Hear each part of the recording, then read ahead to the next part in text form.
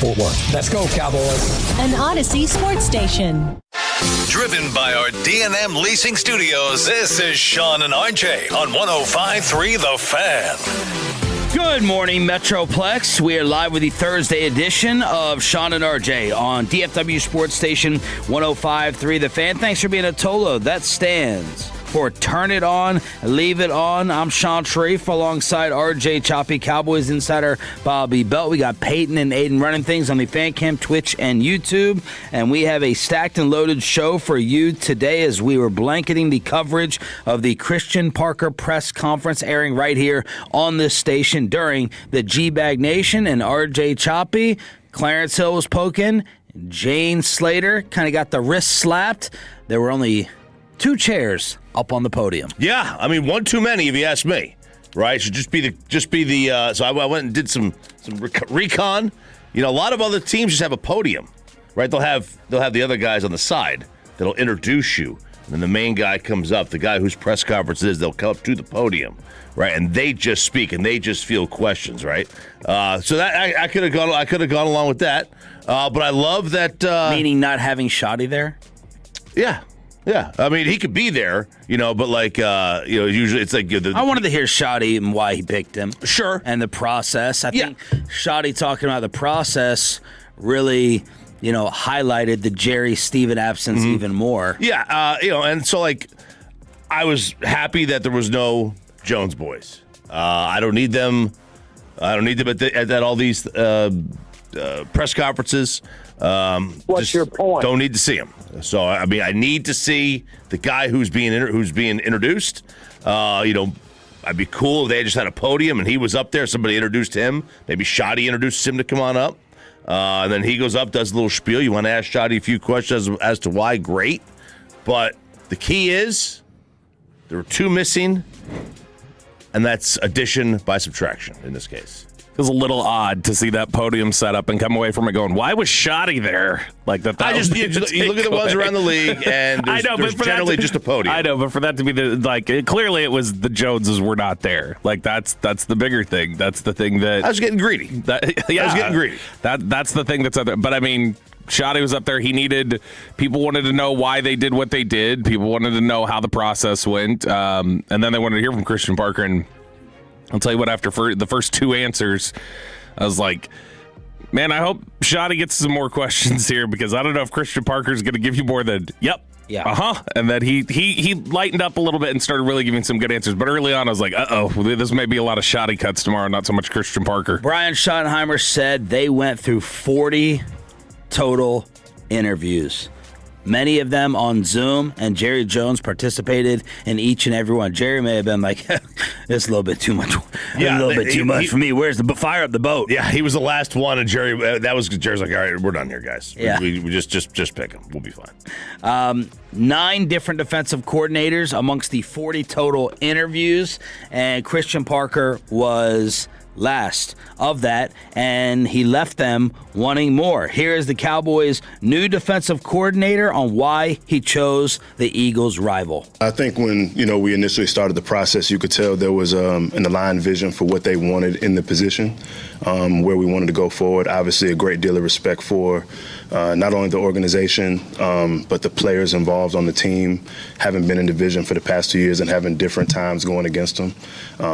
Significant offensive firepower, stayed up a lot of late nights trying to prepare for. So it always helps when you have a franchise quarterback and offensive skill players on that side of the ball that can control the game for you. But I think the biggest thing was just the alignment. You could feel from everybody in the building during those interactions that there was a shared vision involved, and people wanted to move forward in the right direction.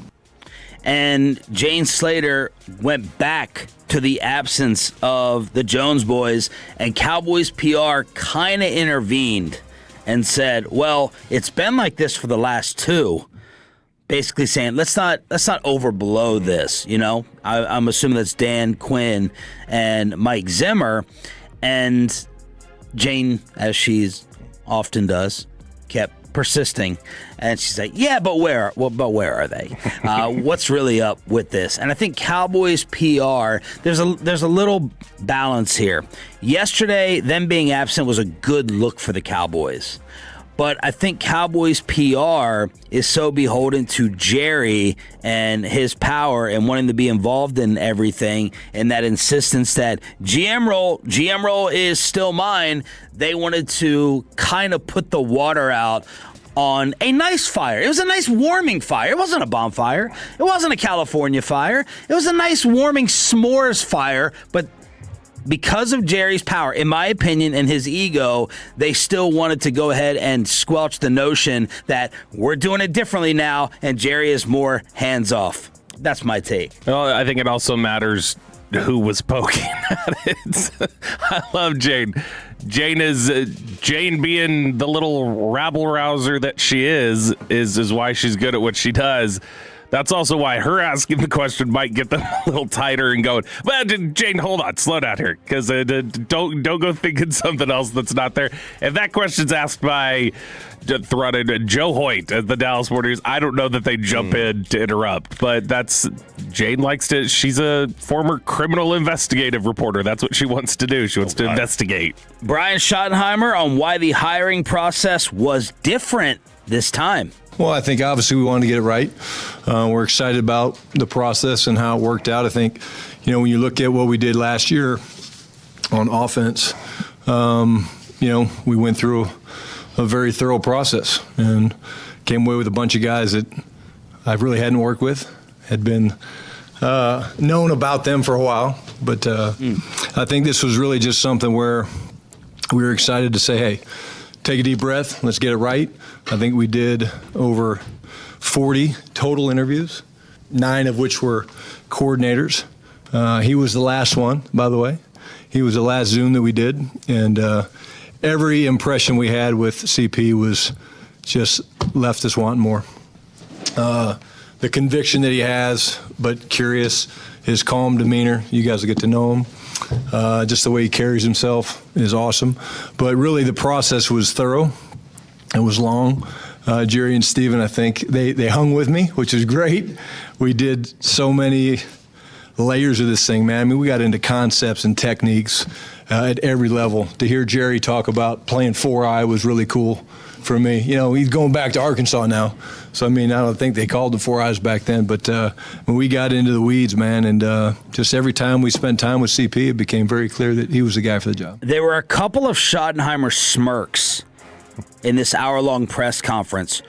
You heard one of them right there, and I thought he was referring to kind of what the media would say, being saddled with Eberflus or being connected with Matt when he took the job. Another one was a little smirk of, where's Jerry? You have to go ahead and ask them. But I thought I heard and saw a little bit of a smirk there when he talked about, last year we formed our offensive identity, and then defensively, kind of got thrown together with guys I had heard of and known of. Yeah, and look, Shotty still has to own giving them the thumbs up last year. Yeah. Because he did. He said, yeah, sure. And I think Shotty, the thing we've talked about before is that Mike McCarthy didn't always know how much power he had here. But, I think he thought he had less power than he actually did. Shotty, I think last year thought he had less power than he did. And then after spending a year doing it and realizing where his reach was, realized, oh, okay, I can do the things I want. They'll let me do what I want. I don't have to have this done a certain way. And now that he realized it, he was like, all right, let's go through this process. And that's why he was fully out front in that 40 interview process. That was him, and that was Will McClay. We have had a lot of Vic Fangio comparisons on this show. Ted Wynn from The Athletic. Are we getting the next Vic Fangio? Obviously a mentor of Christian Parker's. Here's CP on what he's trying to go ahead and implement based upon the DCs he's worked for. A lot of them have a lot of similarities but differences. I think foundationally, Vic Vance, Mike Pettin, Coach Elko, Ajero Evero all came out of a 3-4 structure. I think that once you get past that, from the fronts you build and the coverages you do and the personality on third down, red zone, you definitely have a mentality as a play caller, but I think that it's still going to be designed around the players that you have. So there's different nuances that I've taken from each one of them. And even people outside of that, as I've had extensive studies and you build relationships outside of the circle you've been in that you want to incorporate with what you want to do. in watching him, it kind of reminded me of the mic'd up video that I saw in Denver, and I came on the show and I was like, calm, cool, very composed, buttoned up, and that's everything I took away yesterday. Wasn't sat there and, blown away. It wasn't a capital W press conference win. It's not Rex Ryan up there, but very cool, very calm, very composed, seems very, very put together. Now he's going to have players. Very intellectual, too. Like the Art of War. Yeah, that when he starts going into Marcus Aurelius, and it's like, okay. All right. Blake Elliott asking him a lot of these questions. I sat there, and it seemed like at the presser, they were like, all right, you can get 3 questions in a row. And Blake popped up on DallasCowboys.com, and I was like, I should have taken a picture and sent it to Blake with our new warm relationship that we have. And then it goes back to Blake. I took the picture. I sent it to him. He goes, oh, you learned how to do AI. And I was like, no, that's really you. And he goes, God, I look terrible. God, I look awful. But there was Blake putting in the presence from Fan After Dark. Sometimes you don't need, it's not sometimes, a lot of times, all the time maybe, you don't need to win the press conference. Wade Phillips doesn't win a whole lot of press conferences. He's an all-time great defensive coordinator. Yep. I don't remember Norv Turner being just, oh my God, can't wait to hear this guy talk. So I don't, and there are plenty of guys who are like, you love hearing from him. You love the way they talk. Robert Saleh, right? He's kind of an own the room kind of guy. Yeah. He might be a total boob as a head coach. It may not be just the Jets that were the problem with Robert as a head coach. Yeah, and I still think, and you're not, I don't think you're saying this either, he still won the press conference. It just was not like, it wasn't like razzle-dazzle, like, oh my gosh, this is Schottenheimer. Look at him commanding things, and everybody's laughing the whole time, and it's just, it's winning it in a different way, which is... He won 16-13. Yeah. He won a lot of the games that the Cowboys wouldn't have won last year, those kind of scores. But that's he is, I think what you see coming out of that is he's very bright. He's very process-oriented. He's got a very clean vision of what he wants to do. They're going to have a focus. This isn't going to be Matt Eberflus just going, well, I want to do it this way, and just kind of very flippant in the way that his approach is. So they get all that, and they check all those boxes, and so that right there is a positive. And I did think the biggest place where he won the press conference yesterday was when he was talking about touching the stove. When he told the guys, and he's talking about the practices, and he says, you want to know when to correct and when not to correct, and he said, sometimes you want the players to touch the stove. It's just got to be in a controlled environment. Screw up in practice. Don't screw up in the games. I'm going to let you screw up at times there, and that's where you're going to get your correction, but you got to find out. The worst part of the interview for Christian Parker, according to Shoddy, was the mock team meeting. Apparently, Christian Parker was not a big fan of that, where he's like, all right, lead us to the team meeting here. Let's go ahead and do it. Apparently, he has a very nice shoe game. He's got a shoe room, and while snowed in, and knowing he was looking at and getting this job, he decided to watch The Gambler. I think he said he didn't watch, what's the show where they Hard Knocks. He wasn't watching Hard Knocks, but he did check out The Gambler to get a little Jerry background. Yeah, not just not watch the Hard Knocks, but watching every game of he got the asked, season. he was like, yeah, he was like, I was just kind of surprised. He's like, I had no interest in watching that. Like, no, why would I be watching the in-season Hard Knocks? No, not doing that. But the fact that he went to the gameplay, that shows he wants to know. He knows he's getting the job. He's like, all right, there was a documentary, right? Into. Yeah, let me see what this looks like a little bit. Into. It's hard to come away from watching The Gambler, though, being like, I don't want to align with that guy. I'm sure he watched it and went, okay, cool. It's like Max Crosby watching it. Large part of The Gambler was about Jerry detonating a dynasty. Yes. And the drought. Yes, but... Those are two negatives. But still, when you watch it, I think you go, oh, I can work with the vision, and I can work with the personality. The passion. Yeah. So that is opening impressions. Now let's get down to business. What is the scheme that Christian Parker wants to run here? How is that affecting the current talent? And how is that affecting the draft picks? That's next, Inside the Stars. Sean and RJ getting you started off with the Thursday edition live on the home of the Cowboys, 105.3 The Fan. But everyone is starting to go ahead and order their next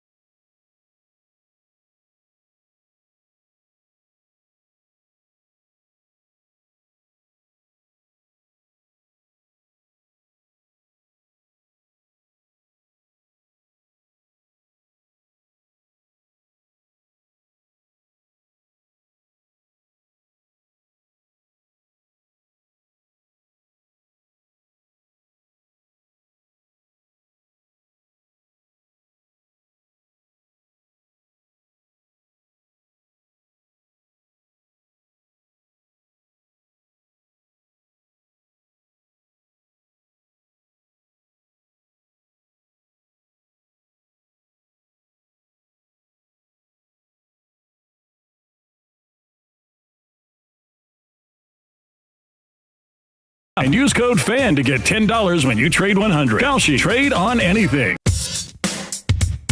And it's back to Sean and RJ right here on 105.3 The Fan segment here, brought to you by the personal injury lawyers, Frankel and Frankel. If you've been injured in a car or truck wreck, call Frankel first, 214 or 817-333-3333. With Frankel and Frankel, there's never an out-of-pocket cost. They only get paid when you win. Frankel and Frankel, the go-to car and truck attorneys in Dallas.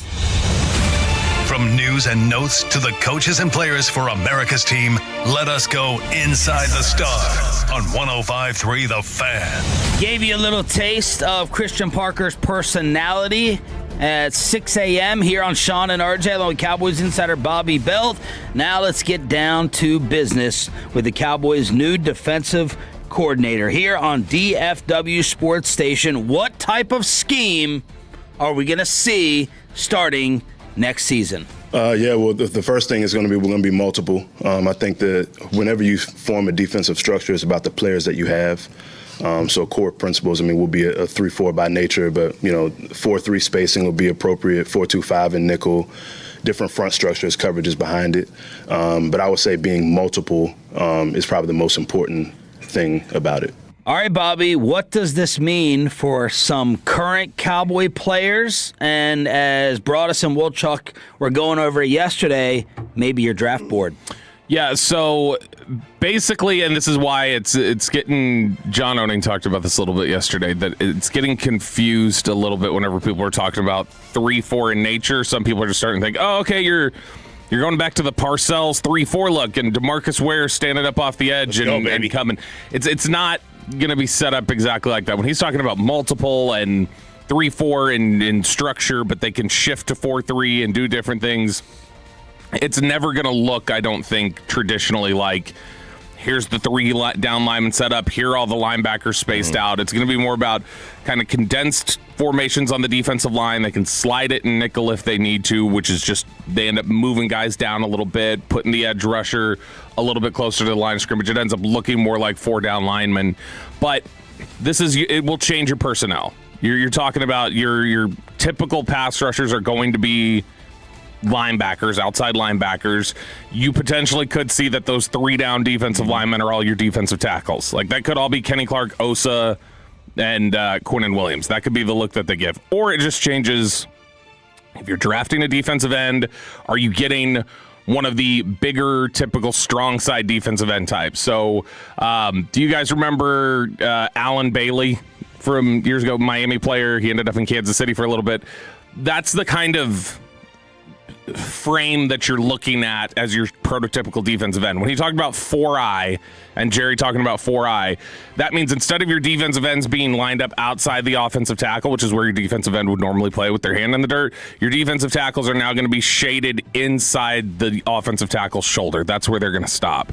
And now at this point, you're talking about those defensive linemen being responsible for 2 gaps instead of 1. So a 3-technique defensive tackle will just try to shoot that single gap, the B gap, and then they've got to basically be responsible for 2 different sides. Christian Parker on how he plans on getting all those top paid D linemen on the field in his scheme. Yeah, I think you have different ways of doing that. 5 down is one of them. There's some different 4 down structures you can do that with as well. There's 6 down presentations you can do that with as well. So, like I said earlier, the defensive line and winning the game up front is significant. So how we can change the math and get our best players on the field will always be a part of what we do. So you don't think there's like an immediate, not a good fit for that person. Kenny Clark now has to stay. Need that linebacker who's more of an edge. The way that they're going to play 3-4 affects corners in the secondary. No immediate things with that. So stuff like some of this just changes the nature of how you're going to play. So Kenny Clark may end up looking more like an edge setting like end defender, or just somebody playing as a big 3-4 defensive end. So he's not necessarily going to be just trying to get upfield immediately as a defensive tackle. That'll change the way that he plays. Ezeraku at this point might be more of a stand-up linebacker. And so it just kind of changes where you're standing and what you're doing, but there's still going to be Ezeraku's a pass rusher, and Kenny Clark's here to do some stuff against the run. That's going to be similar. The thing that it changes in a lot of ways for some of the linebackers, the interior guys, not the edge ones, The inside linebackers now are going to be, they don't have to just play hair on fire nearly as much. Like, they can watch the play develop a little bit. The tighter formation on the defensive line is meant to keep them a little bit clean. Like, okay, all right, take up blockers, sit here, read the play a little bit, now react to it and go. It causes linebackers to play a little bit more patient, which... Oh, perfect for Kenneth Murray. Would have been perfect for a lot of the linebackers last year, is if they didn't have to read and react so quickly. Just wait for them to... Basically, you can sit there and you can take an extra second to look at it. So that changes the read and react responsibilities. And then yesterday, the thing you heard him talk about, it's very clear they're going to draft somebody to be the nickel, or they're going to go acquire somebody to be the nickel. The nickel's going to be a huge part of what they do defensively now. And so I think linebackers and then the nickel corner / safety / Buffalo nickel / whatever you want to call it, that's going to be a different position now, and something where they're going to have to acquire new players to fit that role and fit those two roles. Christian Parker was asked yesterday in the press conference airing right here during the G-Bag Nation what he likes about what the Cowboys currently have personnel-wise. Yeah, I mean, the game is definitely won and lost up front. We have significant players in the front seven. And so I think that when you start with that defensive line room and what you're able to do in controlling the pocket, stopping the run, you control what an offense is able to do, and you're able to dictate to them on their terms. So you're not playing the whole playbook when you win first and second down. So I think it starts there. That's where the excitement starts. And there's several other pieces that have been proven playmakers. We look forward to kind of bringing it all together in the next couple months. Touched on the secondary a little bit with Revel, talking about kind of a connection that he had with him back in the Denver days, and then little mini scouting report on Deron Bland as well. Yeah, and I think, by the way, when you're talking about personnel, I will say I think Zach was right yesterday when he said, a guy we haven't talked about a ton, but Keldrick Falk from Auburn, who has been mocked to the Cowboys a couple different times, I think he's right that makes him more in play for them potentially, because he naturally fits as kind of a 3-4 defensive end if you need him to be. And so he did some two-gapping responsibilities at Auburn. So that's okay. You've got experience doing some of those things. It changes who you might want to bring in from the outside. And this was I didn't see it on here from the cut. So this was the exact quote he gave on the nickel as Nick Harris transcribed it. He said, it's very important. That's a guy. He's a corner sometimes. He's a safety sometimes. He's a linebacker sometimes. He's a defensive end. When he's blitzing, you want to have a guy who has natural instincts and ability to feel the game and play football. He's usually a guy who, if you were playing football on a Saturday afternoon in the neighborhood, he's your first-round draft pick just because he feels the game naturally. That's definitely an important guy to a good defense. So whether that's free agency or the draft, you need somebody who's a stud to do the job he just talked about, and they don't have anybody like that on their team right now, so they've got to go acquire that somehow. I love the description of the backyard game. You would go ahead and get that nickel guy for the versatility and the athleticism. And then Parker and Shoddy were like, okay, 2 picks first round. 2 picks. Horrible defense. Both going on that side? No, he didn't. Thank goodness. Are you going to be campaigning for that? Absolutely. Bring any Eagles with you? Are you bringing any Eagles with you? We'll see. I can't really speak about that. Worried about the guys that's on the roster right now. So there he is. Going to campaign for it. Not gonna tamper. They also, if we're talking about players who are available, because we talked about Eagles yesterday that could follow him, and he can't talk right now because it's technically tampering. He can talk about Bradley Chubb because he got released, but he can't talk about other people. But somebody else there in Miami, Miami is apparently kicking around calls on Minka. You've got Caleb Downs as somebody in the draft. Like they've got options to fill out some of these roles that he needs. When it comes to the draft, like it'd be great. It'd be great if it worked and you got 2 defensive players. The draft doesn't always fall that way. You may get I'm not saying you go get a receiver, but you get a CeeDee Lamb situation where a great player at a different position just falls to your lap at 20.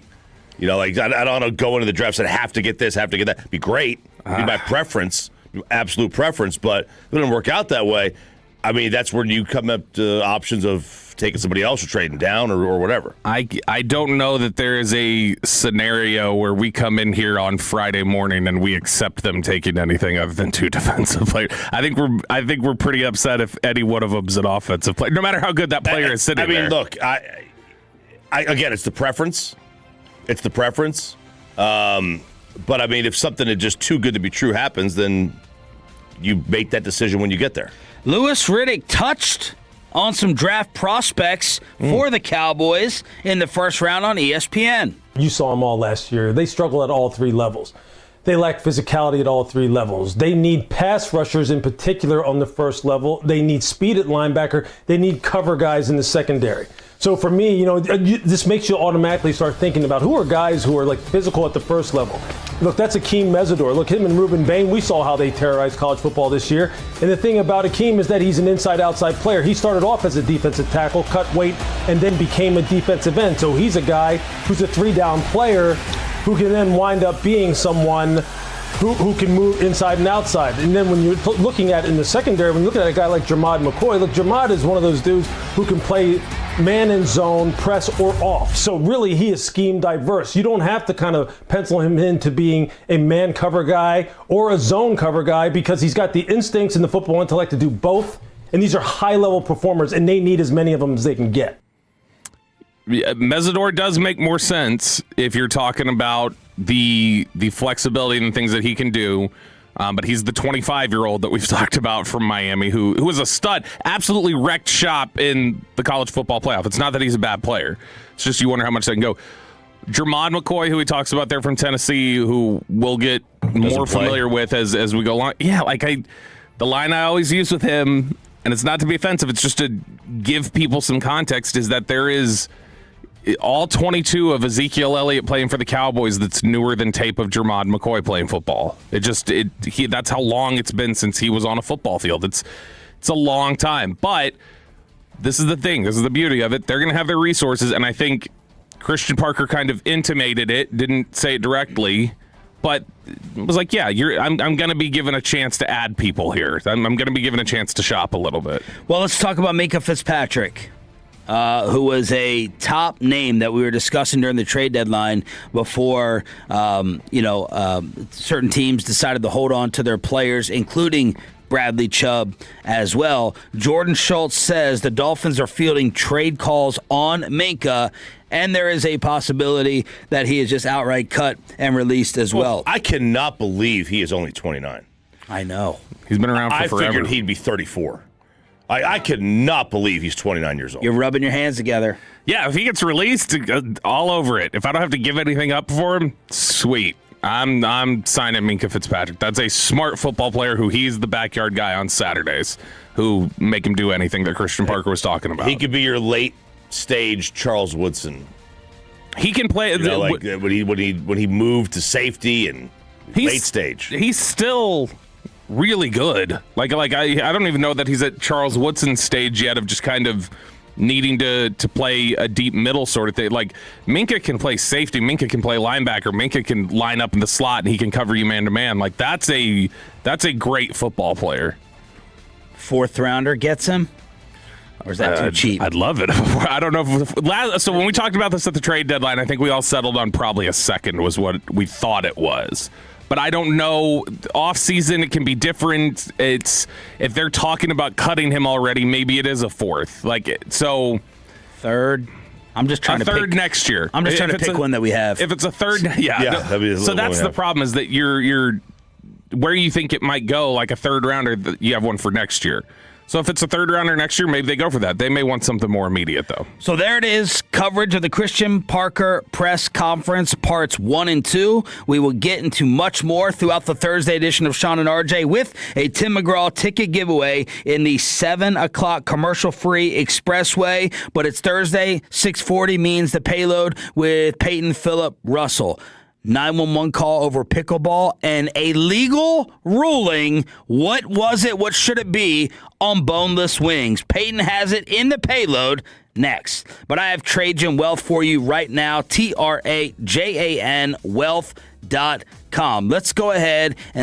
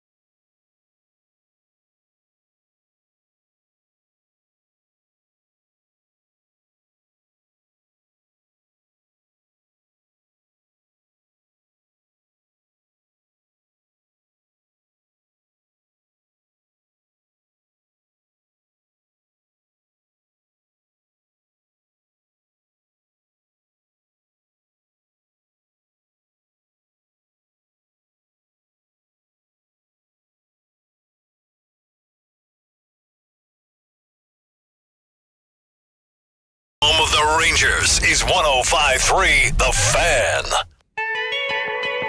And it's back to Sean and RJ right here on 105.3 The Fan segment here, brought to you by Classic Chevrolet. If you're in the market, upgrade your vehicle. Get to Classic Chevrolet and Grapevine today. The back-to-back #1 Chevy dealership in the world. More new Chevys than anyone else, all priced to sell. Visit ClassicChevrolet.com. This is Texas. This is Classic Chevrolet. Together, let's drive, relax, enjoy the difference based on new Chevrolet registrations 2023 through 2025. Okay, am I hearing this right? The morning show is letting Peyton Russell have his own segment? I just don't get it. We've known Peyton for years. He's horrible on the mic. I mean, gathering the foreigners, this is going to be a train wreck. Daddy does work, and Peyton just does board hopping. That is right. It is the Payload every single Thursday at this time, 6:40 on a Thursday every single week. And guys, the debate is over and the court has made it official.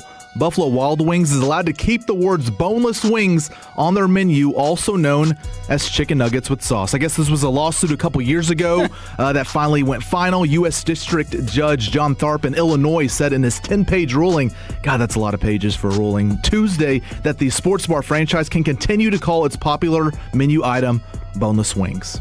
Who's the loser who brought this up?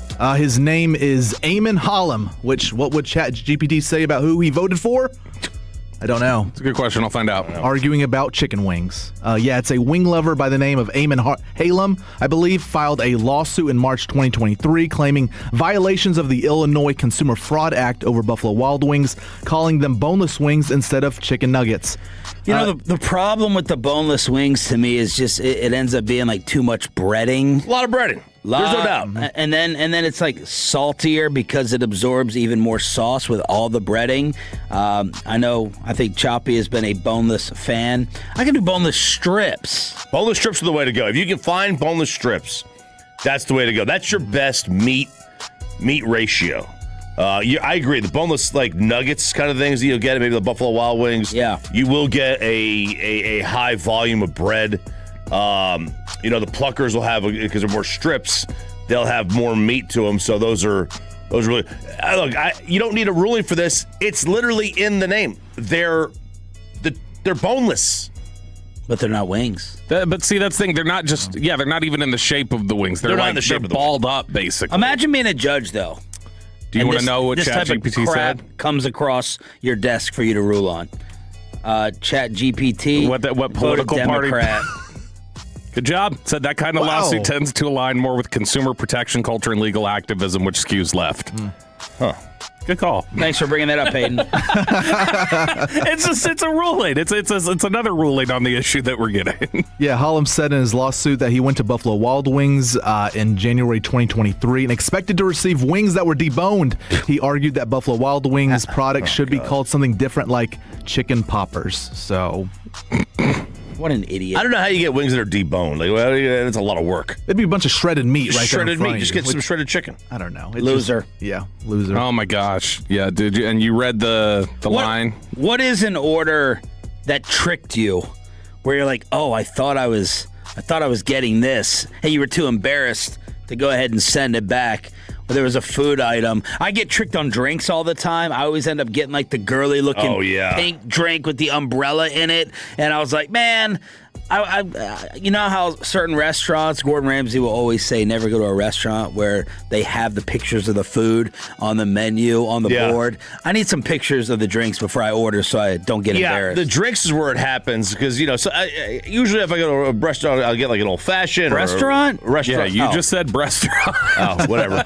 What's the name of that place? I want to go there. Twin Peaks, Eat, Drink, Scenic Views. Usually I'll get an old-fashioned or maybe a ranch water or whatever, but sometimes I'll be like, all right, time for something new, change it up. And then it's always like these random a streetcar, a paper plane, something that makes no sense, right? So it's like, I'll get a streetcar, and it comes in one of those glasses that's got, a small stem. Yeah, 3 sips. Yeah, and it's like, oh boy, here we go. Then you feel like the alcoholic because you finish it, and the waiter's there, and they're like, let me just order the second drink right now. Kristen did not know what tartar was, and she ordered it, and then she found out that was raw, and she did not eat it. But people were saying mountain oysters. Got them. Yep. I've gotten the tiki drink before. I think my first or second day with Mackenzie, way back in the day. I ordered a tiki drink, thinking, "Oh yeah, it's going to be some manly drink," and no, it was all fruit. And she still stayed with it. I know. In the ruling, by the way, they said his complaint has no meat on its bones. That was in the official ruling. Baby. For real? Baby, I like it. Great judge. Well done. He's like, all right, if we're doing bets here, I'm going to put that in my ruling. All right, it is the Payload every single Thursday at this time. Now let's talk about pickleball, or should I say pickle brawl. Have you guys played pickleball yet? Yeah. I have yet not to. I haven't played it yet. Nope. Chicken and pickle. Chicken and pickle. That's right. Absolutely. Pickleball is a serious sport to some people and very competitive, as a pickle brawl took place in Florida during a pickleball matchup that involved over 20 people, and someone, of course, called 911 while everything was going on. This is actually News 6 in Florida with the details along with the 911 call. And Volusia County pickleball turned into a pickle brawl last night. That's according to police in Port Orange. Come quick, please. Okay, how many people are fighting? There's about 20 people. Any weapons? They're breaking. No. I mean, somebody hit somebody with a pickleball paddle, hit somebody in the head. Yeah. Anthony and Julianne Sapienza were arrested for the fight. Police say the couple assaulted the team they were playing against. According to the arrest report, the game got heated after Anthony accused his opponent of stepping into what's called the kitchen in pickleball. Deputies say a 70-year-old man was punched in the face, a woman was pushed to the ground, and another man was hit in the face with a pickleball paddle, which deputies say left a gash above his eye. Anthony and Julianne were later found at their home. Both are facing felony battery charges. So I got to know, people out there playing pickleball, man, does it get heated like this? Pickleball is an amazing, fantastic sport. It's awesome. The only thing I was thinking that could have caused an argument or dispute was a line call. Like, was it out of bounds or not? Did it touch the line? We don't have the overhead tennis review. Yeah, the VAR, whatever it is. Yeah, the VAR. I was not familiar with the kitchen. The kitchen is that little area right in front of the net. It's usually different colored area right in front of the net. You got to stay out of it. You got to stay out of the kitchen. Can't stand the heat. Get out of there, man. But I've seen people take this seriously. Singles pickleball players take this thing way too seriously. I saw this couple, and they're out there. They're doing their side back and forth, twirling the racket. They do signals, hand signs behind the back. waiting for the forehand or backhand. And if you get a two-handed backhand in pickleball, that's just too much. I do like that they said they were found at home, as if they were fleeing, like on the run. Yeah. It just sounds like they went home. Yeah. They won the fight. They were like, you know what? We're done here. We got our chicken and pickle. Let's go home. We're going back to the actual kitchen.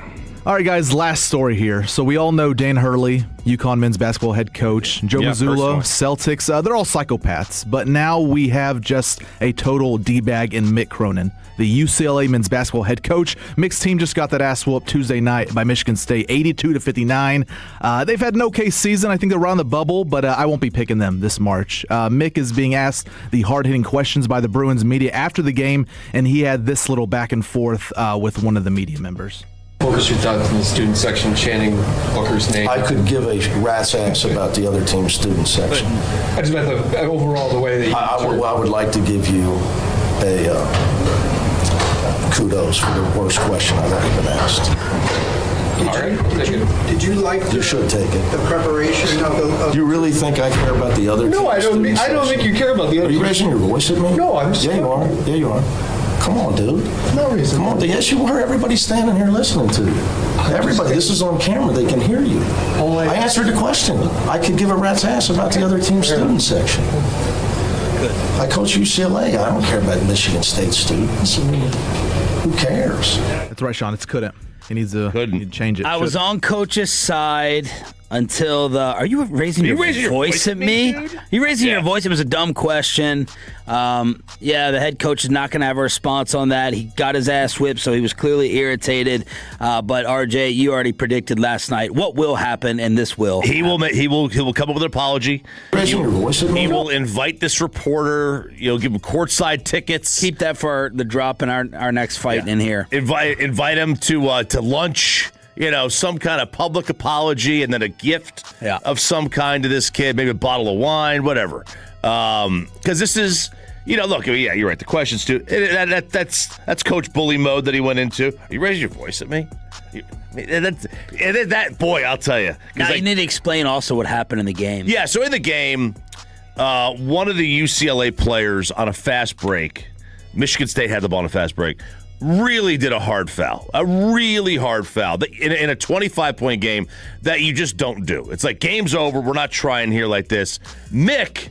I was actually okay with the foul. I didn't think it was flagrant, but then he got in the face. Mick gets in the kid's face and kicks him out. You never see a coach kick a player like out. You're out. Get out of the building. Yeah, get out of the building.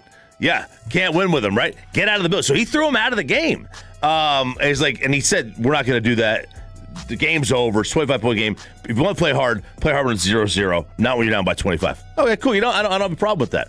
And that's how the whole thing started. And the student section started going at that player, but he's going to get I don't know if he'll get suspended or probably not, but he'll get definitely an apology coming his way. Well, that's the thing you heard at the beginning of the clip, the media guy asking the question about Xavier Booker's name being chanted. What was your thoughts in the student section chanting Booker's name? I could give a... And then he cuts him off right there. And they're saying because Booker is a former Michigan State player, like they're chanting his name. And they could be messing with him as well. He played there for a year, didn't put up a whole bunch of numbers. But if Mick Cronin wasn't interrupting the guy, he would have heard the whole question. It would have made a lot more sense there. So congrats to Mick Cronin on being the jackass of the week. Yeah, you're raising your voice at me is just such a douchey way to try and shut it. Like, he kept going back and forth. Oh, you should take it. Yeah, you should take that as a compliment order.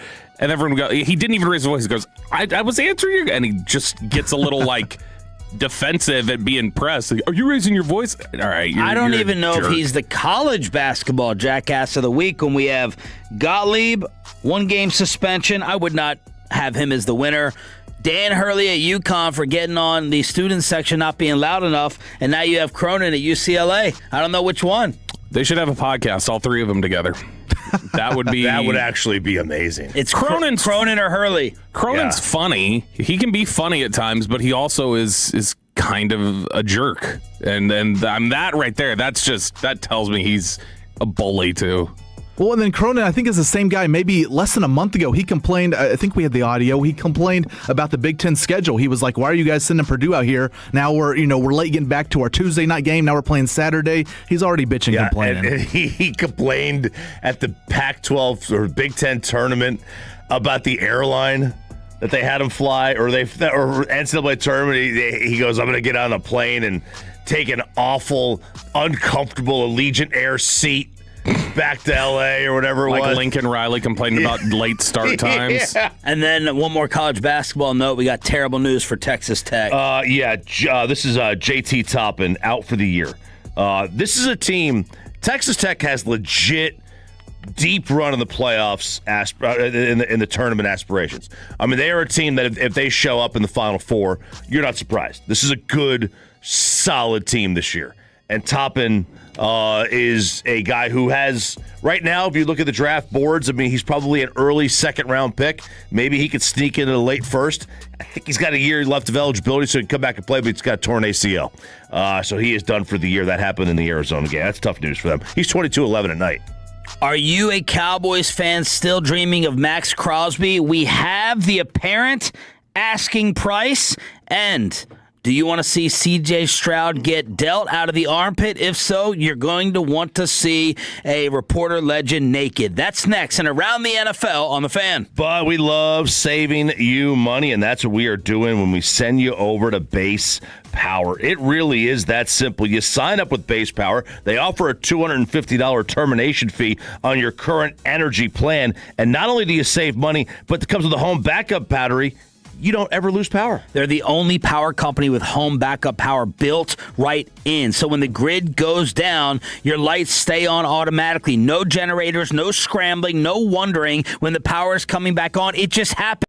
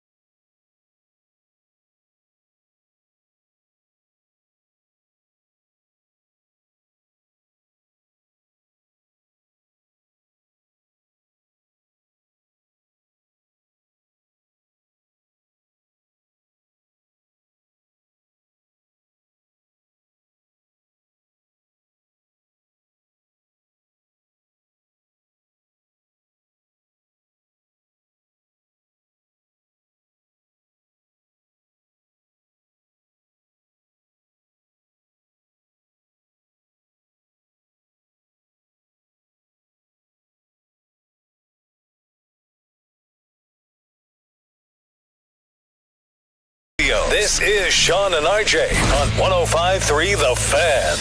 Good morning, Metroplex. It's Sean, RJ, and Bobby trying to get you to your weekend as quickly as possible on DFW Sports Station. You're home of the Cowboys and Rangers. Thanks for being a Tolo. That stands for Turn It On, Leave It On. We go commercial-free in the Expressway with all the local stories making the headlines with the Neighborhood Watch at 7:40. A lot of Cowboy fans still holding out hope for Max Crosby and Adam Schefter, with our buddy John Kincaid in Philadelphia, laid out right now the asking price.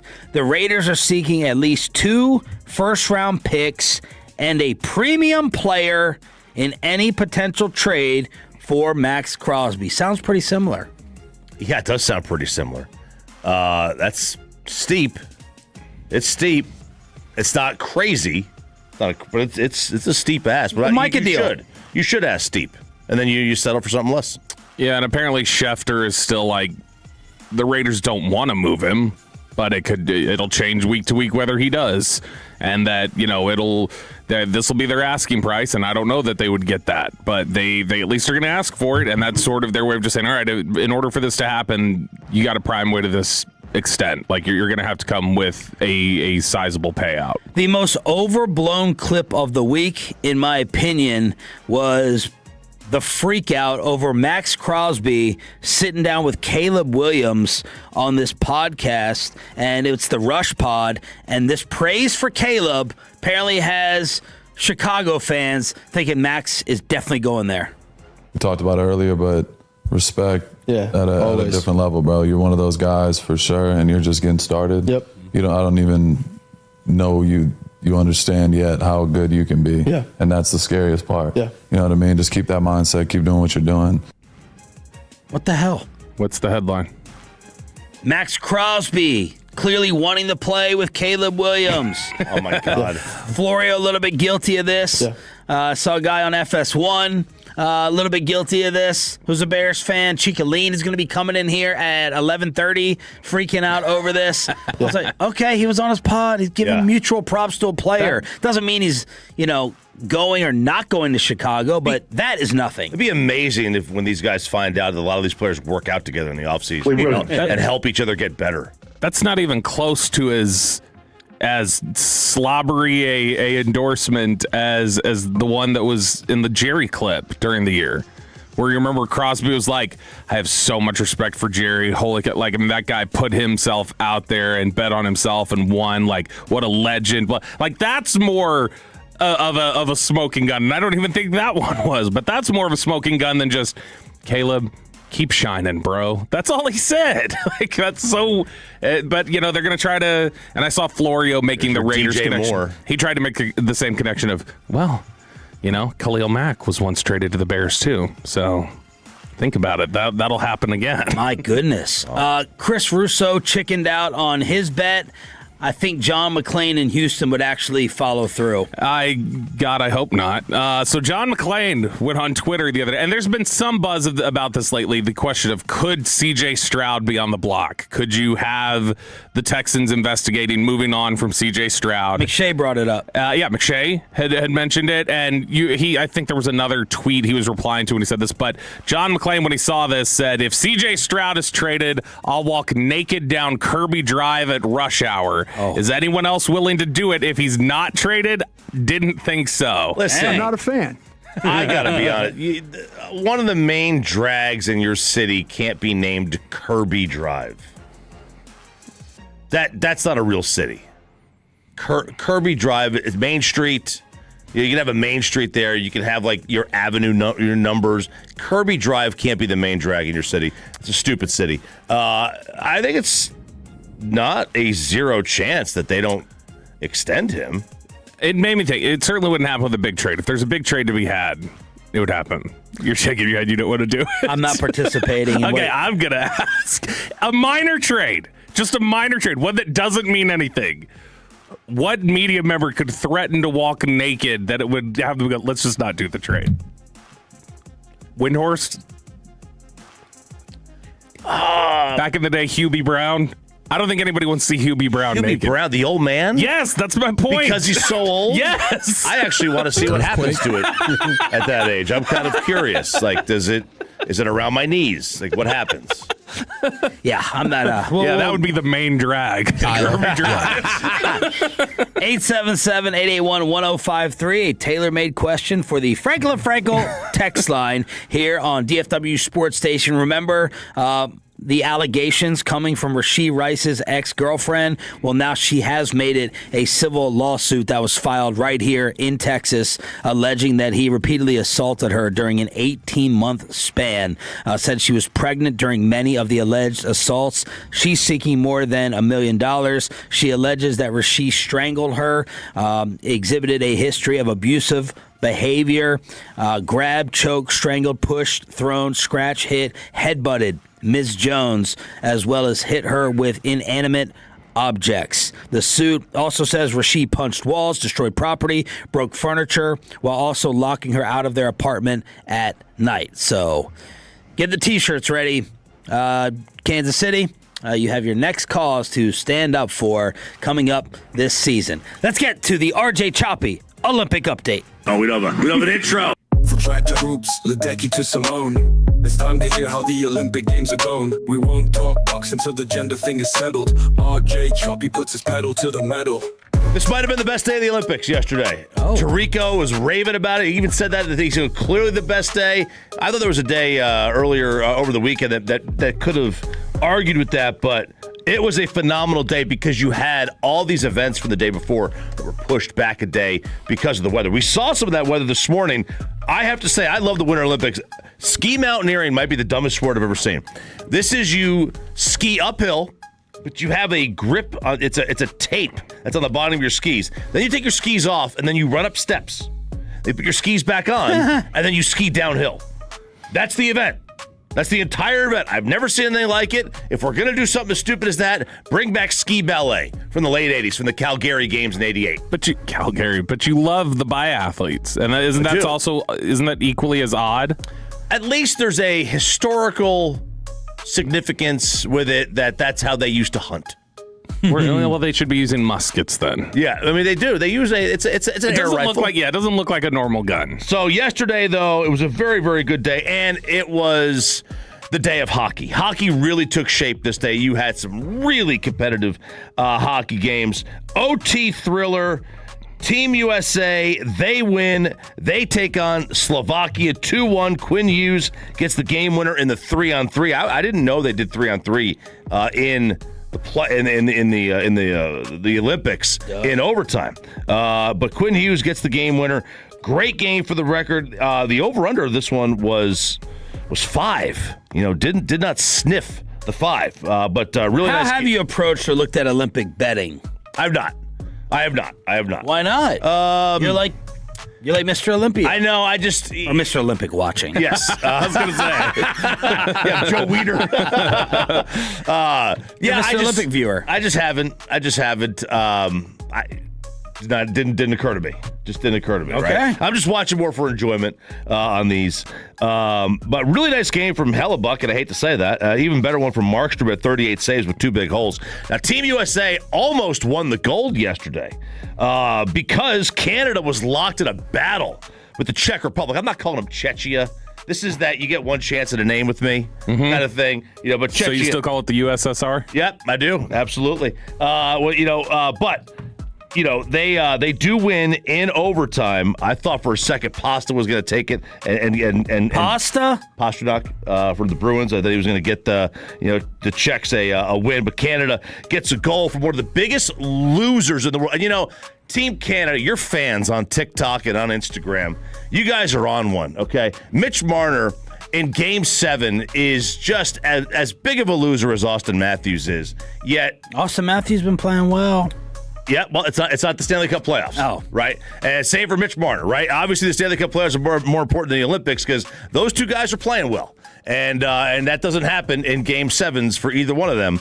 However, However, they do get a really nice backhand 4-3 win. Miro had the game-tying goal for Finland. They were down 2-1 in the third. They win in overtime. They take on Canada. The U.S. will play Slovakia. The big news of this game from Canada was that Sidney Crosby leaves the game with a knee injury, and now there's questions about his health moving forward. That's their third-line center, so it's a big loss. Speaking of Austin Matthews, has it ever been pointed out that he looks strikingly similar to, he could be a relative of your favorite Dave Matthews? It never occurred to me. It's very similar. He looks like Dave? Look up the pictures later. You're going to see it. I'm going to have to do that. I see it a little bit. Great with the short hair. Yeah, with the short hair, but also like their names are Matthews. It makes me wonder if there is some sort of connection there. True. Wow, way to go, Florio. I do. I investigate. Great day for Team USA in cross-country skiing. This is a sport we never do anything in. We get a silver in the men's team sprint. We were just a second off the pace, which is massive. Klæbo, go to Norway. They win the gold. His 10th gold of his career. Michael Phelps is the only one with more, but Gus Schumacher in the USA, they get the silver. We don't ever put any resources into cross-country skiing for them to do it. Awesome. This happened at the end of the show. Michaela Schifrin wins the gold in the women's downhill. She has never, she's went 8 Olympic events without a medal. 8. And this goes back, 8 full years. She gets the gold, long-awaited goal there. Eileen Gu. Have you heard this name before? No. She goes to Stanford. She's from California, born and raised, but she competes for China. Okay, she competes for China. She gets paid a ton of money. She makes like $25 million a year. What? Now, China pays their athletes pretty handsomely. She also gets a lot of endorsements globally. She wanted to compete with her mother and her grandmother. All are from China. One of them, grandmother, still lives over there, so she's able to compete for China. This is her. She was asked about winning gold medals versus winning silvers, and if she has a differentiation about the feeling of taking the medal. Here we go. Also, do you see these as 2 silvers gained or 2 golds lost? I'm the most decorated female free skier in history. Wow. I think that's an answer in and of itself. How do I say this? Winning a medal at the Olympics is a life-changing experience for every athlete. Doing it 5 times is exponentially harder because every medal is equally hard for me, but everybody else's expectations rise, right? And so the 2 medals lost situation, to be quite frank with you, I think is kind of a ridiculous perspective to take. I'm showcasing my best skiing. I'm doing things that quite literally have never been done before, and so I think that is more than good enough. But thank you. Man, why couldn't Mick Cronin have done that? Wow. That was pretty good. I kind of like that. Thank you. Just to immediately laughing it off and going that is kind of a.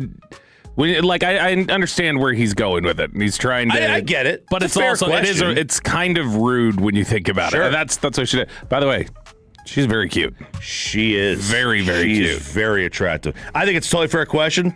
I think it's a really weird one to ask because it's like, hey, look, you ask it like in a K&C interview. Yeah. Not at the podium. Yeah, not right there, Because after Hagelin says, take out your gum while you're answering that to me. Yeah, because I've always wondered, how do they view silvers and bronzes? It's still a massive achievement.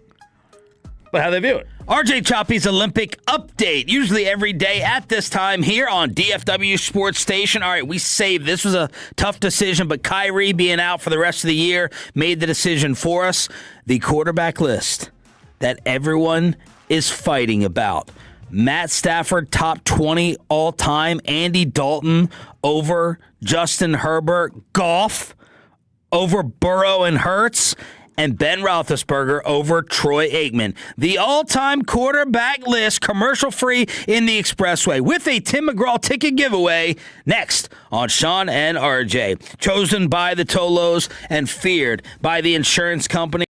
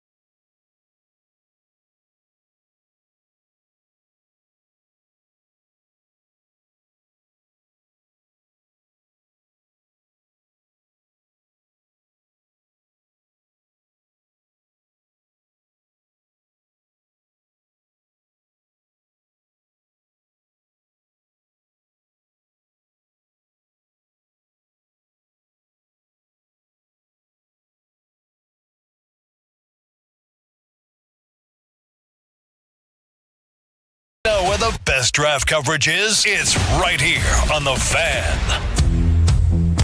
And it's back to Sean and RJ right here on 105.3 The Fan. It is the Expressway right now on The Fan, and it's brought to you by the On Time Experts. We are commercial free in the Expressway on the home of the Cowboys and Rangers. Thanks for being a total that stands for Turn It On, Leave It On. More from the Christian Parker press conference at 8 o'clock. No Jones boys. Early victory with no Jerry and Steven. Clarence Hill, Jane Slater tried to poke around that till Cowboys PR kind of swatted them away. But I think most Cowboy fans came away impressed, not blown away, because you're not getting a Rex Ryan type personality or even Dan Quinn's type energy. Very calm, very composed, very put together for Christian Parker, and you'll hear more of it at 8 o'clock this morning, including why he was the guy for Brian Schottenheimer. When we get some Cowboys officials off to the side in Indianapolis next week, and our combine coverage with Brian Broaddus as a co-host is going to be brought to you by Yorgi Pet Care Connectors, East Dallas Diesel, Best Buy Windows and Siding, and the On Time Experts. I do want to know, was Jim Leonard like 1A or 1B? Did the Jim Leonard lack of availability with Denver's playoff run kind of move it to Christian Parker? Or was it Christian? No doubt. Can't ask anyone on the record because they're not going to admit that, but I do want to ask that behind the scenes. It's always the first choice. He was whoever you hire was always your first choice. Surgery was always successful. Yeah, absolutely. Except, if you're a Charger or who's the latest one that got nicked? Was it Malik? Who was it? Let's see. It was Tyrod in LA with the Chargers. Someone David Chow worked TJ. with, I'm sure. It was TJ. Yes, TJ Watt. He's a punctured lung, right, or hit the lung. Yeah, where there was a question about whether or not he'd even be able to go. Now this is the. I'd be interested, and see that's the benefit of going to Indy is that you will be able to just catch somebody like, hey, quick question, real quick. Do you know about this? But first, have these shots. Yeah, exactly. First have these additional shots on top of the ones you've already been having tonight. All right, we saved this for the Expressway because it should be a good, long, spirited debate. As Bleacher Report, I don't know why, I was looking for the significance of 99. The 99th year of the NFL or, 99th year of Bleacher Report, no. We have our first quarterback list of the offseason, and Bleacher Report is getting all the clicks. The 99 greatest quarterbacks of all time, and I do have to point out number 99 on the list in the face of RJ Choppy is Ryan Tannehill. Look, I like Ryan Tannehill. I never would have occurred to me that he could be remotely close to one of the top 100 quarterbacks of all time. Well, you have him better than Elway. Well, no. Could never occur to him that Elway would be one of the 99 best quarterbacks of all time. His adjusted net yards per attempt are better. I don't think he is a better quarterback than Elway. Look, maybe, and obviously somebody put in the work to find 100 quarterbacks. I just, off the top of my head, wouldn't have thought he's one of the top 100. Would not have thought he is one of the top 100. Well, and it was like a group polling. Like they polled a bunch of people, and this is like the average that came out. So he was on probably a couple of lists. Yeah. Okay. Just stop where you see fit. Tom Brady 1, Joe Montana 2. Sure. Yeah. Okay. It's fine. Peyton Manning 3. Yep. Pat Mahomes 4. I will say I'm interested that on the Peyton Manning thing, it lists the highest and lowest ranking they got. I am interested that Peyton didn't get a 1 seed. Montana got voted 1 by some people, but nobody voted Manning 1. No one voted Manning 1. Did they do like the lowest vote? Yeah. Lowest vote was 5. Yeah, and so Tom was 1 or 2 on every list. Montana was 1 and as low as 4. Yeah, I mean, somebody switched Montana and Manning, I wouldn't have a problem with it. If somebody switched Mahomes and Manning, I wouldn't have a problem with it. But it seems that these are your 4. I go through I go through these and I'm like, where am I offended? That's where I'm really gonna. Yeah, I have to be offended to stop, or I have to think a lot. And number 5 is the first one that made me think a lot. Aaron Rodgers coming in at number 5. Talent-wise, a lot of people put him. Yep. I mean, a lot of people say talent-wise he might be the best. Right. Highest ranking 4, lowest ranking 14. It's going to be tough to get a lot of these guys into the top 3 is going to be tough to crack. Mahomes can do it, and I think he will. Well, if he misses the playoffs again. If he misses the playoffs again, then they'll never be top 10 again. Well, that's where are you with Rodgers at 5? I get it.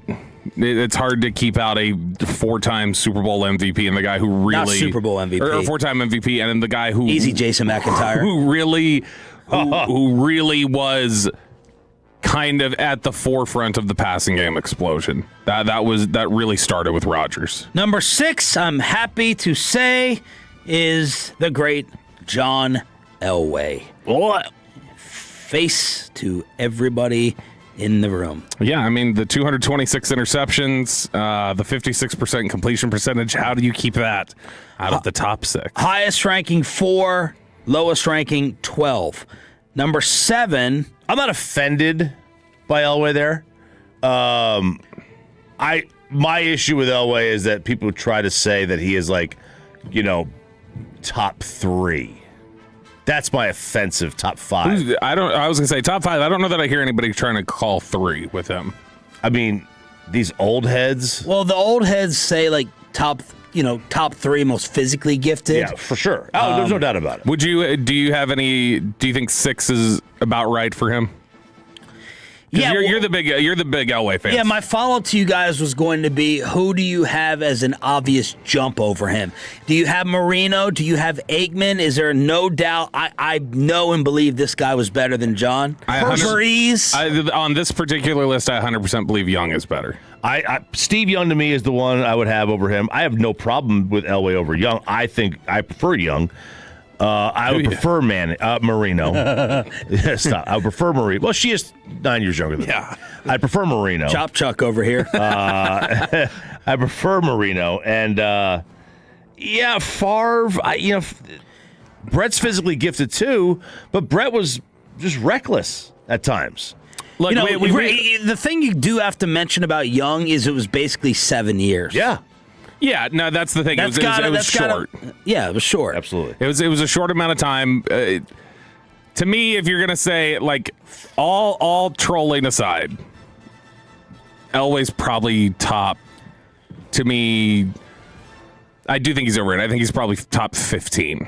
But I would not have. I feel like I could find 10 quarterbacks better than him. Marino would be there. Favre, Young, those guys. Okay, I would take. Favre at 7, I'm putting Marino over him. I might take Breeze over him as well. So Favre at 7, maybe a little bit too high for me. I'm not outraged. Breeze is 8. Young is 9. Marino's 10. I remember when I was a kid, it was Joe Montana versus Dan Marino. To me, was Manning versus Brady. Where the discussion it felt like was well, Marino was the prolific greatest quarterback of all time, and Montana was the winner. Yeah, he's one. And Brady's the winner. Manning's if Marino has slid all the way to 10 in most people's eyes, which you don't really hear Marino thrown in anymore as top 5. You don't. And history has not been as kind to Marino as his present day career was. No, and I'll tell you, history's been much kinder to Steve Young. Yes. Than he was thought of. And I wonder who the quarterback in the last 15 years that's going to wind up being, where history views them in a much more favorable light than we saw them in our time. Maybe Lamar versus Burrow. And who's going to be favored? That Lamar would go higher. Lamar in the end would be viewed as a better player than Burrow. Bleacher Report, top 99 quarterbacks ever. At number 11, we finally go old school with Johnny U. 12, Otto Graham. By the way, this is the lowest I've ever seen Johnny U on a list. I've never seen Johnny Unitas lower than about 6, ever. Yeah. I don't know how many old people they got at Bleacher Report. They can go back to it. Right. Old people can't even get the bleachers. They don't have that Jerry Thornton troll like Barstool has. He grew up appreciating the Browns, but when I first looked at this list and I saw Otto Graham at number 12, who absolutely, accolades-wise, would have to be up here. I just envisioned Choppy going, you can't have a guy at number 12 who that's what he looks like throwing a football. that guy's throwing a jump shot football. Absolutely. One of my takes is if you played when your football card was you throwing a jump pass, I'm out. Like I'm out. You're off the list. You're off the list. 13 is Fran Tarkenton. 14 is Bart Starr. So they're like, let's just get all the old Fran squad. is criminally underrated. Fran is. I've never heard anybody have Fran over Roger Staubach. Me neither. Ever. Criminally underrated, but I can't put him ahead of Roger. 15, RJ Choppy, is Terry Bradshaw. There are zero. I'm going to say this again. There are zero people, including Chuck Noll, who would take Terry Bradshaw over Roger Staubach. Zero. Yeah. What was the one-time All-Pro? The highest ranking, somebody put him 3 on their list. That's somebody just going like, who has the most Super Bowls? That's it. That's all it is. Every time, I can't look at Terry Bradshaw without thinking of the Hollywood Henderson line. A man couldn't spell cat if you spotted him, the C and the T. Yep. 16, Bobby Belt, is Ben Roethlisberger. This is ridiculous. Over Roger at 17. And over Matt Ryan, I'd like to point out. That's Luna. And over Aikman. Yeah, now that's the thing that's just... Yeah. Come on, guys. What are we doing here? For him to be directly in front of Roger and then 3 spots ahead of Troy Aikman, it's like, okay, this is a very young list voting on this, but they still throw Johnny Unitas and Otto Graham up there, so it's like there's some old head influence. Yeah, they're like, we have to do this. They called their grandpa. Yeah. They said, give me a couple of names. How good was Sonny Jurgensen? Rest in peace. 18 is Kurt Warner over Troy Aikman at 19. Listen, Warner's similar to Young, right? I mean, it was a little longer. What was it, a decade? But it's a similar type of player. I'm going to hot take. I don't know if it's a hot take or not. Well, not a similar type of player. Yeah, a similar type of window. Yeah. I think he's massively underrated. Kurt? Yes. His highs were as good as anybody on this list. Like when he was playing at his best, he was incredible. Yep. It's hard to get out of your head sometimes. Some of the stuff, like when he was with the Giants for half a season in the middle of his career and just looked lost. Some of the years where he had a broken thumb, didn't he? He ended up with a broken thumb, but he's really great at the top of his career, even if he talks down to me about sluggos. Yeah. He had 6 years. Yeah. I mean, they were special. 6. Well, not all of them were special. He was almost... The Rams ones were special. They did go to the Super Bowl with Arizona, but they weren't all special. I did not realize his touchdown interception was that close in his career. 208 to 182. Ooh. I got 208 to 128. Oh, then they had a typo in Bleacher Report. I'm looking at ESPN, so I No, Bleacher Report must have just fat-fingered it and hit 182 before 128, because that did not sound right. Kurt Warner over Troy Aikman. Aikman's highest vote was 12. The lowest was 34. So that's 34 is that's a Steelers. There's a Steelers fan, it's a Niners fan. Yeah, you can't get Troy. You could not like Troy Aikman as an all-time great quarterback because you think that he was carried whatever. Oh, Bobby, which is stupid. But I had an epic Mike Fisher fight over Aikman and Marino one time. Oh God! Oh, it was epic. Hey, Jimmy Johnson told you right there. I mean, Jimmy Johnson told you he took the ball in Marino's hands. Yeah. He could have been any one of them. He just had a running game. He could have been any one of them. You don't want to have Troy in your top 10. Fine. You know, I'm not going to fight you. Having Troy outside your top 25 is offensive. I agree with the take that if Aikman would have been asked to do certain things, he could have done them at a similar rate. But I can't just look at like what were you capable of. I also got to look at like what were you asked to do and what did you do? Now, like when he stepped into Super Bowl 27, he goes all world. I mean, when you look at him as a playoff performer, as a Super Bowl performer, he's nails. He's so good. But yeah, it's hard to put him like Jalen Hurts. It's hard to put. I just don't see how you can justify putting certain people ahead of him like Ben Roethlisberger. Stafford at 20. This is ridiculous. This is high. Let's see. The highest they got him was 15. Oh, Orlovsky voted top 15 quarterback. Are you? Are we surprised that he's ahead of Jim Kelly? Yeah, I'm surprised he's ahead of the 3 guys directly behind him, which are Warren Moon, Jim Kelly, and Dan Fouts. He's not better than any of them. Man, I'm out on Fouts. I don't know. Based on? Because you didn't watch him play. I didn't watch him play. No, you did. You're right, I didn't. So why? I would think at some point, an all-time great would find their way into a Super Bowl. The strongest argument against Fouts is He just happened to land in the system that changed the passing game. Yeah. And that it's like whenever anybody talks about the Beatles, and they're like, yeah, the Beatles wrote all these great songs, but they were just the first crack at being able to write songs like that. Anybody else would have done similar, and so it's not that impressive. That's the criticism you get of Fouts. But certainly his lowest ranking being 51 is ridiculous. Somebody came up with 50 quarterbacks they put ahead of him. Eli Manning, 24. That's stupid. How can he be the 24th greatest and he can't get in the Hall of Fame? Highest ranking was 17. Nope. Lowest was 58. Nope. Give me that voter. Eli one spot ahead of Russ at 25. I was really hoping to see on the Eli one, by the way, that his lowest ranking was like off the list, that there was somebody that petty that's just like, I'm not putting him in the top 99. Sammy Ball, 26. Norm Van Brocklin, 27. Would you say, real quick, would you say Russ would be ahead of Eli for you? Oh, that's good. Oh, God. I got number 28 ahead of both. That's Lamar. That's my counter back.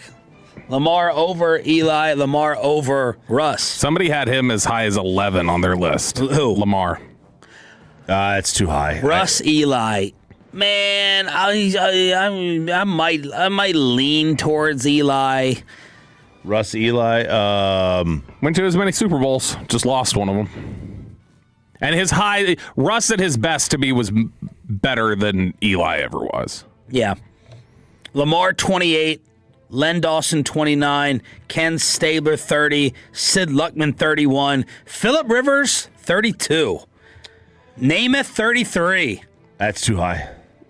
Greasy, 34. No, people don't realize how. Huh? Brian or Bob? I think it'd be Bob. No. People don't realize how bad of a quarterback Joe Namath was. They just remember the guaranteed victory. Different era, too. Yeah, totally different era. Josh Allen, 35. So Matt Stafford, Eli, Russ over Josh Allen. I can't do that. No, you can't. No, I can't do that. Russell Wilson, Eli Manning, Nope. It can never be over Josh Allen. The highest he got was 20. The lowest he got was 50. Don't most lists today have Josh over Lamar, though? Yes. So I don't know why on an all-time list Lamar ended up ahead. Right. Other than he got an 11 was his highest ranking. That may have skewed him a little bit. Right. Y.A. Tittle, 36. Bobby Lane, 37. Sonny Jurgensen, 38. Highland Park High School legend Bobby Lane. Chop. Right. Tell Sarah. Randall Cunningham, 39. Ken Anderson, 40. Choppy's boy, Matt Ryan, 41. That seems low. Highest for him was 24. Donovan McNabb, 42. Too high. Seems high. Too high. Cam Newton, 43. All right. I mean, guys, what are we? He had one positive EPA CPOE year in his career. One. Part of it, Cam too. or Russ? No doubt Russ for you? Yeah. Yeah, I mean... Cam or Eli? Eli. Okay. Cam or Russ? So you're taking Eli over Russ? Yeah. Yeah. I think highest Cam. I think players would rather play with Eli than Russ. Highest Cam vote was 19. 19. Cam Newton, one of the greatest stats in history. He had one stolen computer. Yep. He had 2 400-yard passing games in his career, and they were the first 2 games of his career. Wow. And he never had another one. Phil Simms, this Bleacher Report top 99 quarterback list. Phil Simms. Pay, you got to let me know the biggest disagreements on here, the most common ones at 877-881-1053. Phil Simms, 44. Steve McNair, 45. Joe Theismann, 46. Boomer Esiason, 47. It feels like we should have just stopped at like 25 or 30. Yeah. You know what I mean? Yeah. Rich Gannon is 50 on here. I'm going to be... Bledsoe's 51. I'm going to be completely honest. I know... Mike Vick, 52. I follow a lot of old historical notes about the NFL and everything else. It took to quarterback number... What is this? Took to quarterback number 49 before I was like, I'm not totally sure who that is. Roman Gabriel. I've heard the name, but I don't know who it is. He is with the Eagles and the Rams. 53 is Flacco. Andrew Luck, 55. Carson Palmer, 56. Romo 57. Have we not read Burrow? No, we've not. We have not. Dak is 59. Yes, Dak above Burrow, baby. Romo over Dak, though, Bobby. Well, they're stupid. Romo over Dak. Jack Kemp. By the way, Carson Palmer was 56, which means they're saying Carson Palmer is above Burrow. Mark Brunell at 61. Mark Brunell. Jared Goff, 63. Where's Burrow? Keep going. Hasselbeck, 65. Guys, what are we doing? There we go. 66. Joe Burrow. 66. Man. He was unranked on some of this list. Somebody came up with 100 quarterbacks above him, which, by the way, I just looked it up because I was curious. How many quarterbacks in NFL history have made at least 2 Pro Bowls? How many what? How many quarterbacks in NFL history have made at least 2 Pro Bowls? 31. 30, yes. No, way more than that. 109. 109. So ultimately, you're basically getting a list of anybody who was a 2-time Pro Bowler will end up on this list, probably. So the top 3 takeaway, the top 3 most offensive things are what? Aikman behind, ... Burrow behind. Aikman as low as he is. Yeah, Aikman being as low as he is bad. I don't know why Tarkenton's above Staubach, other than just people not knowing. Like, Tarkenton was great. Tarkenton was great. I think he's criminally underrated. It's the same style of play. It's the way, except Staubach was considered in that generation, no doubt about it, better. And same conference. Yeah, it's not like they were in different conferences and one guy ran into the Steelers every. No, they would play each other. I'm stunned that they've got like Carson Palmer above Burrow, but they have Dak above Burrow. I'm surprised at that. Pei, what are the top Tolo arguments? The 817 and 214 and a lot of others agree Eli ranking is a joke. 469 Elway should have been number 2 on the list. 214 Fran over Staubach is stupid. Bradshaw over Aikman is dumb as well. Yep. And the 302 says Johnny U doesn't belong up with these guys, and I'm old. I don't love Jalen Hurts, obviously. 75. The fact that he's a Super Bowl champ, lost another, statistically has not been bad, and yet directly in front of him are Jeff Garcia, Vinny Testaverde, Kirk Cousins. I don't know how. I'm taking Kirk Cousins over. I think I'd rather have career. Yeah. No, who I want on my team. Yeah. I'm not going to do the whole, he's got the ring. Like, I think I want Kirk Cousins as a quarterback over Hurts. Vinny had some. He had a. Can they call the throws? As Parcells would say. Yeah, to the other team. To the other team, too. Yeah, literally all the throws. Commercial free in the Expressway. Christian Parker's press conference, 8 o'clock this morning on the home of the Cowboys. Let's hook you up. Just to see you smile. All right, Tolos, that's right. Right now, call number 10 at 877-881-1053 wins a pair of tickets to see Tim McGraw on Friday, September 11th at the Dos Equis Pavilion in Dallas. That's call number 10 at 877-881-1053. Thank you, Peyton Phillip Russell. Let's get local. We need to take people out of their bubbles and their safe place and make them think about the world we live in. You are fake news. So what do you guys hear? What's the scuttlebutt? If you were a dentist, be honest, would you hit the gas every now and then? This story's crazy. We just pick it up and take a quick, like I'm a little stressed. Yeah. Let me just take a huff of this. And I guess I don't know if this is gas, but it just says intoxicated. Nitrous, right? It just says intoxicated. I'll tell you the story here in a sec. This is Neighborhood Watch, which is powered by D&M Leasing. And also deserves a couple caveats. But a North Texas dentist, this is the headline from Fox 4, a North Texas dentist arrested for performing surgery while intoxicated, police say. This was in Sherman, and this woman now faces a felony charge after police say she performed surgery on a patient while intoxicated on Monday morning. Sherman police responded to a dental office on Loy Lake Road around noon on Monday following a report that a dentist appeared to be impaired. Upon arrival, officers made contact with 36-year-old Kelly Buck. According to investigators, Buck exhibited visible signs of intoxication after having treated a patient at the office. She was arrested and charged with performing surgery while intoxicated, which is a state jail felony. She's in Grayson County Jail. As part of an ongoing investigation, detectives obtained a search warrant to perform a blood draw. They said she is not a permanent employee, that she was basically hired through a temp agency. I did not know dentists were hired through temp agencies. I didn't either. 100%. We talked about this yesterday with the donuts, where you want a donut spot that's in a strip mall that just says donut. 100% chance this dentist office is in a strip mall and it just says dentist. It doesn't have a name. Google it. 1,000% chance this just says dentist. She does appear in her mugshot. She appears intoxicated to me. Yeah. Oh, God. And so she was performing surgery like that. And that was a couple hours after coming down.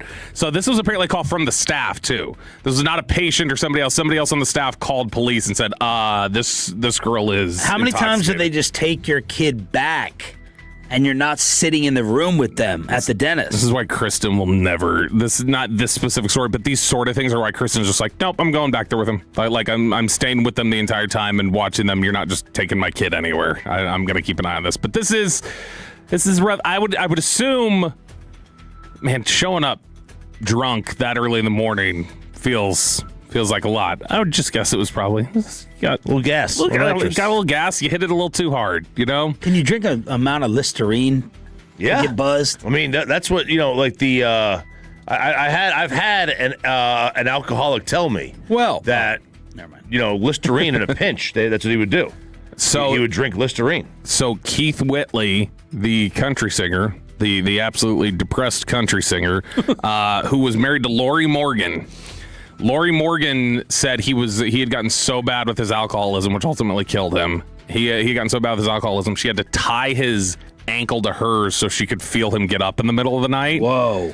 Because after they removed all the alcohol out of the house, he would break open her perfume bottles and drink them. Oh, man. When you get to that point, my gosh. But those perfume bottles, they say in perfume and stuff like that, you can get like alcohol content that's over like 80 proof in those bottles. It can't be good for you. Go watch how they make not slush. I can't remember what it's called in jail. Man, they take, Bobby, you're gonna gag a little bit here. They take like their hooch.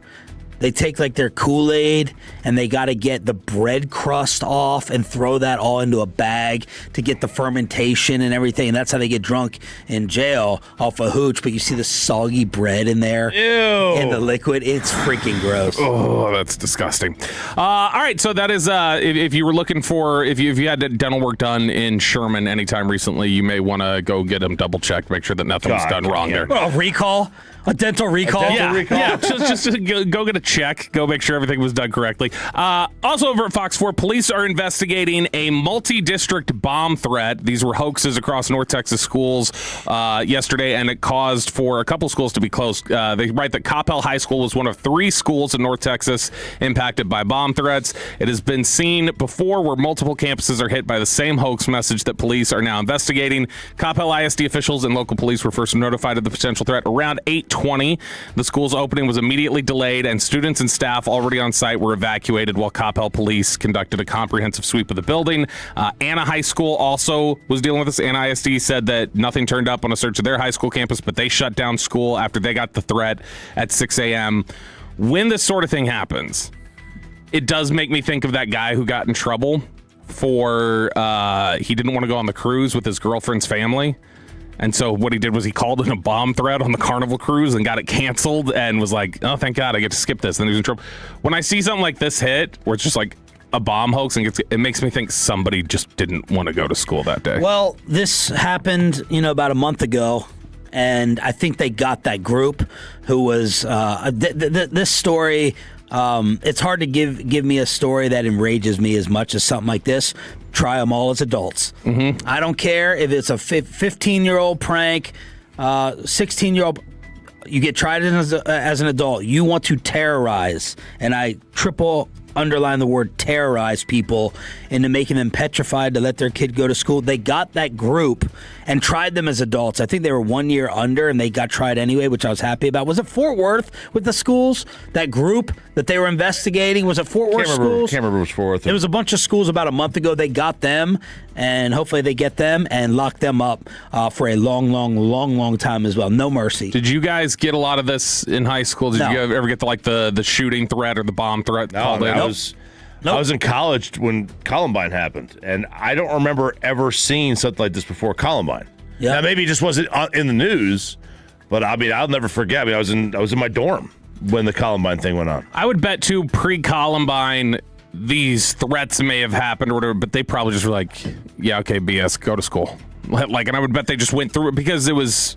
Nowadays, they don't play with any of it. Like, you could, any sort of threat like this, they've got to shut it down because there have been enough of them that have been shown to be credible. Fantech says for the 601, these are state-planned bomb threats. It's a training procedure. If that is true, that's awful because you're panicking parents. That can't be. I can't true. be. I cannot imagine that would happen. I can't think that they would do That's especially if it's just for 3 panic. random school districts. No. Now, if you know that for a fact, I'd like to hear more. But if that's just a conspiracy theory, then. All right, this is a victory for the people. The Supreme Court of Texas stepped in, and we're doing Neighborhood Watch here. We do it every Thursday, presented by D&M Leasing. The Supreme Court of Texas has stepped in for you homeowners, all three of you here.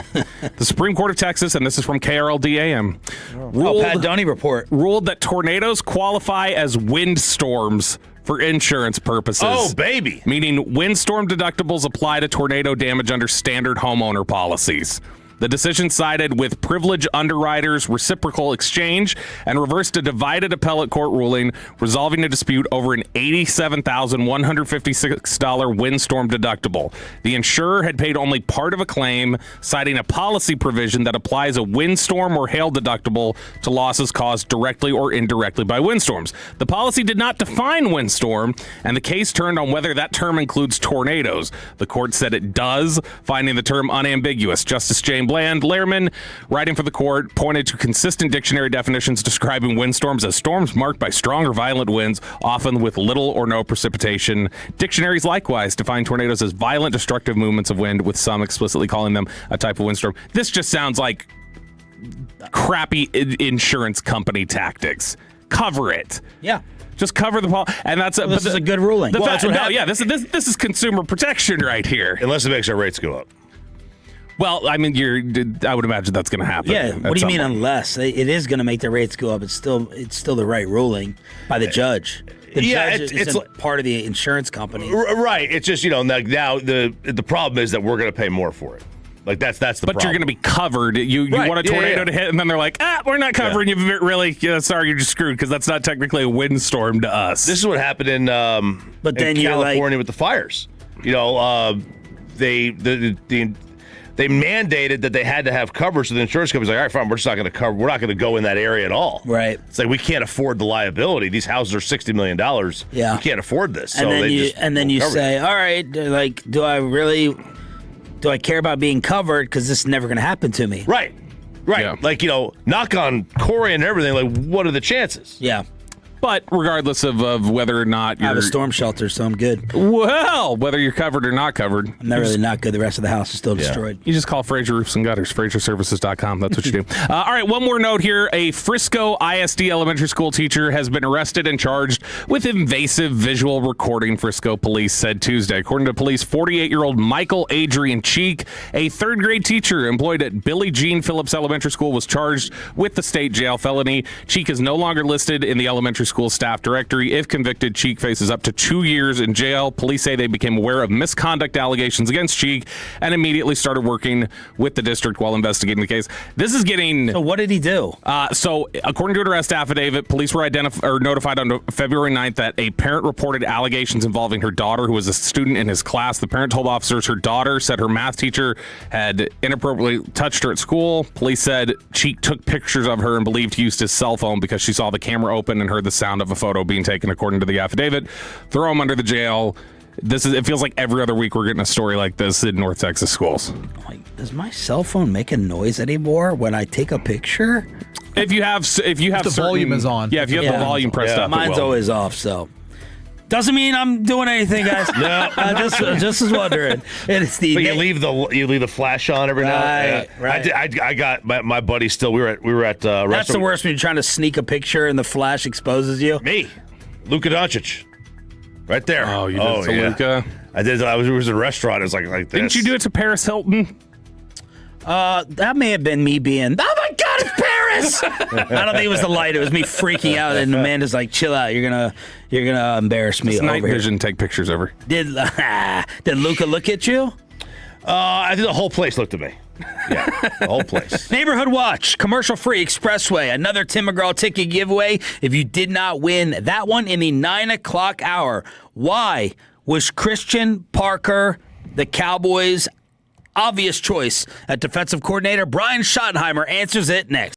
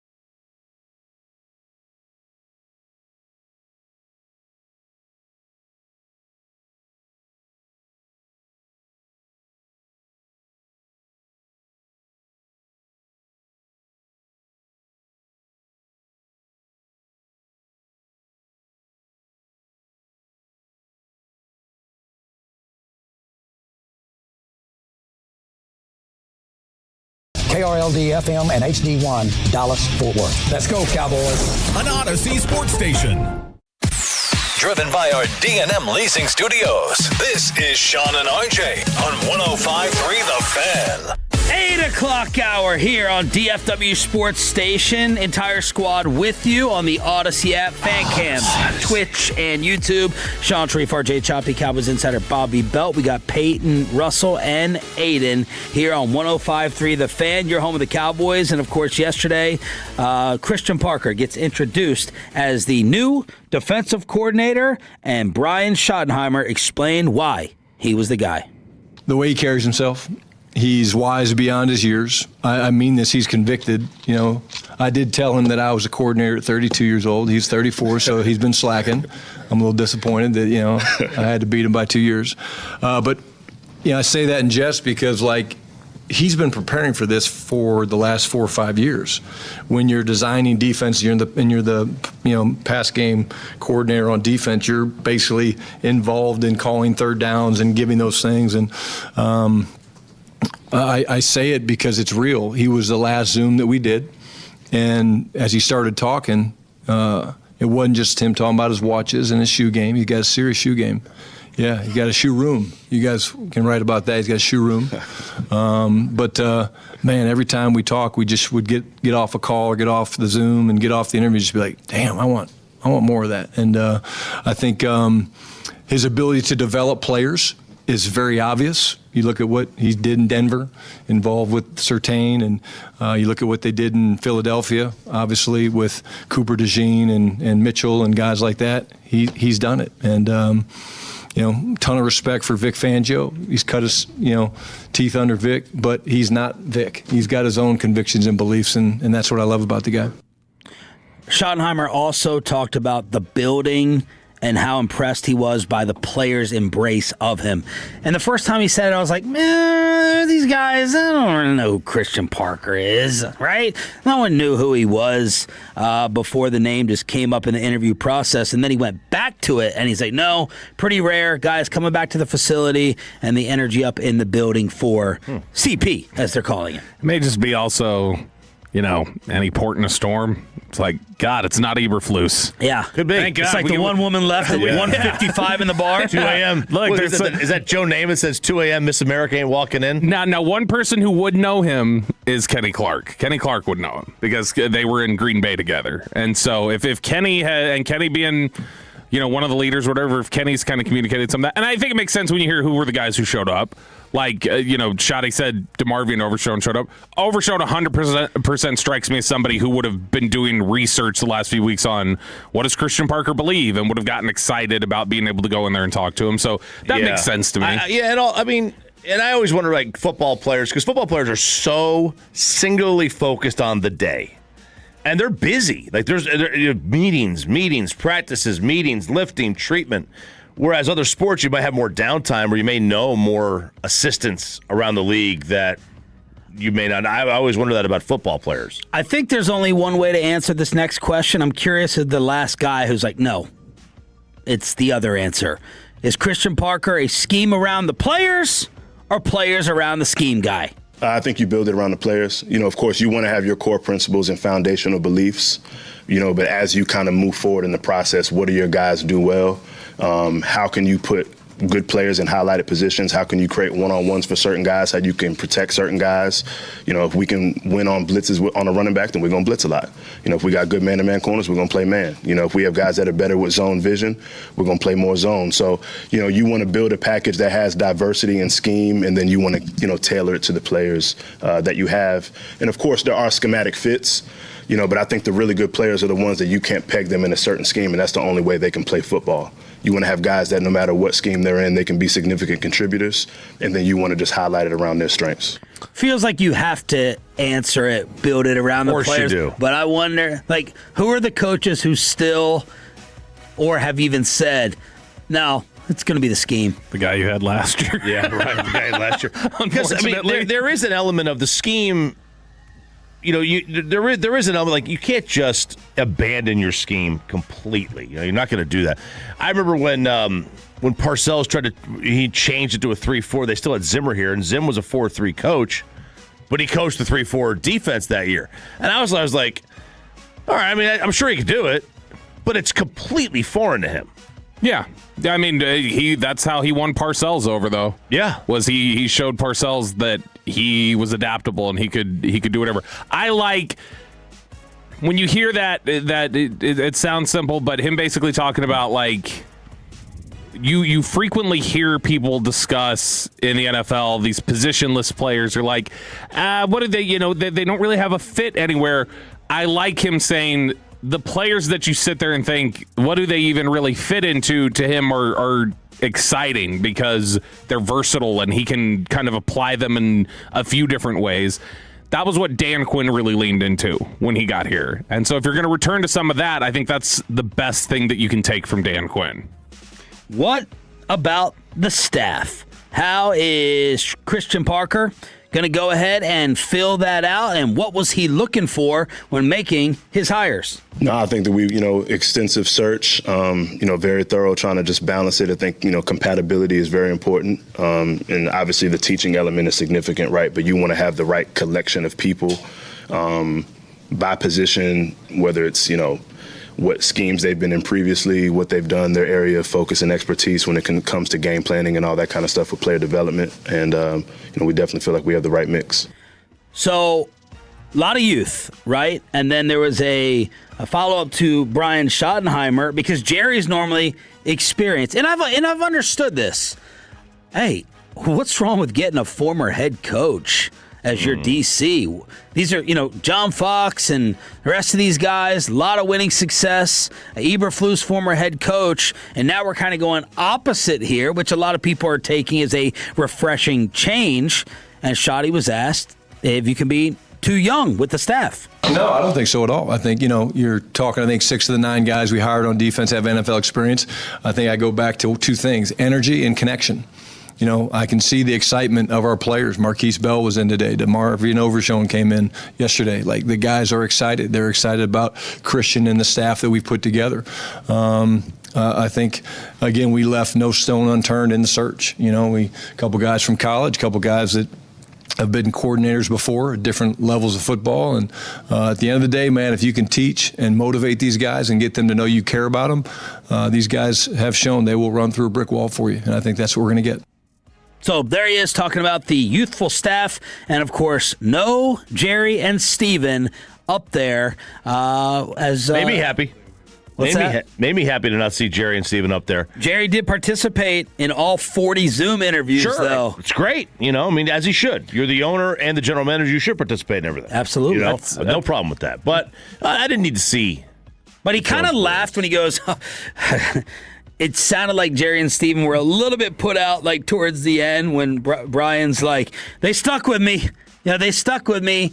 And I'm like, just like you. Yeah, they should. They should be there, and it should take as long as possible. That was a criticism when Schottenheimer got hired, that you don't do enough homework for the head coach. And Brian's like showing them, hey, let's exhaust, every option and turn over every stone. It is a change, though, because it is one of those things where they are so frequently, I feel like, trying to convince everyone that they're keeping the coach involved.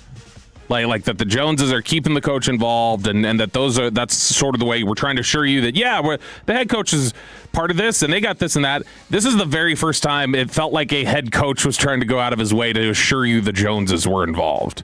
Like, hey, they were part of this too. In fact, they were dragged kicking and screaming to sit in those meetings. But he was asked about it nonstop. No, I know, but he even when he opened up about the process initially, he's like, I was so glad I got them to sit in there for the whole thing and yada yada yada. It's not because only here is the storyline that the owner, GM, and the executive vice president are not. Only here is that a storyline, right. Because they've put themselves in front of everything. They've been involved with everything. I mean, GM would be a storyline some other places, but it's just obviously a unique setup here because the GM's the owner, and so that's why it's a little bit different. But I definitely feel coming away from this, there's no show here. Like, Brian Schottenheimer's in charge right now is definitely what it felt like when you came away from that yesterday. It's like they're letting Brian Schottenheimer build this the way he wants. How and will that apply to free agency?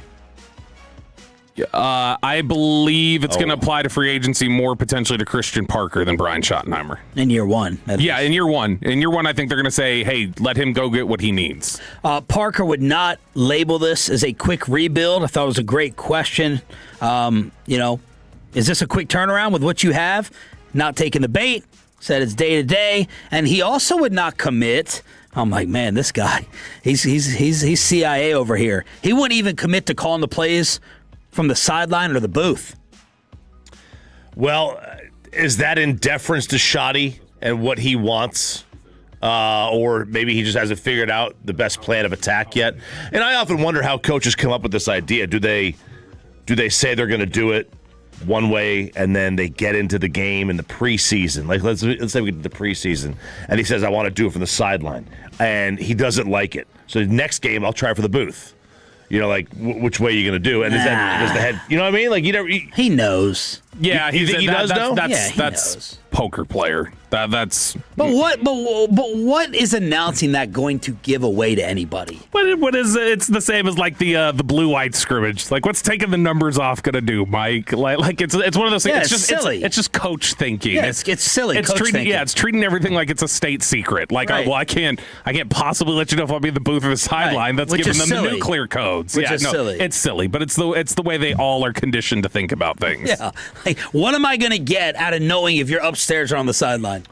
You as an opponent? Yeah. Oh, I would think nothing, unless they want to be able to tap into your communications. Yeah, it matters to me if Belichick... You be kept out of the Hall of Fame for a year. I was going to say, it matters to me if Belichick's on the sideline or up top and how he's got a view of things. All right, Christian Parker, why are you ultimately ready for this spot and the spotlight? Christian, Todd Archer with ESPN. How ready are you for this? I'm ready. Where does the confidence come from that you know you're ready to handle? I think confidence comes from preparation, and I think that I've been able to learn from the right people. So I think that when you've been involved with, different people along my journey that I've learned under as head coaches and defensive coordinators, number one, and then the diversity of scheme that I've been involved with, and then you kind of become accustomed to what you're comfortable with in your own ideas. You like certain things, you don't like certain things, what will work, what won't work. I think as you kind of get involved with different people, you kind of form your own identity. So when you have that opportunity, you know what you want to do. And I've kind of gone through that process internally for a great deal of my career. So I've prepared as much as I possibly can at this moment. All right, so there it is. Christian Parker saying the game is won and lost up front. He sounded like he wanted to focus on 3-4 as the scheme, but also be multiple. And we will go from here now, and let's see who is affected on the current roster with any type of scheme shift and what draft picks move up and down the board. It's really fascinating to hear him, though, focus so much on the front seven as a guy whose job has been the secondary. Yeah, and he said it's going to be, I'm going to have to try to break habit of not looking at the film and starting on the back end. Yeah. And that's where I'm going to magnetically be drawn to. But that's also sort of what you heard from Pettine and Fangio, or some of the things that it had been discussed, they had told other people, was that even though Christian's a secondary coach, he sees how everything comes together and understands the importance of everything else on the field.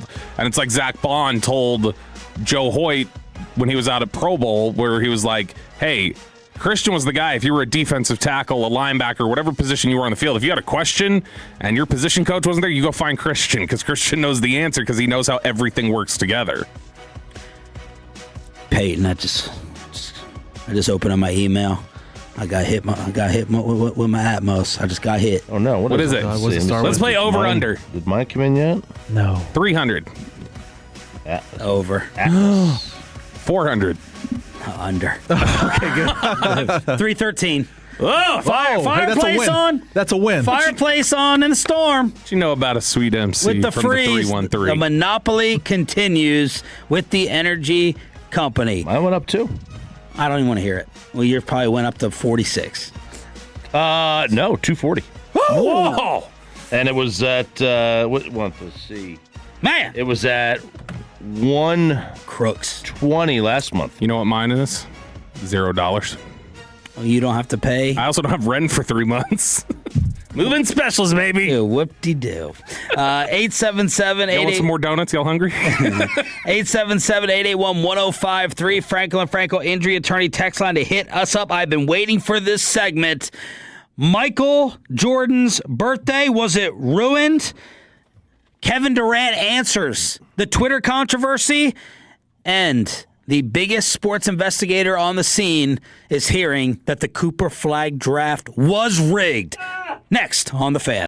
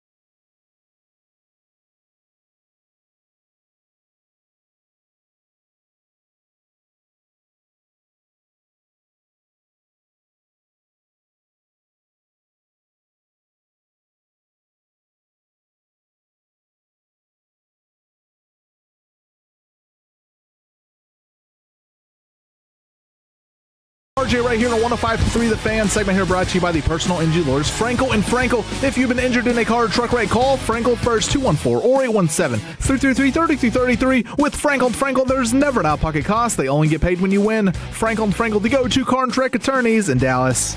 You getting your bathroom run ready? Oh, yeah. Why didn't you just go in the last break? Didn't have time. We're coming back from commercial. I see. Are those the wet wipes? Oh, yeah, baby. They're the wet wipes. I can already look at the goosebumps. I had it in the middle of last break. Okay, then it kind of went away. Sorry, middle of last night, it kind of went away as we got closer to the break. And then I sat down. Big mistake. Big mistake. That's what happened on Monday. Big mistake. You had 5 minutes after your read. I know, but it had gone away. So I was like, all right, you know what? Maybe it'll stay away. And as we got closer to coming back, it hit me like a ton of bricks. So, this next break, making the old beeline. This bathroom does not give the kind of privacy that the old one did. Okay, we got everybody on this floor. We're in working hours now, although these salespeople, they never get here this early. But yesterday they did. Yeah, yesterday they did. But, you get into that bathroom Sunday now. Best. And their Sunday best for the big company meeting, which Bobby Bell and Peyton Russell were nominated. Well, that's off. X Awards nominees. Mm-hmm. Yeah, but this one doesn't give the privacy because, you're in there. The amount of people that have the ability to walk in and out. On the old floor, it was just us and LeGrande. Right now, you got everybody, and I'm not a shy bathroom guy. I'll let it fly. I have no problem with that. But you don't know who's in there. You got some stalls that don't necessarily flush the way they need to. Yeah. It's so if it's a loud one, I won't go up here. I was told. Where do you go? Which floor? 2 when I walk in the morning. In the morning? Yeah. Like, I wouldn't go after. I know people have been in there. Like, after the show, I won't go in there. I was told there was I was told by one of the females around here that you can hear every conversation and every bathroom plop from the women's restroom coming from the men's. No. So it's just like our studios. Yeah, no, 100%. I was told the walls are thin. If you're talking trash in the men's room, they will hear you in the women's. Dang. So we actually, at our new apartment, because it's so interior, like hotel setup, directly across from us, there's a restroom that nobody ever uses. It's right next to the gym. My showering restroom issue has been solved. I have not gone to the bathroom one time in our apartment yet. That's awesome. I've walked across the hall. Wait. Say that again. I've not gone to the bathroom one time in our apartment yet. Peed? No, number 2. That's awesome. And how long have you been in the apartment? A month. Walk right across the hall. It's literally great. it's as close as it's closer than walking to the bathroom here. I walk right across the hall. Nobody ever uses it. Every time I go in there, the water's purple from the cleaner still being in there. I go in there, don't have to wait to take a shower. It's a pretty great setup. That's an awesome setup, man. Like, you never have to worry. You don't have to buy spray. Nothing. The amount of money you're going to buy, you're going to save save on spray. Yeah. Dude, it's one of the big executive suites. Oh, really? Yeah. So it's got like a little flower in there. It's got like a handle. Like a decanter. It's like a Seinfeld. It's the large stall. I can kind of like relax and hang up my coat. I feel this is more Married with Children. It's a Costanza skit. Because Al loved a good bathroom. Yeah. Loved a good. Got to have that flush. Ba-whoosh. All right.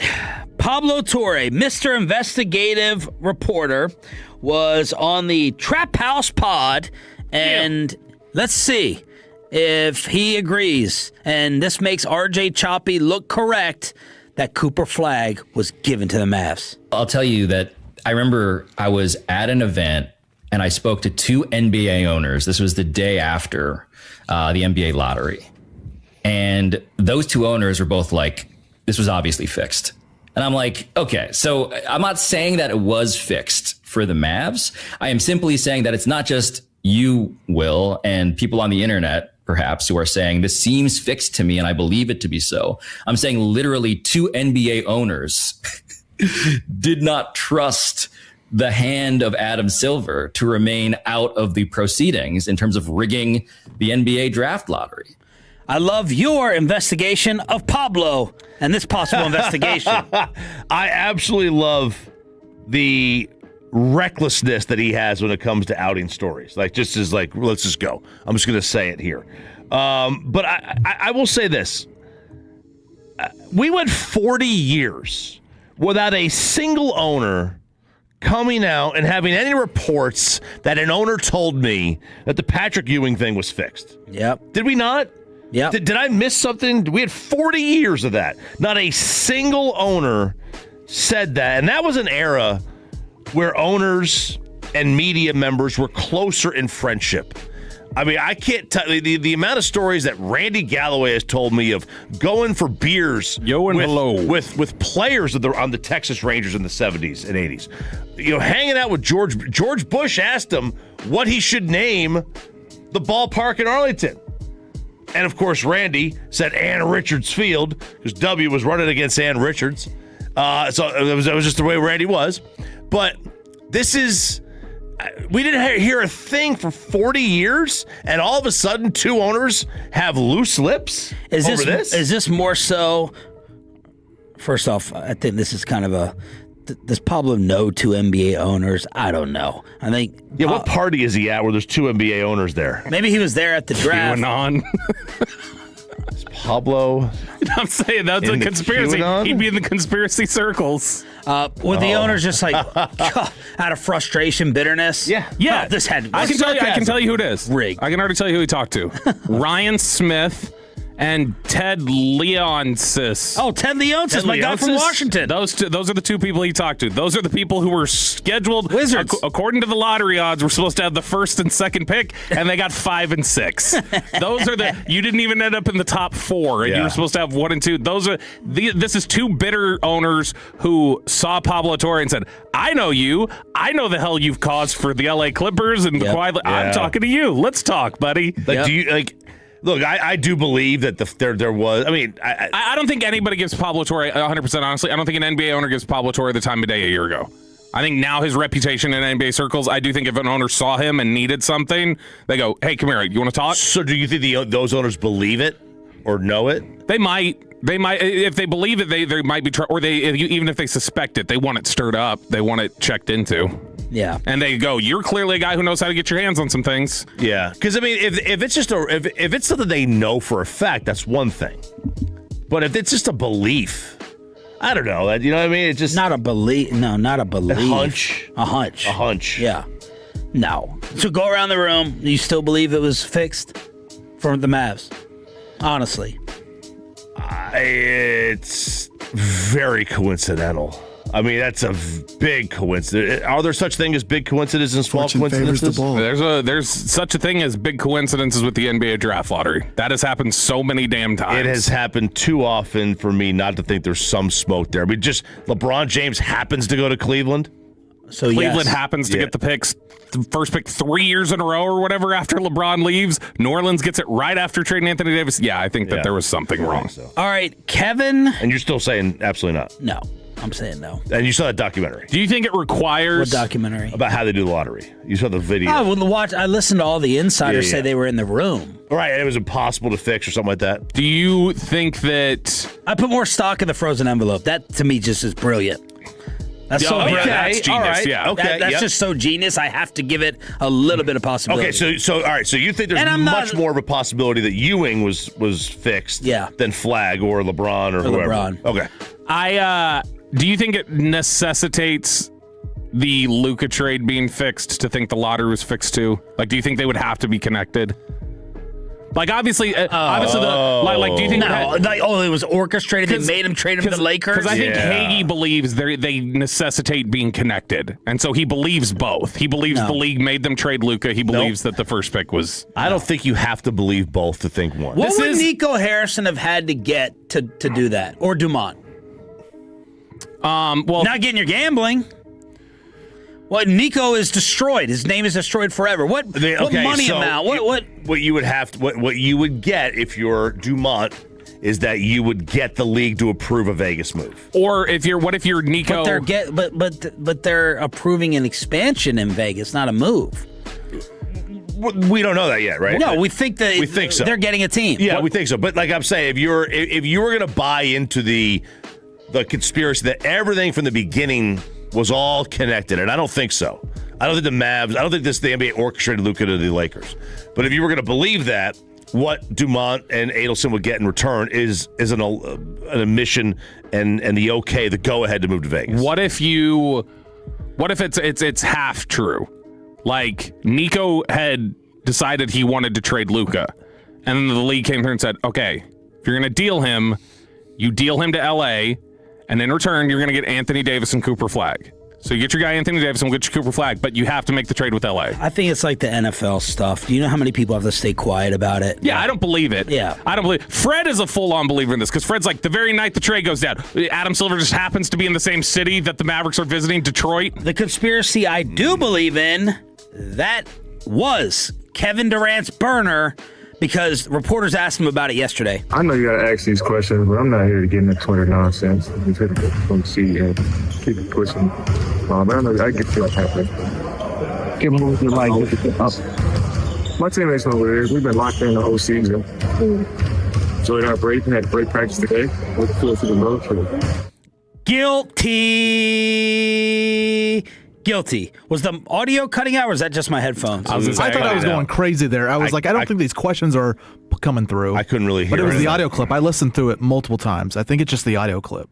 Well, then something's wrong with my computer, or just find a replacement audio clip. But the reporters did a nice job of asking the two questions. But Mr. Kevin Durant, who's Mr. Blunt and Mr. Address Everything, is like, guys, I'm not getting into this nonsense. The way he answered that was no different to me than Corey Seager. That's exactly what I was on the Marcus Semien relationship. He's guilty. Square, wonderful relationship. And now I need to see how the rest of the team is going to react, and I want to hear the rest of the team asked about it.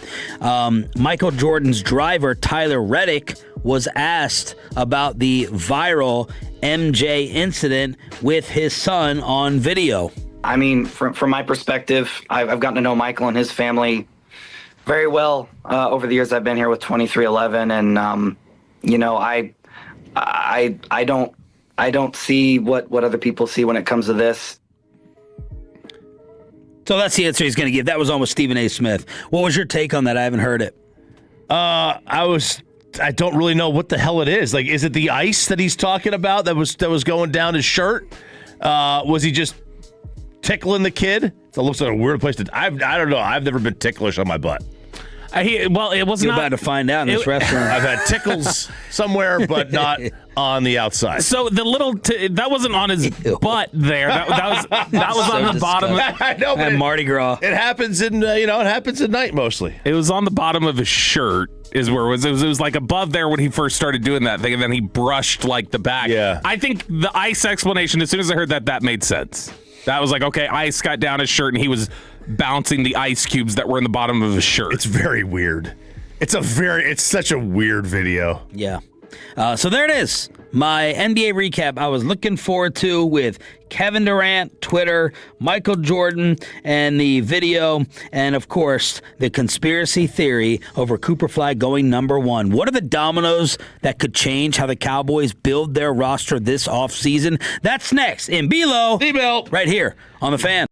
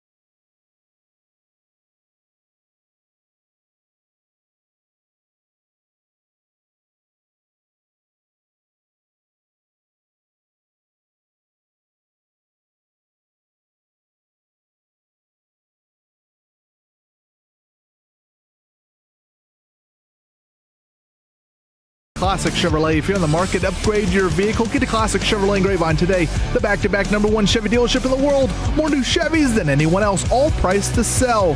Visit ClassicChevrolet.com. This is Texas. This is Classic Chevrolet. Together, let's drive, relax, enjoy the difference. Based on new Chevrolet registrations 2023 through 2025. The great Bobby Belt. Bobby Belt is an idiot. Don't make me take off my belt. Don't make me take off my belt. We're not. Over to you, Bobby.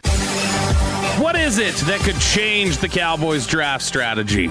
Is there anything that could change the way the Cowboys build the roster? Let's talk about it here in Below the Belt, which is sponsored by Academy Sports and Outdoors. I'm Bobby Belt. He's Sean Sharif. He's Peyton Russell. He's Aiden Butler. Alec Medford's out there working. Everybody's hanging out. RJ Choppy is not here. RJ Choppy may be listening to this segment right now in the bathroom. I went in there to pee. I did everything I could to get in and out. And Michael Jackson was playing over the speaker, so I almost busted out laughing with that. Should I call him? Should I try and call him? Yeah.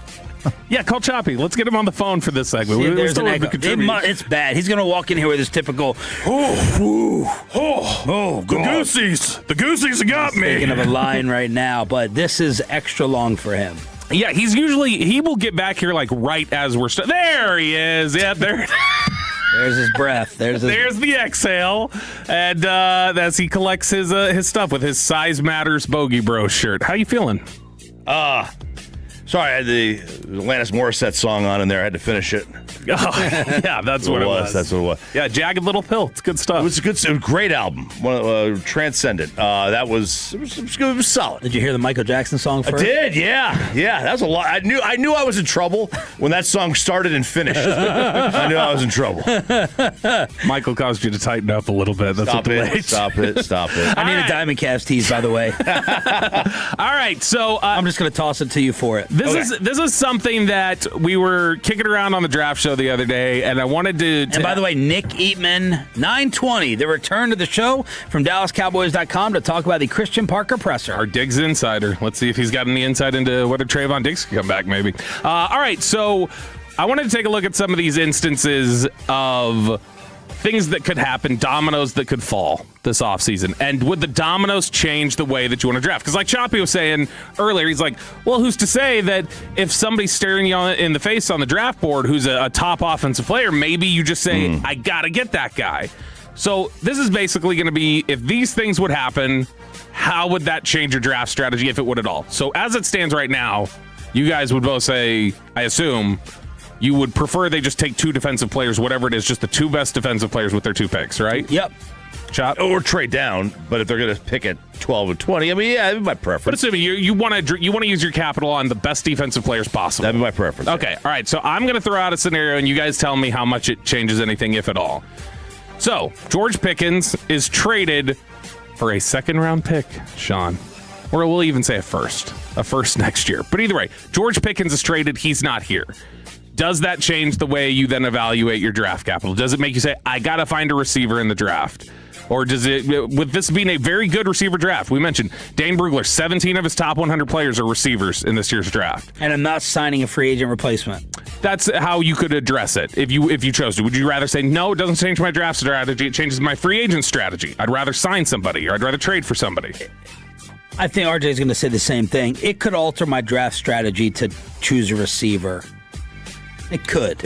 Now, the likelihood is, like, I assume there's... Because then I would take that money that I'm saving and try to spend, hopefully, on Mika Fitzpatrick if he's cut. Maybe a Bradley Chubb. Maybe some of the other names. So I would view it as, okay, I could draft a receiver and use the money to buy defense. Like, there is no chance that Tate is there at 12, right? Like, none?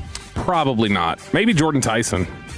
Who? Give the full name, school? Carnell Tate is Ohio State.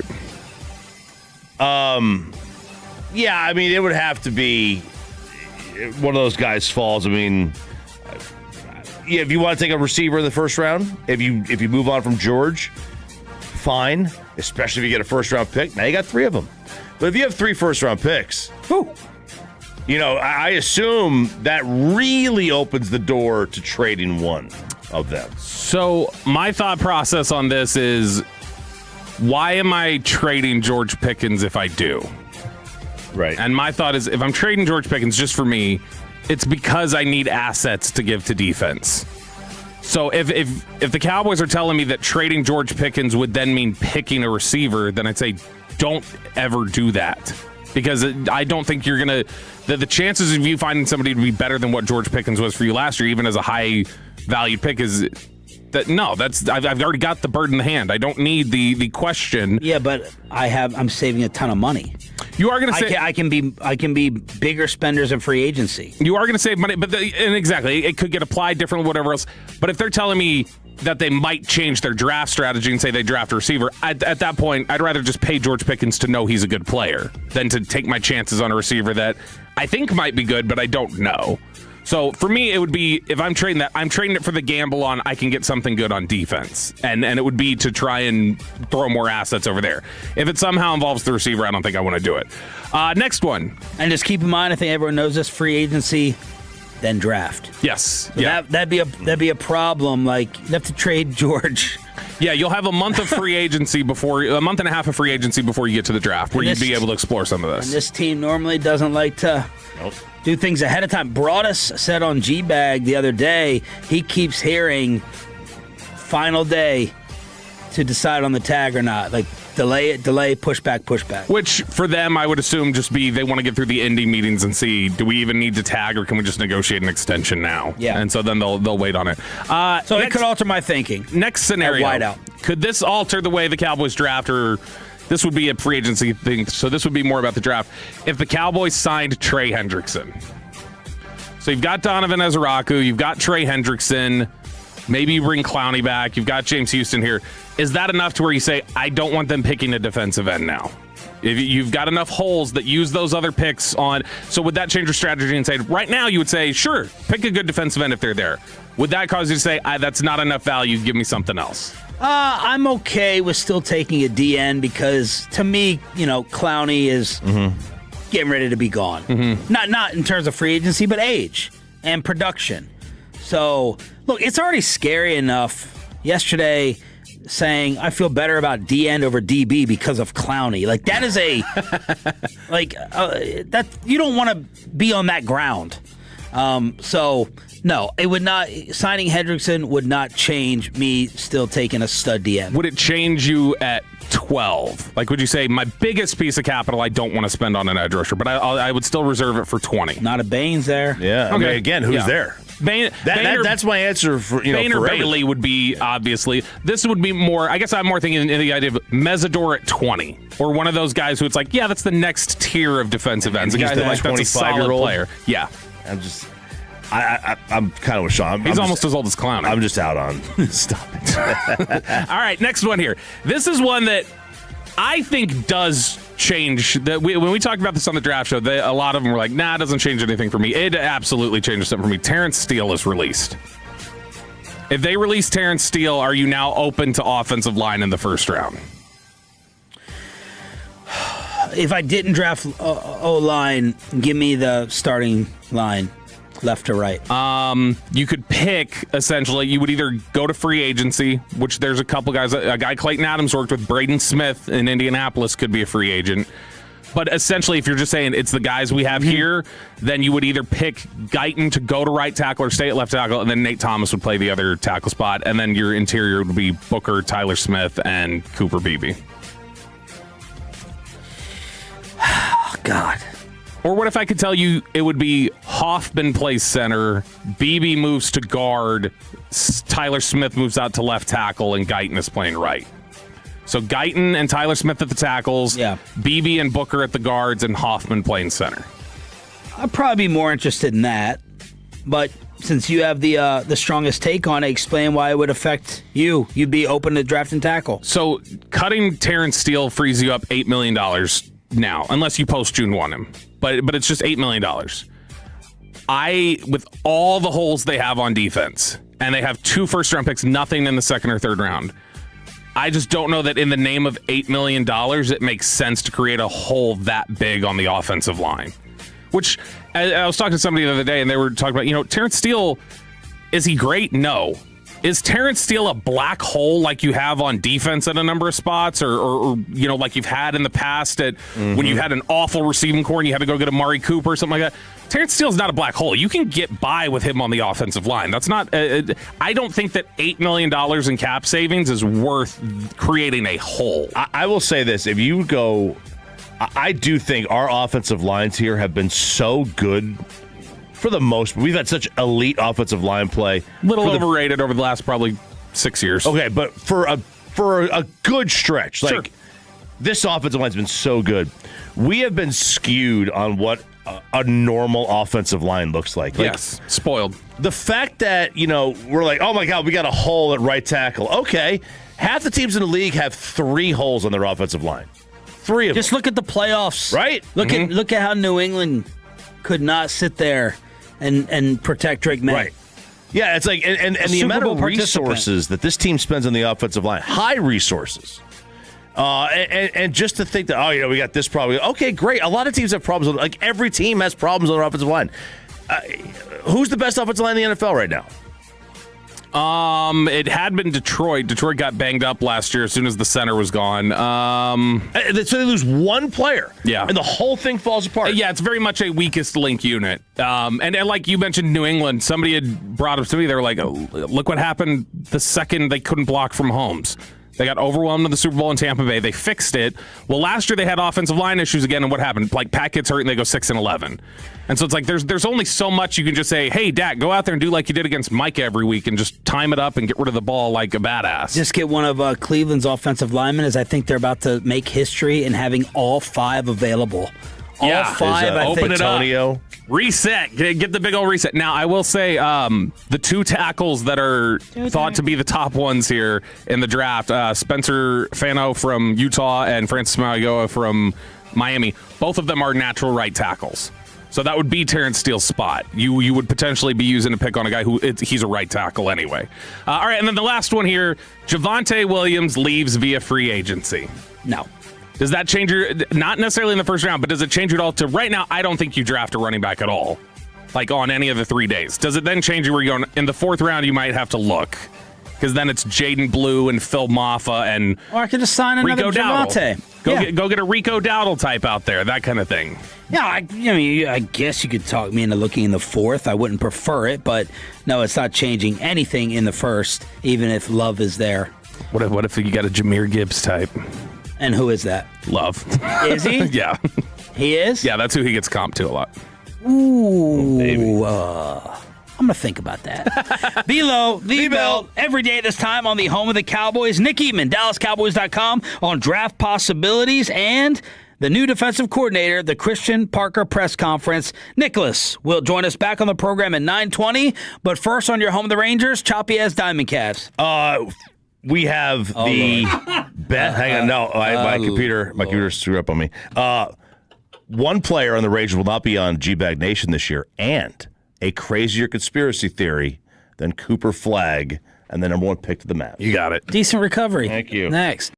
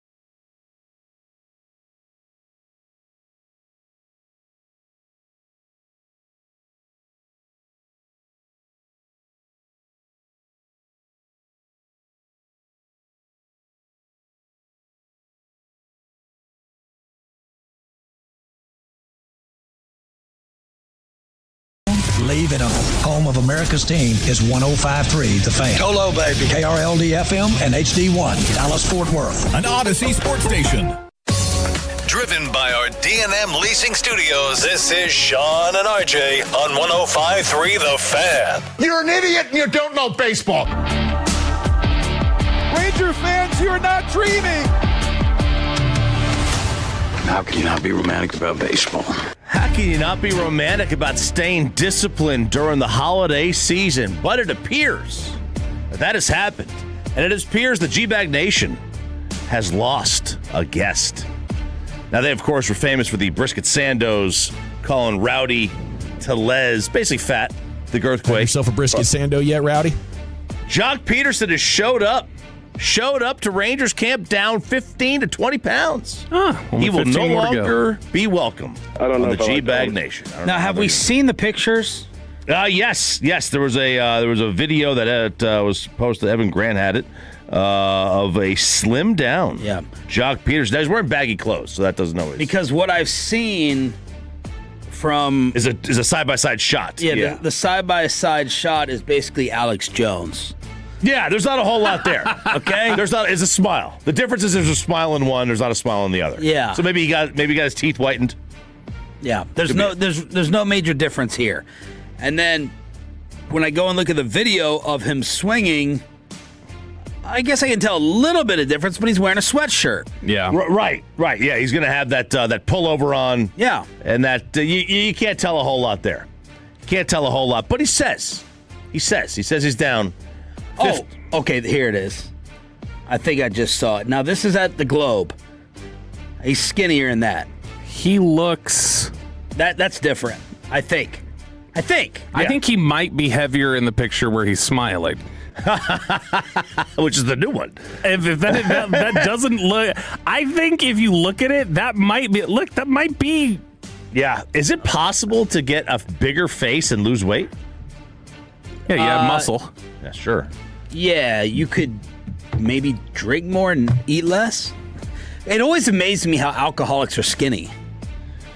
Like, there's some really skinny, and I'm like, that guy's, I know that person's a drunk. Yeah. Where's the pot belly? Why isn't that person really, a lot chubbier and bigger? But there's some really skinny drunks. Yeah, there is. That's true. So we'll see what happens with Jock if he has a bounce back year. He did not make Buster Olney's top 10 at first base. You don't say. He did not. Neither did Jake Berger. He did say, though, that he did everything he could to prepare last year. The effort was there. He said the results weren't. It was frustrating as F. Man, I will say the talent, the depth of talent in the sport at first base, a little bit disappointing. You have Vlad as number one on the Buster list, which came out this morning. Matt Olson, Nick Kurtz, Pete Alonso, and Freddie Freeman are your top five. But you go down Michael Bush, Vinny Pasquantino, man, Jonathan Aranda. That was a star-studded position. It felt like when we were growing up. Yeah, Ben Rice, Jorge Polanco, Spencer. Torkelson's good. He's young. Christian Walker down in Houston's 1,000,000 years old. So is Freddie. Yeah, so is Freddie. Now Freddie still plays at a decent level. Christian's a good player still. It just seems that the depth of the position is not great. So the Rangers have found themselves on four of these top 10s. Only Jake DeGrom is the only one. They've done starters, relievers, catcher, and first base. Only Jake DeGrom is the only one to show up, and he showed up at number 10 on the starting pitcher list. There were some more honorable mentions. Or on these first few lists, nobody's on there. Nobody's on there on the honorable mention list. The MLBPA did elect Bruce Meyer as their interim director. Now, this is good news if you're trying to be a sister-in-law, right? Absolutely. Get hired. If you want somebody that has done this and been around it and doesn't have to get caught up on 15 years worth of CBAs. He's been negotiating. Meyer's been the negotiator anyway. Tony Clark's not necessarily doing all the negotiating. Tony's just been the executive director. So Meyer is going to take over on the interim basis. But there's a massive board. There's a 72-member board. He's been there since 2018. So he's been around. He knows exactly what he's doing. This is the good news. The bad news is, and look, I love conspiracy theories. Yeah, you do. All right. You know, I will listen to a good conspiracy theory. I may not believe it, but I at least will listen. This one seems a little far-fetched to me. Too much for you. A little bit too much to me. Now, there is, of course, and I mentioned the Cooper Flag one. Obviously, the Cooper Flag one is that we talked about it, the fake lottery. You know, the lottery was rigged for the Mavs to get Cooper Flag because they inexplicably traded Luka Doncic. Well, or were told to. Or were told to. There you go. The baseball one is that MLB is colluding with the Dodgers to get the Dodgers boosted to get them all the players by giving them money or whatever, like, you know, allowing them some of these deferred payments to get the other 29 owners so enraged that they will vote for a salary cap. Oh. Even teams like the Yankees or the Mets who have all the money, they want them so enraged at the Dodgers that the conspiracy theory is that the sport, the league office, is colluding with the Dodgers. And some of the small market teams, too, would be colluding with the Dodgers to get them these players just to force a salary cap. You've been posting about this once in a while on your Instagram about these teams crying poor. You seem to have no patience for it. I have no patience for it. Okay, when you are... Now, listen, I don't like... And there was one major problem is corporations, private equity is getting involved in sports now. It used to be single owners. Jerry Jones, Hal Steinbrenner. You get your owner here, your owner there, right? Paul Allen getting ready to sell the Seahawks for $10 billion. Right. And who has $10 billion? Individuals don't necessarily have $10 billion. Corporations have $10 billion. The Dodgers are not owned by a single individual. They're owned by the Guggenheim Group. The Guggenheim Group can pay these players out of the Guggenheim Fund and not out of their individual pockets. So the company, which owns all of it, it's a parent company, they can pay this out, and it's a way for them to, you know, not really have it be out of pocket. Whereas, you know, a single owner, Ray Davis, for example, would have to pay out of his own pocket. And I went and saw like the 10 poorest owners in the sport. Kenny? Right? I mean, Davis is on there. So is Hal Steinbrenner. So they have one of the poorest owners. That never would happen. Like that never was a thing. Imagine Jerry Jones being one of the poorest owners in the NFL. But that day, or Stephen Jones, or Charlotte, or Jerry Jeudy, whatever they take over, that day's coming though. When all these NFL teams get sold to conglomerates, individual ownership are going to be the poorer owners of the group. And that's where the salary cap is needed because they can't afford it. But don't cry. I mean, if you're Pittsburgh, your owner's still he's still a billionaire. There's a difference between not being able to spend $300 million that the Dodgers do and not even be willing to spend $125 million. Guggenheim has over $350 billion in total assets as of early 2026, according to Google. Right, and the problem is that they have unlimited funds. They will spend whatever it takes. And the rest of the owners who are single family business run owners just can't compete with that. Or the Packers, like in football. Right. They're just owned by a city the size of Grapevine. Manny Machado and others, he's like, yeah, the Dodgers are great for baseball. He's plays for their biggest competition, by the way. But yeah, it's this. These are billionaires. And one of the other things that billionaires are upset about, these owners are upset about, is they're upset that their valuations of their team are not rising at the same level as the NFL and the NBA. And it's simple. Those leagues are forced to open their books because they have to give it to the players. They have to split the profits with the players. That's what happens when you have in their CBA. Baseball doesn't have that in their CBA. So you get these owners cooking books left and right, taking losses, and no wonder why your valuations aren't going up. How little dingus energy is that you're worried about the valuation? The Forbes valuation is so meaningless. None of these teams sell for the valuation. They sell for more. They always sell for more. Yeah. And they just want their valuation to be called what it is, and it's annoying to me. Diamond Cavs on the home of the Rangers with Ralph James Choppy. Our spring training coverage with G-Bag and KNC is going to be brought to you by ASCO Equipment, Mercedes-Benz of Plano, the on-time experts, Best Buy, Windows and Siding, and Zero Res. Let's hook you up. Just to see you smile right, Tolos, that's right now. Call on number 10 at 877-881-1053 wins a pair of tickets to see Tim McGraw on Friday, September 11th at the Dos Equis Pavilion in Dallas. That's call the number 10 at 877-881-1053. We have mentioned the trade numerous times this morning. Choppy, you think the trade may feel even worse, helping Luka get his running mate? Yeah, if they wind up getting Giannis, holy cow, could you imagine? Because, there is a report that the Lakers are eyeing Giannis and that they have 3 first-round picks to trade. Why do they have 3? Why don't they only have 2? That's interesting. And, of course, obviously, because, Nico was talked out of a second one for Luka. So because the Mavs lowballed themselves, the Lakers now have their former superstar and the ammo to get the Greek Freak. So the Mavs, in a way, helping the Lakers get the Milwaukee Bucks superstar, if that's what happens this offseason. That's frustrating. It's still, and I know we've talked about it, but it's still just the most unbelievable thing that he left a 1 on the table.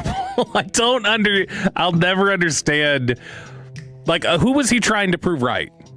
Was that like an attempt to prove himself right about this is how little Luke is worth? I couldn't even feel like I could ask for that second first-round pick. It wasn't realistic. And you have another Adam Silver update? It's just a daily thing for you. It's just finding Adam Silver hate articles? Look, he's got too many issues right now. This was, I thought, a really good article over at The Ringer. It was from Howard Beck, who's covered the NBA for a really long time. And he was talking about how, look, you mentioned that MLB teams are annoyed that their valuations aren't going up as much. NBA's got a great TV deal right now that the NFL's apparently jealous of. Team valuations are going up. And Howard Beck was talking about, on the surface, it looks great. It looks great for Adam Silver and what he's doing for the league. He's making them all money. He's making them all rich. This is what they want.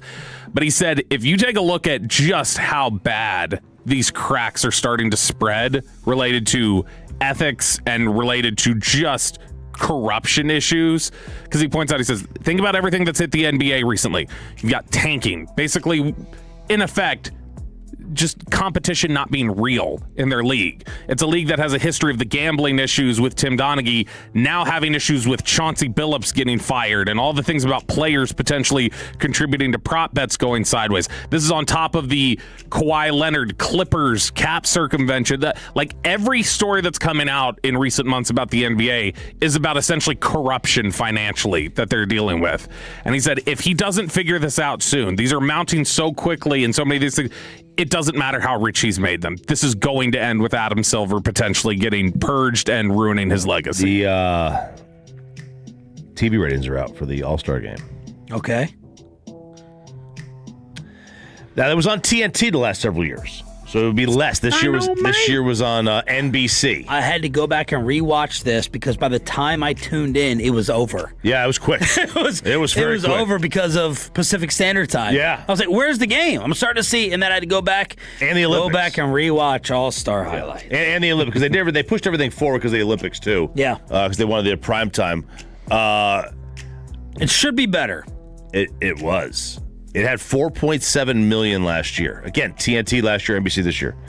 It was 8.8 million, an 87% increase. Dude, year to year. Being on network television. Such a bonus.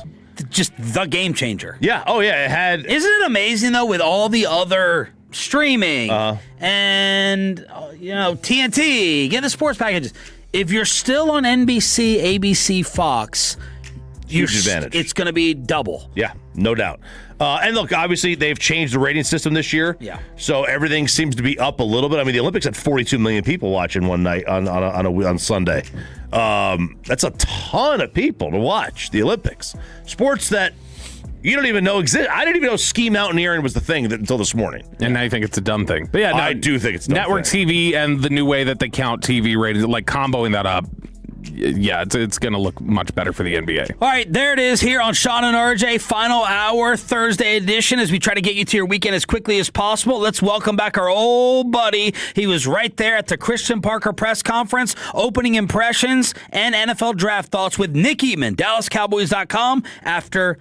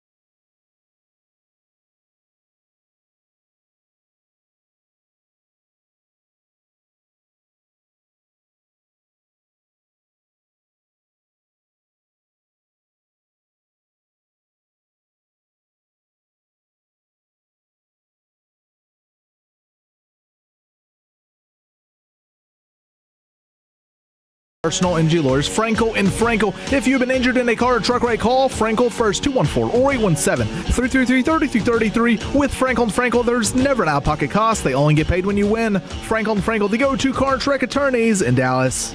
Anytime we can find an excuse to track down our boy Nick Eamon, DallasCowboys.com, we do it here on Sean and RJ Crosstalk with the KNC Masterpiece coming up at 9:40. Yesterday was the Christian Parker Defensive Coordinator press conference. Here is CP on why he chose this job. I think when we initially started the process, you could tell there was an aligned vision for what they wanted in the position, where we wanted to go forward. Obviously, a great deal of respect for not only the organization, but the players involved on the team, having been in division for the past 2 years and having different times going against them.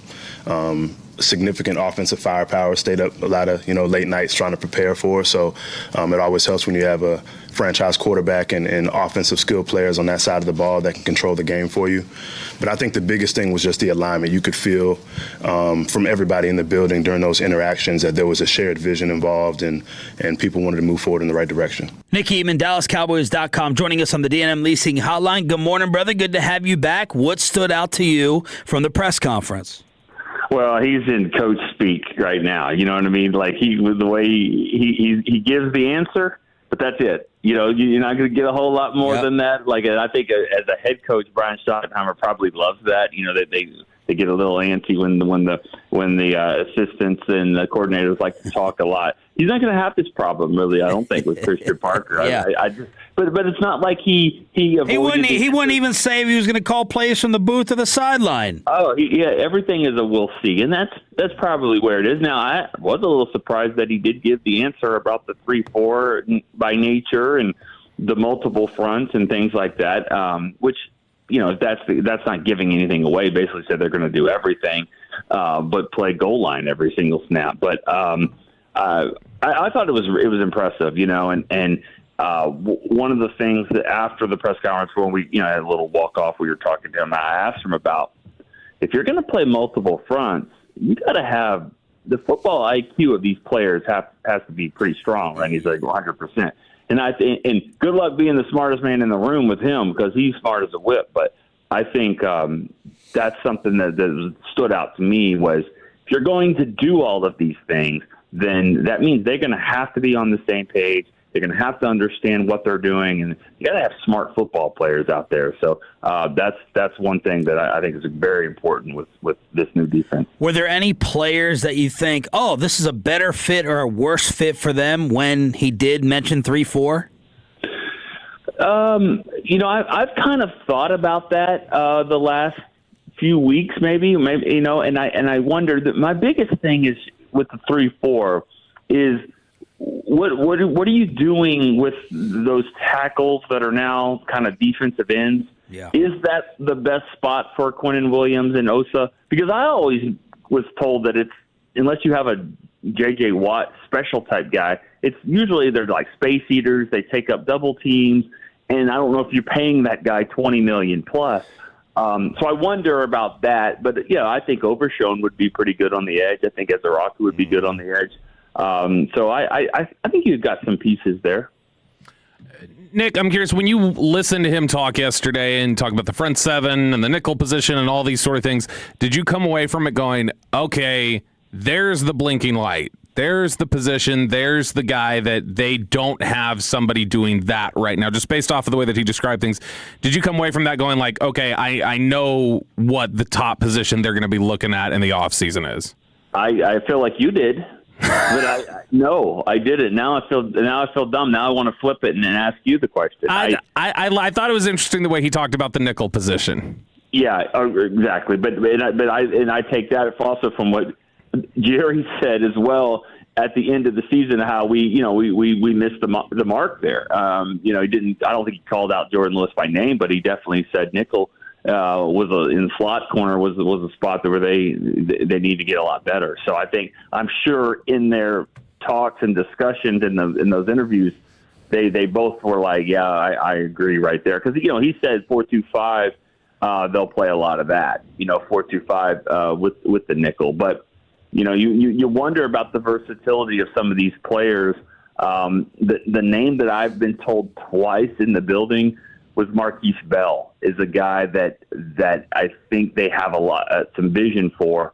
And I'll be honest, it worries me a little bit. But sometimes it just takes a different voice, a different plan for these players. And I think the reason why is here's a guy that's played some linebacker, he's played some safety, he might even play some cover corner in the slot. So versatility in tweeners are going to be very important in a defense like this because you're going to play multiple fronts. So the guy that can be a tweener is probably going to play a lot.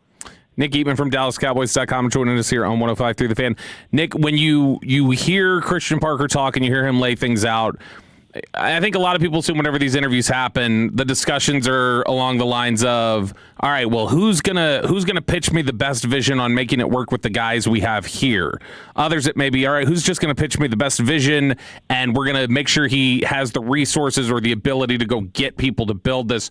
Which one did you come away from the press conference feeling like Christian Parker was, that he's coming here to build a defense with players that he has a vision for, or that he's the one who pitched them on the vision of, I can make these players work? I think that's another good question. I kind of feel like, yeah, missed you guys. No, I think that it's both. I really do think it's just like the defense. I think it's multiple. I think that there's no way you can sit here and say it's all Eberflus. It was all him. Just need a new voice. We know that the players have to be better. The linebackers have to be better. Corners. They need a pass rush. I've probably said that wrong because I think pass rush to me is always where it starts. So I do think it's a player thing. But at the same time, with the guys that are here, it's all about teaching too. And I think that they looked at him as like, here's a teacher. He's coming in here, and from the stuff that I've been told is that he doesn't just want them to be in the right spot. This is where you need to be. Whoever, I don't want to call out a player. I'm just Overshown. You need to be here, but not just be here, but understand why. Like, understand the why are you in this spot, especially when the linebacker is here and the tight end moves over here. Things like that. Because I think that just having a guy line up there doesn't really help when they audible and things like that. You need to understand why it's your position. And that being said, I think that's why they love Parker from the teaching standpoint, that he really can relate to them. And, the 32, he's 34. Shotty was 32 when he was a coordinator. This is not by accident. These players can relate to these coaches, and the coaches relate to the players, and they got to be able to do the job. They can't sit there and, check out each other's shoe game and watch game and what songs they're listening to and all that. It's got to be, coaching and teacher and player relationship. But I still think from how they get that job done, I think that they're really excited about him as a teacher. Nick Eatman, DallasCowboys.com on the Christian Parker hire and press conference here on Sean and RJ. Something or nothing that Jerry and Steven were not there? Oh, I don't. Listen, I was there when that question was asked. I was there when it was addressed after the press conference, so I really don't want to jump into all that. I didn't think much about it when I was told two chairs. I was like, okay, great. I was thinking it could be one. I didn't know for sure if Shotty would be there. I don't think it's much to it at all. And I think we all kind of preferred that, just from a standpoint of it's a different conversation. It's a different press conference when you have more things there. And so I think it was better. What's funny is that if anybody's making a big deal out of it, it would be the media, but it would be the same people that would have derailed that thing and asked about Pickens in the third question. So this was Parker's day. This was why he was here. And it really didn't go into further than that. And I think as a from a media standpoint, if Jerry and Steven are up there and you're a couple of weeks away from free agency, why would you not ask those questions? So I think it was a smart move not to do that. There'll be a time for that. That's what the Combine's for. They'll be doing that next week. Steven will be talking. Jerry maybe on the bus. Shotty will be talking. And then it'll be more about that. This was if it wasn't for the weather we had a couple weeks ago, I think this press conference would have happened 2 weeks ago. I know you guys are in full draft swing and preview over there, so just kind of run down what the hottest topics and hottest names have been at 12, 20, trade, free agents, all of it.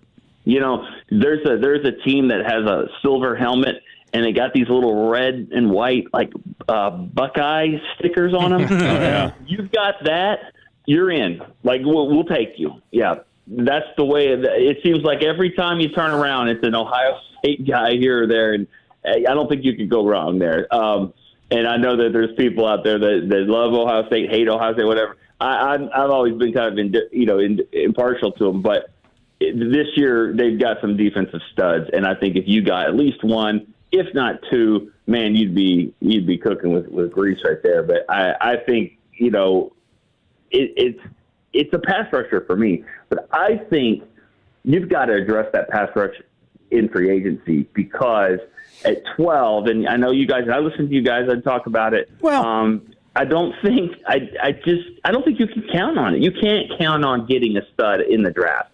If it falls to you, great. And then if you get one at 20, maybe that would be considered a reach. Again, it'll all kind of develop how it develops, but I think you've got to address it in free agency or a trade or whatever. At least get you somebody you can count on. And then if it falls to you, sure. I mean, I've seen the Giants win a Super Bowl with 8 pass rushers one year, so you can't have too many of those. Can you envision any scenario where you take a non-defensive player with either of the picks? First of all, I didn't realize you were with us, Chop. I'm excited. Hey, I'm here. You're laying out, yeah. Yeah. If there's a left tackle that's just like I think of, was it Slater the year that they drafted Micah Parsons? Yeah. I mean, like that kind of guy. If you're kind of wiped out a little bit for what your grades suggest, that's going to be the biggest question. And I don't mean to avoid the question.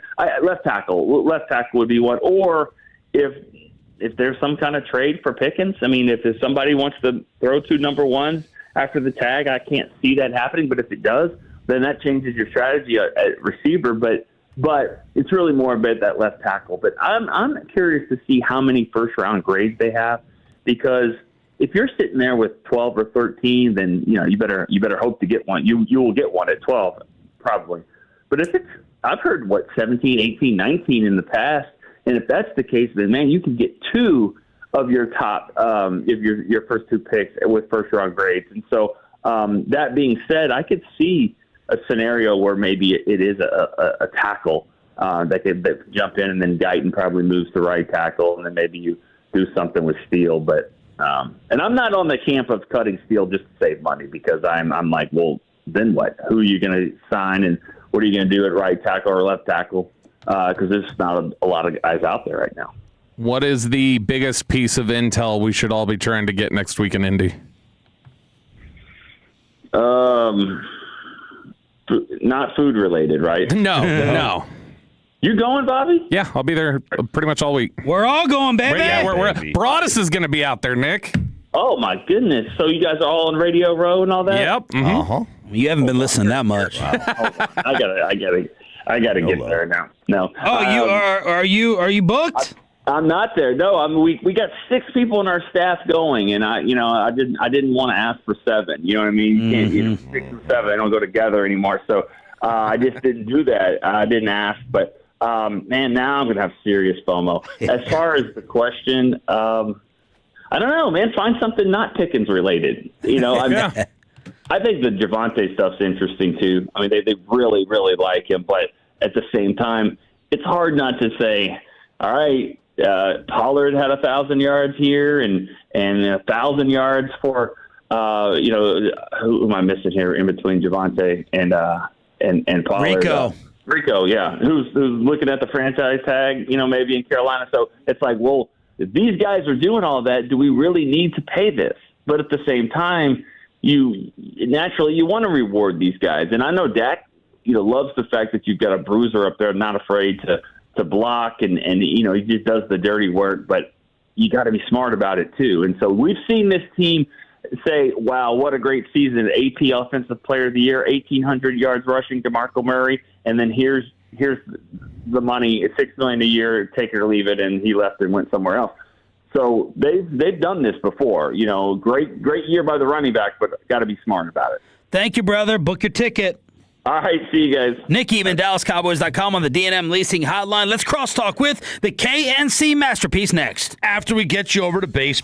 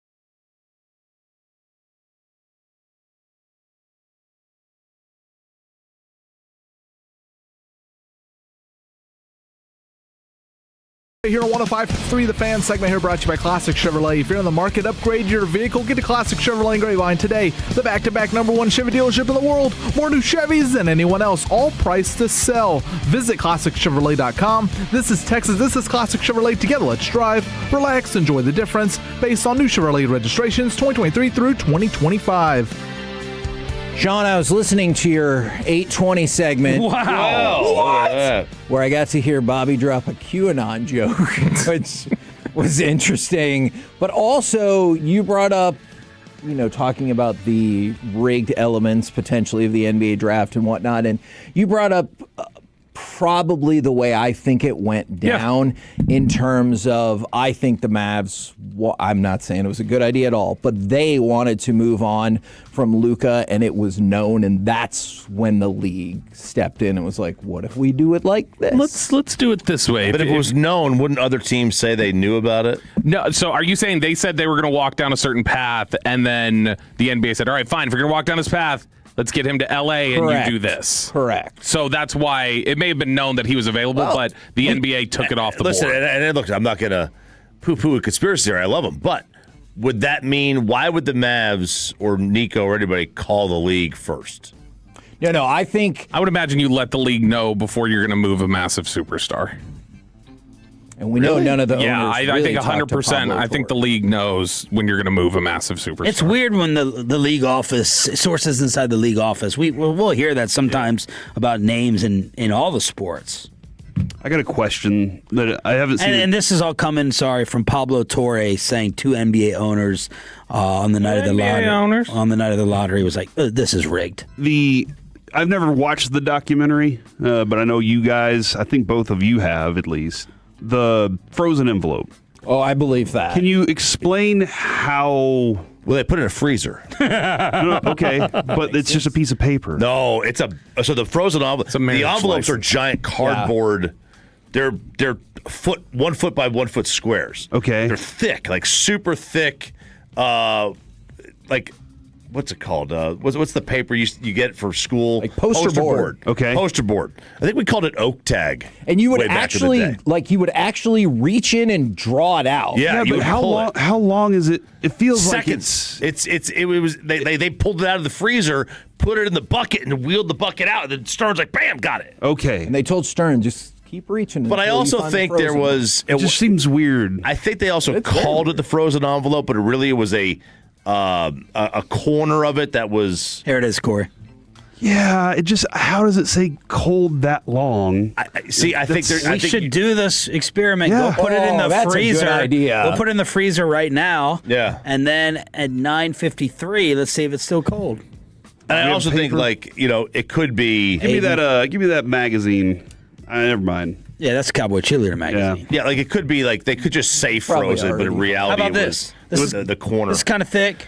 Okay. Yeah, that's what she said. Can you mark I'll be right back. I'll go take care of this. All right, go throw it in there, and we'll see it. Stock. We'll send you back at 9:52, and let's see if it's still cold. Yeah, but that one I want to believe. I thought Bobby broke it down correctly, more or less how I feel. Correct. Oh, it represented his I have take. no idea what actually happened. So you think, okay, we want to move Luka. League office finds out. They say to LA. Correct. You get flag. Correct. And you mentioned Anthony Davis because, clearly, when y'all talked about this was several months ago now. So what do you say to all the NBA reporters who are in the room and they're like, we're watching it. There's no way to do it. What do you say to that? Sure. With the computer programs of setting up the ping pong ball, absolutely. You can absolutely do make. That. You just plan it ahead of time. It doesn't happen in real time. That plan has already been set up and taken care of ahead of time. Are they not in there for the drawing of the balls? No, I'm saying they can be, but you can set that up with a program ahead of time. I believe you could. Okay. Absolutely. All I heard was drawing of the balls whenever I walked by outside, and I was laughing because that's what I do. What's coming up? Guys, what's the most overhyped and undervalued thing at the NFL Combine? where Bobby Belt will do a little extra work today. Yeah, he's a company Sticking man. around. Always has been a company all it guy. took was one meeting. One post-show meeting. Overhyped and overvalued. Overhyped and undervalued. Undervalued. Don't talk about me like that. And our new our NFL draft focus continues with CJ Allen, and we're going to reassess what we've watched already, who we've been looking at, and now the values of Christian Parker. Kevin Hagelin, let's say that it gets rigged again, and the Dallas Mavericks end up with the number 1 pick. Oh, hell yeah. Who are you drafting? AJ DeMonsa. Okay. And Because- then Not what, Peterson? what if it's number 2? No, because Bill Self hates Darren Peterson. Peterson doesn't want to play. It happened again last night. Every night. Have you seen Bill Self's quotes about it? They're amazing. He said something to the effect of, well, obviously this is something our team has gotten used to. It's not what we would prefer, but I'm not going to say that they're not used to it. He scored 20 points. That's the thing. 18 minutes, then hits a 3 and signals to Self, like, get me up out of here. Yep. Yeah. Did not return for the final 17-22 of the game. Because he's a B. So what are they? Are they saying he's just doing it to prevent injury? Yeah, so he's got a team. Because this is supposed to be cramping. Yeah, he has cramps every game. He's got a team. He does run a lot. Yeah, someone will signal him. That's enough. I don't know if it's a family member, agent, team, whatever, right? And it's a big tug of war. And my only question is, like, is this just for college? Well, you know what's going to happen. Or is this going to be the thing in the NBA, too? It's not going to be the thing in the NBA. Like, Bill Self doesn't have that much control, I don't think. He's got to play him. But you know what's going to happen. He's going to get drafted high. He's going to ball out. And now it's going to have us questioning the love of the game. It's absolutely fair. And having other players be like, no, second half, get me out too. I'm worried he has some Ben Simmons vibes to him, absolutely. Like, we need that was him the to- last player that we knew that had these kind of questions about does he love the game or not. We need him to fail at the NBA level. We can't. This is going to be a loss for sports if he goes and balls out, and then all of a sudden you can get away with this in college. No, I think that is probably true and probably fair, and I think he is the most talented player in this class. But that's why I would take DeBonsa first. And honestly, I'm to the point where I might really consider Boozer at 2 over Peterson if this is how it's going to be. Like, here the problem is Cam Ward had some of these questions at the end. Yeah, Cam. I mean, Cam was. Which one of these 7 remotes are you looking for? Actually, it's the itself, so small, we're good. thin one. There we go. Yeah. Look, the issue you say is small and thin after what I said. Shut up, too. It doesn't matter. Whoever gets the overall number 1 pick, the general manager is going to get fired because of this player. They're either going to draft him and he's going to be like this. I could see that. Right? And he's going to get fired, or they're not going to draft him and he's not going to be like this, and he's going to play and he's going to become Kobe Bryant, and you're going to get fired. Or they draft him and he balls out. And he balls out. Now there's that possibility. Yeah. And there's also the possibility that they don't draft him and he continues to be like this, and then you're fine too. But like, you're putting yourself to pass on this kid, to pass on him, and I do believe, like, I probably would, right? You are taking a massive risk. This is easily the best player in the sport. I mean, it's Kawhi, not even isn't it? What? It's like Kawhi. He's that good. He's that good. But you also have to deal with all that other extra crap. All of it. But you just don't know if this is because it's in college. He doesn't want to get hurt, and he doesn't want to hurt his future earnings, which I think is insane anyway, because Corey, let's check he's not going to hurt his future earnings, unless, of course, he gets a knee injury or whatever that can never return from. Sure. Right, which sure, I'm supposed it could happen. Good news for the Mavs is kind of where they're at now. You're starting to see more and more. Some people call it a 3-player draft. Other people want to include Caleb Wilson, make it 4 players. Jamal Mashburn said more. 6. Cooper Flagg would be taking Jamal 6. Mashburn, that was a terrible opinion. Just the worst. But because guess what? They were all in the same class together, and Cooper Flagg was number 1. But it's easily 7 players deep in terms of things that could help this team. What if the Mavs get 5 and Peterson falls? I want. Where does he? Absolutely. 2. I would take him starting at 3. I like without question. Okay. Now I understand if people want to take him at 2 without question. At 5, there's no doubt. And the envelope has just been pulled. Oh, it's colder. And that's only a couple of minutes.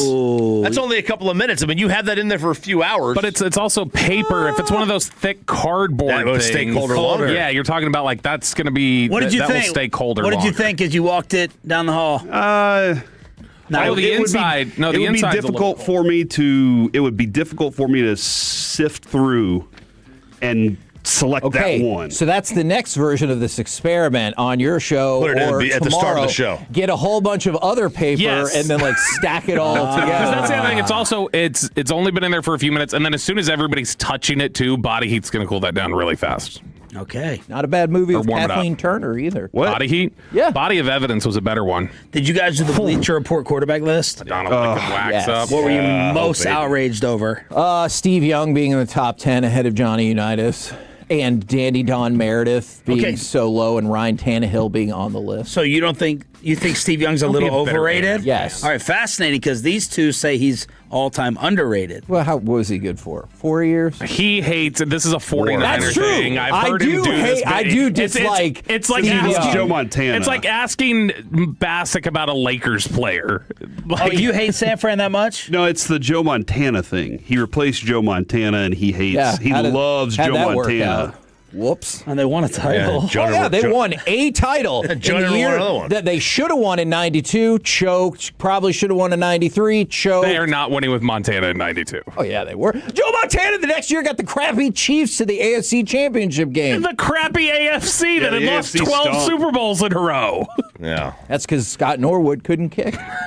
No, 47 in You know who he 1990. replaced? That's like inflation. It's 60 today. replaced? Who Joe Montana replaced over there? Steve DeBerg. How does Steve DeBerg not on the list, but Ryan Tannehill is? We're back tomorrow with 2 more Tim McGraw Two ticket more. giveaways and worst take of the week. It's the KNC Masterpiece next on The Fan. The more time you give, the more our crush grows.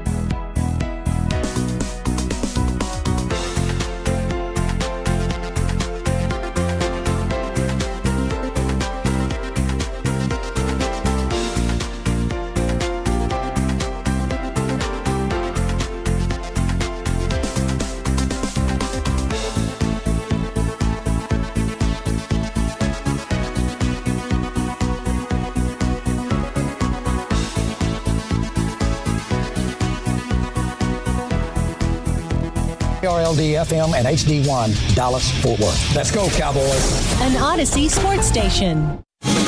Driven by our D&M Leasing Studios, it's the KNC Masterpiece on 105.3 The Fan. KNC Masterpiece right here on 105.3 The Fan. You got me, Kevin Hageland. You got,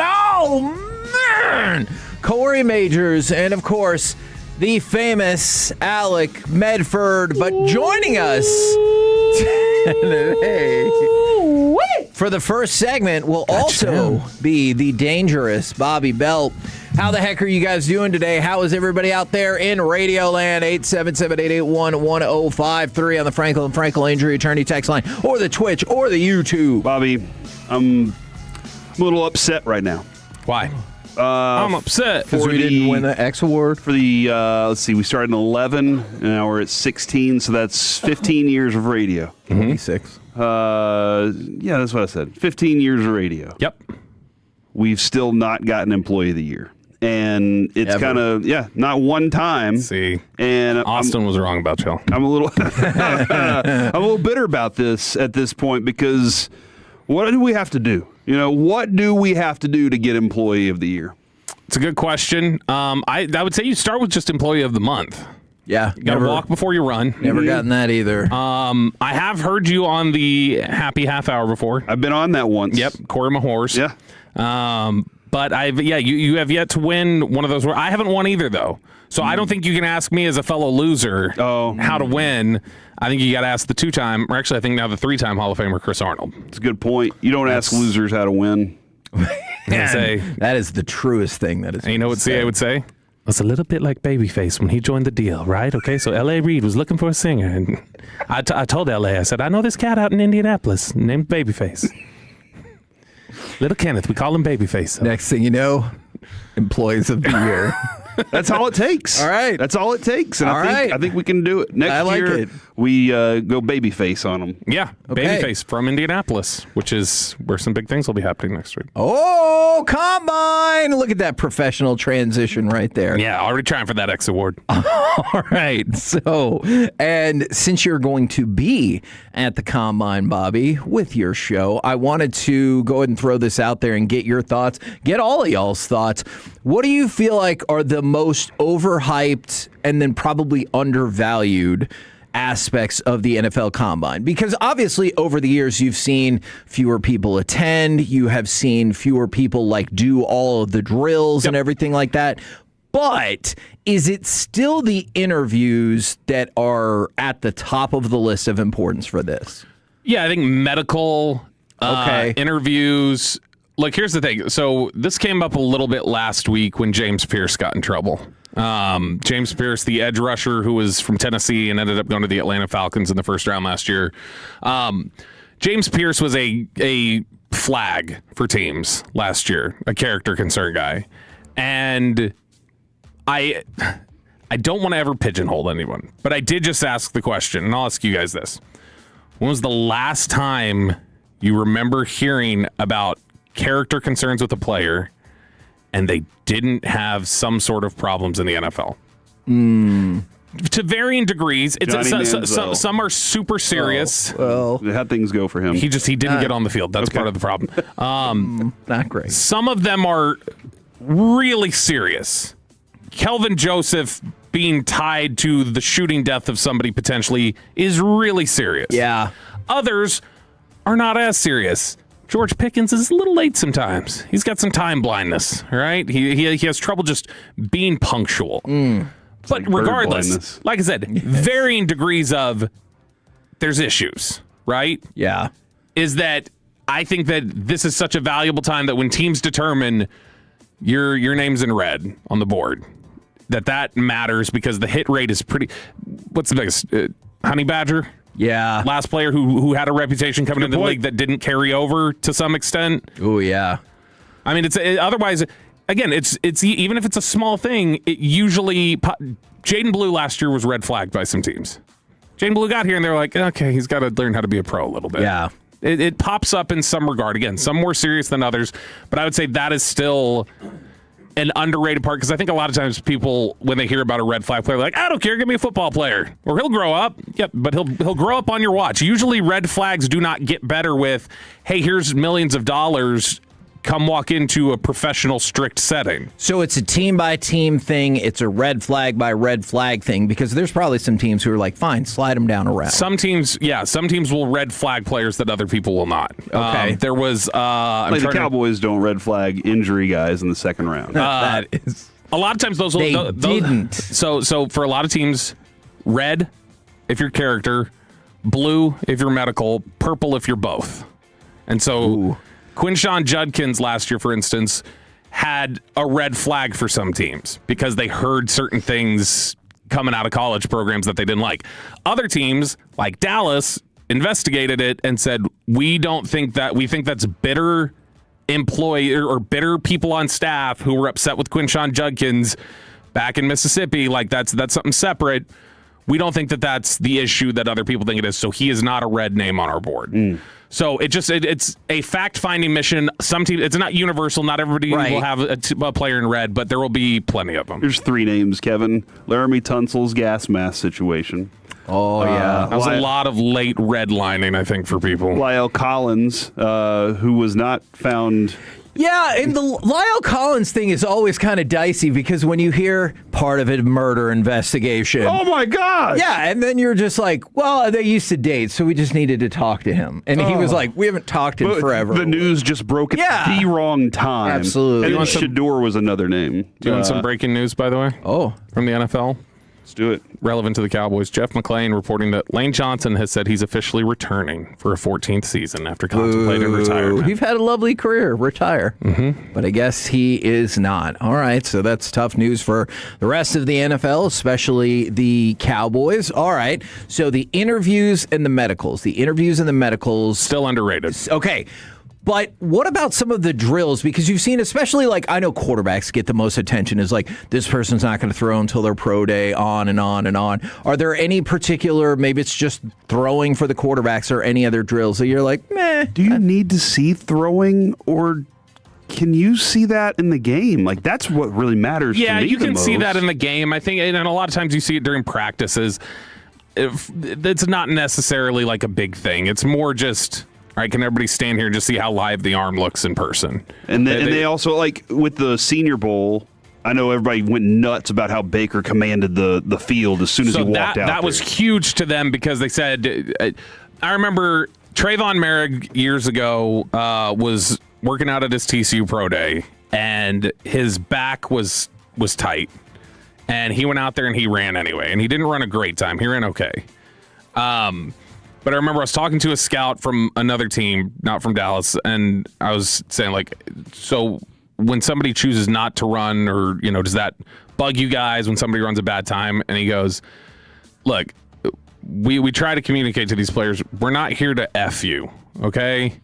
If your back hurts and you don't run a great time, like, we got the context. Your back was, we noted it. We know, all right, he ran it. We like seeing that you came out here and you wanted to compete. Like, we just, it tells me something about you that, all right, you still want to come out here. You weren't going to put up your best time, but you wanted to show something. And so we like that. And in other instances, I don't think the way he described it was like, we're not going to ding you if you choose not to run. We get it. But you might get a little bit of a boost if you decided to compete. That was sort of the thing with Baker. And I think for some guys at the Combine, you're going to come out here and you throw. We're not going to ding you if you don't throw. You come out here and throw, we like it. You wanted to show out here and you wanted to be a little bit of a competitor. That's maybe some extra credit on your grade. So we're not going to ding other people, but we'll give you a little bit extra because you wanted to come out here and compete. The 40 times, I think everybody goes nuts about him because we all want to see if a dude runs a 4.1. Right. That's just what we want to see. How valuable is that 4.1? Because we talk about that straight line speed versus all these other things. And then how valuable is it at some non-speed positions? For sure. So a lot of times, shuttle's more important for like defensive linemen and stuff. A lot of times what you see then is teams look at 10-yard splits. So you running the 40, they want to see, all right, is the 10-yard split faster than most guys? So how explosive are you right out of the block? They want to see, all right, did you run a slow front half of the 40 and you still ran a 4.4? Okay, so you're somebody who maybe has some deceptive speed, or they get a head of steam going and you're still a vertical threat, but maybe you don't like explode off the line of scrimmage. So that's why they keep the 3 times that they do, 10, 20, and 40-yard splits. Still, it doesn't always matter. So I'm trying to remember. Des Bryant, for instance, ran a 4.52. Wow. I think when he ran. He was a 4.52. His 10-yard split, though, I think when he ran it at Oklahoma State was like 1.48, which is fast. Yeah. That's so that shows like, okay, at 6'2", 225, you're explosive. Like, you come off the ball really explosive. Are you a track star down the field? Not really, but you're explosive. Then you look at other guys. Puka Nacua ran a 10-yard split that was 1.62. That's not very fast. He ran. Is that why you thought he didn't get onto Broadus's board? Yes, that's exactly why. He was. That, and I think Broadus just is not a big fan of BYU. Probably is what it is. But he ran a 4.57, which again, you're 200 pounds. Why are you running 4.57? But he ran the gauntlet drill, that receiver gauntlet drill that they do, and his player tracking data there said that he was the fastest receiver running through the gauntlet. Okay. So it's like, okay, he may look 4.57 just running in a track meet, but he's different when he's playing the position. Like, he moves differently. And a lot of these teams now probably look at some of this as overrated because they have tracking data from college or just various things. A lot of GPS tracking that tells them how fast they play. So obviously, Corey, you brought up the defensive linemen when it comes to the 3-cone drill. I was looking at something that I have to admit I didn't really think about this that much. That the broad jump's the most important thing out there. And there's some great tacklers, running backs, and linemen who have elite broad jump scores. Broad jump, vertical. Like, they feel like they're seeing an explosive athlete. Okay. So somebody who got the legs and thighs to be able to pull it off. Yeah, nice butt. Yeah, you're super explosive. Sure. The 3-cone can help. Now, the 3-cone historically, if you're an edge rusher and you're like 7'3" or lower on a 3-cone, that's not good. You generally, it doesn't mean if you run a 6'8" that you're going to be super good at the next level. Right. But it does mean that if you're running a slower 3-cone, it does give some question about, right, how flexible are you? How much is your bend going to be a factor in this if you're not very quick going through some of those turns? So it helps. I think 3-cone helps. But yeah, I think when you combine all of it together, 3-cone, vertical, broad jump, you see some of those things. It shows some explosiveness as athletes that helps a great deal. And then the short shuttle? So the short shuttle is one that matters, I think, for people. The shuttles are one of the ones that I think are lower down the list for a lot of people. The bench has become complicated in recent years because of the way the schedule has been. It became a big topic of guys who just, all right, if I'm benching, I'm not running. Or if I'm running today, I'm not benching. Okay. A lot of athletic trainers, a lot of these pre-draft facilities started encouraging players, if you are running, if this is the time slate they got you on, that you're doing or whatever, and you're running that day and running is more important, do not bench. You'll bench at your pro day. You're not benching here. And so, because the bench is the bench, and you can do that at your pro day, that you're not worried about cooked clocks or anything else. This is just the way that it is. But do not do the bench press, because they showed that doing the bench press and then running in the same day, like, it was not good for them usually, especially if the 40 was after that. Yeah, and people don't do chest day and leg day, you know? Like, that's just not how it works. Alex certainly doesn't. Well, no, because Alex separates it. He does a push-pull. That's right. Alec does leg day. He's just not doing a lot of chest day. It doesn't look like. Well, leg day is the third day. Oh man! It's I'll take my shirt off right now. Yeah, look at those arms, please dude. do. I don't think please you do. will. Come on, No shirt, Tim.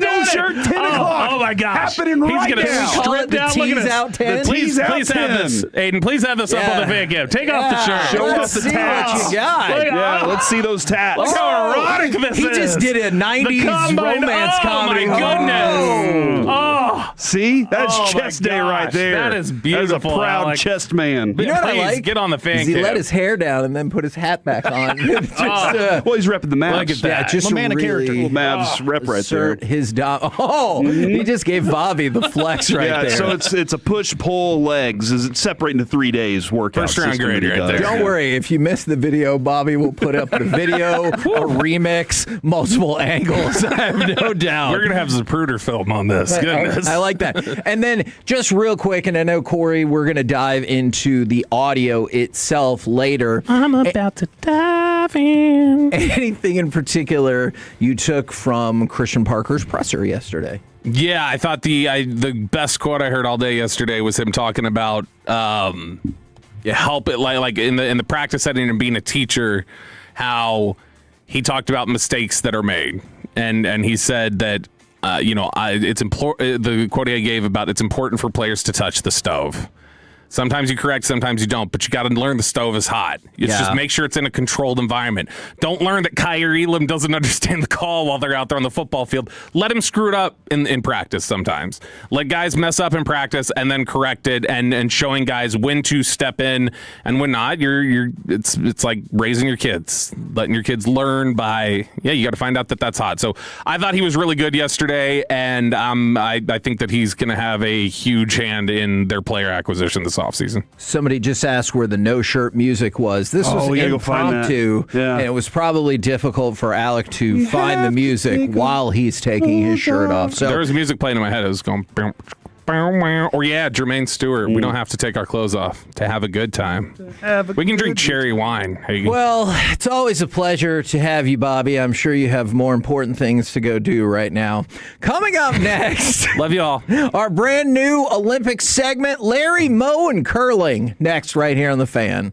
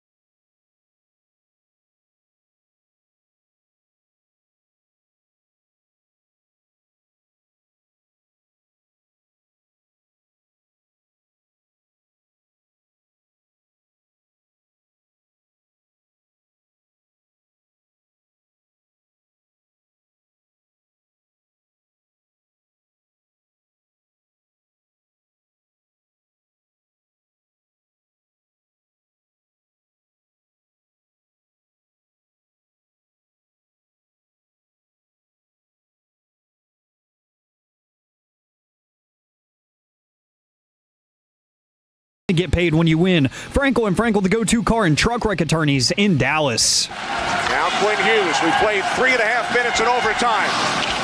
Quinn Hughes shoots. He scores! He scores! Quinn Hughes in overtime wins it, and the United States will move on and face Slovakia in the semis. K&C Masterpiece right here on 105.3 The Fan, and it is time for our brand new Olympics segment, Larry, Moe, and Curling. I like it. But, idea for tomorrow, powder to the people. I don't know. So that kind of political. The Olympics has been very adamant they don't want to be a place for politics. No, well, that's why they said they've done a really good job. Hey, at that. luge guy, you can't wear that helmet. Yes, we don't want to be that because we don't want another situation where people use the Olympics to take hostages. Well, guess what? Stuff. I'm not controlled by the IOC. I do what I want. All right, fine. I'm controlled by the FCC. All right, you say what you want to. Yeah. Kind of. All right, so let's start.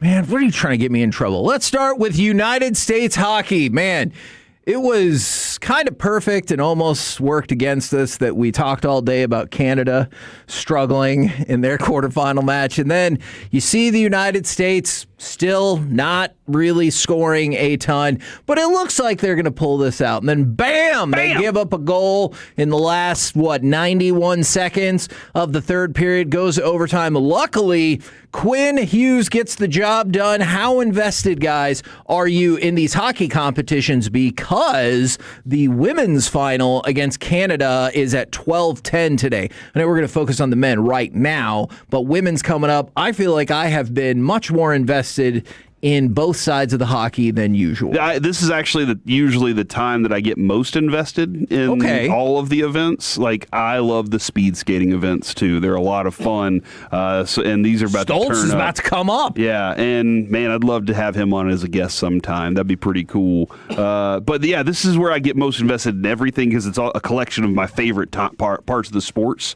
But, man, now, especially, Kevin, with the men's side, obviously we were very invested yesterday.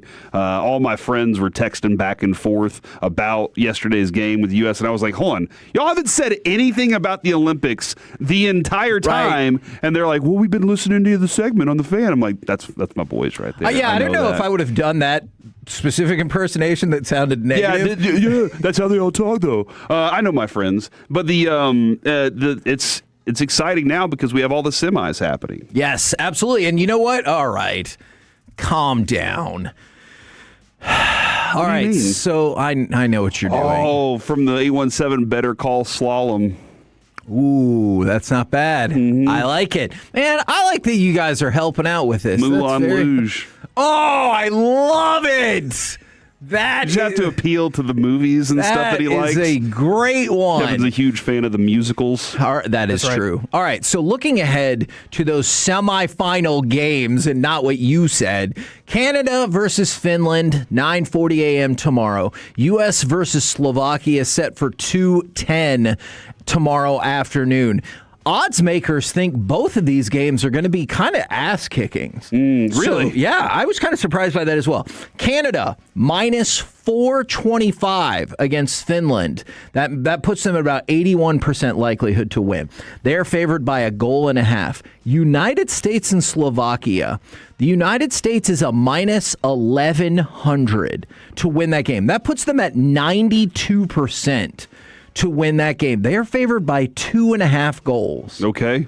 And so, yeah, these spreads for hockey have been crazy. From the 903, USA will not have it easy versus Slovakia, I predict. I have Slovakia as a dark horse from the start. Yeah, absolutely. And first of all, props to you. And I don't know. You love those kind of plays, too. And I love people who see that value and see it through. But even just tomorrow's game, Slovakia, 7-1 on your money if you think they're going to win. So that's pretty impressive. Now, today, for the United States and Canada in the women's final. The United States is a massive favorite for that as well. They are minus 455. And again, I know we've gone over this before, and I know sometimes gambling talk beats people down, but I don't even view it in the terms of gambling. I just view it as like gamble or don't. It doesn't matter. What I view it in terms of is like, what do people think is going to happen? And so essentially what the minus 455 means is you would have to bet $455 to win $100 on the United States. That's how overwhelming a favorite they are today. So I like to go through that for just the idea of what do people think is going to happen, as opposed to actually betting. 817 Fresh Prince of Big Air from the yes! Which it was all a dream anyway. From the 406, No Cross Country for Old Men. And then from the 972, The Greatest Snowman. This is the greatest snow. Guys, I'm really disappointed. I'm proud of all of them. That the Olympics aren't like another week longer. So we can do all these. Because, man, we got some quality names coming in right there. The Greatest Snowman. Mm-hmm. I think that's tremendous. The Fresh Prince of Big Air is really good as well. And so, Kevin, is that the Quinn, the former Longhorns quarterback? No, Quinn Ewers was with the Dolphins. This was Quinn Hughes. Damn it! You got me. Quinn Ewers. I don't know if that was all a part of your diabolical plan, but you got me on that. You got really mad that you got. I know. I hate it when you see the setup and you still fall right into the trap and you're like, I'm not going to do this. I'm not going to do this. Whoops, I did. All right. So how are you feeling about the U.S. women's hockey final today? Great deal of confidence? The most confidence? Yeah, I think actually the men have it seems like it's a tougher group altogether. I love Dawson's theory yesterday on drafting players for the future. I'll get back to the women in just a second. Dawson brought up the idea, Kevin, of maybe don't go get players from other countries because the pool is smaller and they're more likely to play in international play. If you get American or Canadian players, the pool's so deep that you can just run with, you're like, well, Jason Robertson didn't get in. It's too bad. We still have our guys back at the house. The women's side, though, Kevin, this grouping, it's not even close. Yes. The U.S. women are the most dominant force on the planet.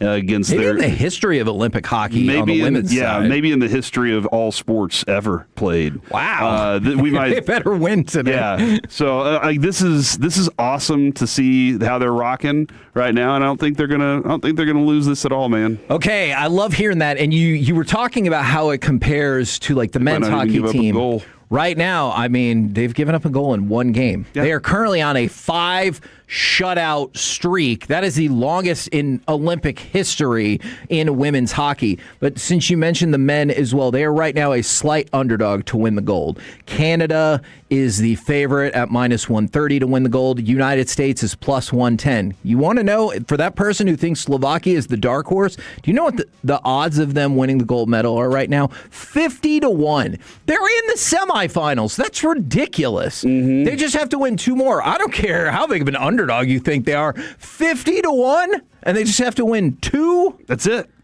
Silly. Just silly. Yeah. All right.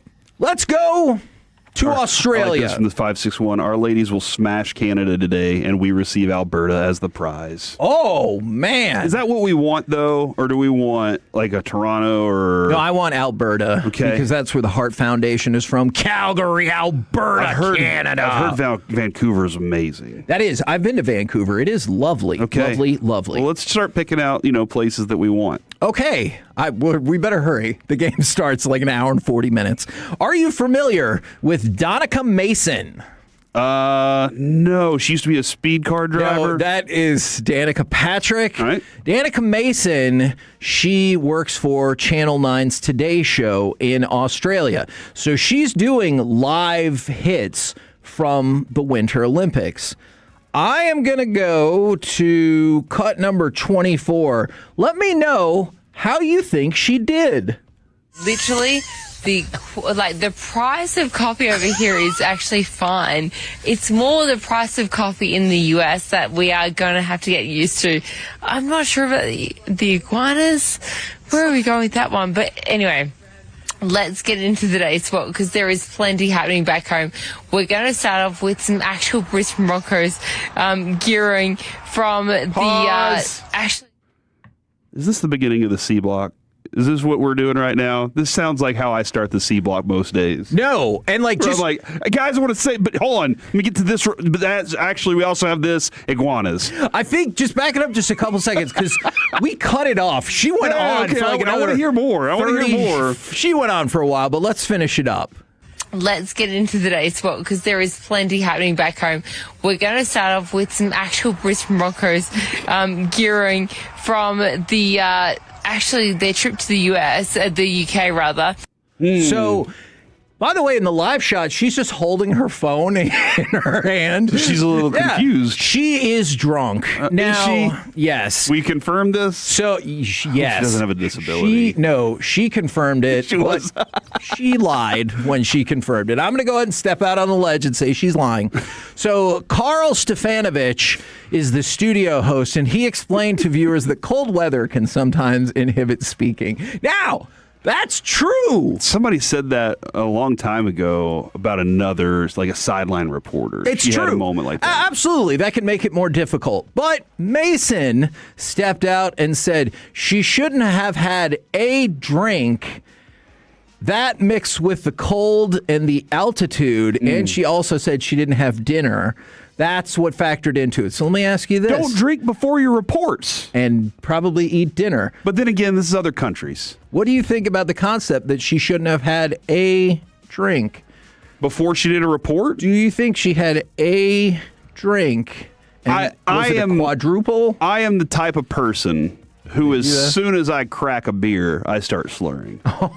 Now, so it could happen. Yeah, no, I'm. That's one of the reasons I tell people this all the time on air. Like, people come up to us at Taco Bueno or Uncle Julio's, and they're like, "You want a shot?" And I'm like, I will cuss, and I don't want to lose my job today. So I'm always like that. So I think a drink absolutely could. Okay. She sounded like she had a little bit more than that. Yes. Maybe a drink and a half. Sure. But that was. But that is definitely can happen. Are you proud of the in-studio host for backing her up and being like, hey, it's cold, makes it harder to talk? Mm-hmm. So I appreciate that. But yes, she said that she had a drink plus the cold and the altitude, and she didn't eat dinner and all of those things. That's the you drink after the report. Yeah. That's the way that I would approach it. But again, this is other countries drink casually. In Italy, everything's pretty like, hey, laid back. We're chilling. We have wine at lunch. Right. So I don't know. By the way, we'll talk more about the Finnish hockey team and Miro and the Stars a little bit later in the show. But I want to take you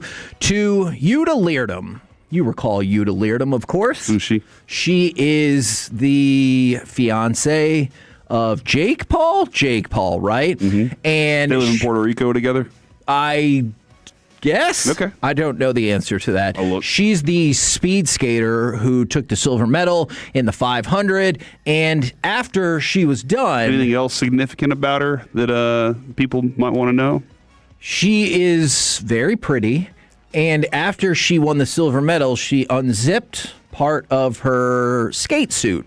And oh, the horror. She exposed part of her sports bra. Oh, my gosh. And so some people were like, that's unprofessional, blah, blah, blah. Well, now, because of that and the winning, and probably the attractiveness. Okay, yeah. The thought is that she could well get a deal with Nike to model sports bras that could be worth more than $1 million. So Excuse me? Yeah, I don't know if they're hurting for money in that household. It costs $1 million to buy the thing, or she would make $1 million. I'm saying she would. Okay, all right. No, this is oh not. my gosh. Wear our encrusted sports bra. No, I with diamonds and stuff, not weird things. So I probably made that worse. I apologize.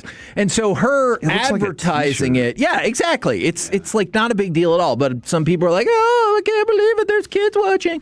And so The thought is that she is going to get a deal out of this. There are multiple marketing people that believe she's going to get a sports bra deal out of this. And if she goes with Nike, could be worth more than $1 million to go with the medals and the fame and the attractiveness and the rich household. Yeah, that right there. That's pretty sweet. More than she made off the medal. Oh, for sure. Yeah, so now she's going to have that deal. Nike's trying to take over for Fila, you know?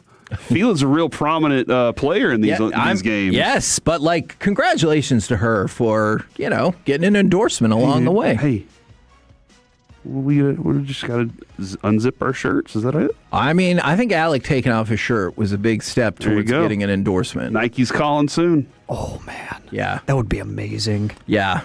I hate to tell you that I don't know about the marketing budgets for attractive men versus women in advertising. That's fair. Women obviously make more money. We'll see what we can do. In most aspects. Yeah, we'll see in a very specific thing. But yes, we'll see what we can do on that. You're saying women don't make as much as men? I feel like that is a very well-known, researched fact, right?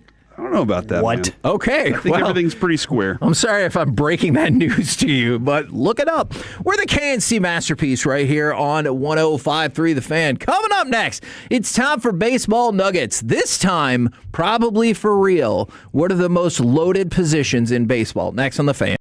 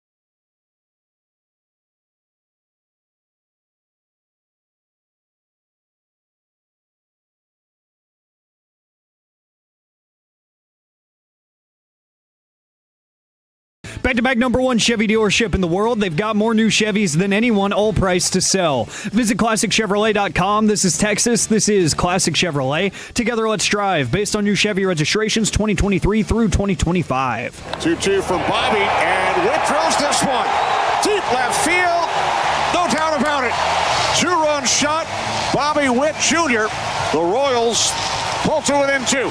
K&C Masterpiece right here on 105.3 The Fan, where that might have been a hint to the question, what is the most loaded position in baseball? Let's discuss as right now, brought to you by Reliant Air Conditioning, we bring you Baseball Nuggets. What do you think is the most loaded position in all of baseball? I feel like it's center field. Ooh. Because there's a song about it. Yes. Put me in, coach. I'm ready to play. I can be center field. So center field has really fallen off a cliff. Oh, no. MLB.com has the 11 positions set up, including DH, pitcher. Center field is dead last. Really? Whatever happened to the great center field rush?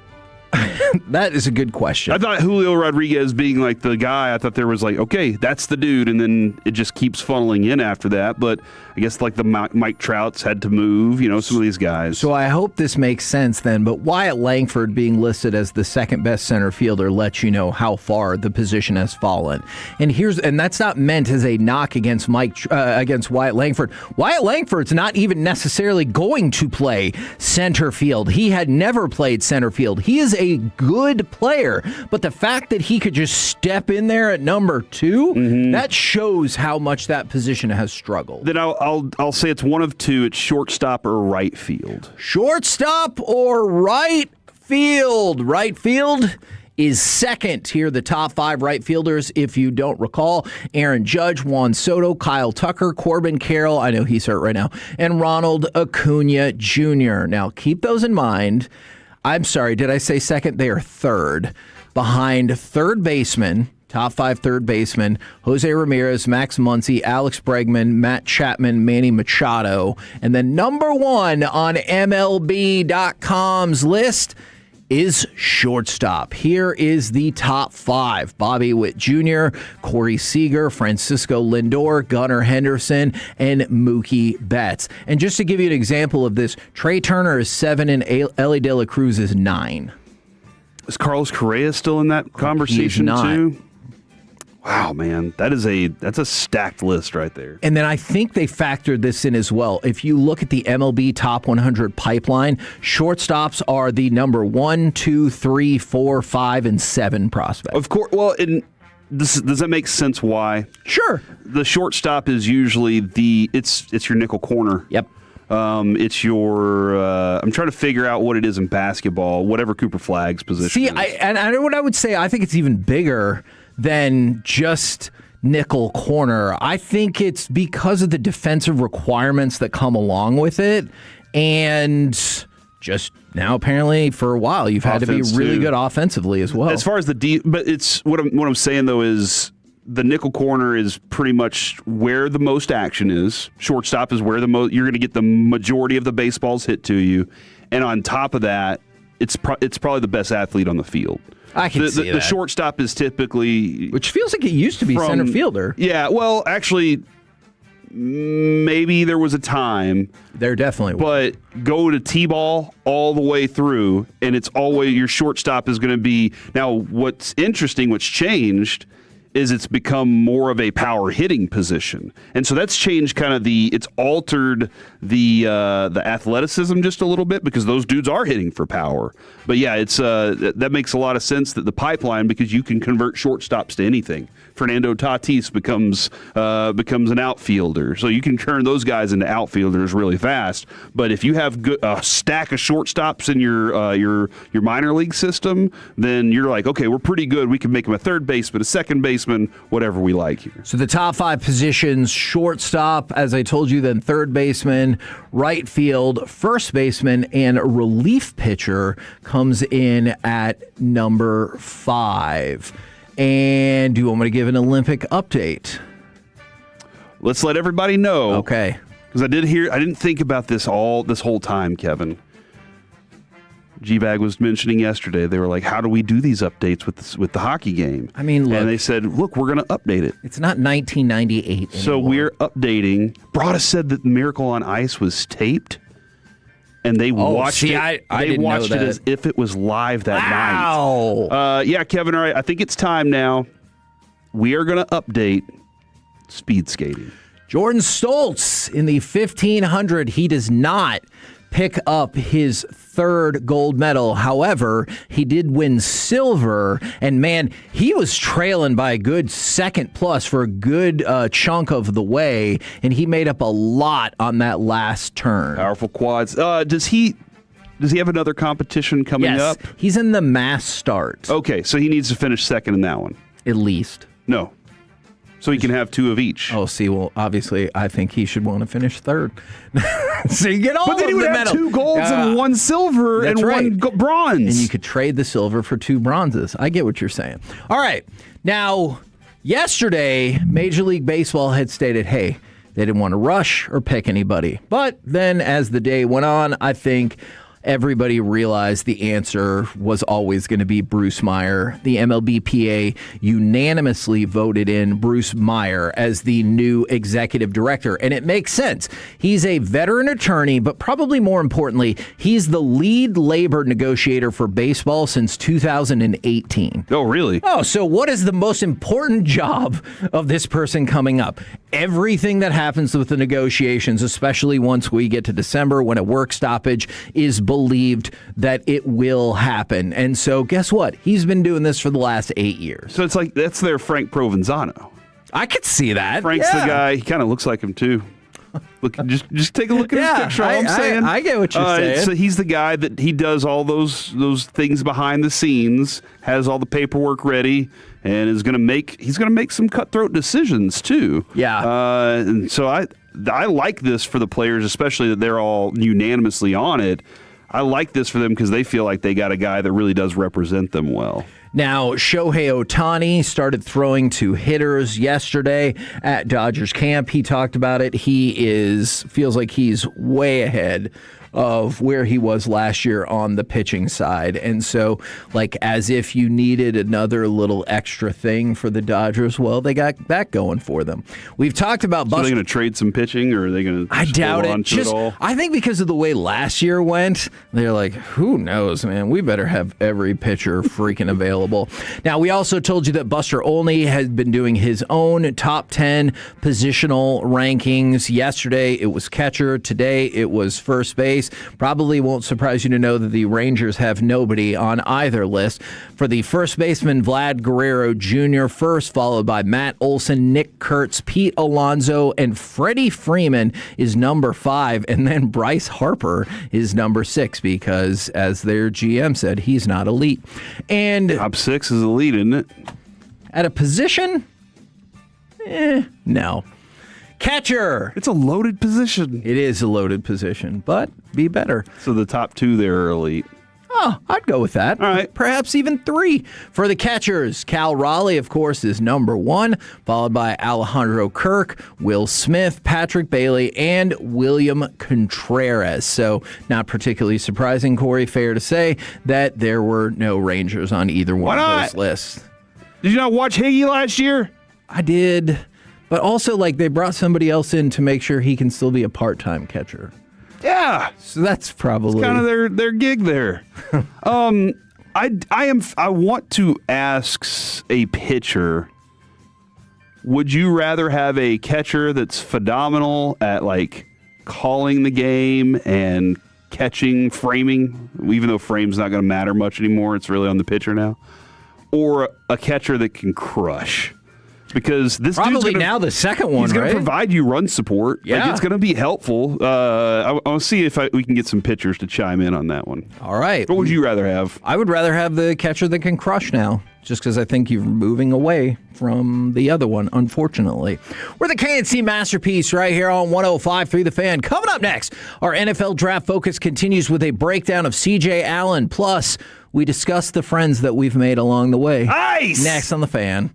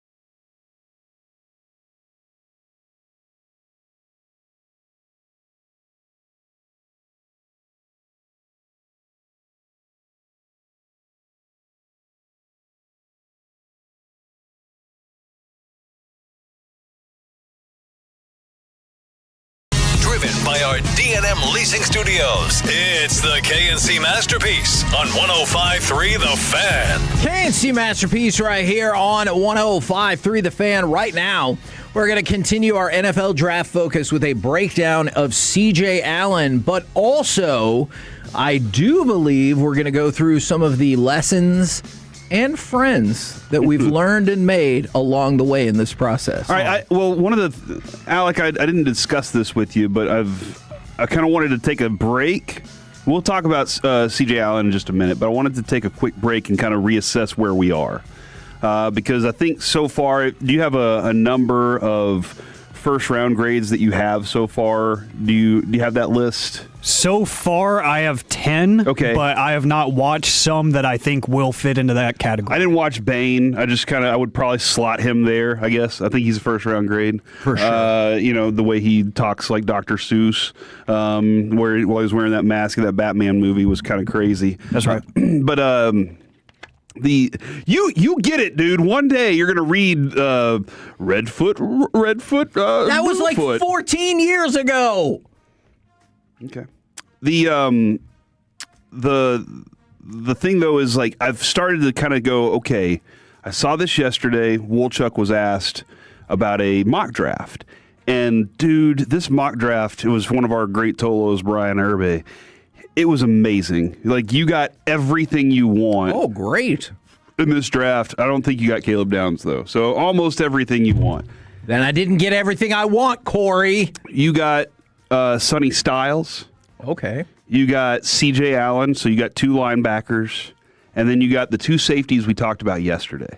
Oh, so that means we did some trading. Yeah, we did do some trading to move down. I believe you traded. You got a 28 pick and so forth. So it was awesome stuff that you were able to pretty much shore up your defense just like that. Okay. And I think you got an extremely talented safety that can do all the things. Now, the list I think right now has turned into Sonny Styles, Caleb Downs, and probably Mansour Delane. Those 3 right there are non-negotiables. If they're there, you take them. Okay. Would you agree that those and I know I'm again Bane, David Bailey. If David Bailey's there. Yes, you're talking yell about it from the back. You don't even run the card up. You yell it so that everybody knows. You are perhaps talking about the more likely people. Yes, would be there. If those 3 are there, I'm with you. Then would you agree? Is there anybody else that you say I have to have that player if he's right there? Not really. I think those are the 3, just because of best player available at a position of need. You know, the idea that we throw around a lot.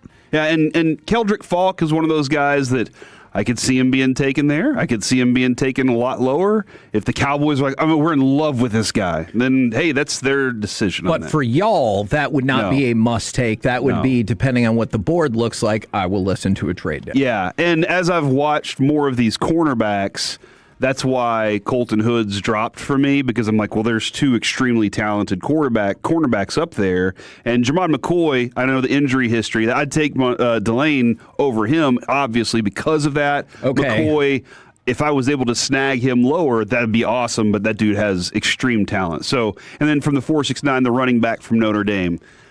Is he a must-take for you at 12? No.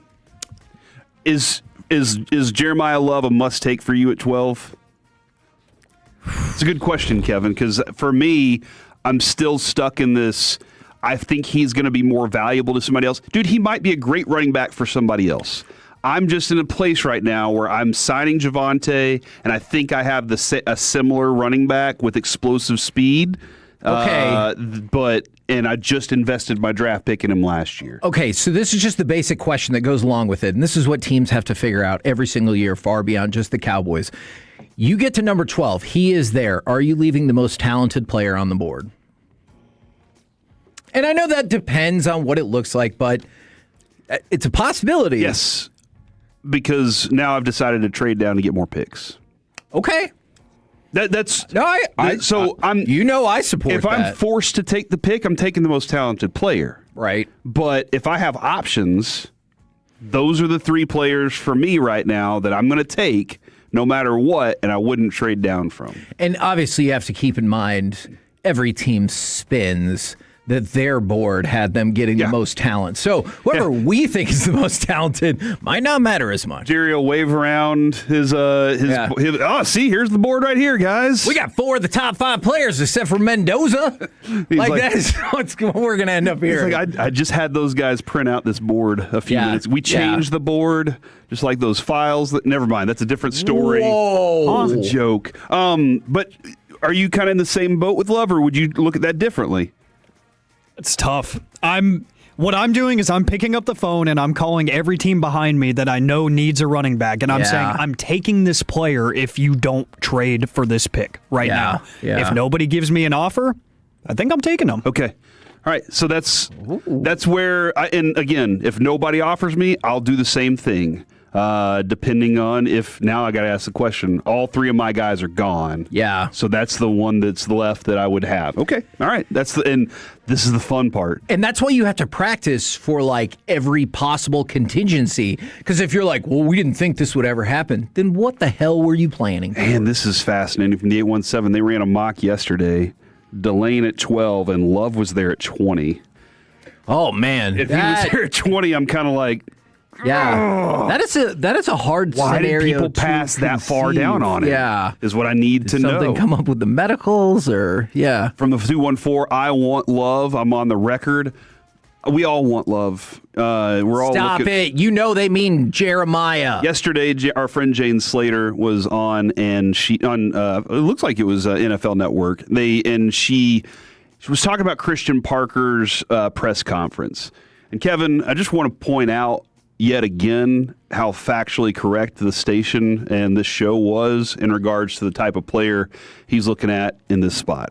When you look at the secondary and last year, some of their issues, depth and just, the ability to adapt within the scheme. And I thought was really impressive was Parker really drilled down on the importance of the nickel position, telling us, quote, that guy, he's a corner sometimes. He's a safety sometimes. He's a backer sometimes, and he's a defensive end when blitzing. He says he wants to have a guy who has natural instincts and an ability to feel the game.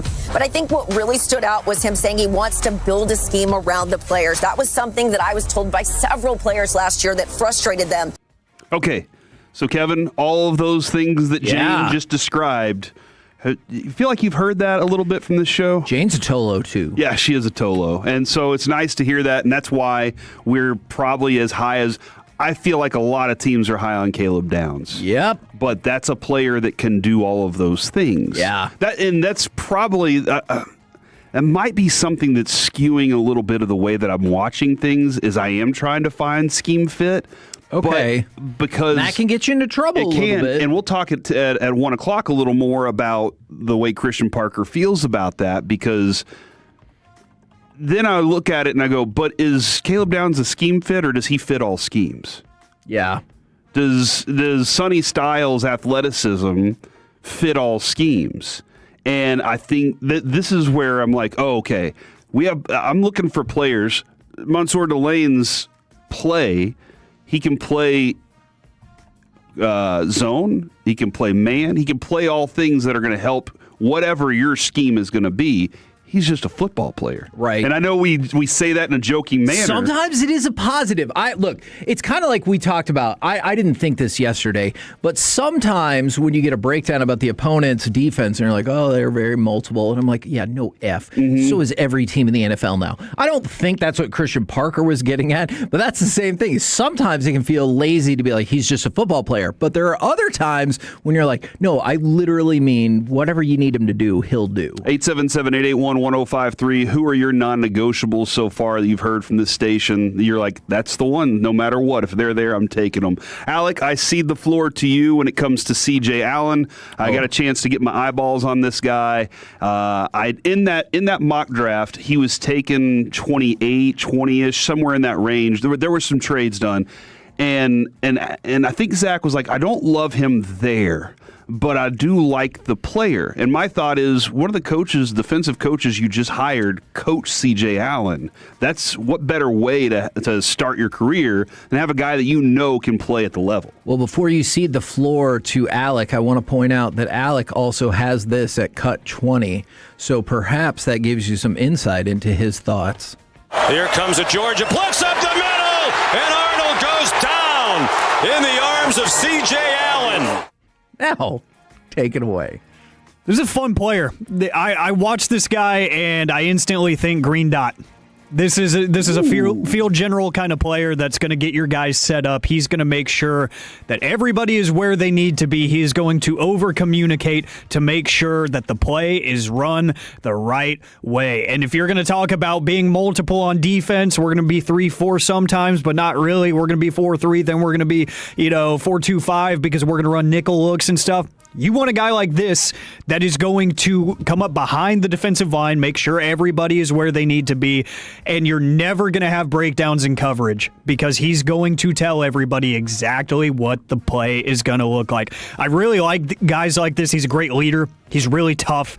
He's not going to miss a lot of games on you. He's not going to miss a lot of snaps on you. He just loves to be on the field, but just really solid overall. Nothing really flashes with him. Like, he doesn't have like the Sonny Styles athleticism. He doesn't have the Caleb Downs playmaking. He just does all the right things. He really plays off of his blocks really well. I like some of the stuff that he can do with his hands. But I think he stays square most of the time. He keeps his eyes on the ball. He keeps his eyes on the ball carrier. He's not looking around too much. Kind of like we were talking about with the pair of safeties that we looked at yesterday, where he's just hyper-focused on where the football is. He's not trying to do too much. I think that he's not going to make as many high-value plays as you would expect from, just say, a first-round player. You're like, oh, he's going to come in here, he's just going to absolutely dominate. He's not going to have the flashy picks or the massive, sack that comes off of an insane twist or anything. He's just going to be a really solid player that solidifies the middle of your defense. And when I think of guys like this, I think of like Deion Henley in Los Angeles with the Chargers, guys that raise the floor of your defense. I think he just makes your defense better with his presence and his IQ. It might not be the athleticism. It might not be the playmaking. He's just going to do what is asked of him, play in and play out. And I will say, his blitzing, he likes to disguise it pretty well. He will drop back. He will hang back low. He'll make you think that he's going to drop back in coverage.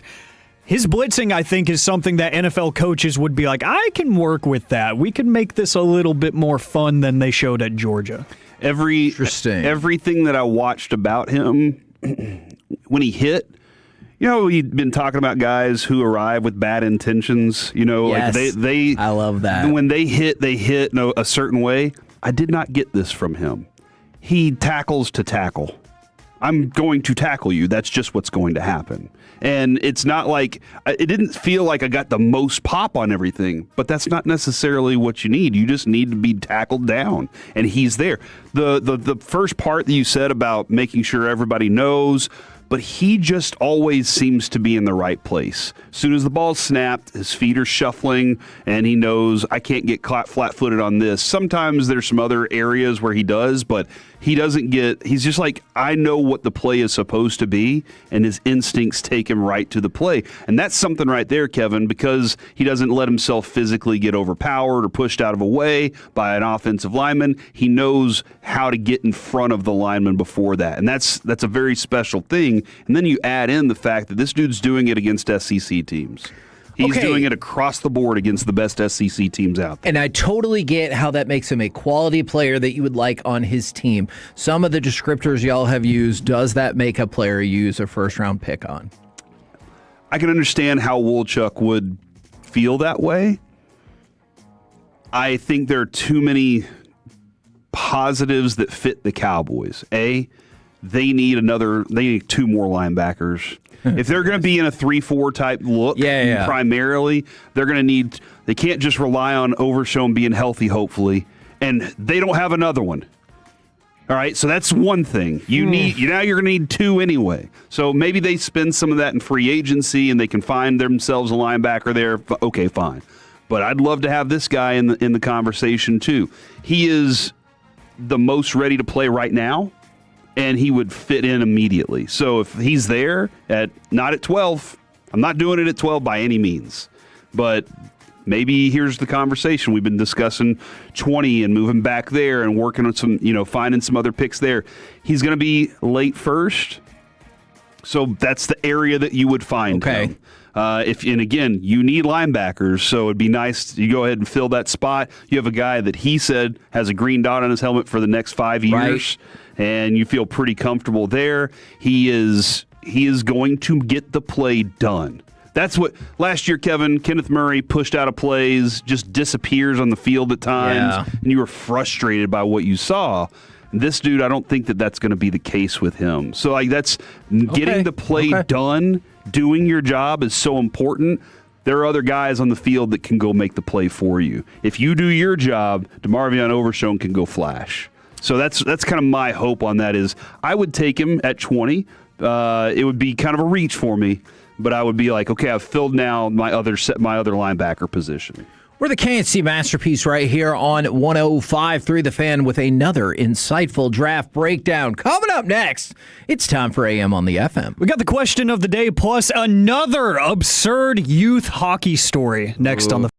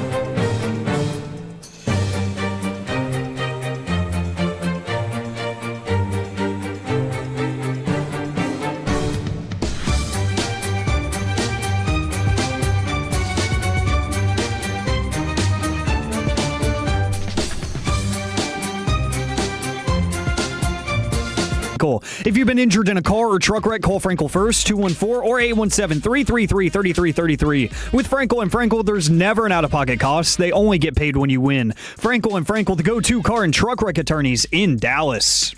KNC Masterpiece right here on 105.3 The Fan, asking the questions that matter. Like, when do you think Corey will either A, get his mic working for him, or realize the difference between Bob and Doug Melvin? Do you know that Bob and Doug Melvin were different? Bob Melvin is retired. They have different names. He's retired from the Athletics. They're the Melvins. My grandfather's name was Melvin. Oh. I believe in the late 80s or early 90s, that was a derogatory term for like a nerd or a loser. Don't be a Melvin. Really? But that might just be off of the Bill and Ted movies. Based off of the show Landman, I've been told don't be a Neil, and I think that's hilarious. Which is a shame, because I'll tell you this right now. Neil or Nate is the absolute MVP of that show. Now, I think like he does a lot of work.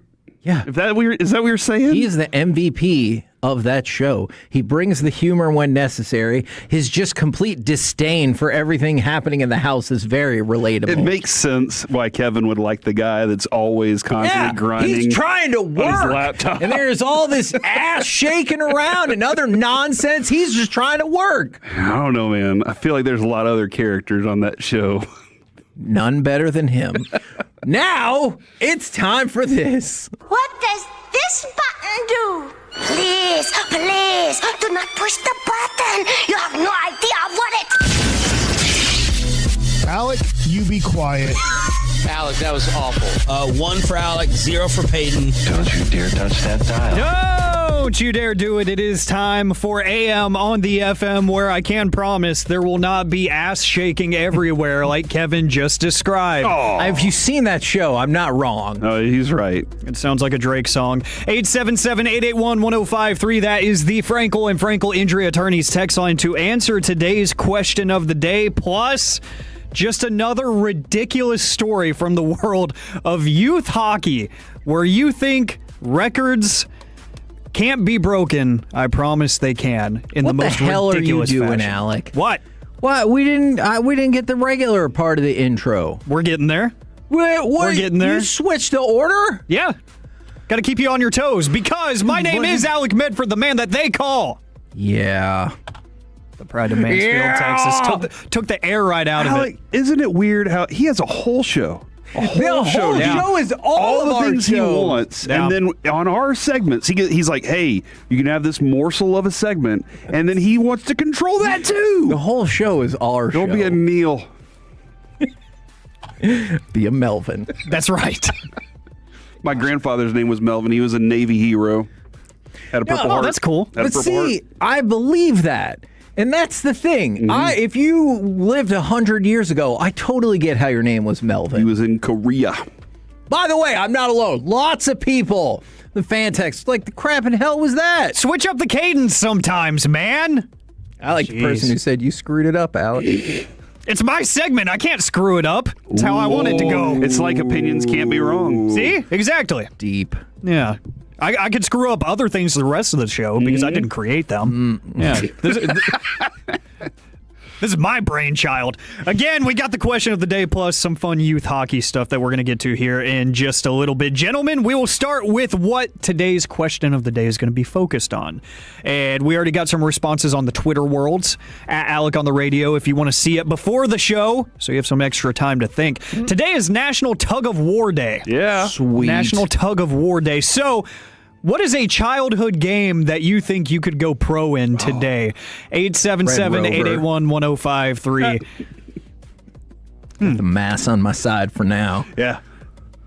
So this Momentum. is taking care of that. But yeah, Red Rover. Dude, so I was never... Field day was the best, right? Yes. You pretty much didn't do anything up until field day at school. Mm-hmm. And then at field day, you were going to get a pickle and a drink, some chips. Like, that was going to happen. And those coveted ribbons, man. Oh, I know it seems ridiculous. They had a whole but box of them. Yeah, and you were like, I got to get first place. I still have all of mine. And Alec, I'm sure you probably ran in the 100-yard dash or the relay. Oh, yeah. I was not fast enough. I Yeah, couldn't me run in either. the relays. But I could potato sack jump like a nobody's business. Same here. I won. Can you still? No. Probably I hurt not. my back. Same. And then the long throw. The long throw was always Ooh. If I brought potato sacks up here, would you be willing to see what you can still do? I might hurt my back. I'll do it. You see me walking around this place right now? These last couple days, you look like Romo in 2015. Dude, Alec, he was like walking with his tray, and he got to the stairs, and he just looked up the 10 stairs and was like, oh, no. And he got him. That's when we knew it was not going to be good. It took almost our whole segment for it to happen, and I was like, oh. Sounds like we need to get Major some Skechers like Romo. I hear they do wonders for the joints. Good idea, Jim. Yeah, so there you go. So we will run through some of these other national holidays while the Tolos ponder their responses. Today is National Airboat Day. What's an airboat? Is that the one that inflates on the sides, or is that the one that like has the big fan on the back? No, that's the one with the big fan on the back. I thought that was a fan boat because we're going to go to Jacksonville. I really did. 105.3 the fan boat. That's right. And I asked Jess if everyone in Jacksonville traveled by fan boat. Oh, the swamp boats. Yeah, exactly. Yeah. And I was like, are we just going to like glide into somebody's home in like this little bog or whatever? And she did not think that was funny. Yeah. According to the Googles, because everything there is true, it says that it is called an airboat because it is powered by air. I've always wanted to ride around on one of those suckers. Me too. They look cool. And to be a hot air boat. But you do have to have like no sleeves on your shirt. Sure. I think I understand. Yes. And then wet boots. Yeah. Maybe a chaw. Mm-hmm. I understand the mission. And you got to go noodling. Yeah, we've done that. Kevin got noodled by a woman on air once. It's true. I don't think that's what. It happened. We're still friends on Facebook. Yeah. Oh, that's hot, I guess. National Chocolate Mint Day today. It was a gummy worm. She held a gummy worm and he went up and ate it. And I kind of half-assed it, and she's like, no, you really got to go for it. And I was like, oh, no. I don't like that.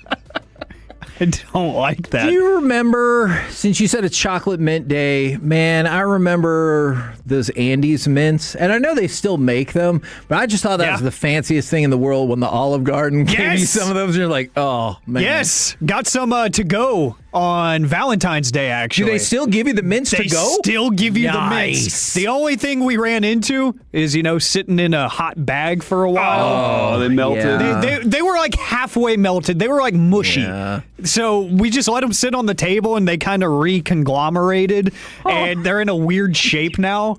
So I'm like, I kind of don't want to eat them now because like the they robot look weird. From Terminator 2. Yes, right back together. Yes, it's like it's what a rectangle wishes it could be if it was a square.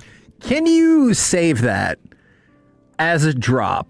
Because there's going to be a time in the next year where that's going to be the perfect drop. Now, you might think it's a waste of time because you'll never use it otherwise. But there's going to be a time when it's going to hit so perfectly it'll make it all worthwhile. I have a folder full of those that I'm like, hell yeah. It might take 6 years, but one day there's going to be a reference that this will work. It could. It is also National Eyelash Day. Oh. I have questions. About fake eyelashes? No. Well, yeah. Some people wear them. That's right. Why do eyelashes make people prettier? That's a great question. I don't know the science behind it. Do you ever see a woman with, or a guy that has fantastic eyelashes? Because they make your eyes pop. Do they? I think so. That might be it. I mean, I kind of don't want them to pop, Kevin. Not in the literal sense. Oh, okay. Oh. Pop like firecrackers. I was kind of excited for a second. I was like, that's kind of gnarly. I like it. But yeah, for some reason, eyelashes are attractive. They are. Even though I'm not trying to hook up with somebody's eyelashes. Not one time I've ever been like, let me get some of that eyelash. Oh, my goodness. That's one of those drops that's going to sit for probably 2.5 years. but it will get used at some point. Thank you, Corey. I don't know the science behind it. Either.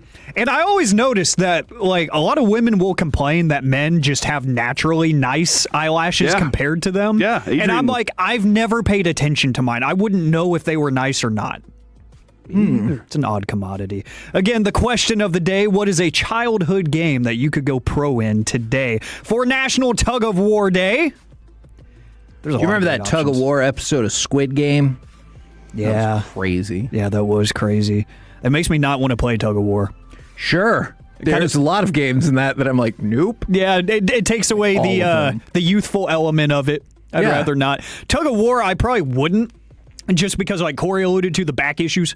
But at the same time, I'm still not the biggest human, and I never was when we played it at Field Day. So the speed events were my thing. So for the Tug of War, would you be okay just, I know you said, like, back issues notwithstanding, just doing the Tug of War and there's a winner or a loser? Or do you want, like, the little pool or the thing of mud in the middle so, like, the people are going to fall in it? Yeah, pool, mud, barbed wire. Yikes. Oh, my goodness. Fire. Okay. Then you want to be the last guy on the team, right? Because you'd be like, we're going to lose. And then you just don't fall run. in the spikes. Yeah, be the anchor. Yeah. Always be the anchor because you can get out quicker. I like that. Growing up, we had a game in elementary school that we called SpongeBob and Krabby Patty. And you had, like, pool noodles, right? That was your spatula. And you had a cut-off end of a pool noodle that was just like a little ring, right? It was maybe like an inch thick. And you would place it on the back of your hand, and you had to keep it on the back of your hand without touching it with your fingers or anything. And you walked around, and you had to smack the Krabby Patty, quote-unquote, off of other kids' hands. Okay. And there was, like, 50 of us in the gym. So it was just mutiny, and you would get to that epic moment, kind of like in the Royal Rumble where you have the last four. Yeah. Everybody's standing in a corner just kind of staring at each other like, who's going to bite first? Who's going to make the first move? I want to play that as adults with, like, actually athletic people and stuff. That would be so crazy. Okay, this one doesn't require athleticism, but what I loved every single year at the My Possibilities Ball was the giant game of heads or tails. Oh, I love that game. People got so freaking competitive, and some people tried to cheat. Tell you what, that game is so popular, I have carried it over to another event that I do. Oh. And people go nuts over that. And what's really fun is, like you said about the cheating, but it happens. How many people, like, they get into it. Yeah. The whole crowd gets into heads or tails. When you get down to like 20 people start to lose their freaking minds. It's awesome. That actually does sound awesome. It is. Let's see. From the 214, I reckon Thumb Wars. Oh, yeah. I don't. Yeah, but you got to have a consistency with the count, no sneak attacks with that index finger. Yeah. Mm-hmm. That goes for a lot of things in life. What does that mean? Don't ask. From the 214 dodgeball, just stop. From the 940 Foursquare, from the 972 knockout in basketball. I loved knockout. Dodgeball is awesome. Corey, stop laughing! That's... Where are you on that one, Aiden? Feels like you would have loved that. Yeah. Don't feel this. No, don't, Aiden. Don't feel this. This is where I do the pivot to try to save. Pencil War. Sorry, a couple of people texted Pencil Break. That's a good one. Pencil Break was awesome, and I have pushed for, by the way, replacing Fan Bowl, the paper football, with a pencil break competition. I'm in. 877-881-1053. Who wants in? From the 817 kickball. I love me some kickball. Because they have like adult kickball leagues and stuff, right? They do, and I love watching TikTok videos of people just like absolutely obliterating themselves on the field, like running too hard to first base or something. This is going to be a dumb question because I think this is a yes, but sometimes do you just feel like watching the thing is more fun than like putting in the effort and going to doing it? 100%. Okay. Yeah, because I'm like, good for you. You put in the time and money. I would never, so I just kind of live vicariously through them. Okay. That's what I like to do. Guys, I told you guys about that one high school goalie a couple weeks ago that stopped over 150 shots in a game.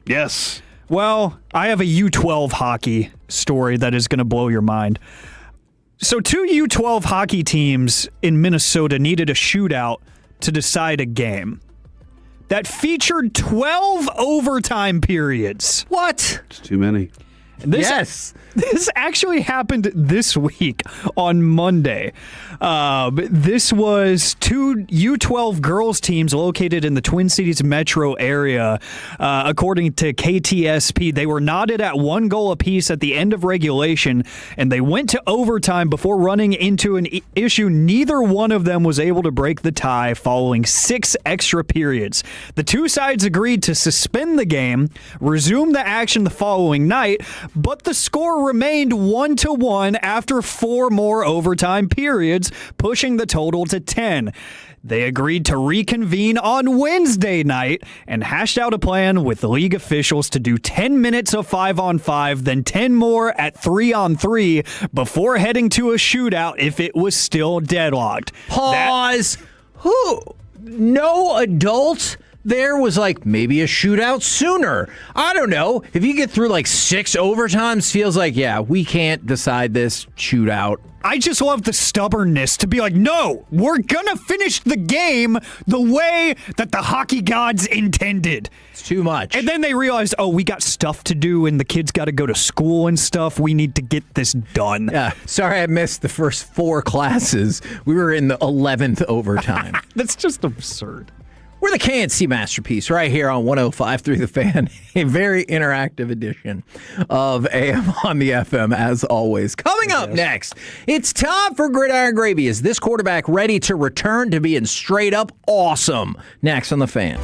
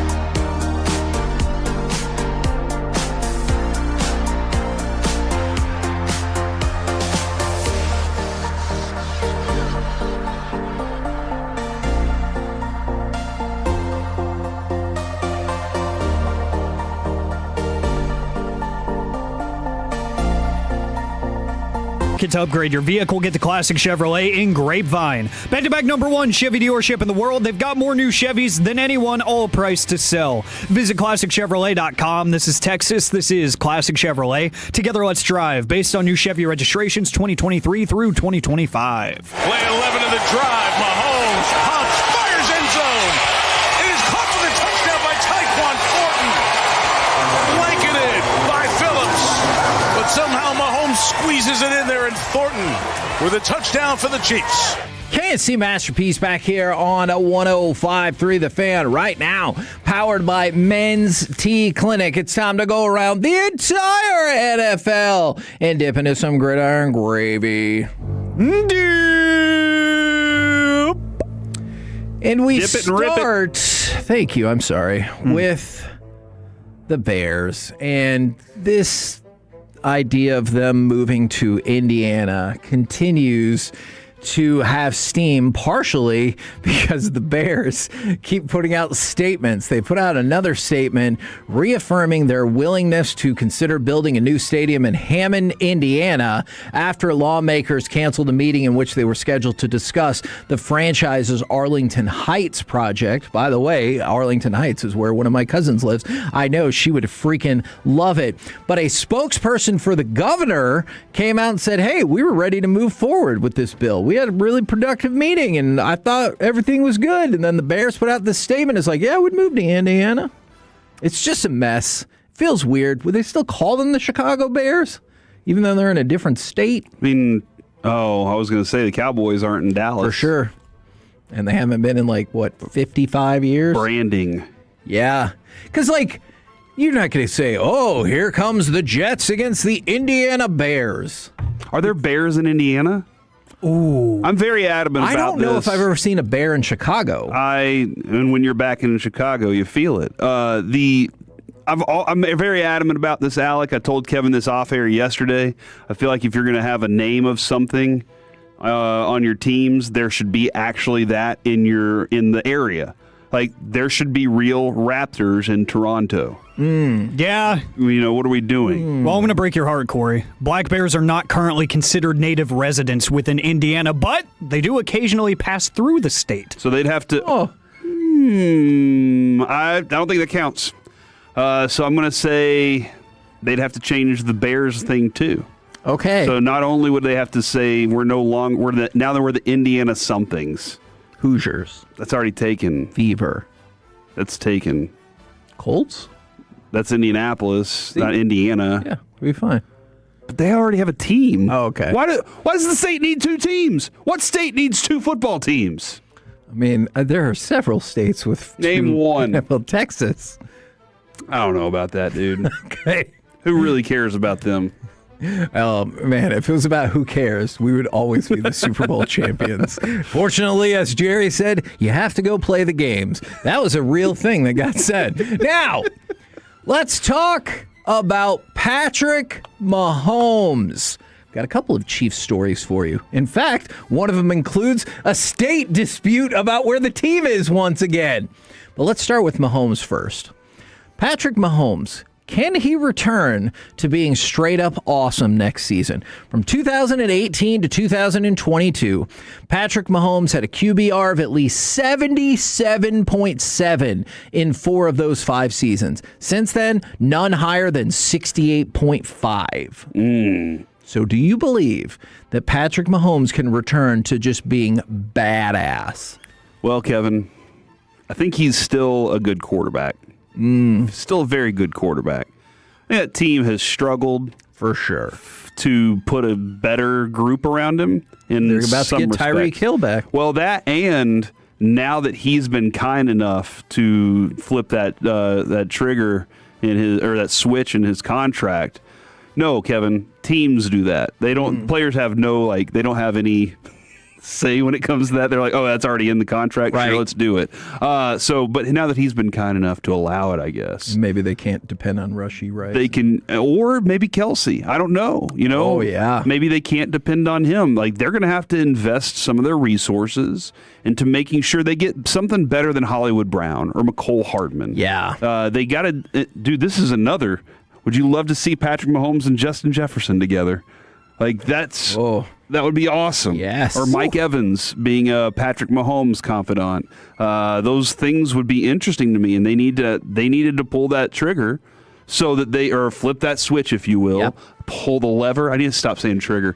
So that they can give him more firepower offensively in free agency. Now let's stick with the Chiefs and go to another state dispute. Oh my gosh. Now, the Chiefs are planning to leave Missouri and go to Kansas because, of course, there's a Kansas City, Missouri and a Kansas City, Kansas. I don't know how many people knew that, but there you go.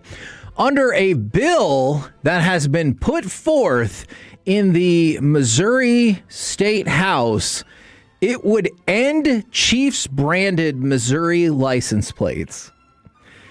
So I'm sure you could still find a way to get that, but it will no longer be a state-approved, state-licensed license plate. Let's go to, I don't know, some bureaucrat, Chad Perkins.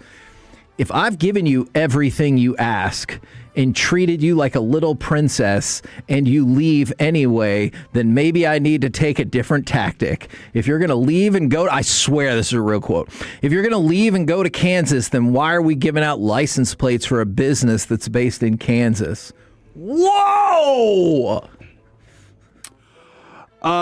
First off, he sounds like a jilted lover. For sure. Secondly, he's right. Oh. It is petty what he's doing, but are they going to make money off of those? I mean, they were. Would they still? I'm sure. Don't you think, all the Chiefs fans are still going to be Chiefs fans, even if it's Kansas City, Kansas, as opposed to Kansas City, Missouri? Nobody knows. Most people even that live there don't know. They're like, hold on, what? I do not know if that is true or not. You might be right. And look at the Raiders fan base. Those ex-cons are still fans. Still one of my favorite things, the joint practice wireless. The second person, I kept asking, how long have you been on probation? He goes, all right, you got me, about 3 months. And then the next guy said the same thing. It was. Look at all those A's fans. Yeah. They exist. Yeah. So there's a small group of them. By the way, Arrowhead, obviously an incredible stadium, but it is available to the elements. Alec, you'll be glad to know that the Kansas stadium is going to be a domed stadium.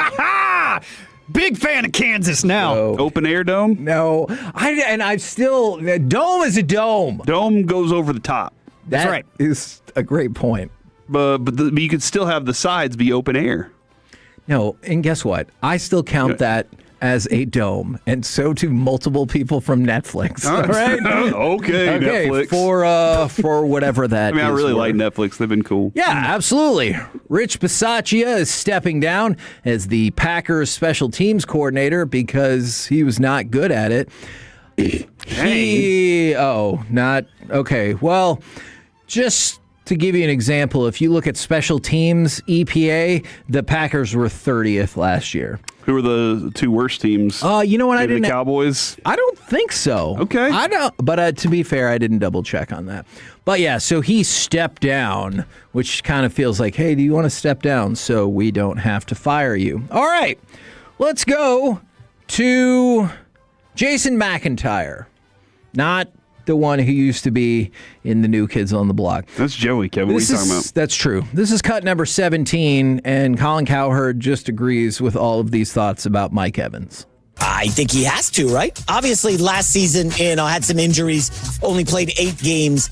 So some people are going to be like, well, I don't know if I want Mike Evans. Listen, he's going to be motivated to chase a Super Bowl. Hasn't sniffed one in Tampa. Yeah. I'm sorry, what? Now, that is, of course, except for the time where he could have literally sniffed the Super Bowl trophy when they won it 5 years ago. He hasn't sniffed one except for the time that he won it. That is confusing. I would love it if the Cowboys couldn't sniff a Super Bowl trophy like that. It happens sometimes, I guess. It does. But he did win a Super Bowl. And we discussed that actually yesterday. Yes. We're like, does he want to chase that down? He's already a Hall of Famer. Does he want to chase one more? And I don't know how much that matters to him. But loving the game, being part of it, you want to play as long as you possibly can. Again, does he want to play in Tampa? Right. Or does he say, I have a better opportunity somewhere else? I think he would be a quality. my thing with Mike Evans, though, is he's not a Keyshawn Johnson receiver. Keyshawn Johnson was like move the chains guy. He is I can go deep. Throw it up. Yeah, and I'm going to go get it. I have long arms. Catch radius is huge. So I feel like does he still have that in him?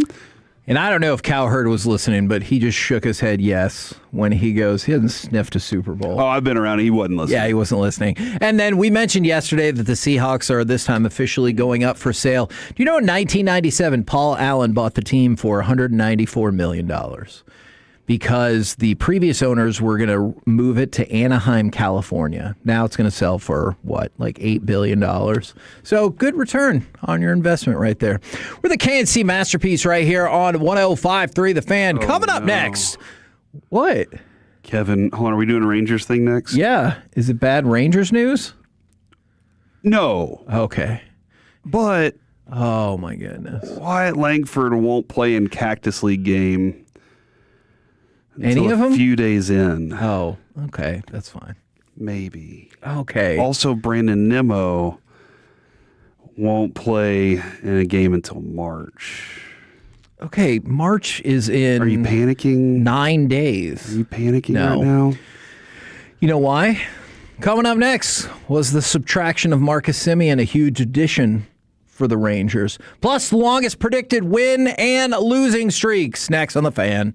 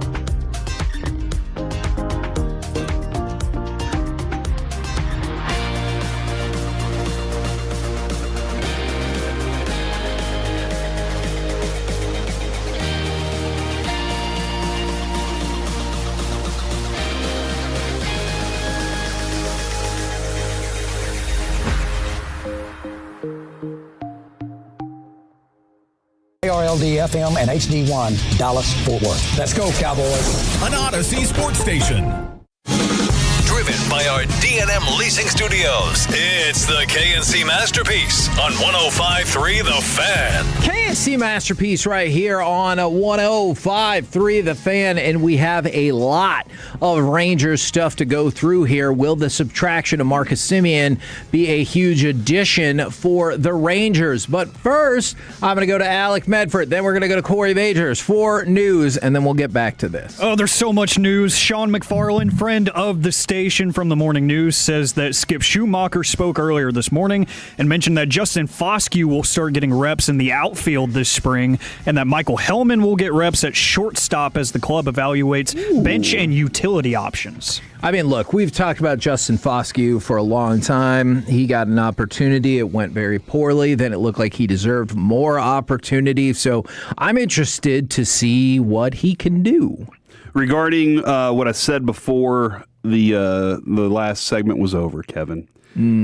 Skip Schumacher said Wyatt Langford won't play. This is according to Kennedy Landry. Wyatt Langford won't play in Cactus League game until a few days in. He's fine. That's just how he wants to ramp up. Because the games start tomorrow. Brandon Nimmo will also ramp up slowly, as he always does. He likely won't be in a game until March. And she said, don't panic when you see the lineups. So I'm sorry. I felt like we were rushing to get out of the segment, and we weren't able to really get that information in, Kevin's. But now everybody knows. But I think this is the most important information that is breaking at the moment. MLB has announced that Mountain Dew Baja Blast is now the official soft drink of Major League Baseball. And they're going to roll out a season-long promotion tied to the biggest home runs in the game. You're going to get a Baja Blast program that will turn long-distance home runs into product rewards. Neat. All right. You didn't respond to that the way I thought you would. Alec did, though. Do you not love Baja Blast? I don't. I can't say I've ever tried it. Alec? What? You're kidding. I don't drink soda. You have to experience it once in your life, even just a sip. Yeah, just taste it. Just a sip. I'm not against it. I just, I'm offended. Okay, I'm not taking an anti-Baja Blast stance. I'm just saying I don't currently drink soda, and that's why I haven't tried it. I don't either. But anytime I'm handed a Baja Blast, that means business. I will do unholy things to that beverage. It's like the Smirnoff challenge, the ice challenge. Pretty much, yes. I'll get on a knee. Okay, I will.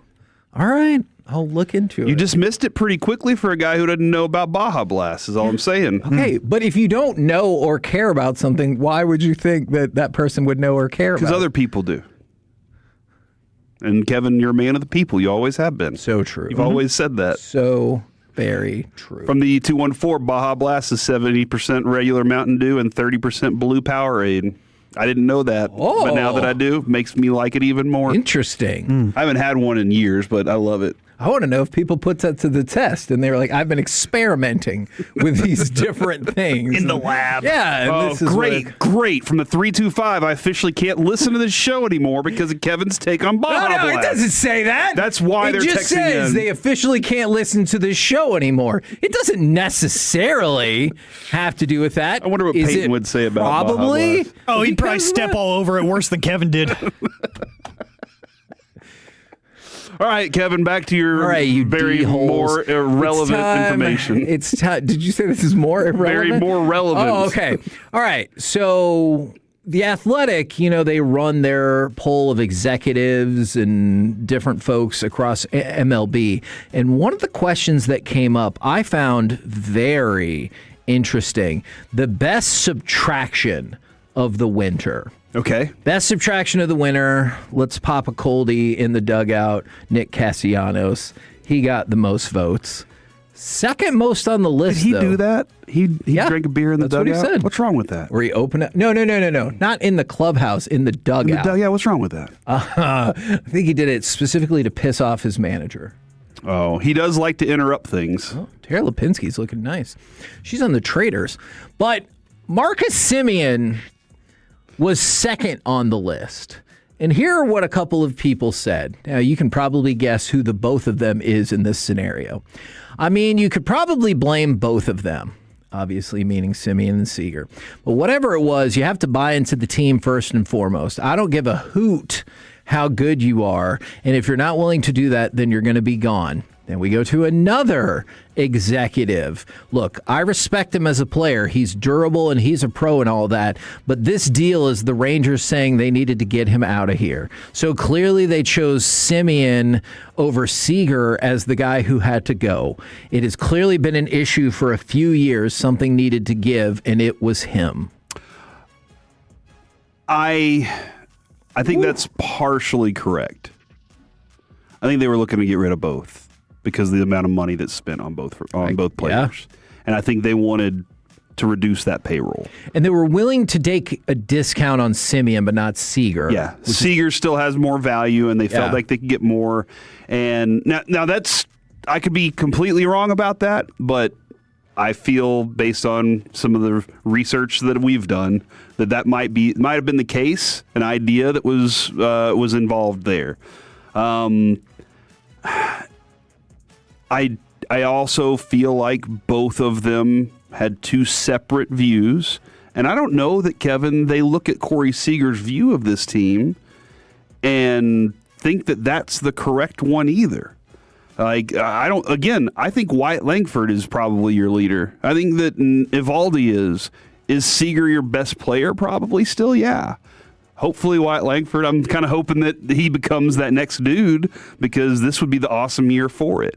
But I think that's partially correct. I don't think it's completely. But how is that going to affect the lineup? Is whenever these guys actually go step up to the plate now, is that going to be better? Because did you add anything that you got that you're better at? Yeah, it's just overall personality of the clubhouse is the thing that's going to make them a better hitting lineup? I think that is why people answered that way, the second one. Now, realistically, in terms of your lineup, one of the big things I think folks would be is you had phased away from going Marcus Semien leadoff, whereas it looks like Brandon Nimmo is going to get the first real shot at leadoff here. So maybe that's whenever difference. He starts playing. Yeah, okay. It's going to be fine. He's going to be there in like a week. Okay, all right. Or did he wait because that's when we're going to be there live from spring training? Smart job on his part. Wouldn't rule that out. And so I think that will make a difference. And then for as much as I think we all appreciate the professionalism and availability of Marcus Semien, if you're available every single day to go 1 for 4,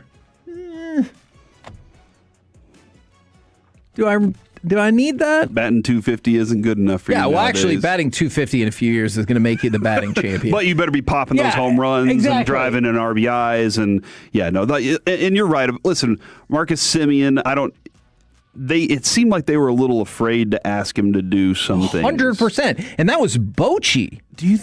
I don't know. Was that because of he was Grizzly? Or was that because they just didn't want to shake anything up and didn't want to make any crazy moves? You know what? I'm going to backtrack just a little bit on what I said. And I will disagree a little bit with afraid. I think, and we all love Bruce Bochy to death, right? I think Bruce Bochy, unfortunately, at times was a little too stuck with these are the guys who won it for me in 23. Yes. And I totally get why you would be like that. But he said time and again, like we were talking about Josh Young. He was like, well, Josh Young was a starter when we won the World Series. And I'm not here to discount any of that. None of us are. It's one of the greatest moments of my entire sports life. But when you got almost 2 years on, you had to kind of look at it and be like, hey, man, you're right. And I know we couldn't have done it without him, but we need to make some changes. Mm-hmm. And I think that's unfortunately, Bochy got a little stuck with like the loyalty factor. Yeah, and then so he's like, hey, will you move to 5? Right. And can you drive in runs at 5? And Marcus Semien was like, sure. And everybody was like, well, we can't get on base before Marcus Semien. We're going to get out before we get to him. And he was like, well, crap, this isn't working out either way. And so they moved on down. Look, man, you realized whenever that contract was signed that he was not going to see the entirety of that contract. Same thing with mostly Seager. because of his age. Like he was at a point where you capitalized on him in the second year of having him because you went out and added some other things, Bruce Bochy being one of them. So again, thank you for your time.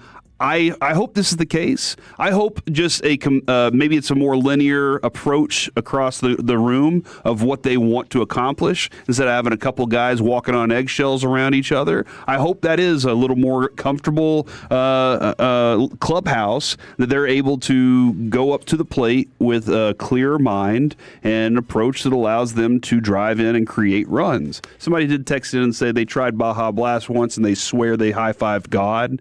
And Kevin, how do you juxtapose that with, from the 817, Baja Blast is a gateway drug to meth and holes in your sheetrock. Mm-hmm. This is why, Kevin, this is like wine tasting, all right? Okay. Don't drink the wine, taste the wine. Okay. So, I also don't drink wine. Once you insert that into your bloodstream, you got problems. Okay. You just want to see what the taste is, and then you can decide from there. From the 214, why does Kevin hate the poor people who eat Totino's pizza rolls? I'm just saying, I think you can do better for yourself. And Baja Blast. I'm not against people who drink Baja Blast. I've just never tried it. From the 469, now I have to say it is officially official that I can officially no longer listen to the show because Kevin doesn't like Mountain Dew Baja Blast. Mm-hmm. I haven't tried it. He hasn't tried it because I'm not against it. They don't have frozen diamonds that they put in the drink. You know how Kevin is about his drink and his fanciness. So it's like if it doesn't have frozen diamond, ice is just going to melt. I mean, look, you can ask my wife. Pretty much all I ever drink is water. You drink ice in that water? Usually not. I wonder why. Not cold diamonds, huh? That's why. All right. Do you want another? Look, I got another Rangers note for you. Or we can talk about soda. No, let's talk about the Rangers. Viable. Let's do the Rangers thing, dude. Okay, what do you think will be the Rangers' longest winning streak and losing streak this year? Longest winning streak, 16 games. Wow. Alec, would you take the under? Yeah, I would obliterate the under. Okay. Alec, what would be your longest winning streak for the Rangers this season, knowing that it's inevitably going to be a letdown based on that answer? I was thinking 6. Okay. All right. All right, fine. 9.5. Okay. What is going to be their longest losing streak? 16 games. Really? I thought for sure he was going to say 1. I thought he was going to be like, they might lose a game here or there. I can definitely see like a 6 to 8 game stretch where you're just like, man, I haven't looked at the entire schedule too, because there could be some stretches that are really terrifying. Alec, longest losing streak. I was thinking a little bit longer than their longest winning streak, so I'd go 8. Last year, Texas Rangers' longest winning streak, 6 games. They did that 4 times, which is pretty wild. Their longest losing streak, 8 games. However, that did not start until game 150, when it felt like that maybe... Really? Yeah. So they got to game 150, and then they lost 8 in a row. Because remember, they were like 79 and 71, something around there. Huge losing streak ended up pushing them to 500. But before that, it was only 6. Mm-hmm. And so the betting odds are pretty much in line with that. Longest winning streak, 6.5. Longest losing streak, 6. Yeah, and that does go to... You don't need... a 40-game winning streak. Obviously, that's really tough. You don't need that. You need to win series. Exactly. If you stack series, if you stack series throughout a season, by the end of the season, your record is in the playoffs. You're feeling good about this. A nice streak means that you found a groove. And your guys are in the zone, your pitching's on fire. Like a nice streak is there. Everybody's healthy. You got that going for you. Like that's going to be important. You want a nice one, but more than anything else, you want to win 2 out of 3 every time you go out there for a series. Now, a lot more opinions. People are now hyping up the Baja Blast Freeze. Oh yes, that one right there. At Taco Bell saying it's the S, and then an outlier opinion from the 228. Kevin, you're not missing out on the Baja Blast. It's trash. But that does seem to be the minority opinion in this. There's a lot of people who are pro Baja Blast. Well, because a lot of people understand that whenever you only have like $3, you can swing through Taco Bell. Not anymore. Back in the day. Yeah, I was like, you might get a drink for $3 at Taco Bell now. Let's talk about Taco Bell just jacking up their prices unreasonably. And that's why you just go with Whataburger, because Whataburger's always going to deliver you the best quality food at a reasonable price. Can I tell you the only thing I don't like about what Whataburger has done with their prices? They all used to be nice round numbers. It used to be like you'd snag a bob for $3.50 or $4, right? And now it's like, $4.57 or whatever. And I was like, it used to be lovely. And they're like, oh yeah, no, we built the Texan, trust us. And so it'd be like $12. You get 2 sandwiches and a drink, $10, $12, right on. So you're the just dollar. saying round down.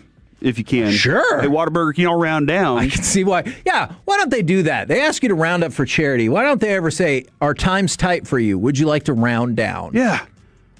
In the 945, the Rangers will go 162-0. No, they won't.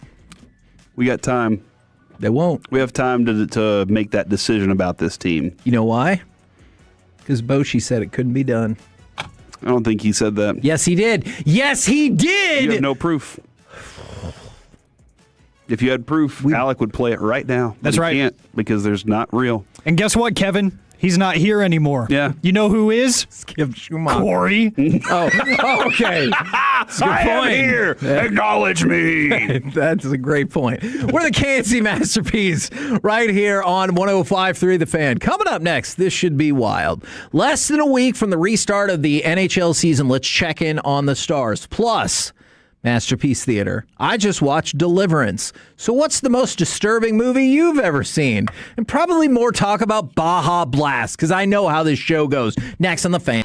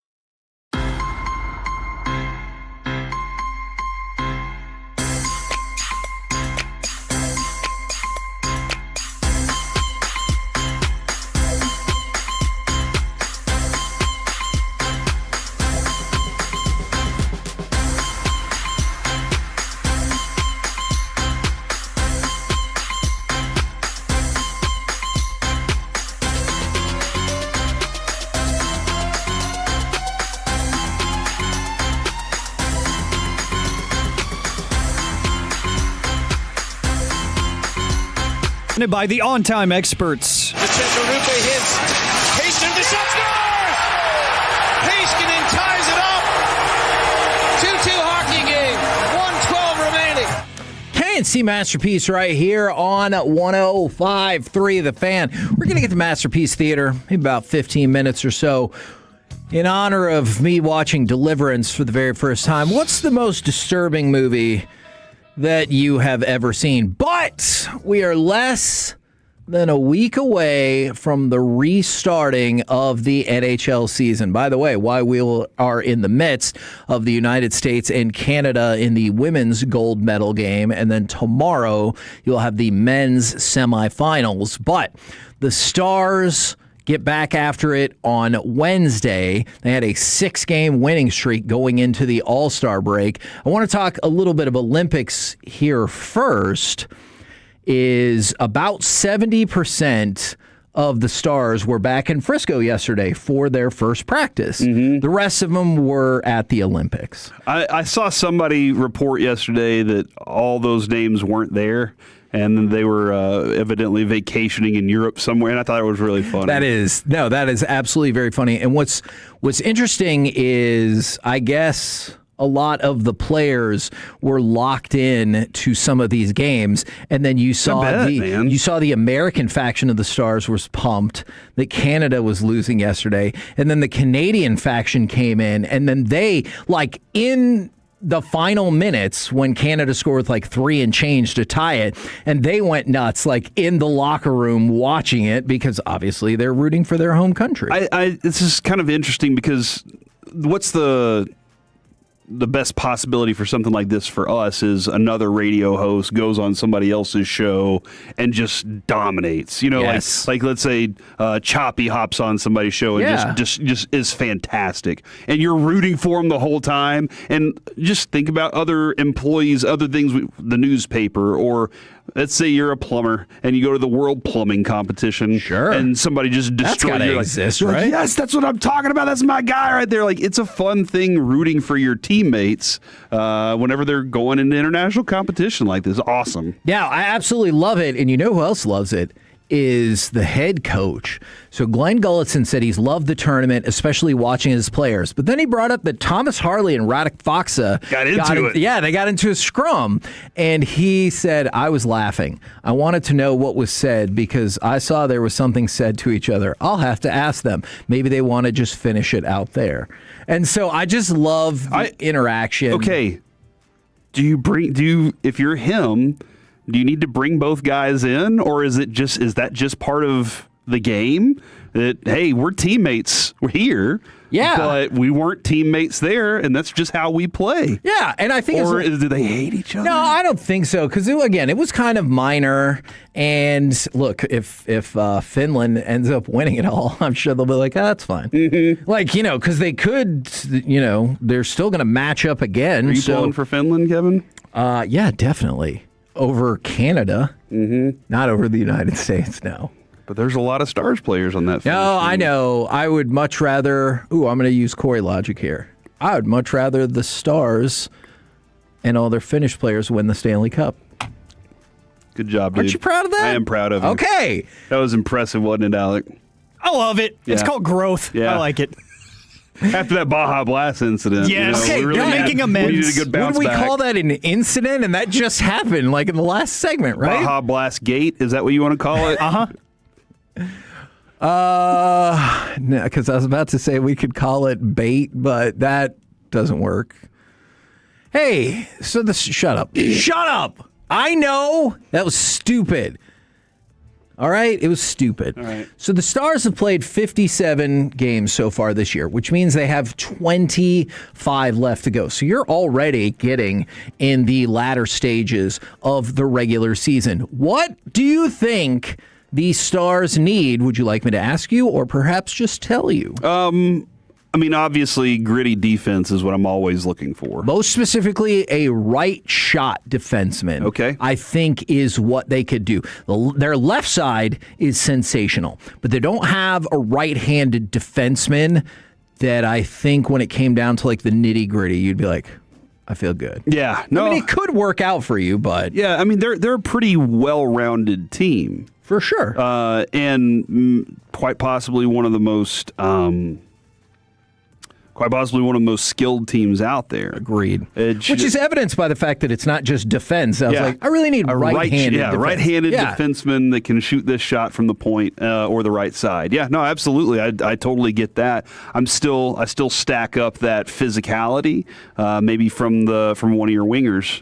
If you can add something like that, that'd be nice too. So yeah. And so that's what I wanted to focus on with that. Now, how much money do you have to play with there? Per our buddy, Robert Tiffin, who, by the way, he pointed out that every Stars playoff team since 2013 has seen Jim Nill add something before the trade deadline. Really? Now, they don't have a lot of money to work with. Puckpedia says they have $3.3 million.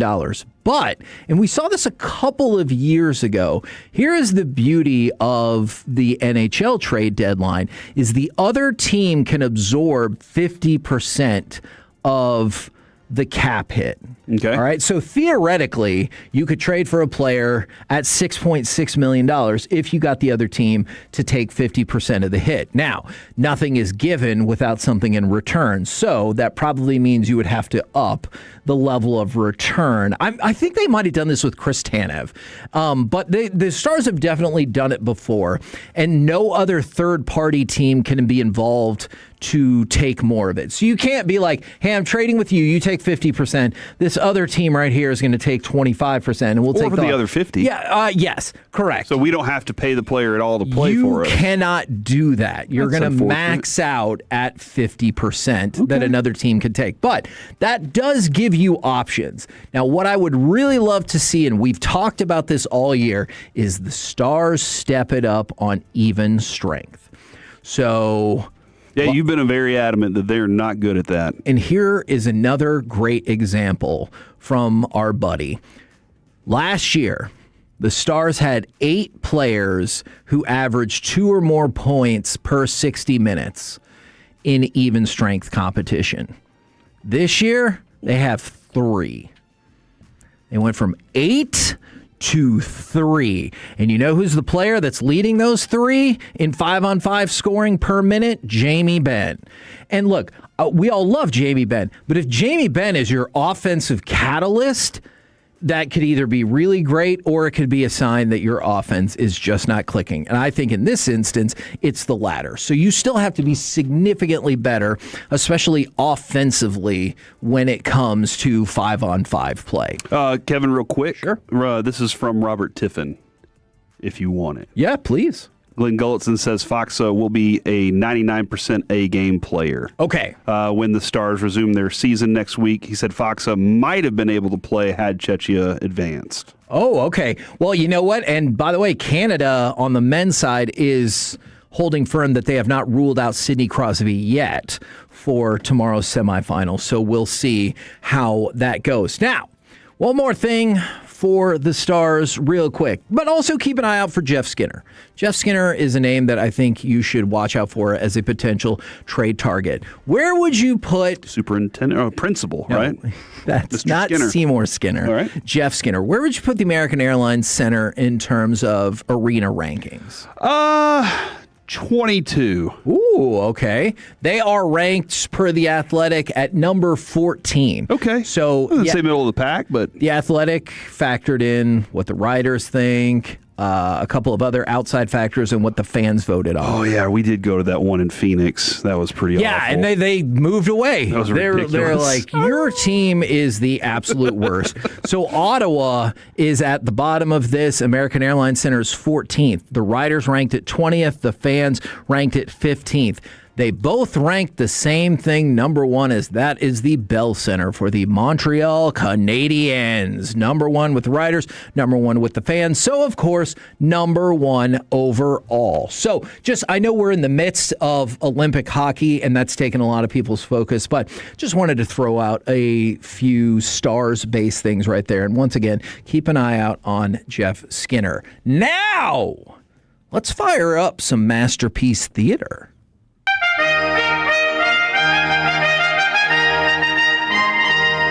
Welcome to another edition of Masterpiece Theater, where we discuss theater with you. And now, two guys who know absolutely nothing about theater, Corey and Kevin. So, I don't know why, but I finally watched this movie for the very first time. Feels like the first time. I did not have much positive, good vibes and feeling about that most of the movie. It was great. I finally watched the movie Deliverance for the first time. As Corey has taken the Olympics off the TV to put on Apple TV. For some reason. I have to be really close. I'm trying to change this one to the game. I'll get that one taken care of, too. I had the game on the screen. I didn't have the game on, Kevin. What am I supposed to do? Be involved in the segment. No. So I finally watched Deliverance for the very first time, and if you're not familiar, go ahead and give me cut number 25, because this is a real thing that really gets said in the movie. What you want to do with it? He got a little pretty mouth, ain't he? That's the truth. Now, if you think it's probably not as bad as it sounds, it's worse than it sounds, because they also have Ned Beatty squeal like a pig, and there's some shockingly graphic stuff during that. This is also where the dueling banjos comes from, which my wife only caught like part of this, and she said, I feel like every time I walk through, there's just banjos or no dial. Yes, exactly. And that scene is awesome. Or no dialogue happening whatsoever at the time. And so I think that is fair. But we asked the question, what is the most disturbing movie that you have ever seen? Because Deliverance is pretty high up on my list, though I think there are other options as well. Would you like to start and give us an update on how you ruined the hockey? So I guess there's a TV behind me, and this remote controls every TV in the room, and you have to be very close to it. I don't know exactly how it works, but I'm going to figure this out, Kevin. But the hockey that was on the screen, you've taken away. Yeah. And then you tried to go to Peacock. I don't know how to get to it. And I don't know what it's on. Let you sign in. But guess what? Hockey's going to be on behind you. Okay, great. That's really going to help me out. I'll figure it out, dude. Okay. I'll figure it out. All right. Here's what I'm going to tell you, though. I've seen a lot of movies come in on the text so far. One of them I agreed with. That was Requiem of a Dream. Yes. That was a weird-ass movie. I know that there's nudity in it, but I always thought they should show that in high schools because it shows you a real... No, the movie. Oh. Because it shows just a real negative aspect of drug use. Mine, Alec, if you can hit cut 26 for me real quick. Wrestler Kane? Kevin, I'm proud of you. You know wrestling, evidently. And the wrestler Kane was in a movie called See No Evil that came out in 2006. The psychopathic killer Jacob Goodnight, of course, murders numerous people, targeting a group of juvenile delinquents in a derelict hotel. I don't even know what derelict means, but... Like rundown and crappy. Right. Here are... Oh, man. Critics gave it 9% on Rotten Tomatoes. It was terrible. I got home late one night and was like, what is this? And hit OK and was like, this is terrifying. Here are all the deaths. Officer Blaine, axed. Hannah, head crushed. Oh. Frank, hooked. I don't even know what that means. Richie, eye gouged. Melissa, dogs. Zoe, here's the one, Kevin. Dogs? That's like Kane's fault, right? I don't know. Okay. Zoe, this is the scene that got me. He storms into the room, and she's hiding in like one of those closets, and her cell phone rings. He opens the door to the cell phone, or to the door to the closet, sees her, takes the cell phone, and shoves it down her throat. Oh, no. And that's how she dies. And that thing, for whatever reason, has stuck with me into forever. Is what I'm going to say there. So yeah, this movie, Kevin, it was weird. I didn't understand the reasoning for it. And then somebody got crushed by a vault and somebody was impaled. So like there were lots of it seemed like, how can we give you the most gruesome deaths? And that was the point of the movie. Okay. So that's the one for me. That's disturbing. This is the best thing we've ever gotten to any intro. From the 214, I have a handlebar mustache and I twirled it just for that intro. Like that. Obviously, that's objectively amazing. From the 817, so I've never seen this movie. I've heard a lot about it. Gummo. And it came out in the late 90s. It looks like a weird box. I've heard that movie is very disturbing. From the 214, the movie Kids. I would be inclined to agree with that at all. That movie is very, very disturbing. I remember watching it in like middle school. People thought it was like real. Okay, I don't remember it. Was it because all the kids had AIDS? So it was I think it was just the one kid that had AIDS, and then somebody assaults her. I'm going to watch kind of my language. It's worse than that. But also, like, I think people just weren't ready at the time for the idea that kids were doing all this drinking, drugs, and sex. And so I think that's the part that really disturbed a whole lot of people. Oh, yeah, for sure. From the 682, A Clockwork Orange. That is a very... Because all those dudes have the disturbing things drawn on their eye? No. And they're wearing white suits? They beat people. They do the same thing that happens at the end of Kids. Oh, and then that guy is forced into that violence intolerance program. There's a lot of... You've seen more movies than me. Messed up stuff in there. Train Spotting is another one to go along with Requiem for a Dream. Train Spotting. There was a lot of heroin involved in that one for sure. You had to swim through poo. There wasn't as much train stuff as I thought there would be. So you thought it was going to be a movie about trains? Yeah, I thought that there would be more. They would ride on some trains occasionally. Yeah, and that they would do more of that stuff, but they didn't. No, they didn't. And from the 817, Amityville Horror, because it's based on a true story. But Alec, I'm going to go to you in a second. From the 469, I've only seen this answered a couple of times. I think this should easily be the lead answer. The Human Centipede. Oh my gosh! We used to discuss this too much on our show. The Human Centipede, because we had a discussion about, obviously you would want to be in position 1. If you had to be in a Human Centipede in position 1, 2, or 3, it feels like the worst one would be 2, depending on what you're into, and the best one would be 1 if you had to be in that scenario. So the Human Centipede has gotten a whole lot of answers, and I could totally see that. That is disturbing.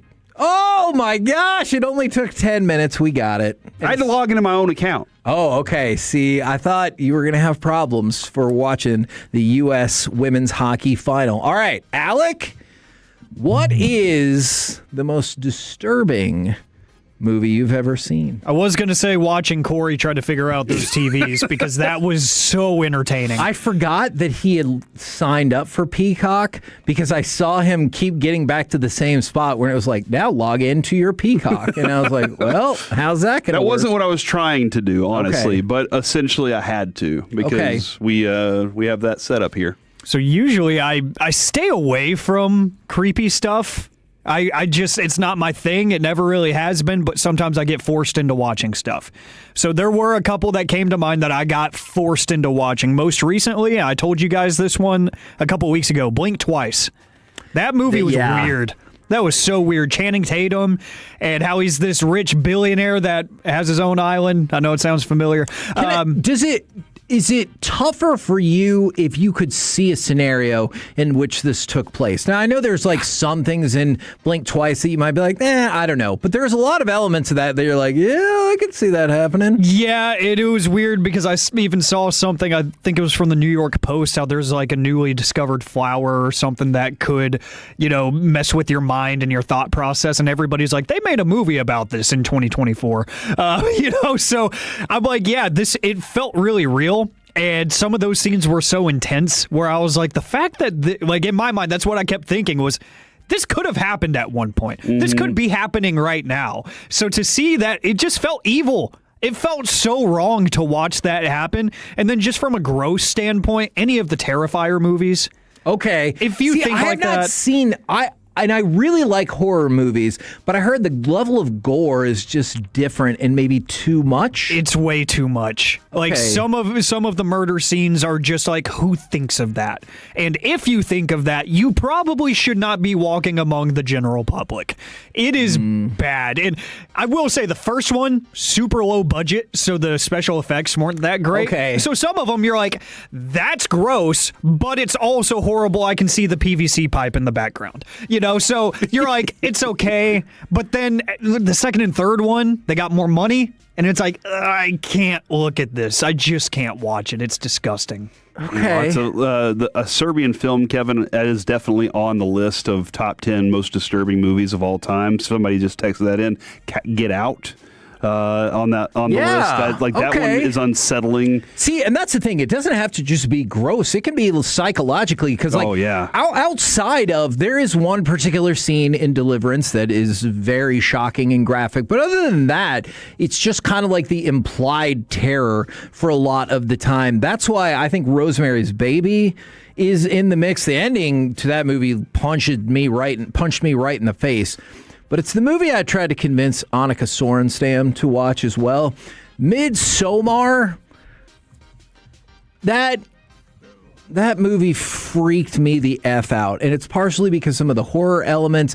There are other reasons. That movie is weird. Why would you tell our friend, golfer, to watch a crazy movie like that? She probably went home and watched it and was like, oh, yes, this is, oh, my gosh. Because that's where she's from. And she was like, oh, yes, I know Midsommar. But I was like, no, the movie. And she was like, it's not like that. She said, did she say it is like she hadn't seen it. See, that's what I'm saying, Kevin. You sent her to watch a crazy movie. Yeah. Now she's going to, one of two things happen. Here's what happened. She loved us because of the way we discussed cutting your sandwich. Right? So maybe she was like, you know what? I also love these guys because of this movie suggestion. Okay. It's terrifying and it's exactly what I needed. Yeah. Maybe that's what happened. She did come back on the show later on, so I know she did, so I'm going to assume that she did not watch it. Okay. Yeah. Silence of the Lambs. Ooh, yeah, that's a good one. Basketball Diaries. I saw somebody say Hoop Dreams a little while. That one stings just because it's real. Yeah, that is a documentary. And the movies that feel real, like they could be real, Yes. not just documentary style. Those are the ones that do affect you the most. In that, you go away from it and you're just still thinking about those things. One that I was like, I've never wanted an hour and a half of my life back so bad, but also put me in that place of being like, what is happening? Was House of a Thousand Corpses. It was so, I was like, why is this happening? And then I watched it. And then Adrian was like, I want to watch it. And me and my roommate were like, no, you don't. And she was like, no, we should watch it. And I was like, I will let you know this. You can sit on this couch and watch it. I will do anything else around this place, but I'm not going to watch that movie again because it was a waste of my time and it terrified me. That is one of the worst movies I've ever seen. And I remember when it was over, I was like, I would rather go back through what those people went through than have to watch this movie again. Right down to the end, ? Just a drizzling piece of and then S. Devil's Rejects was just awful, too. See, I don't think I watched it because I hated House of a Thousand Corpses so much. All right. Can I give you non-hockey Olympic updates? Sure. All right. Except I guess I did kind of sort of lie just a little bit. It is hockey? I'll give you a hockey update of a game that you probably didn't care as much about or anywhere near as much about. Switzerland did, in fact, defeat Sweden 2-1 in overtime to win the bronze medal in the women's ice hockey tournament, as the United States and Canada are scoreless after the first period. Canada with 8 shots on goal to just 6 for the United States. Now, good news for the United States on the curling front. The women's curling team defeated Switzerland to advance to the semifinals. They will meet the Swiss again in Friday's semifinal, which is a little weird. And it's the first time they have reached the medal round since 2002. Really? Yeah, look That's at nice them for go. us. And at least we know with neither of those teams, A, they're not cheating, and B, they're not filming. Yeah, because was it the Swiss? It was the Swiss Sweden. or the Sweden that tried to? Yeah, they tried to make sure that there was nothing going on. But here's the. Is that where Midsommar was? Yes. Interesting. And it was terrifying. Very interesting. But here's the Olympic content I know you're really here for. Chloe Kim, she's an Olympian. Who is she dating? Myles Garrett. Myles Garrett recited a poem that he wrote for Chloe Kim, and she admitted that she cried the first time she heard it. I believe this is the entire poem. If I'm wrong, I apologize. I do not have access to the rest of it right now. Myles Garrett poem goes like this. You enrapture fools to kings and exist without a peer. Put on this earth for many things, but our love is why you're here. That's nice. I like mostly that it rhymed. Yeah, well, rhyming is important, Sure. especially for a defensive lineman. Do you ever feel like a poem that doesn't rhyme isn't really a poem? I know poem scholars would It can be a argue. haiku. Oh, Is that a poem? Is a poem a haiku the same? I guess I don't. It's like 14 lines or something like It's that. a form of poetry. Yeah. The Fan After Dark does them like all the time. Flula, very good at haikus. Yes. He's a big fan of haiku. Kevin Lucius wanted to chime in on one of them. He did say, Lucius? "Has anyone said Gummo?" Yes. And here's his response: "It's utterly destitute." Okay, and that's one of the things that, like, usually you think about a movie as like, oh, it's really well made or it will entertain me. That's one of the reasons I've stayed away from Gummo, is because I did feel like Kids was crushing, but people are like, no, Gummo is worse. It's much sadder, or it will make you feel much worse. And I was like, okay, I'm conflicted in that I've heard it's good, but also if it's just going to crush my soul watching it, I'm like, should I have done something else with my time? And see, that's where Alec and I are kind of similar. And I tell you this a lot. I don't necessarily. I wake up maybe at a 0 sometimes. Right. If I was to watch a movie like that, waking up as a 0, I would probably start my day at a -5, and that's not good.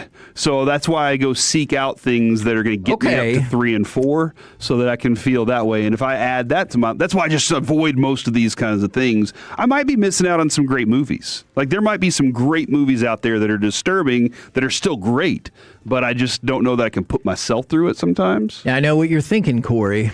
There's no way I can tie in the movie Gummo to the Olympics.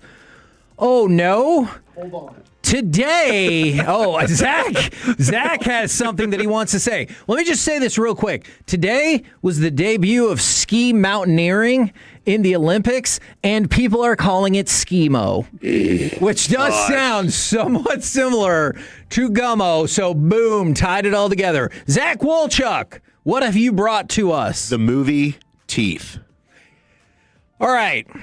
So we discussed whether or not we were going to bring this up. I think that the movie Teeth has a good message behind it. You should not be involved in those. So essentially, again, I'm going to use the term premarital assault. coitus. Yeah, but it's unwanted. Okay. It's 12:54. I'll stay away from the R word. But so essentially, this gal's lady parts grow teeth and will chomp you up.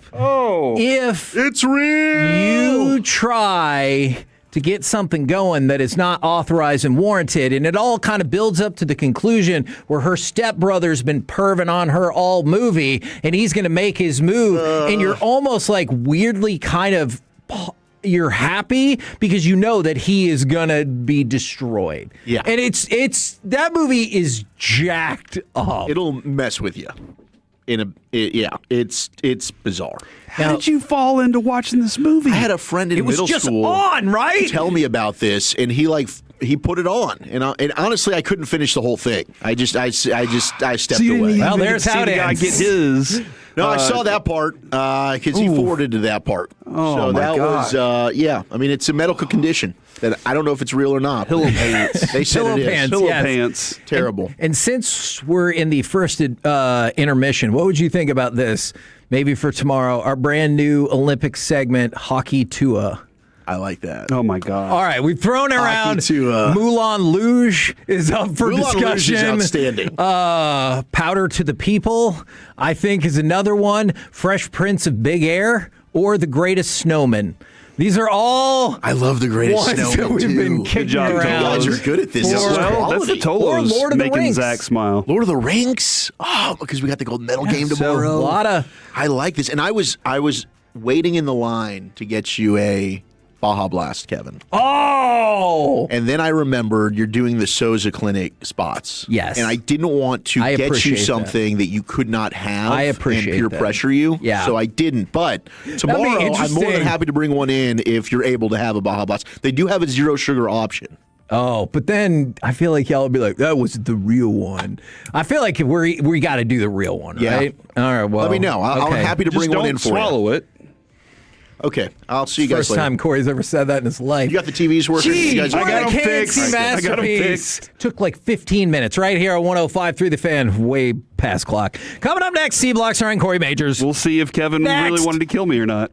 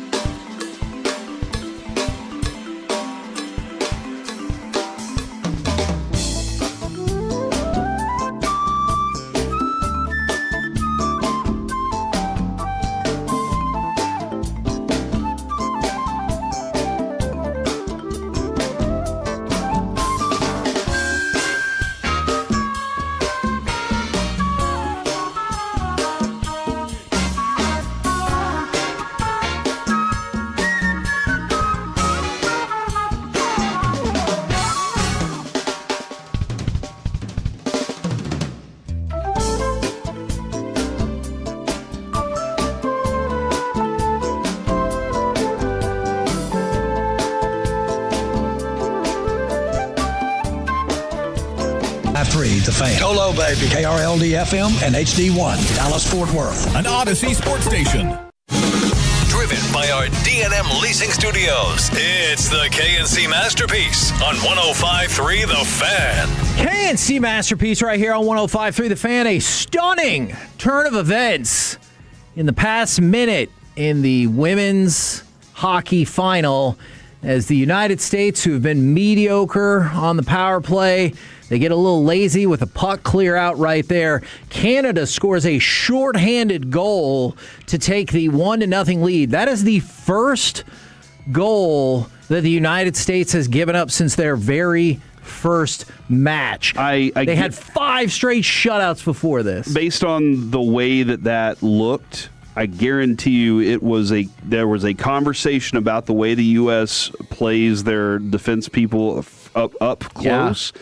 And they said, you get on your horse on a breakout. You do not wait, and you get going as fast as you can because you're going to have an opportunity to score, and they did. And it wasn't a good clear out up to the point, but I missed who was supposed to be accepting that pass. Absolutely lazy. It was like they were the wide receiver who doesn't go back to the ball, and they just stand there and wait for the ball to come to them, and frequently you see a pass breakup or an interception. That is exactly what happened that led to a shorthanded breakaway. And quite honestly, yikes. Hillary Knight just put her shoulder into somebody. Remember we asked her about that, and she was like, well, this game, the Olympic game doesn't particularly play well to the physicality, but you know who's going to. This is, you can see right now, Canada feels like they got life.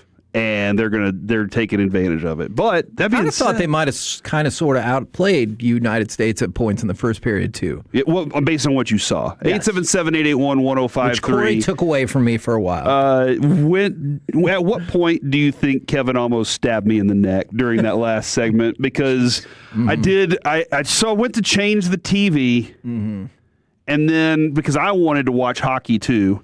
And we had speed skating over here. Kevin had a double screen of speed skating and hockey. And I was like, well, I want to watch some over here. So I went to change it. And what ends up happening, changes every TV in the room.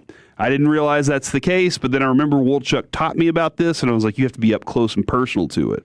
So I made it happen. It took about 15 minutes, but here we are. Kevin missed a portion of his life, but nothing happened, dude. Yeah. It was 0-0. I kind of wish I would have missed that last play. Yeah, so you want me to change it back now, huh? No. All right. I did see somebody text in earlier that they were talking, and you may feel this way, but they didn't feel like the press conference yesterday was important.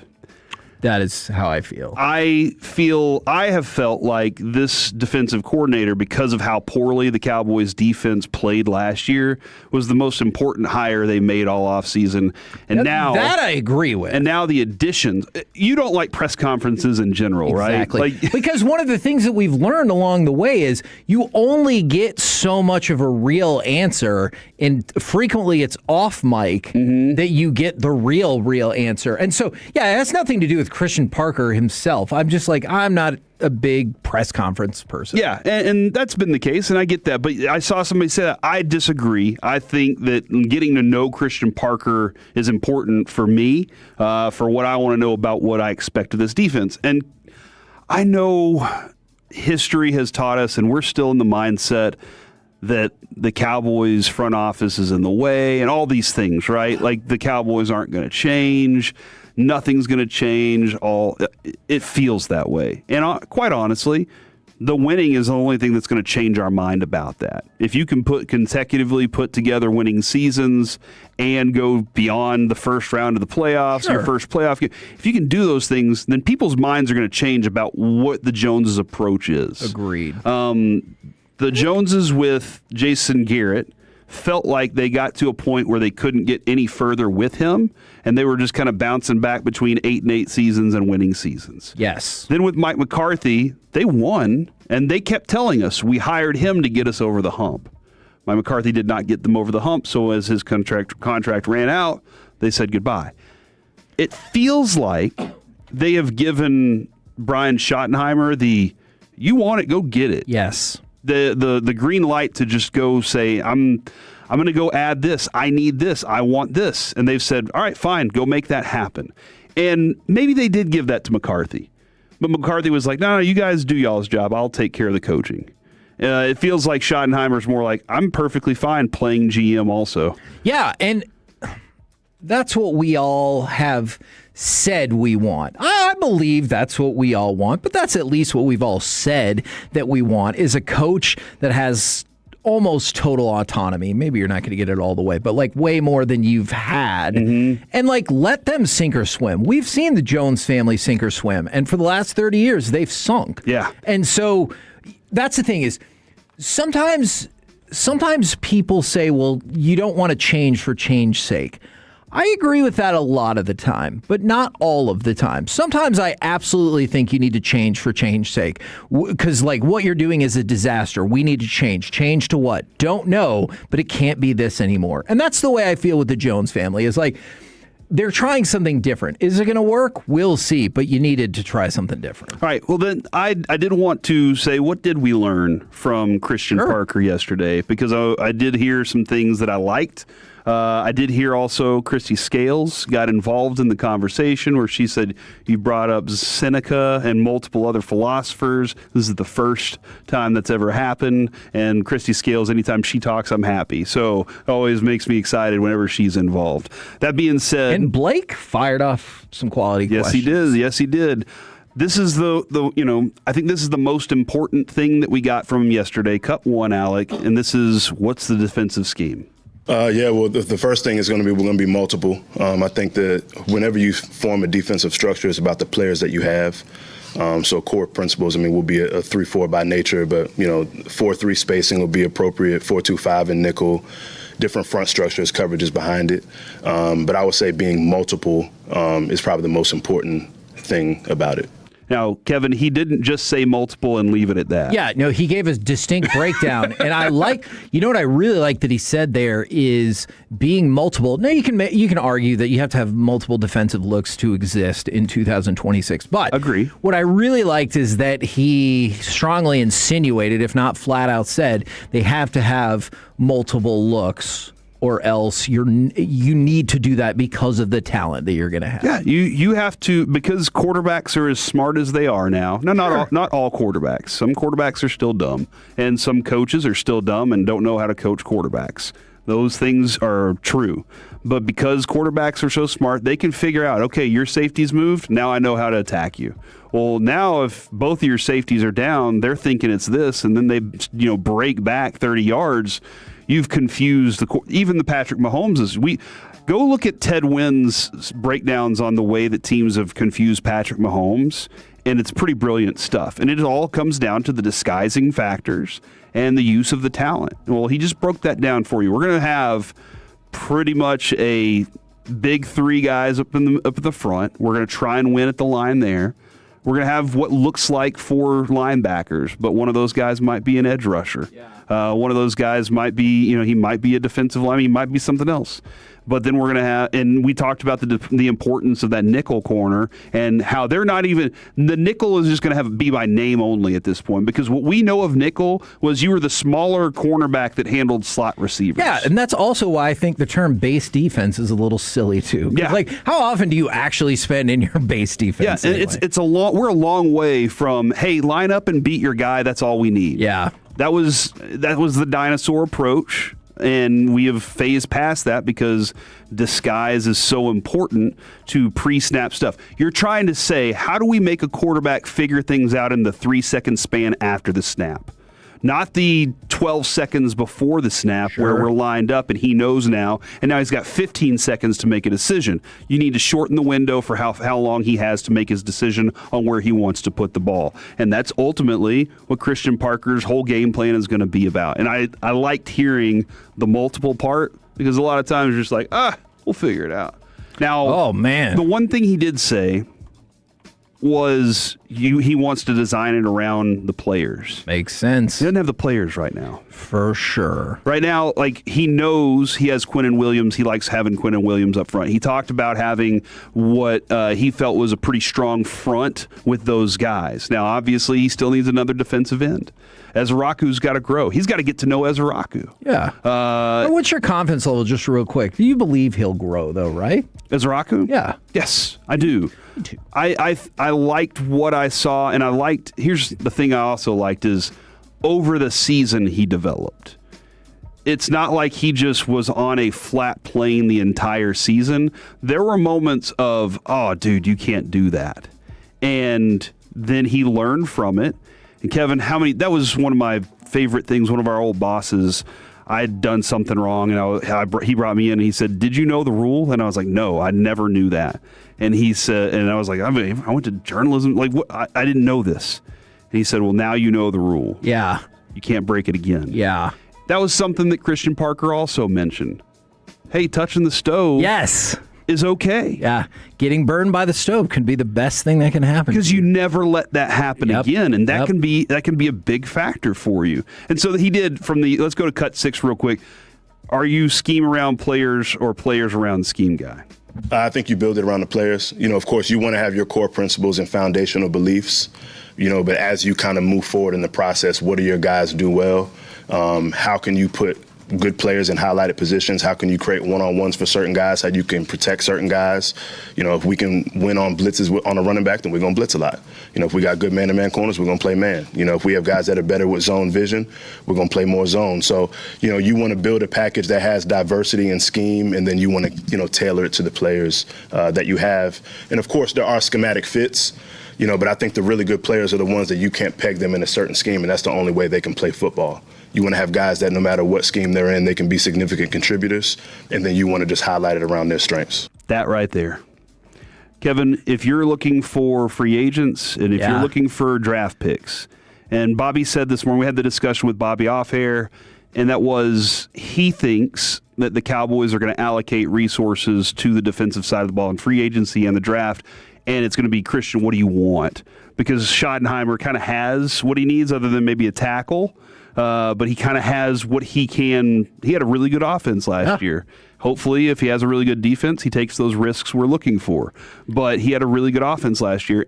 So if you're looking for players, you're not necessarily looking for, does he fit this one technique? Does he fit this? Does he fit? He can play all over the field. And now I have multiple queens on the field. And when I say that, checker on the chessboard. Yes, I understand. Now I have multiple players that can do different things, so you can't figure out what they're doing pre-snap. And it feels like such a common sense philosophy, but one that we did not necessarily abide by. No. We being the Cowboys. So because this goes back to the question of identity. And they didn't know what their identity was. If your identity is we're gonna be a bunch of football players, this guy's gonna attack from here and here and here and here. And they are capable of it. You had guys that were kind of slotted into they're only capable of this.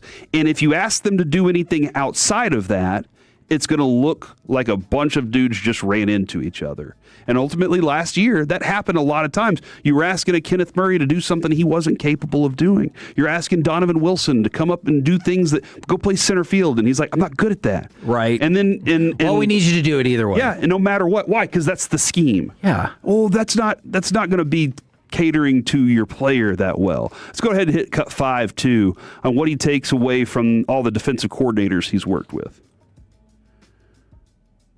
A lot of them have a lot of similarities but differences. I think foundationally, Vic Vance, Mike Pettin, Coach Elko, Ajero Evero all came out of a 3-4 structure. I think that once you get past that, from the fronts you build and the coverages you do and the personality on third down, red zone, you definitely have a mentality as a play caller, but I think that it's still going to be designed around the players that you have. So there's different nuances that I've taken from each one of them. And even people outside of that, as I've had extensive studies and you build relationships outside of the circle you've been in that you want to incorporate with what you want to do. So, Kevin, I know he mentioned Elko, and you love hearing that, and that's exciting. Absolutely. Elko's got some really great stuff he does, especially on their third down defense is phenomenal. But you love oh man, hold on. I don't want to give too much away. You think Reagan's a pretty good president?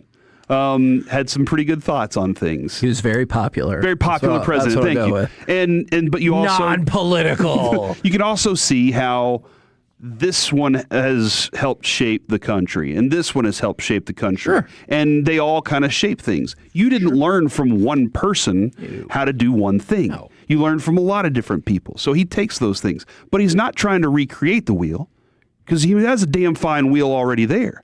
Well, how do I add something to the wheel to make it even better? Especially when that's what it sounds like to me. And you realize how small the differences can be. Yes. Not for our defense, but just in general, how small the differences can be. If you can do that one or two little things, how much further that can propel you. We're the KNC Masterpiece right here on 105.3 The Fan. It's been a while, but I feel like it's time for the return of the Random Sports Report next right here on The Fan.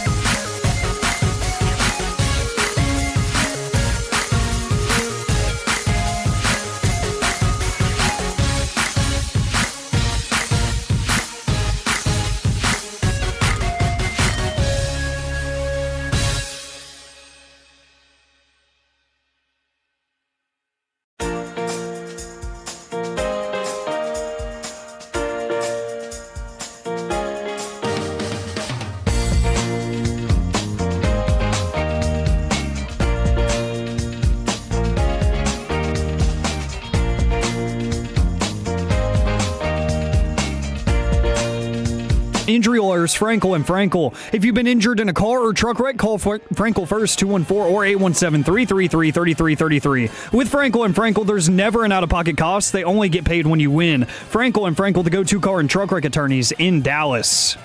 KNC Masterpiece right here on 105.3 The Fan. It's been a minute since we've thrown this out there, but I got a whole bunch of things to get through. So how about the random sports report? You have NBA basketball, college football, WNBA. Where would you like to start? Or Olympic hockey? Olympic women's hockey. What's happening? So there's been 2 sustained runs for the United States in the second period, but outside of that, it's been pretty even skating, with obviously Canada at times just outworking the United States, including how they scored their shorthanded goal. About 6 minutes left in the second period, U.S. down 1-0. But I don't think we should worry, because remember, the final score is going to be 3-2. This is the 5th straight time that the U.S. and Canada have met in the U.S. women's hockey final. The previous 4 were all decided 3-2. And the United States just missed a great opportunity to put back, and so Canada remains up 1-0. But when you see how much the United States has dominated in this tournament, clearly that gives you lots of hope. But it also brings up the question, what happens when you fall behind?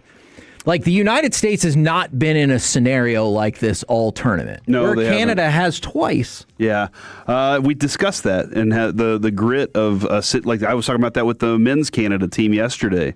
Is this something that's going to inspire them that we can do this? It's going to be okay. So hopefully not. We've got that for Cooper Flagg. Let's start with the NBA. Cooper Flagg's first jersey. So the jersey from his NBA debut, it sold for $1 million. Before he wore it, it was a new jersey. All right. You know, if he played for the Nets, I would be proud of you for that. Mm-hmm.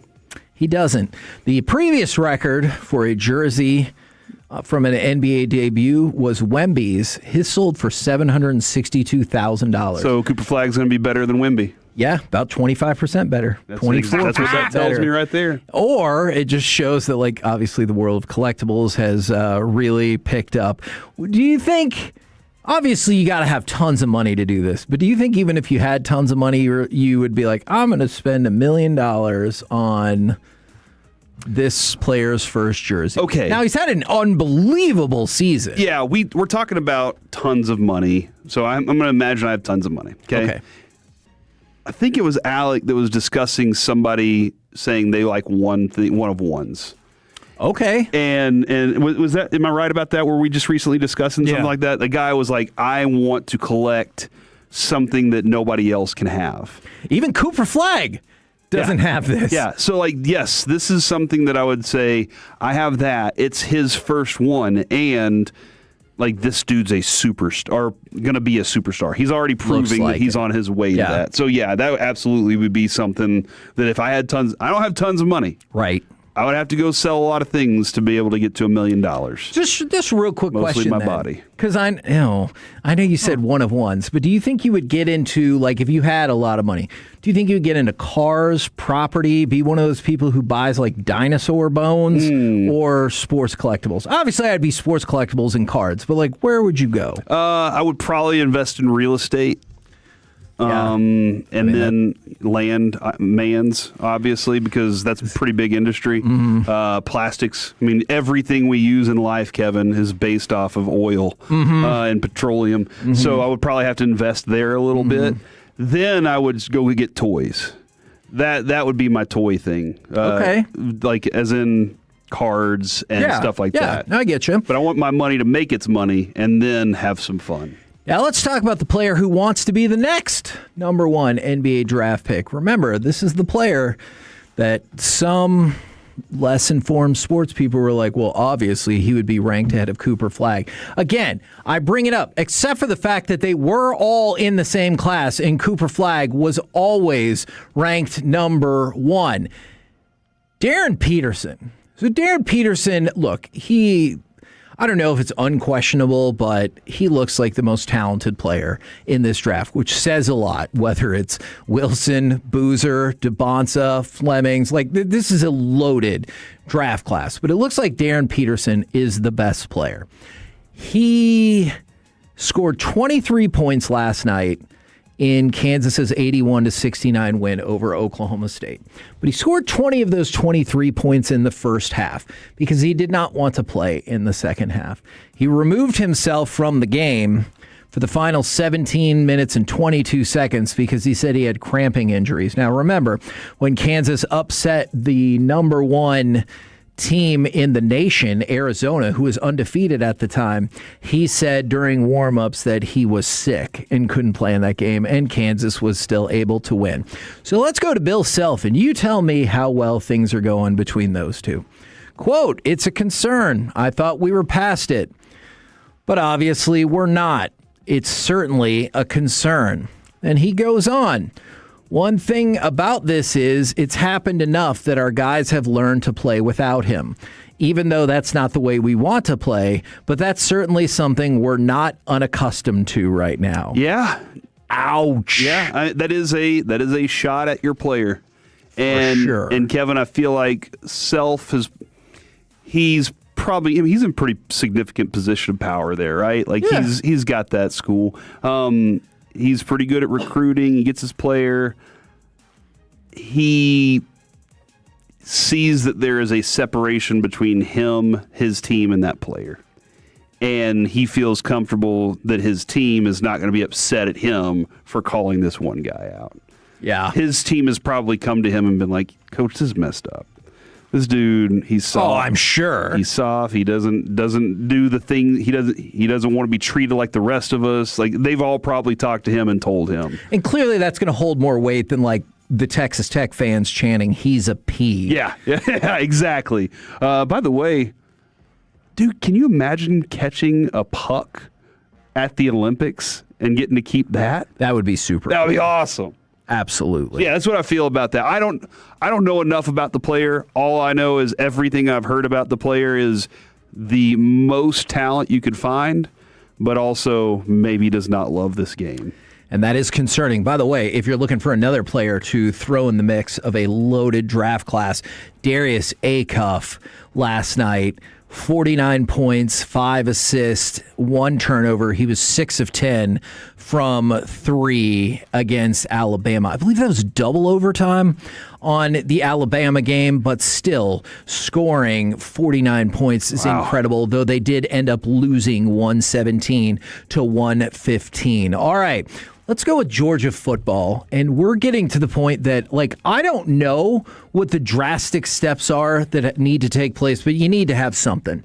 2 Georgia linebackers were arrested last night on, you guessed it, reckless driving charges. In the last 3 years, more than 20 people associated with Georgia football have been arrested with driving-related offenses. And these are not speeding issues or anything like that. And remember, 2 people died in one of these incidents. And Kirby Smart's like, "Hey, we've brought police in, we've done some ride-alongs and everything, but whatever they're doing is not working, and it's endangering other people out there." I'm not trying to sound like I've never done anything wrong. I've done tons of stuff wrong.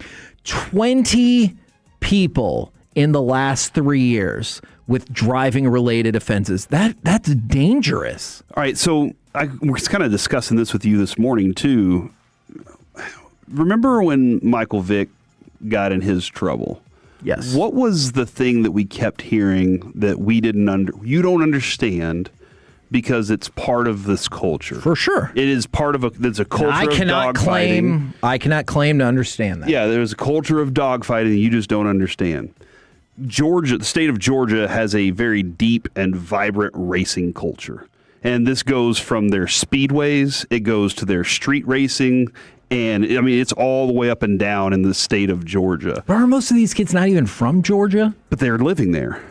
And so what happens when you get to a place and they invite you to come out? Right. And now you're part of it. And I think that's what they probably have to attack first. And wouldn't you think then, with somebody as powerful as Georgia football, you could set up scenarios in which you can absolutely engage in that racing or that speed culture without doing it like on the regular roads? Because I hear what you're saying. Atlanta itself has a very notable and illegal underground street racing community. And you can see how that's alluring, right? Sure. Hey, we've watched all the Fast and Furious movies. I get the concept of it looking like fun, for sure. And when you go to college, you're exposed to something for the first time.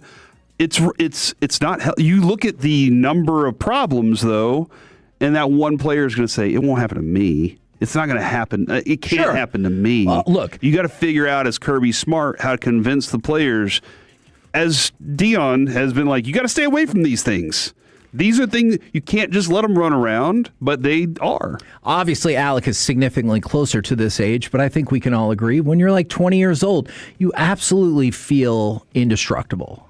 And I'm not superhuman and invincible. Yeah, so I'm not blaming them for just that part of it. It's just you would love if it was an environment where they're not in a position to hopefully hurt or other people. Yeah, anybody else. Now, I don't know how much you care about this, but clearly the WNBA has exploded in popularity over the last couple of years. Well, guess what? Much like baseball, they're stuck in the middle of their own labor dispute. So the Players Association, they said they're seeking 25% of total league revenue in year one, and then housing for all players in the first several years. Well, here's how that went over with the WNBA. The Players Association proposal remains unrealistic and would cause hundreds of millions of dollars of losses for our team. We still need to complete 2 drafts in free agency before the start of training camp. We are running out of time. We believe our proposal would result in a huge win. Well, of course, they think that. But also the tough thing is, how do you balance out, we're surging in popularity and getting we've got a new TV deal, but we've been around for 30 years and never once turned a profit.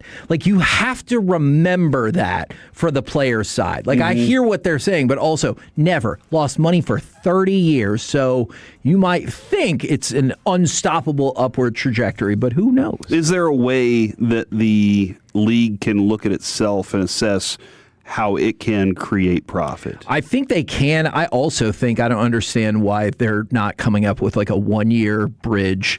That's what I was about. That was my next thing was you need to shorten the CBA. That is the most just say, logical let's thing. Continue to stack. Yeah, and then if you're the players, you can be like, see, look. Yeah, and exactly. Then, the owners are going to have to... They're going to have to deal with it. But isn't it better, you're like, hey, let's get this 10-year deal, snag it. My career is going to be over as long as we get that deal. Yeah, and that there probably is some legitimacy to that. And by the way, Jason Kidd, he has a new Jason Kidd Select South basketball program, and he even mentioned girls basketball. He was like, look, it's about expanding opportunities for girls and investing in the future of women's basketball. So I appreciate him getting involved in that. What I appreciate less is as we go to the second intermission, Canada still leads 1-0. 1 period, Kevin, can change everything in this women's game. We're the KNC Masterpiece right here on 105.3 The Fan. Coming up next, let's chit-chat with the fellas from the G-Bag Nation right here on 105.3 The Fan. Coming...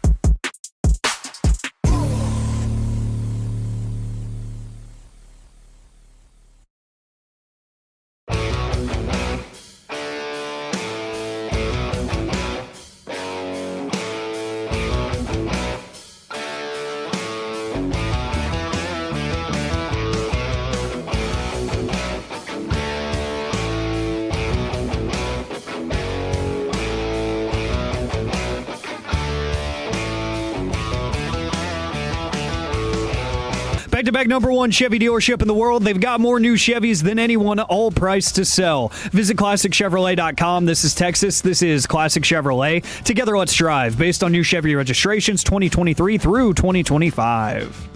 K&C Masterpiece right here on 105.3 The Fan. Always trying to be a monkey in the time of chimpanzees. Right now, brought to you by D&M Leasing. It is time for our chit-chat with the fellas from the G-Bag Nation. Gentlemen, how is you today? Terrific. Hagee, how are you? I would be doing better if this freaking hockey game would be going differently. I know you guys are prepping for the show, so maybe not. But have you had a chance to, watch in, and what are your thoughts thus far? I've been peeking. I've been taking some peeks, man. It just haven't had their A game. And you'd like to think that they'd be better when it comes to special teams, power play, penalty kill. You give up a shorty, that's a good way to lose a game. And I'm now concerned. I thought they were going to feast on Team Canada. I knew the Canadians would have a little bit of something, a little more pep in their step. They got embarrassed. And in the first Captain meeting. Clutch is back. But, yeah, this is just, I think the third period, look, shots on goal, they're showing it now. It's pretty even. Just go ahead and pepper away. And I think this one's going to go to overtime, tied at 1. And then hopefully Team USA has all the momentum. No, you were close. More pepper. You were close, Zach. Dude, I think this game will go to overtime tied at 2. Okay. Because this is the 5th straight time they have met in the Olympic finals, and the final score of every single one of those 3-2. games has been 3-2. So I'm with everything that you said, except it'll be 2-2. Hey, it's fine with me, as long as the U.S. comes out on top in OT. Right. I'm pretty sure Bully Melrose yesterday got the exact score of the U.S. game. I'd like to think Bully Melrose was on it. I mean, he is a nailed it genius. yesterday. He's got the eye of the tiger, He's that pretty guy. damn smart, that Bully Melrose. What was y'all's balance during the show and watching that? I think we did a pretty good job of being balanced. I mean, I don't think we were too focused on the game. I mean, Broadus got locked in there for a while. Okay. There were a couple segments where I thought it was right up Broadus's alley. It's his fastball type of content, and he was locked in up there. Okay. We're All right. fairly used to that. I gotcha. He's got 2 speeds, totally checked out or interrupting everything. So we're fine with it. Wow. Yeah, we should have a much more fluid show today, Eric. Yeah, the fluidity factor will be at an all-time high. Now, I don't know why I immediately want to ask your feedback on this, Eric. Take that for whatever you will. Is this Corey's hockey analysis? No. Okay. No. But also, what would you think about our brand new Olympic segment, Hockey Tua? Oh, I'm a fan. All right. We're also thinking the Fresh Prince of Big Air, Moulin Rouge. Yes. Or the Greatest Snowman. See, you guys, your wheels have been spinning for 2 weeks, and I think your product is getting better with each day. We you came out pretty hot, and I was like, how are they going to get better from before here? Snows. Yeah, and then you found a way. You found a way. You dug deep. I think we're going to have to cut powder to the people because we just don't have enough Olympic days left. Mm-hmm. But I have learned today that it is apparently a travesty that I have never tried Baja Blast. Yeah. Are you familiar with Baja Blast, and what are your thoughts? I am familiar. I do think I thought you might be. Our Baja Blast correspondent is Lucius, I believe, in the G-Bag Nation. Yeah. I do think pound for pound, he's consumed the most Baja Blast out of all of us. But it is now. You guys actually, it was educational for me. Thank you. When I found out the Powerade combo. I hadn't heard that either. Yeah. I hadn't heard that either. Yeah. Did we fact check that? I thought this was like a natural. There was a fountain somewhere in Europe that we were getting this from. So the idea, like in Mr. Deeds with the water fountain of fruit punch, whatever it is. I feel like Baja is thought California. Yeah. What did I say? Europe, tomato, Aggie, Corey. Sorry, guys, we'll be in Europe, California, whatever. But geography. You can't pick a better thing to wash down a cheesy gordita crunch. See, No, you can't go to Taco Bell and not get a Baja Blast. Do you ever think, though, in more recent times, that Taco Bell needs to be punished for outrageously jacking up their prices? Yeah, everything there is like $2.50. Yeah, it used to be such a freaking win to go there. Yeah, and you could get like a look at all this dozen food tacos. I got for $7 or whatever. They want you to get these boxes now. They're all they're focusing on the box, so you'll get whatever their item is they're trying to shove. That's like $10. But if you don't want that box, Chuck's not as much of a box guy as you would think. Now, when it comes to Taco Bell and their pricing right now, I mean, they get you because you think it's a good value. In reality, is it a good value? No. I want a budget for about stuff. $10 a person, you think, for a family? At least, probably with two teenage boys, you're looking at $12-15 a person. I mean, the cheesy roll-up's not even $1 anymore. Used to do it for $3. I've never had a Baja Blast myself. Oh, that's okay. All right, this is ridiculous. An upset. I'm going to have to. I would not have guessed that. We got to bring in Baja Blast. Based on the same clear logic that I've been using. Would not have guessed He's getting Diet Coke at freaking Bell. Yeah, bro. that's okay. Well, I think they're a Pepsi spot, aren't they? They are. You know that Pepsi. well, huh? Yeah. That's why they got Mountain Dew Baja Blast. It's Pepsi. Okay, well, clearly we need to look into that, or some nice person who works on this show will bring them in for us. I'll bring in some Baja Blast. Is there a Diet Baja Blast? There's a zero sugar. Okay. There is. They've upped the game. Do you want the zero sugar? Do you want the diet? Yeah. All right, set a reminder. I'm going to bring in some Baja Blast for you. Thank you. Look at that. Now, That's teamwork right there. It is. That's great teamwork. The Blast Bros. All right. I guess this is kind of a transition. I figure if any show would notice the immense quads sick man. of Jordan Stoltz, it would be you guys. No, it would be one person. Okay. Is that you? Yeah, no. Were you disappointed in him getting the silver today? Because I know he was going for 3 for 3 with the golds, gets the silver in the 1500. I mean, anytime that you feel when you have gold expectations and you fall short, that brings disappointment. Do you agree with Corey that he didn't win the silver, he lost the gold? Actually, yes. When you're the favorite, thank you. When you're the favorite, that's exactly what that is. And that's how a real competitor feels. Yeah. Like, that's how he's flying back home, feeling like, I'm not a silver medal winner. Right. I'm a gold medal loser. Yeah. And this is what I have to show for it. Now, that being said, if you're not the favorite, you earned a silver. You did not win a silver because winning is first. Winning is gold. Right. You earn a silver or bronze. But if you're the favorite, that's a really good approach on that. If you're not first, you're last. I heard that from someone once. Yeah, that's a great See, I always theory. thought that in Olympics, if you finish fourth, you feel like the biggest piece of S in the world, right? Dismissed. Yeah, I saw us figure skaters finishing in fourth, and they were so stoked about it, though. They were like, yes! They're like the highest their country's they ever were in finished. the finals. Yeah. You know? Could have finished 15th. Yeah. Maybe they weren't even a top 10 skater. Okay, They and so if skated you out of got all the their way up to minds. fourth, Yeah. I feel like I'd rather finish eighth and be like, hey, I was top 10, I did what I could, instead of being like, damn, I'd just be staring down that bronze medalist on the podium, and I was like, that could have been me. Okay, but what happens if down the road that person's found for cheating? They get stripped of a medal, and now you're the person that gets rewarded by that. You just hope and pray every single day for the rest of your life that person gets caught for something. They give you a heads up, right? You don't just get a FedEx with a medal in there that you're like, oh, sweet. I would think there would be a warning. Short explanation. Yeah, like, Well, I think the other thing, too, is congratulations. they're going to strip me of the medal. I don't have to, send that back to them, right? They just want to strip They have you, to Corey. come get it. They have to. You come to my house. Yeah. Good luck finding it. Better have a warrant. You're never going to find Probably that. would have pawned that thing years ago. Yeah, probably you know? so. It's no way the first time you said that. What do you find, fellas, drinking your Baja Blast? What do you find, fellas, got coming up on the program? We're gonna be scoreboard watching, waiting for the red, white, and blue to get this equalizer at some point. The third period will be underway shortly. We do have a couple of big football guests today, Hagee. Ooh. Cody Alexander at 3 o'clock, matchquarters.com. John Machota at 4. Very nice. Athletic. Very nice. Say it, Corey. Say it. I already said it right before the last break. So, you doubled down. Yeah. Roll home with the G-Bag Nation. We have been the KNC Masterpiece Maker. Way back with us tomorrow, 10 a.m. to 2 p.m. right here on 105 through the Fan. Do not miss this period of hockey, Kevin, for these women. Then there's a...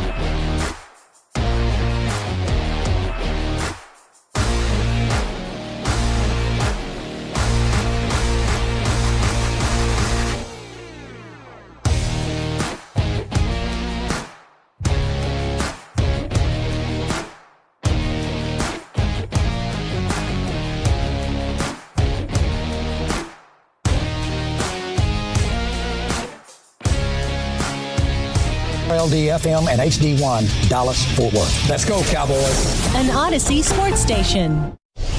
Driven by our D&M Leasing Studios. You're rolling with the G-Bag Nation on 105.3 The Fan. Here we go. It's hour one, G-Bag Nation, 105.3 The Fan. We're on equalizer watch, 16:24 to play. Canada women lead the U.S. women in the gold medal hockey match. So we'll be scoreboard watching and update you as it comes across. 24 hours from now, we'll be doing the same with the USA game, although that contest will just be getting started. General at your service, at ease. Brian Broaddus has taken the day off. What? Yes, he has taken the day off. Oh, man. Very rare occasion. Apparently, there was some sort of an issue he wanted to get cleared up. Some dental issue, I think he said. Yeah, dental, and I think he needed to get the crowd cleaned out again. Okay. Oh, that'll happen. Yeah. I'll catch up to you. Somebody noticed yesterday he was struggling during a segment, and I think that might be why he's off today. I think you're onto something there. Lucius Alexander is in the house, though, so we are 4 wide. He's fixing to go 5 flawless here. Lakeside Studios, 75 and 635. Heard Wolchuk and Chiafalo, and along with you, we are the G-Bag Nation here on 105 through The Fan. And yeah, a couple of very interesting football guests today. Cody Alexander and John Machota coming up at 3 o'clock and 4 o'clock, respectively. 15:40 to play. Still looking for this equalizer. USA women gave up their first goal in 5 games. These Canadians are pretty pesky at hockey. I've recently found out they're pretty good at this thing. They're pretty good, you know. These Canadians, they are pretty good at the hockey. Did it with a man disadvantage as well. USA was on the power play, just made the goaltender look foolish, so that is why they have the lead. USA men, they got a light skate today. They're preparing for Slovakia tomorrow in the semifinals, and then if all goes according to plan, it could be Canada in the gold medal game. The news there today, Sidney Crosby by no means ruled out of the Olympic tournament. Stunner. I thought for sure he was done. Yeah, the coach saying we have the best of the best looking at him. He's taking it day by day, and that Crosby's undergoing MRIs to assess the damage on his lower body injury. Appeared to be his right leg. Sources saying Crosby wants to play if he can, but it's uncertain if he'll be able to. I mean, after seeing that Lindsey Vonn story and them talking about 3 or 4 different surgeries are needed now to get this thing figured out, I don't think these folks need to be pushing it. I would agree with you. I think for Crosby, he probably is just because it's his last Olympics. I mean, he's, 37, 38 years old. I doubt he's going to be playing again in 4 years. You never know. I mean, we've seen Jaromir Jagrs of the world and some others play into their 40s, but for Sid, that injury, when you're talking about an MCL, and the Penguins, I know their coach yesterday was saying, hey, we have no regrets. We have no issue with him playing in this tournament. But you got to think at that point, the Penguins are like, dude, let's just go ahead and shut this thing down. Unless the MRI result is fully clear, like there's no damage at all, there's not a sprain, there's nothing, we don't want you pushing this thing. Yeah, I wouldn't want them pushing this thing either. I mean, no disrespect to you, but we can bring somebody up here to replace you who's going to be at 100%, and they got plenty of talent. Eagles right tackle Lane Johnson confirming he will be back for a 14th season. He is 35 years old, missed the final 7 games of the regular season. I think anything could happen with Philadelphia this year as they're talking about trading A.J. Brown and what they can get for him. I guess the money's just so dang good that if I could possibly keep playing, and sports are fun. I guess I'm always a little bit surprised when players with significant money to be made and competition to be had would step away. But that's a bit of an L for the Cowboys here on this Thursday. Yeah, for sure. I mean, it would have been nice to know that they had to replace their cornerstone offensive lineman. Now, he's a guy that has such an injury history, and at this age, him missing an extended period of time next season seems like nothing you could really rule out here. But yeah, it would have been nice to know, and especially one of their main leaders as well, just having to cycle through that right there, and you've seen how their offensive line is just diminished totally over the last couple of seasons, and that would have been the final nail in that era of offensive linemen there. So would have been nice, but I do think he's gonna miss He's going to miss some time next season, too. They've still just lost so many parts from where they were at the height of their powers. They're going to have good tackles still, but after that, I don't know. And I think we saw this year or learned this year that without an elite running game, Jalen Hurts might not even be a top 15, top 20 quarterback in this game. Yeah, and without him running specifically as well. And I guess that was a decision he made. He just didn't want to run as much and maybe try and preserve his own health.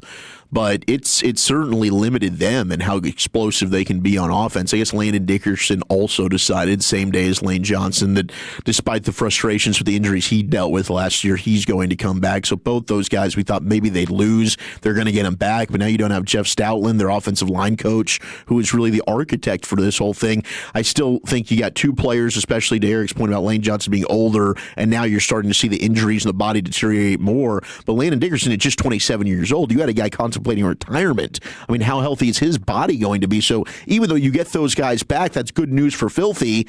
Big picture, how many games are you going to have those guys for you next year? Yeah, they are in a bit of a decline cycle. It'll be interesting to see. They're going to need a great draft and a great free agency, but they just don't have many resources now. Maybe it's run its course, and one way or another there'll be a new division champion in the NFC East. Okay. 12:51 to play now. Canada still leads 1-0. Women's gold medal match. Maybe there'll be some late heroics here to be had for some overtime, something like that. Okay, Steelers don't know if Rodgers is coming back. That's one of the other big stories around football today, and it could take months, according to this report from Jeremy Fowler. Always. He wants to draw it out. It's unbelievable. I mean, we had the report at the end of the year that the Steelers wanted an answer, and we're coming up on the deadline for that, and the latest is, might take a while. There was another report from Aditi Nkabwala. Okay, she said those around him are saying there's a minuscule chance he's coming back. So it had been assumed you get Mike McCarthy. That's in part to keep Aaron Rodgers, but maybe Aaron has other plans. It's just fascinating you couldn't give him a final answer. And it's playing out exactly like the Brett Favre deal, or pretty dang close. Now we just need to see if Minnesota becomes an option to complete the story arc. Go ahead, Wolchuk. Oh, no, did I do it? Did you? I didn't hear it. Oh, Mama gave me 8 of them plop chicks, and Mama take away 5 of them plop chicks. I want to stay hungry for the Crimson Tide. Yeah, I mean, the Aaron Rodgers and Mike McCarthy thing was always a little bit weird because of the way the divorce took place initially. Yeah. Like, it's like, did Rodgers was like throwing him under the bus. Yeah, did they reconcile? I guess. And it wasn't even like, 3 years ago they had great success together. Now they can kind of get things going. Like, how long has it been? It's been like 7 or 8 years? Yeah. I mean, Mike was here for 5. Yeah, so you're talking about like 8 years ago they were having some success together, and then it ended in a weird breakup. So, but he always wants to draw things out, and he's probably going to wait to see, when do I want to play, and if I do, I definitely want to be in the best possible scenario. Which team gives me that? Yeah, and I don't know that that's the Steelers. I don't think it is. Now, I don't know how many teams are going to be overly interested in him, though, but all it takes is one. And Minnesota? Yeah, the Vikings would certainly be. That's the only one that I can think. They were flirting with it last year. If you're Rodgers, that would be the ultimate spot. If you're any one of these veteran quarterbacks, like Geno Smith is about to get released from the Raiders. Like, if you're Geno Smith, wouldn't you want to go to Minnesota? I think that's the spot where any veteran quarterback would be like, I could at least, we could have the conversation about being a playoff team. I never bought it. I always thought it was kind of made up that Rodgers and McCarthy had this bromance because of how bad it got. Like, you could argue from Mike's perspective that Rodgers kind of got you fired. Rodgers coached you there at the end, and it said things publicly that cost his reputation to this day. Absolutely. You know, I think there's some to the fraternity of the former players and coaches and wanting to create good vibes and not have public disputes because it's bad for everybody and everybody kind of loses in that situation. And I think, sometimes it makes people be fake. Now, they might contend that, hey, we had a lot of great times together and we were going through some tough times on the field, and maybe it created, some hard feelings, but the love that we have for each other is more timeless than whatever temporary disagreements we had or animosity towards each other during their playing days. But I found that to be quite interesting that Rodgers, that it's not a home run. I thought maybe part of the deal was you bring in McCarthy to make sure you do get Rodgers. Okay, we have possible owner social media beef about to pop off in basketball. You see this? Ishbia? Yes, as early this week, Mark Cuban posted on social media that he thinks the NBA should embrace tanking. And he is still a minority owner of the Mavericks at 29%. Suns owner Matt Ishbia coming in hot, calling it, quote, losing behavior done by losers, and, quote, much worse than any prop bet scandal. Responding to a Yahoo Sports story about tanking on Thursday, adding his voice to one of the major narratives. Multiple teams drew fines prior to the All-Star break for sitting players. Silver acknowledged the magnitude of the problem over the weekend. Ishbia writing, "This is ridiculous. It's losing behavior done by losers. Purposely losing is something nobody should want to be associated with. Embarrassing for the league and for the organizations. And the talk about this as a strategy is ridiculous. If you're a bad team, you get a good pick, and that makes sense. But purposely shutting down players and purposely losing games is a disgrace and impacts the integrity of the whole league." Man, I love it.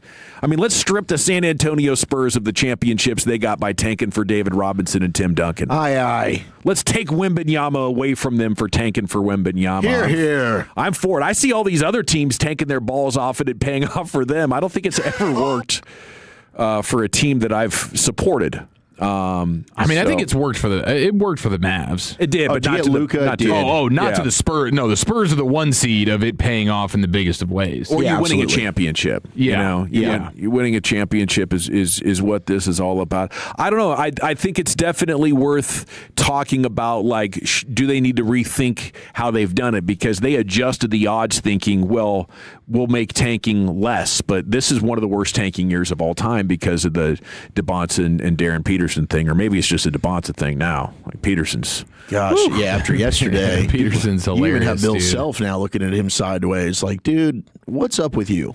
Why are you taking yourself out of the game? And with the new lottery stuff, it's just like you almost just have more teams that feel like, hey, we could end up falling into the number one pick. Like, we might as well lose as many games as we can, even if we're not going to be the odds-on favorite to get the number one pick. We've seen now a handful of times you don't have to have the best odds of getting it in order to secure the top spot. Yeah. So you just have more teams that feel like, okay, as long as we fall in that, bottom 7 or 8 teams in the league, we at least have a chance here. And then you add to the fact that this is supposed to be an all-time kind of draft with like 3 to 6 players that could be real difference makers.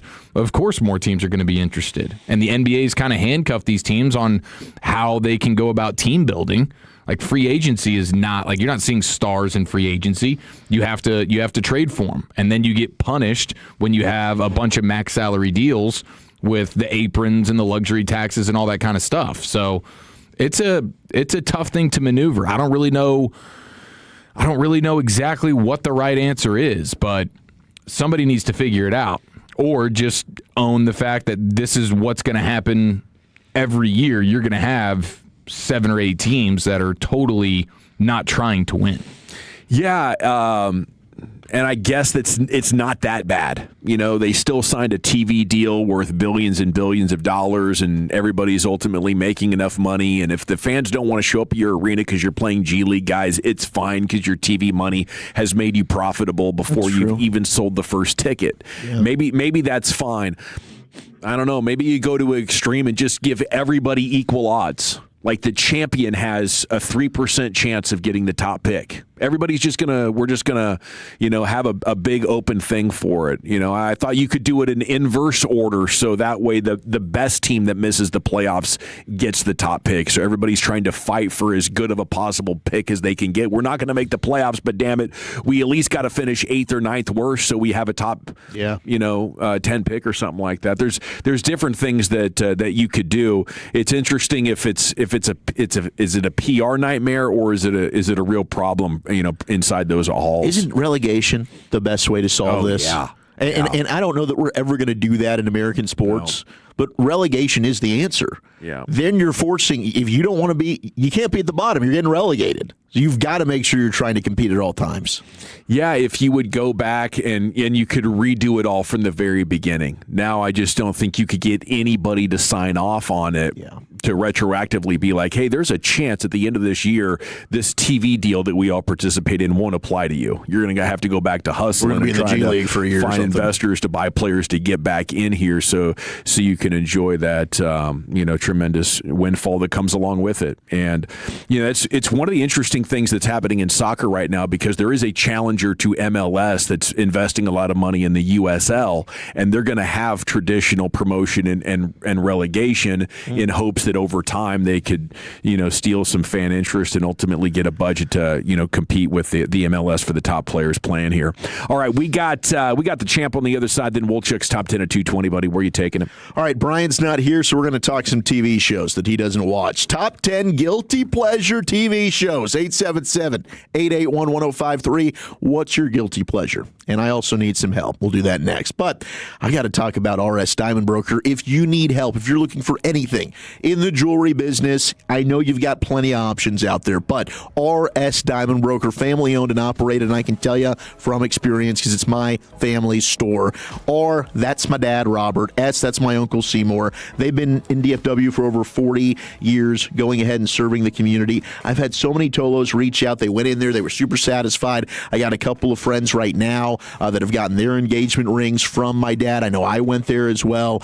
It's awesome. My dad is going to make sure that you are taken care of. He's not going to push anything on you. You just go in there and say, hey, this is kind of what I'm looking at. This is what I can afford. What can we do? Whether it's an engagement ring, whether it's earrings, necklaces, bracelets, you name it, they got it for you at RS Diamond Broker. Cleanings, replacements, whatever it might be, it's your one-stop shop for all of your jewelry needs. Check out that website, rsdiamondbroker.com.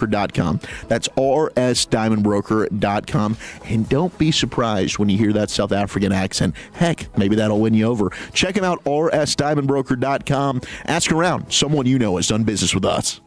The more time you give, the more our crush grows. Together we continue to build something special. Keep turning it on and leaving it on 105.3 The Fan and the Odyssey, iHeartRadio, and TuneIn apps. Disappointed in the boys this year? Us too. But we promise the dirt nerds at PermaPure Foundation Repair won't let you down. Sticky doors, cracks in your walls, early signs of foundation damage can let you down. Don't lose the game by having to pay costly repairs later. Only trust PermaPure. These guys are also Tolos. They are the experts in foundation repairs and drainage solutions. Call PermaPure Foundation Repair 214-466-1496 or visit dirtnerdsdfw.com. When shift happens, call the Dirt Nerds at PermaPure Foundation Repair of Texas.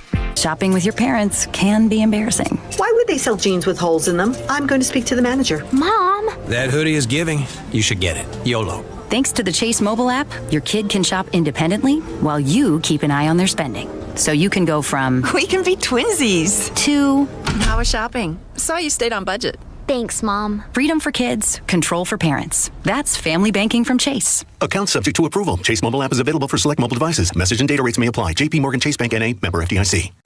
Pizza's here. Oh, great. I'd love some, but I'm worried about my stomach issues. If you're worried about having diarrhea, gas, bloating, stomach pain, or loose, oily stools, it may not just be stomach issues. It could be a condition called exocrine pancreatic insufficiency, or EPI. With EPI, the pancreas doesn't release enough enzymes to break down food, but EPI is manageable. Use the symptom checker on identifyepi.com and talk to your doctor. That's identifyepi.com. Sponsored by AbbVie. D&M Leasing just delivered a truck to a customer who'd heard their ads for over 25 years. He always thought leasing was just renting, but when the dealership offered him an 84-month loan, he realized he'd be stuck upside down in payments again. That's when he remembered D&M Leasing. We showed him leasing isn't about what you can afford. It's the smarter way most people pay for their vehicles. So, are you ready to stop financing negative equity and start driving smarter? Call 817 or 972-35-LEASE or visit dmautoleasing.com. We make leasing easy at D&M.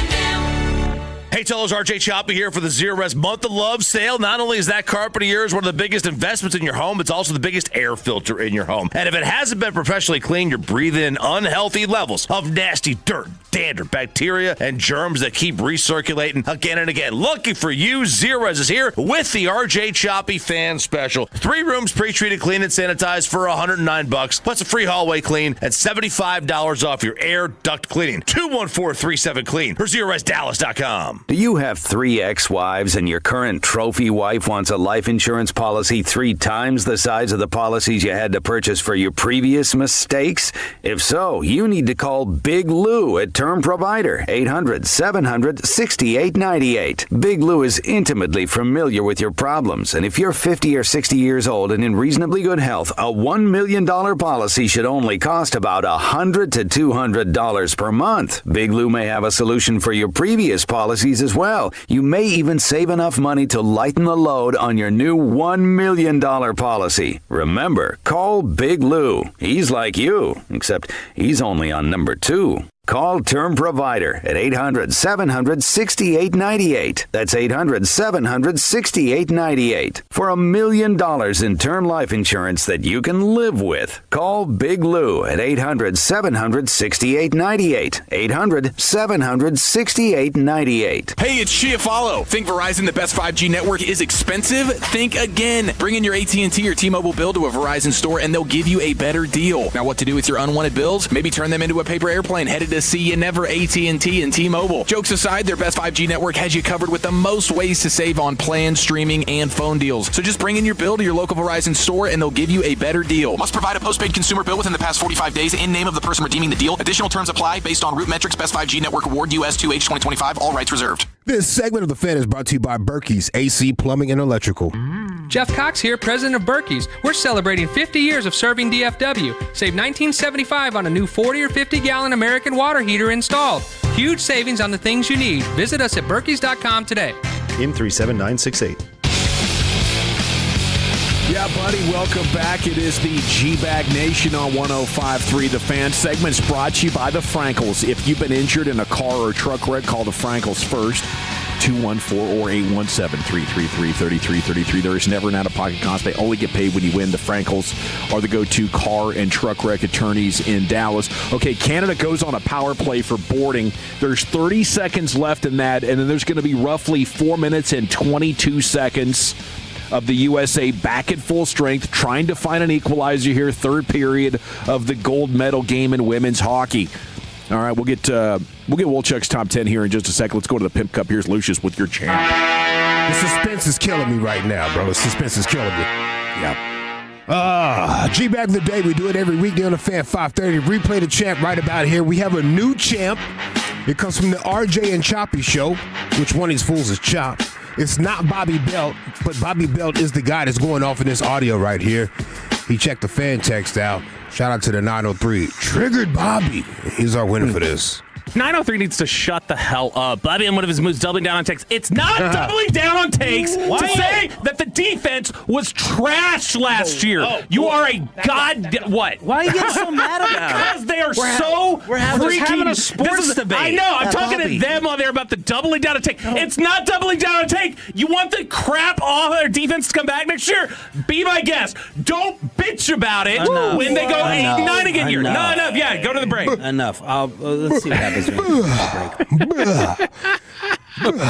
that incredible, dude? Gosh, just an explosion of rage. Yeah, fired up. And to the audience, I want to point something out, too. I want you to hear how fast Bobby read that fan text. 903 needs to shut the hell up. Bobby, in one of his moves, doubling down on text. It's not. That is amazing. Bobby, what did he even say? Bobby's.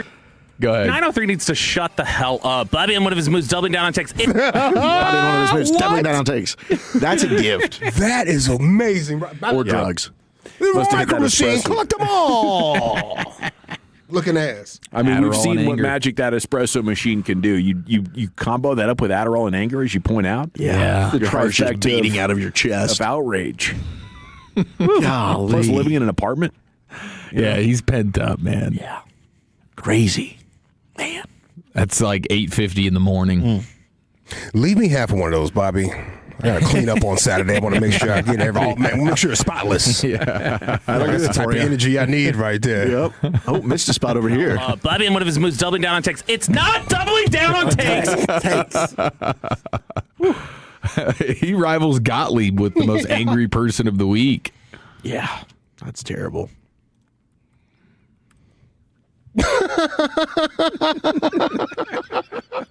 What are you doing?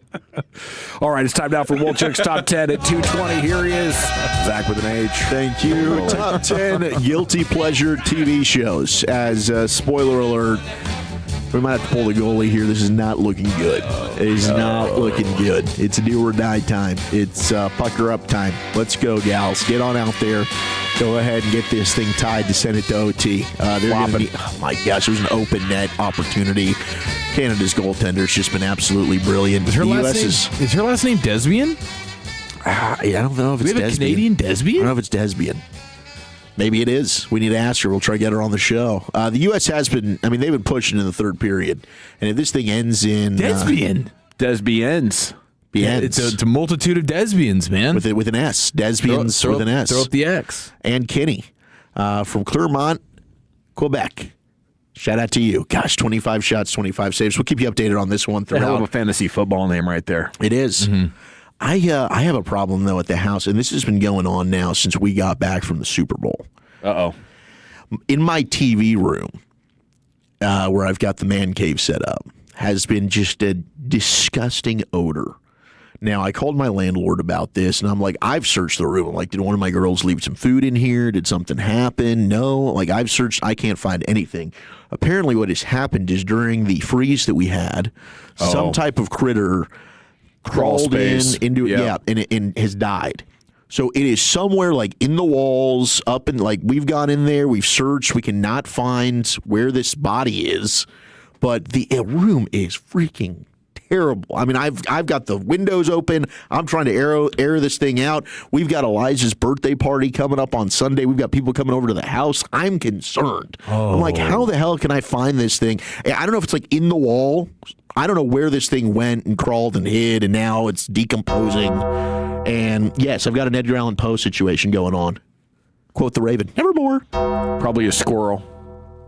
Be my guess. Squirrel, raccoon. Possible. Possum, maybe. Yeah, something that's a little bit bigger. Oh, my gosh! We equalized? We did. Got it. The captain, Hillary Knight, getting it done with 2:04. With 2:04 remaining. Spoiler alert. Spoiler alert.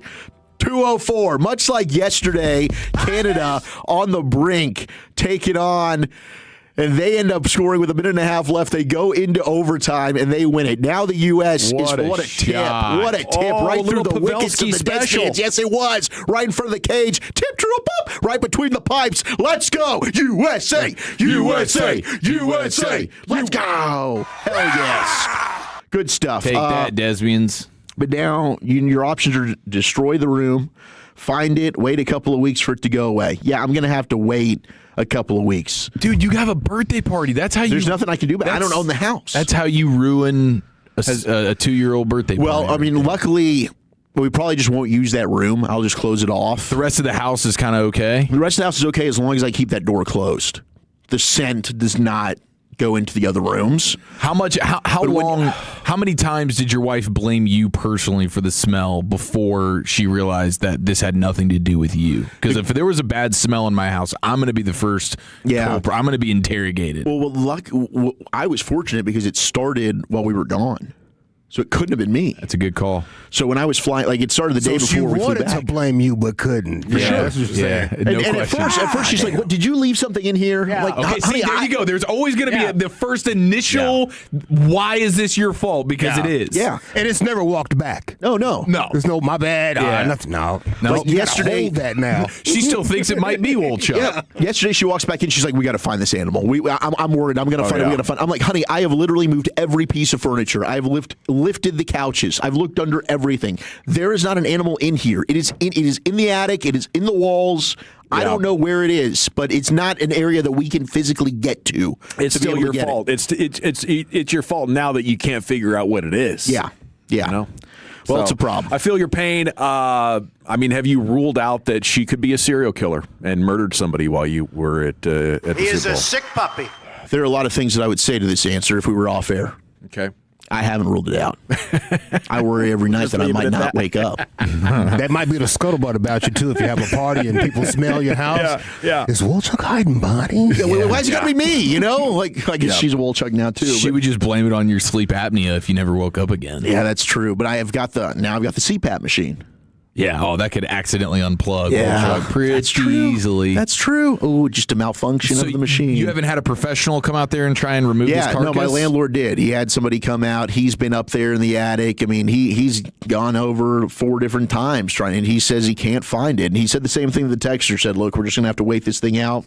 Wait this thing out? He's going to reimburse us a little bit. I was about to say, we need to cut this old rent payment down. Yeah. Pretty considerably. It's rough. It's rough right now. Yet 9-4, I checked the attic. It's probably somewhere up there, but it's in an area I can't get to physically to be able to find it. It's gross and it's disgusting. I would like to see that video of you climbing through the attic, dodging. It didn't last long. That's why we had the professional come out, because I was probably going to just fall through the freaking roof, and now we've got a much bigger problem on our hands. So at one point in the last week or two, you've been on all fours in your attic with a flashlight. I don't need you to really paint the picture, but the answer would be yes, I have. Okay. I have. For a brief amount of time, I was scouring to try and find this rodent, and I don't know what I would have even done if I found it. Yeah, Probably vomit uncontrollably. For sure. And then get a bag and try and just Yeah, the reverse discard pull. it. The reverse pull. Throw it away. But it's an issue, and I'm dealing with it. I had a family of possums die in my attic. The smell was beyond evil. Maybe that's what it is, 9-4. There you go. I think the possum thing, like something that's a little bit bigger, like a squirrel, you would think could be able to maneuver whatever type of obstacles are in its way. Probably, but could climb. But like a freezing possum is like last-ditch effort, trying to save my life, and then they get stuck. Like that makes a ton of sense to me. Yeah, we got to do that really something. sucks, dude. 903 said that's a rat in the wall. That's what I think. I think it's something in the wall, and I can't get to it, and it's really unfortunate. It is. It's a crappy situation, and I appreciate all the feedback. If I find something that maybe we can do for this, I'll reach out. I know, my landlord Zatolo. He's also beside himself with the situation. It sucks. He's doing all he can. He really is. I mean, he's a great guy, and he's treated us really well. So I'm not really going to lash out and blame him. If he didn't, then maybe I would. Maybe I'd be like, "What do we need to do here?" Be asking for free rent for the entire month. When's your move out? Our house should be ready. Mid-August is when we're going to move out. House should be ready beginning of August, so we should hopefully have like a 2-week grace period to slowly get stuff moved over. But we'll see. They haven't officially started the build yet. We're supposed to go to this design center next Friday and pick stuff out because they've had to wait for some of the whatever the documents are to get approval. And I think they've got all that stuff. But I think once we make our selections, the design center, which is also ridiculous, they're only open Monday through Friday. So it's like I can't go on a Saturday. Like this has to eat into work. Like this is kind of ridiculous, and they're only open and available for certain times. But regardless, it's a one-day thing, and supposedly it's a fun deal. I'm just going to sit there and say yes to whatever the missus wants, really, unless I have a big juxtaposition to something that she suggests. All right. I think we're going to OT. Canada and the United States tied at 1. Spoiler alert. Shout out to Hillary Knight, team captain, gets it done. 17:56 into the third period. Let's go win this gold medal. All right, top 10 guilty pleasure TV shows. 877-881-1053. Man, we got a couple good honorable mentions here. Jersey Shore. Oh yeah, burgers for the boys. Oh yeah. Jersey Shore was a good one. It used to be a big-time staple. Absolutely. That's why I say hardcore now. Okay. Yeah, he was hitting on a hardcore. Hardcore. It was hardcore. The grenades and stuff like that. That was all pretty fun. The Schmush room. Just all the probably Guidos. Smells like your TV room. Yeah, it probably did. God, that's so disgusting. Lucius, your HGTV? I mean, would that qualify? No. Guilty pleasure is stuff that I shouldn't really be watching, but I'm watching anyway. Okay. Like the Baddies show that I watch. Is that the stripper pimp lady? That's the Johnson's Cabaret. It's on the same network. Okay, very The good. Baddies is they got a whole bunch of girls with bad BBLs and weaves and everything, and they just fighting bloodletting. Oh my God! Before you even introduce this person, yeah, it's crazy. Like girls fight if you want to get to the next round. Bah, bah, bah, bah, bah, bah, bah. It's crazy. Wow. Yeah, but I come from trash TV, Current Affair. Inside Edition, the Talk Soup or something like that. I come from trash TV, Talk bro. Soup. Maury Povich show. Yeah, I come from that, man. I mean, there were some. I mean, you had all the fake court TVs shows that were on there. Those were always good. Judge Judy's an honorable mention on here. 1,000 Ways to Die. That was a good one. I liked that growing up. E! News, Access Hollywood. Absolutely, yeah. MTV. I'm not MTV. Yeah, TMZ Live. I watched TMZ Live. You've got some of the game shows like The Price is Right, Wheel of Fortune, Jeopardy, some of those that could constitute as guilty pleasure. Shark Week is an honorable mention on here. The Osbournes. Gosh, the OG Osbournes. There you go. Sharon! The Grind with Eric Neese. I never saw The Grind. Yeah. What was your show, Tom Green? Oh, yeah, the Tom Green Show. Tom Green Show? That was would great. qualify? I would say that's good comedy. I'm not guilty about that. Yeah. Nothing guilty about watching good comedy. Jackass is on here. Highbrow art. Yeah. Taxi Cab Confessions. Oh, yeah. That's on here. A Shot at Love with Tila Tequila.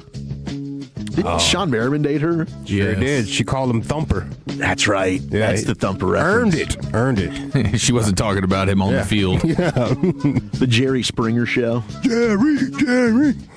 All timer. That's all time. I like Maury Povich. You said you're afraid of frogs, right? All right, let's bring out the frogs.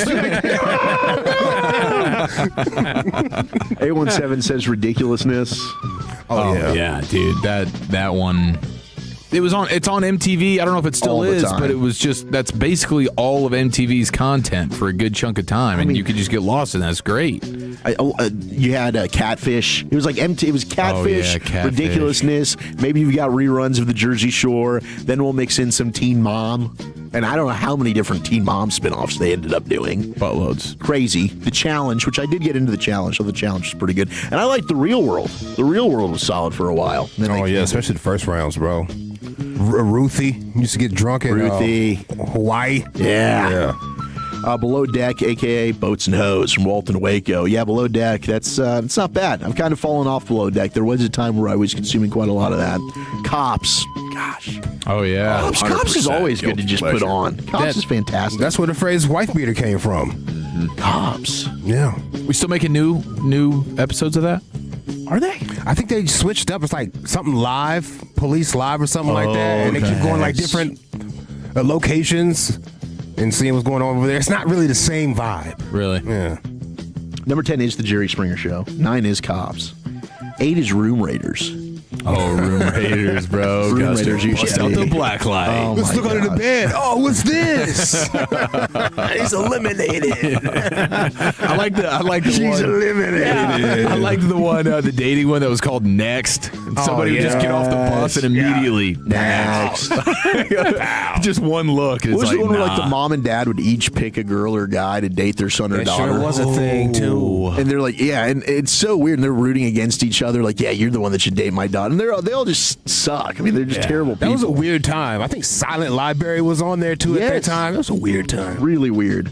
Man vs. Food comes in at 7. I'll watch that to this day. Well, how about Triple D, man? Triple D's great. That was the inspiration for Man versus Beer. Okay. Pulled that off probably August of 2010. 100 ounces of beer Man versus beer. As fast as you can. Yeah, about 28 minutes it took me. I'm sure a lot of people could do much better, but I was proud of myself. No, that you day. should be. That's pretty legendary. Really freaking good, dude. Love Island, which is really blown up.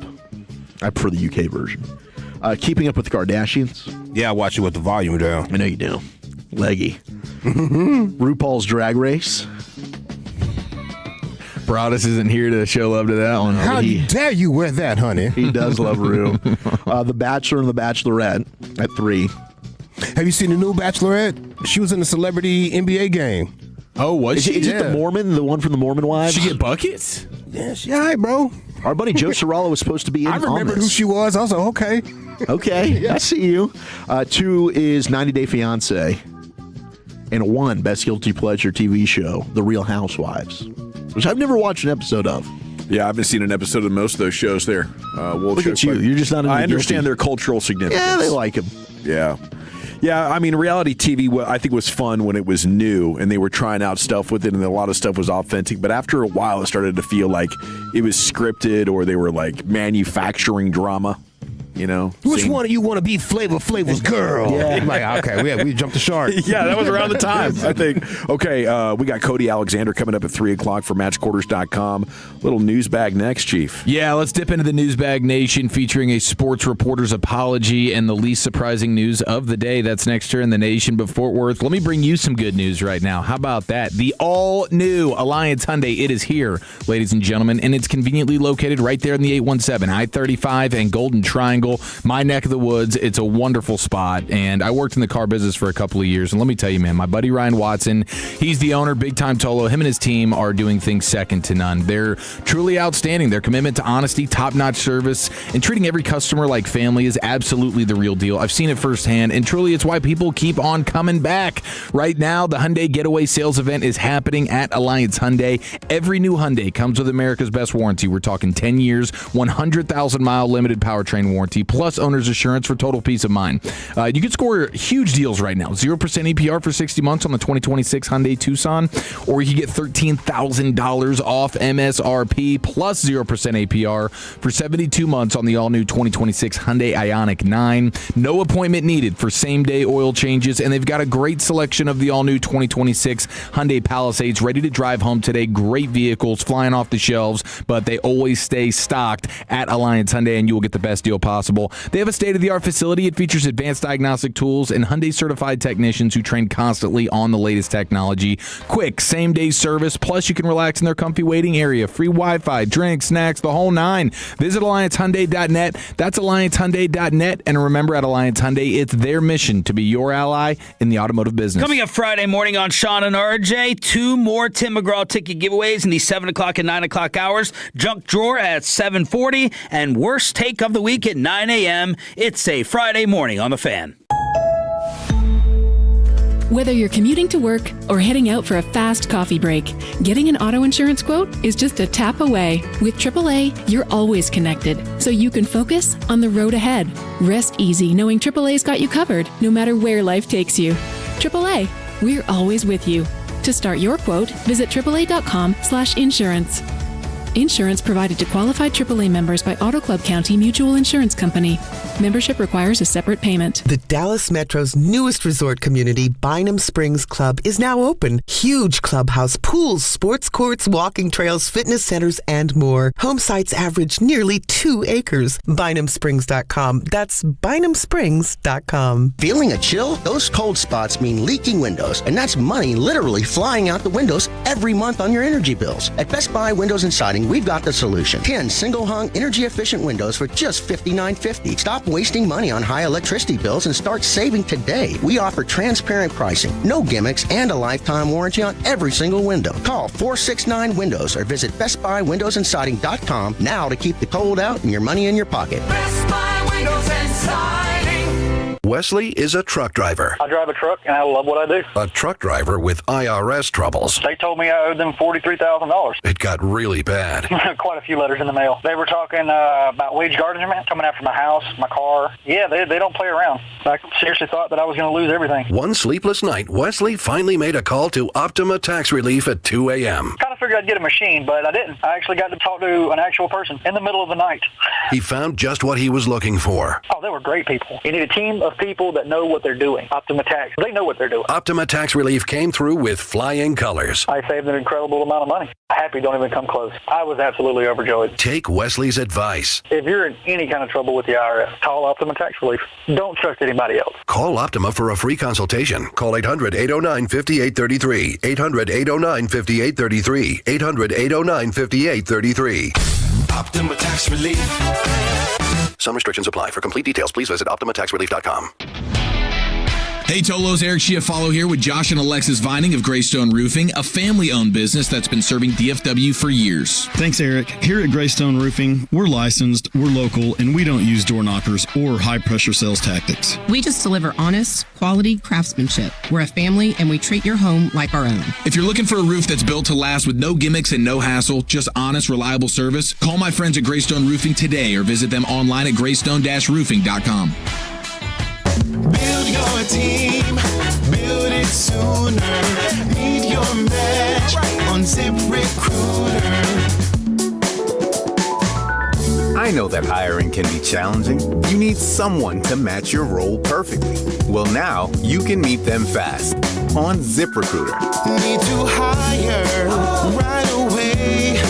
Start your search for strong candidates. The right fit awaits. All your roles, fill them sooner. Need your match on ZipRecruiter. Just head to ZipRecruiter.com/free right now to try it for free, and you're on your way to meeting your match. 4 out of 5 employers who post on ZipRecruiter get a quality candidate within the first day. So try it now. Go to ZipRecruiter.com/free. That's ZipRecruiter.com/free. Meet your match on ZipRecruiter. Try it free.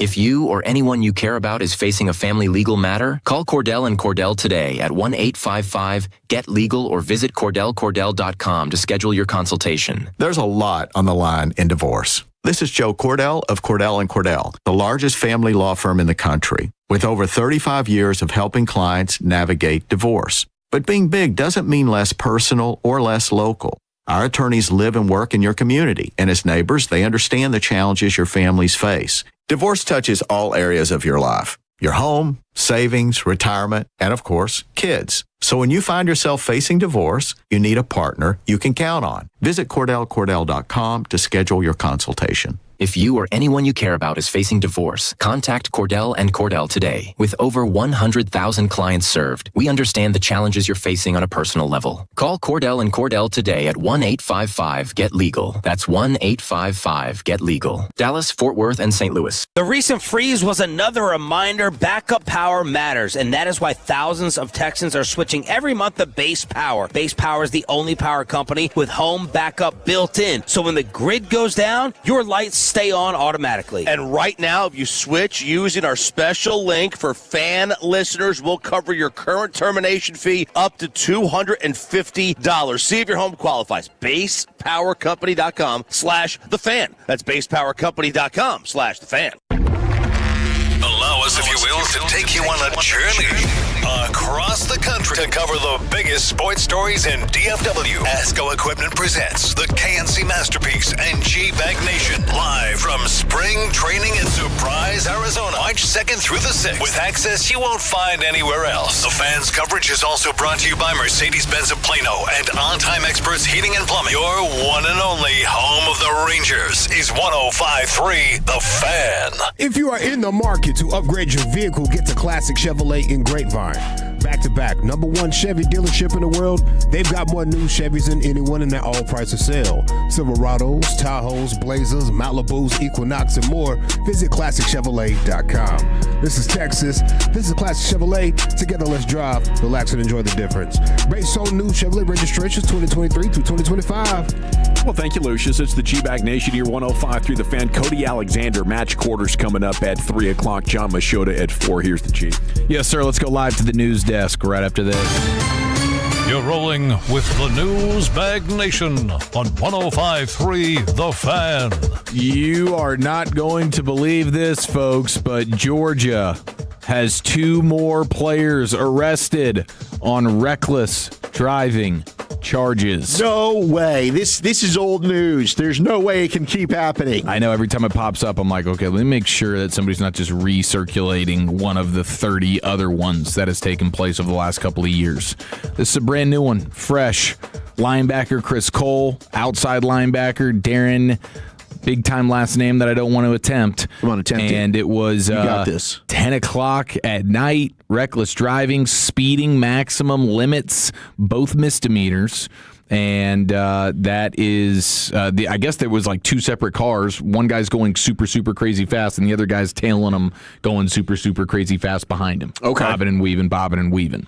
Yeah, it always worries me when I encounter that out there on the highways and byways. I guess if you're just going fast, that's different than weaving in and out of traffic. You know, you're shooting through lanes and stuff like that. That's where I draw the line. If you're in the left lane and it's just open road and you're flying, I mean, you're still going to get pulled over. Yeah, you know, but you're not a Class A Richard. You know, you're not like usually really trying to risk every other person's life that's out there on the road with you. Yeah. But this also wasn't like 3 a.m.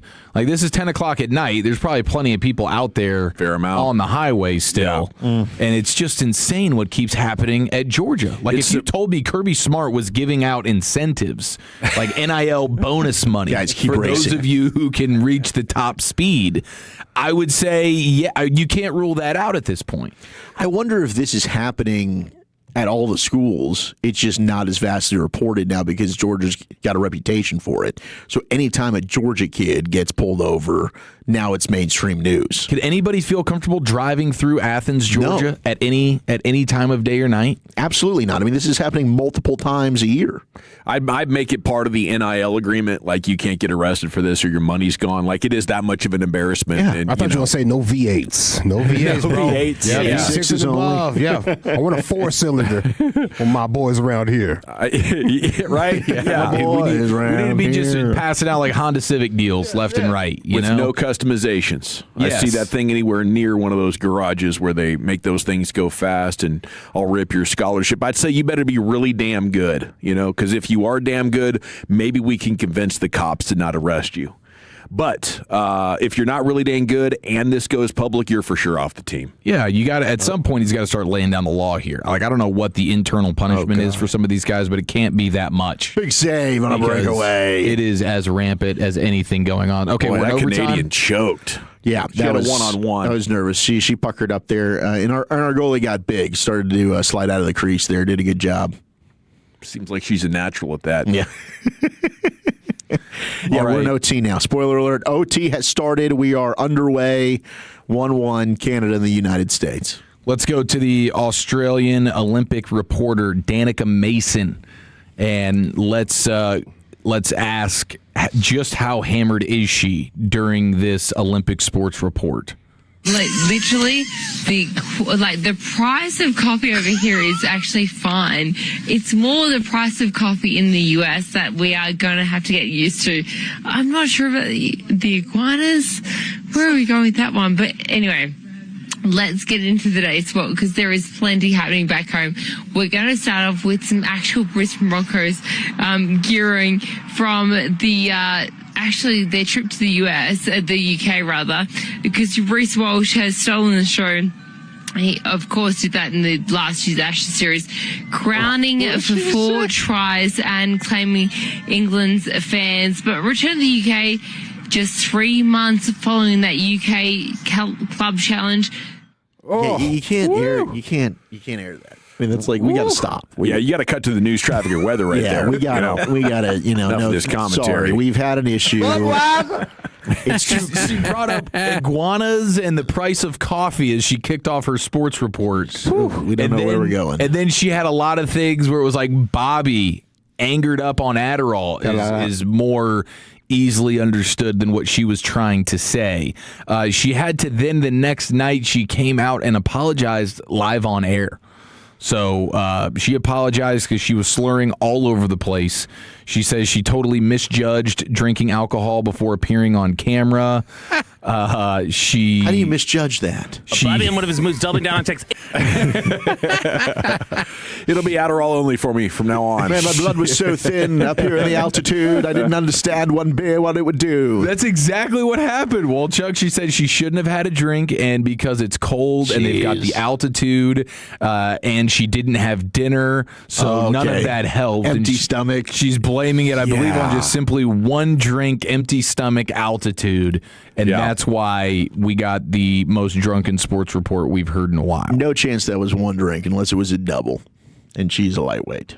Yeah, it was one giant bottle of wine. Yeah. It was a wee bottle. That sounded Big to save. me Oh, rebound, save. Wow. well past legal limit, which is 0.08. Okay. Now, 0.22 is about where people start having a hard time walking, 0.2, somewhere around there. I'm going to call her 0.15. Well hammered. Yeah. Well hammered. Listen, I don't disagree at all. I think that is definitely that was egregious. Erin Frankel is just a star right now in net for the U.S. She's been brilliant.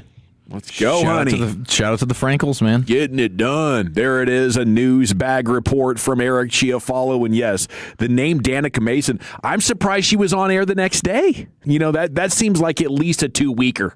Like, we got to get you. But they just roll differently in Australia. Like, whoopsie, I got hammered, mate. Oops. All good, man. All good. And she's probably the only sports reporter they have sent out to the Olympics. So they're like, we can't just do like an easy sub out. Yeah. You just apologize live on air and we'll all forget about it. Let's try to keep it down tomorrow there, Toots. Wild women. Summer games more our thing. We got 1 down, 4 to go here in the G-Bag Nation. Cody Alexander, Match Quarters, is with you next year on The Fan. But Tolos, you're losing your hair and you need a simple solution that works. You want the best modern technology with top-rated physicians, something that's guaranteed to work. And that's why, fellas, you need Advanced Hair. They've completely redefined hair restoration. From the experience itself to their unmatched results, whether you have a receding hairline, a bald spot, or some just general thinning of the hair, you can address them all with Advanced Hair's simple one-day treatment in a calm, relaxed environment with the most experienced professionals. Advanced Hair has performed tens of thousands of these breakthrough treatments, and you need to be next. How about this?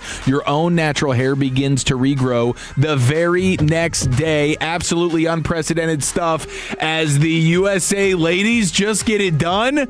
Gold, here we go, USA, and you can't spell Advanced Hair without, well, I don't know. I don't know where I was going with that, but listen, truly, no one can offer anything like the Advanced FUE founded Advanced Hair, and I highly recommend their team, and it all starts with your free consultation. Call 469-599-HAIR, and just for being a Tolo, you'll get $250 off and 250 free hair grafts. Refine your hairline with the team that's redefined hair restoration. 469-599-HAIR or advancedhair.com.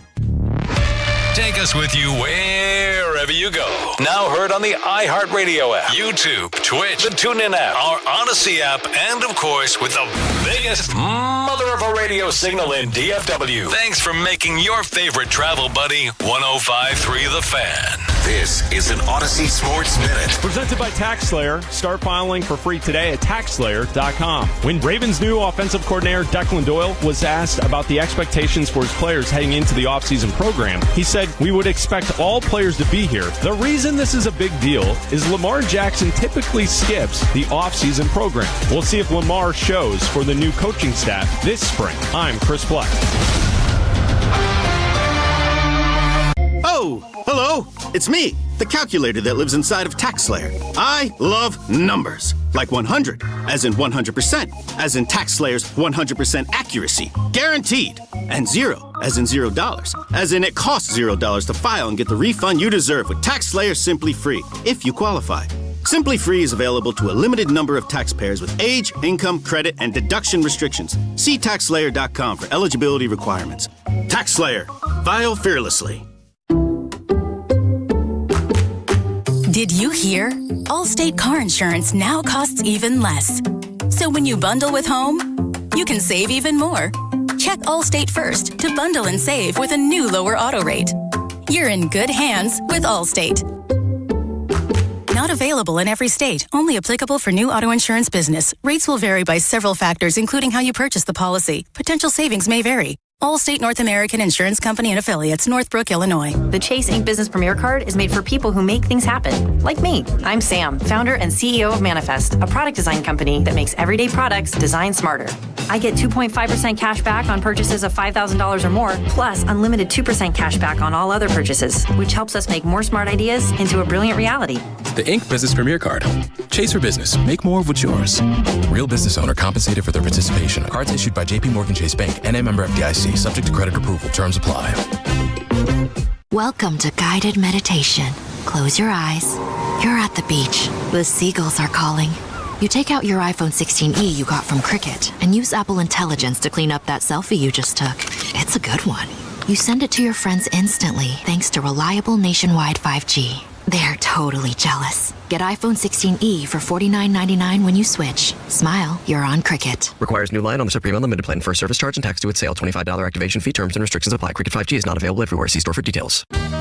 I'm Mark Solinger, producer and one of the hosts of the Moth podcast. For nearly 2 decades, the Moth has brought live storytelling to stages around the world and to millions of listeners. These are real people telling true stories from their lives. Stories about a lost family recipe, about working to free a wrongfully convicted man, about realizing you need to leave your May-December romance. Stories that will move you, surprise you, make you laugh. Stories you can't forget. Join us. Follow and listen to the Moth wherever you get your podcasts. Tolos, as parents, we'd all hope that someone would help our kids if they were in need. You have a chance right now to donate your old car to Cars for Kids. It's easy, free towing, paperwork done, and a tax deduction. Your car helps at-risk kids at Texans Can Academies earn a diploma. Visit carsforkids.org. Right off the car, not the kid. It's a Thirsty Thursday, proudly being sponsored by our friends at K-Post Roofing and Waterproofing.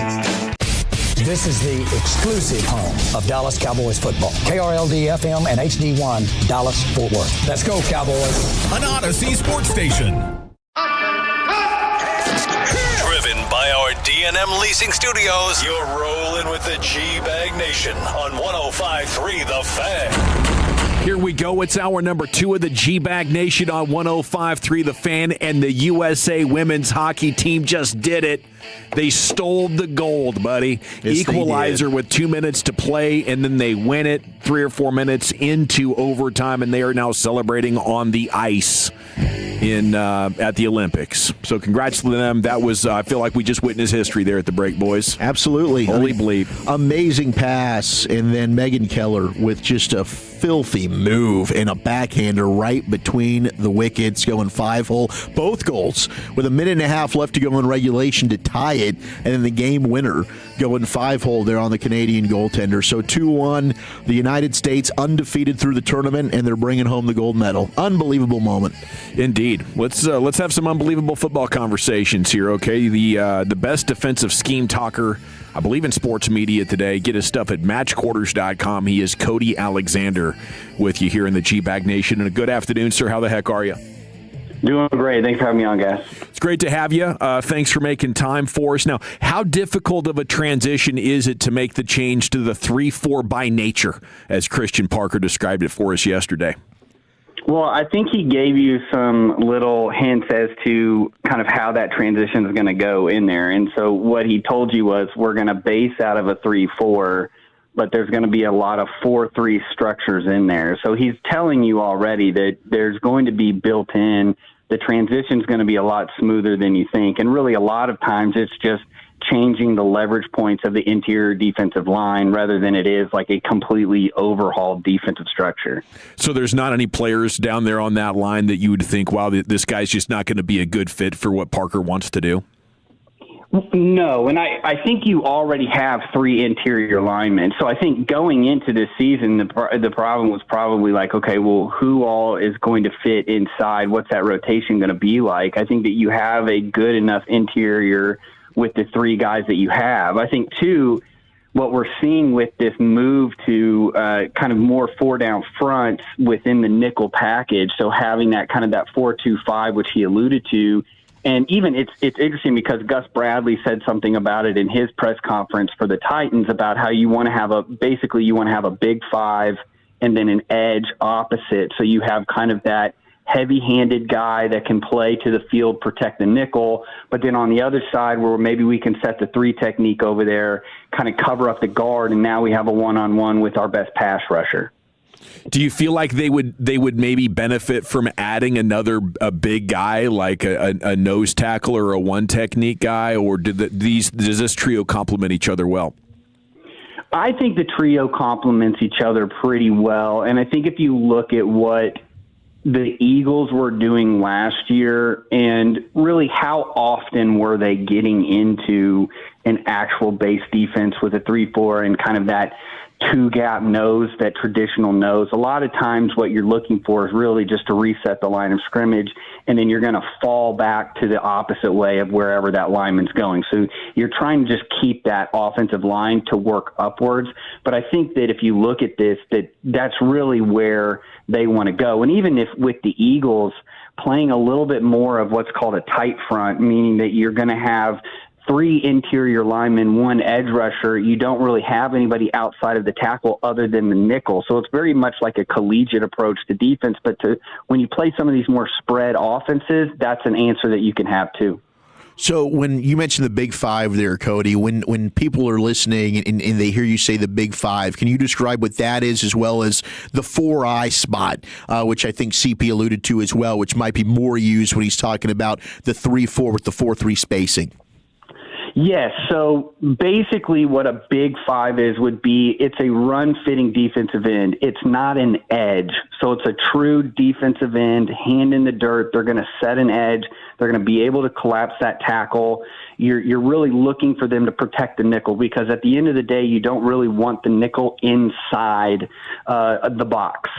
And so then the 4-eye is essentially just moving him to the inside shade of the tackle, and you're closing the B gap. So the best way, if you're looking at this and you're like, I'm trying to get through the coach speak, what does this mean? Odd spacing or 3-4 defense, typically in odd spacing, just means there's not going to be an open B gap bubble. So that space between the guard and the tackle, they're going to put a body there in odd spacing. When he's talking about like having 4-3 fits or 4-3 spacing, that's your typical even front, right? Which can get confusing because you're even 4 down, but then we're going to have an open B gap bubble. So where the nose and the 5 technique are, that's where that open gap is going to be. Cody, knowing what you know about this Cowboys defensive personnel group right now, what's the blinking red light position that you think for Christian Parker they've got to hit a home run at which spot? I think he mentioned it in his press conference about having the nickel now is like a first round kind of guy. You want to have that guy. I remember last year when Jordan Lewis left and for, 3 years, $30 million, everybody's kind of like, ooh, I don't know if I pay that. But then you look up and you're like, yeah, every good defense that can play nickel. And that's really what you want to be in. You want to be in nickel as much as you possibly can, because then you can defend all these play action passes. But you will have to be able to survive, and you can't necessarily just play a guy there that's 5'8", 170 pounds, and he just guards the slot, because then you're just going to get ran on in 12 personnel. So when you're looking at this nickel spot and how Christian Parker described it, to you, is it a safety that also can give you coverage and then in the box ability, or is it that traditional slot corner like a Jordan Lewis? You want to find a guy, and remember who they have on the Eagles. That's going to be Cooper DeJean, who, by the way, can play outside at corner, but he's also, 6'2", 200 pounds. Right. So he's as big as most of the traditional nickels. Like, look, you're not going to find a guy like an Eamon Worry in every single draft where, hey, this is a safety that looks and plays like a linebacker. You really need a guy that's there is a physical threshold that you have to have. He needs to at least be solid down there. And that's why a lot of times you look around, it ends up being a safety. And so you get that term big nickel. So it's a safety instead of a corner. But if you can find a guy with coverage ability and with size and who's not afraid to play near the box, then that's kind of that secret sauce that you want in that position. What do you think of the all the young coaches and building out the staff with a lot of college coaches? What do you think is the reason behind that? Well, I think it comes down to if, at the college level, because of what's happened at the transfer portal, you're really getting separation between who can actually teach and then who's just there as kind of like a used car salesman, right? Like who is there to just recruit. And then now, because recruiting is basically down to how much are you going to pay me, you're finding out more and more and separating out that these teams that can really coach and really teach the scheme quickly, because again, you're recycling your entire roster almost every single time. So I think also that approach of there is just carnal knowledge of how to defend the spread from the college level of just that's where we are. I think too, a lot of what we saw this year in the NFL with running 12 personnel, but we're really trying to pass out of it.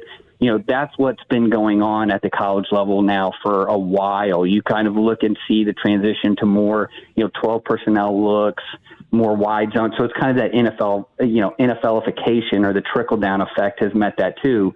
I think at the end of the day, you have a young team, you're getting young guys at the coaching spot, and they're really, and that's what I love about Coach Parker and what he talks about is just you're being a teacher. And if you really want to accelerate the growth within your roster, you have to be able to teach these things. It sounds great to say you're multiple, but if you can't do it and you can't teach it, then you're basically going to have to end up running a static defense. It's Cody Alexander, Match Quarters here with you. Did you follow Scott Simons, the SMU DC that's come over to coach linebackers? What do you have for us on what they've been doing well? Yes, he's actually, if you have not been paying attention to SMU, especially him in particular, that is a defense that has done really, really well. It fits the odd front structure that he's looking for, but he's played some 4 down out of that. I think where he can really help them is some of these cover 3 structures and especially teaching the linebackers on where to drop, how to drop, what to look for, because they've run a ton of kind of a more of a vision zone, which is what you typically are going to see at the NFL level, primarily from the linebackers. You're just not getting a lot of this match heavy, which is just a fancy word of saying man with rules. Of this match heavy where we're trailing guys, we're trying, my back is turned. You're seeing more and more. Indiana's a great example of this, of where you're playing a lot of vision zones. So you're dropping to a spot, but relating to a guy. We're keeping our eyes on the ball, eyes on the quarterback, and see ball, get ball is really where that comes from. Cody, you're so great at explaining this and making it easily digestible. I wonder, in having written so many books about defense and your experience coaching, we've kind of seen the 2 different approaches. Dan Quinn was one that didn't force his scheme on players and seemed to really adjust to what his players were best at. I think Marquise Bell was a great example of that, with him having to move and play some linebacker. Last year, obviously, with Eberflus, it seemed like a pushback. He was very stuck in his ways, wanted to run his scheme, didn't necessarily have the personnel to do it. Christian Parker is talking about marrying what he wants to do with the players, not the scheme. How difficult is that when it comes to coaching, to be able to be adaptable? Yeah, and I think if you look, and like right now I'm going back through, I always start with the NFL reviews for the offseason, and I always go back to front. So I always start with the worst teams. And I think one of the common denominators that you see in some of these teams that have had like transitions, right, which is a good example would be like the Bengals. The Bengals had a historically bad defense. It was even worse than what the Cowboys started out with this year.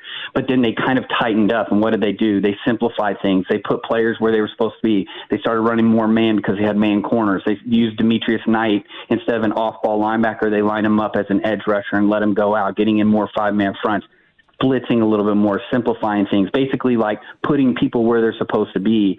And so what he's really talking about there is, yes, you can have this huge playbook, and most of these NFL defenses do. They have a massive playbook that they can pull from plays. But year to year, depending on what players you have, is where you're going to be heavy-handed in that playbook. Maybe we don't need, like for instance, maybe because of the structure that we have, we need to be playing more 4-down fronts.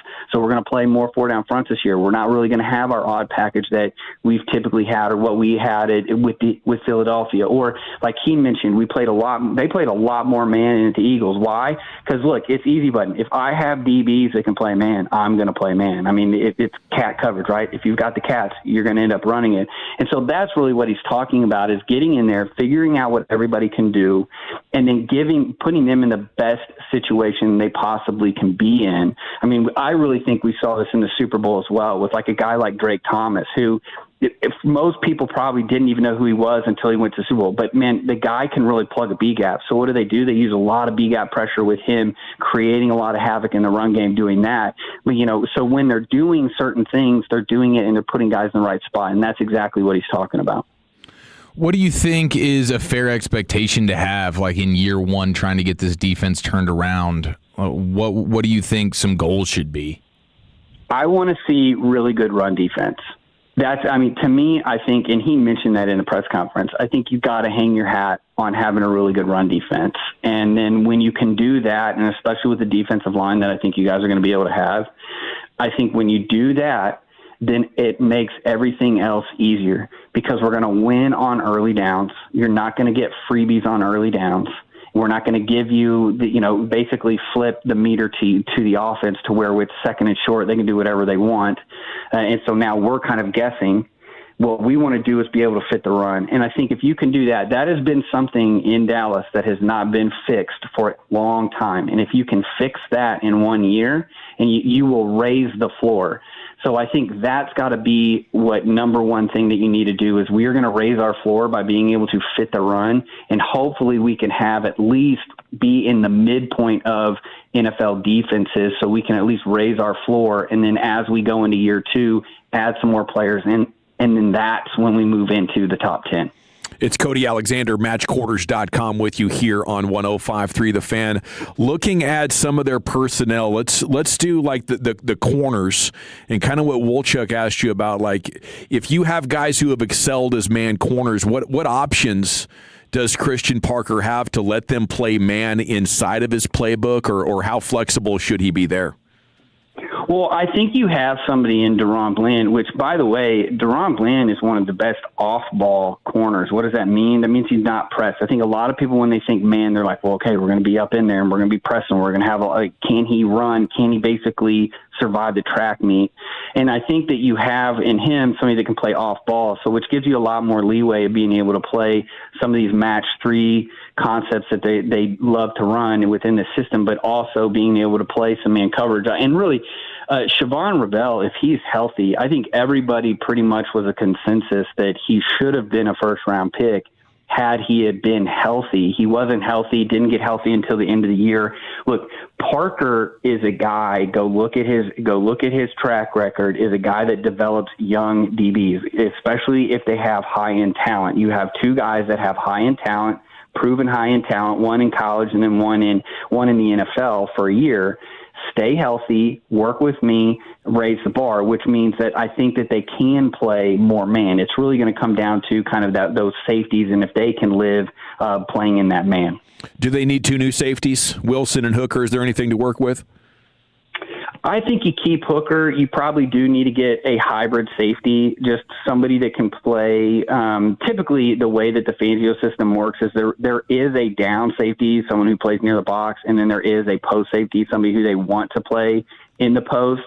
But you have to kind of be able to play that right and left or strong and weak and be able to play everything from a two-high shell. So you really want a hybrid safety, and I think they're really going to have to take a look at Reddy Stewart and see, do we need to bring somebody that plays near the slot? Maybe there's a safety free agent that we can find that can play down there, or a corner that we feel is really physical that we can also move inside.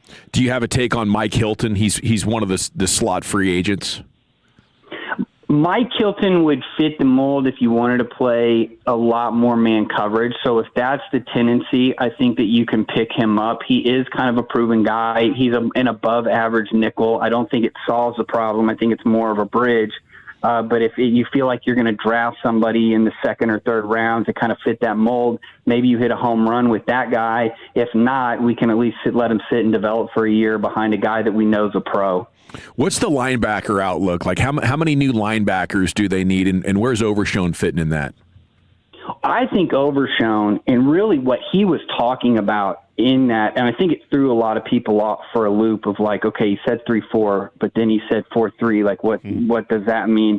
I think what he's talking about is being able to get in nickel, which is a 4 down for them, but then walking down Overshone outside as an edge, kicking them inside, much like we've seen, like staying in the division, which you have like Jihad Campbell, you have Zach Vaughn, Frankie Luvu's another one, where now we're giving you an odd presentation. We're doing it right before the snap. So now your offensive line and all your run blocking or your pass protection rules are now kind of all thrown off because now they have to. So what you're really doing, and what this defense does better than anything else, is offload the mental side of the game onto the offense, and it's all post-snap, which means the bullets are flying. So they all have to think post-snap, which we know slow people that are thinking aren't going to be playing fast. So do you expect, how much base are NFL defenses even playing? Should this 4-2-5, looking at maybe just having two linebackers on the field with kind of that creeper as you're talking about with Overshone, maybe helping with that 4-down line, is that more of what you'd expect in the majority of the defensive alignment? Yeah, so we saw a bump in base, but that's really just a natural occurrence when you see more 12 and 13 around the league. And really, it's kind of a few teams are running a lot of base. So what they're really trying to do is solve, if they can find the nickel. Like, there were snaps where you look out there and DeJean is in a 9 technique, and they look like they're in a 3-4. If I just took a snapshot of it and I said they're in a 3-4, you'd be like, yeah, that's a 3-4. They're not. They're a nickel. And they kick the guy inside and they walk DeJean down because it's a condensed set. So I think, to your point, like, it was about 60% average, which is down about 6% from a couple years ago, where it was about 2/3 of all plays were nickel. I that's probably where people want to live. Talk to all of these guys, and they're all like, if we can live in nickel and dime, like, that's what we want to do. Literally, the Seahawks is a pipe dream. That's what everybody wants to do, that, them, and the Texans. Thanks, Cody. Terrific once again, man. Enjoy the rest of your offseason. We'll try to catch up with you soon. Yeah, definitely, guys. I appreciate you having me on. Salute. There he goes. Cody Alexander, matchquarters.com. You can read his stuff. You can get his podcast there.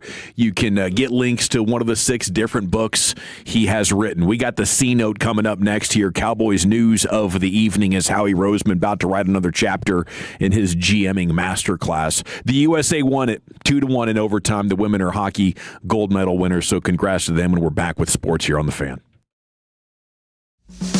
Our goal is to have you winning every sports debate with your buds. We'll do the homework. You just listen and enjoy. Turn it on and leave it on. The Fan and our Odyssey, iHeartRadio, or TuneIn apps. Texans enjoy more ways to save at Kroger, like low prices in every aisle. And you can clip and save more with digital coupons in the Kroger app. Plus, you can earn fuel points to save up to $1 per gallon at the pump. So it's always easy to get Texas-sized savings. Kroger, Texas proud since 1955. Savings may vary by state. Fuel restrictions apply. See site for details. Select 12-pack cans of Coca-Cola, 6-pack bottles of Pepsi, or 18 packs of Gatorade, or buy 3, get 3 free with your card. Limit 12. Kroger, Texas proud since 1955. Yeah, buddy Dawson, you wanted to talk Men's T Clinic with you there because if you're running on empty, you're sick of being stuck in low gear, it's time to check into Men's T Clinic. And listen, you're not alone. 1 in 5 men suffer from low testosterone, and sometimes even before we hit 30. So if you're up there at all, and you're feeling like, you just don't have the energy, the drive, the libido, the mental focus that you used to, might be low testosterone, and Men's T Clinic is the best way to put an end to that. So making that call to Men's T Clinic, 972-GO-MENS-T. It's a small step for big gains in your quality of life, for your overall health. If you're sick of watching that midsection grow and the muscle just kind of evaporate off your body as you get older, getting your hormones optimized can be a big step in changing both of those things. And Men's T Clinic is all you need under one roof. Okay, so let's stop the cycle of wondering what's going on and get some real answers. Thanks to the dedicated medical providers at Men's T Clinic. Check in there to one of their 5 DFW locations. Very affordable cash options, insurance options. They will they'll take a little bit of blood, tell you what your testosterone numbers are, do a full evaluation so you can get baselines on all your key numbers moving forward, and then work on getting you optimized so you can crush life like you know you're destined to do. It's one step away right now. 972-GO-MENS-T or menstclinic.com. AutoNation's New Year, New Wheels event is going on now. Drive any new or used vehicles 0 down and 0 payments for 90 days. Save thousands on your favorite cars, trucks, and SUVs. Plus, we'll buy your car for top dollar today. Don't miss 0 down and 0 payments for 90 days. Hurry to your nearest AutoNation store or AutoNation.com. On select models with approved credit, interest accrues from date of purchase. See store for details, subject to in-store verification. 1-877 Cars for Kids. KARS Cars for Kids. 1-877 Cars for Kids. Donate your car today. Call 877 Cars for Kids to reach your friendly live agent. Donation's super easy and your car can be picked up by tomorrow. Call now or go to carsforkids.org. 1-877 Cars for Kids.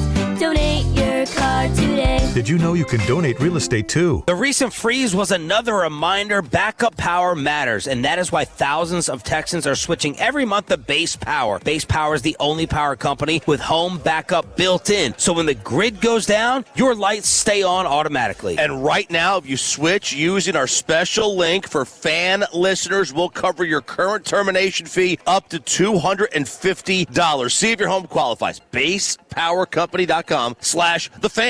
That's BasePowerCompany.com/thefan. Hi there, it's Pete Thompson from the Consumer Team. If you're being told by an HVAC company that you need to replace your home's furnace, pump the brakes and don't get ripped off. Call the On-Time Experts for a free second opinion. They'll tell you the truth and not just try to sell you a furnace you may not need. Their focus is fixing your furnace and getting you warm again. Plus, you'll get a stay warm guarantee for the rest of the winter. Book your appointment online right now at theontimeexperts.com. Theontimeexperts.com. DallasCowboysForce.com. The On Time Experts, the official HVAC partner of the Dallas Cowboys. Since 1976, D&M Leasing has had one mission: make getting a vehicle easier, smarter, and more affordable than buying it the old-fashioned way. People come to D&M to escape negative equity, avoid wasting weekends at dealerships, and to get payments that actually make sense. With managers averaging 20 years and salespeople averaging 10, you're working with true experts who know how to save you money and protect you from depreciation. If your payment's too high, you're buried in negative equity, or you just want a smarter way to upgrade, call D&M now. Drive what you want and keep more money in your pocket.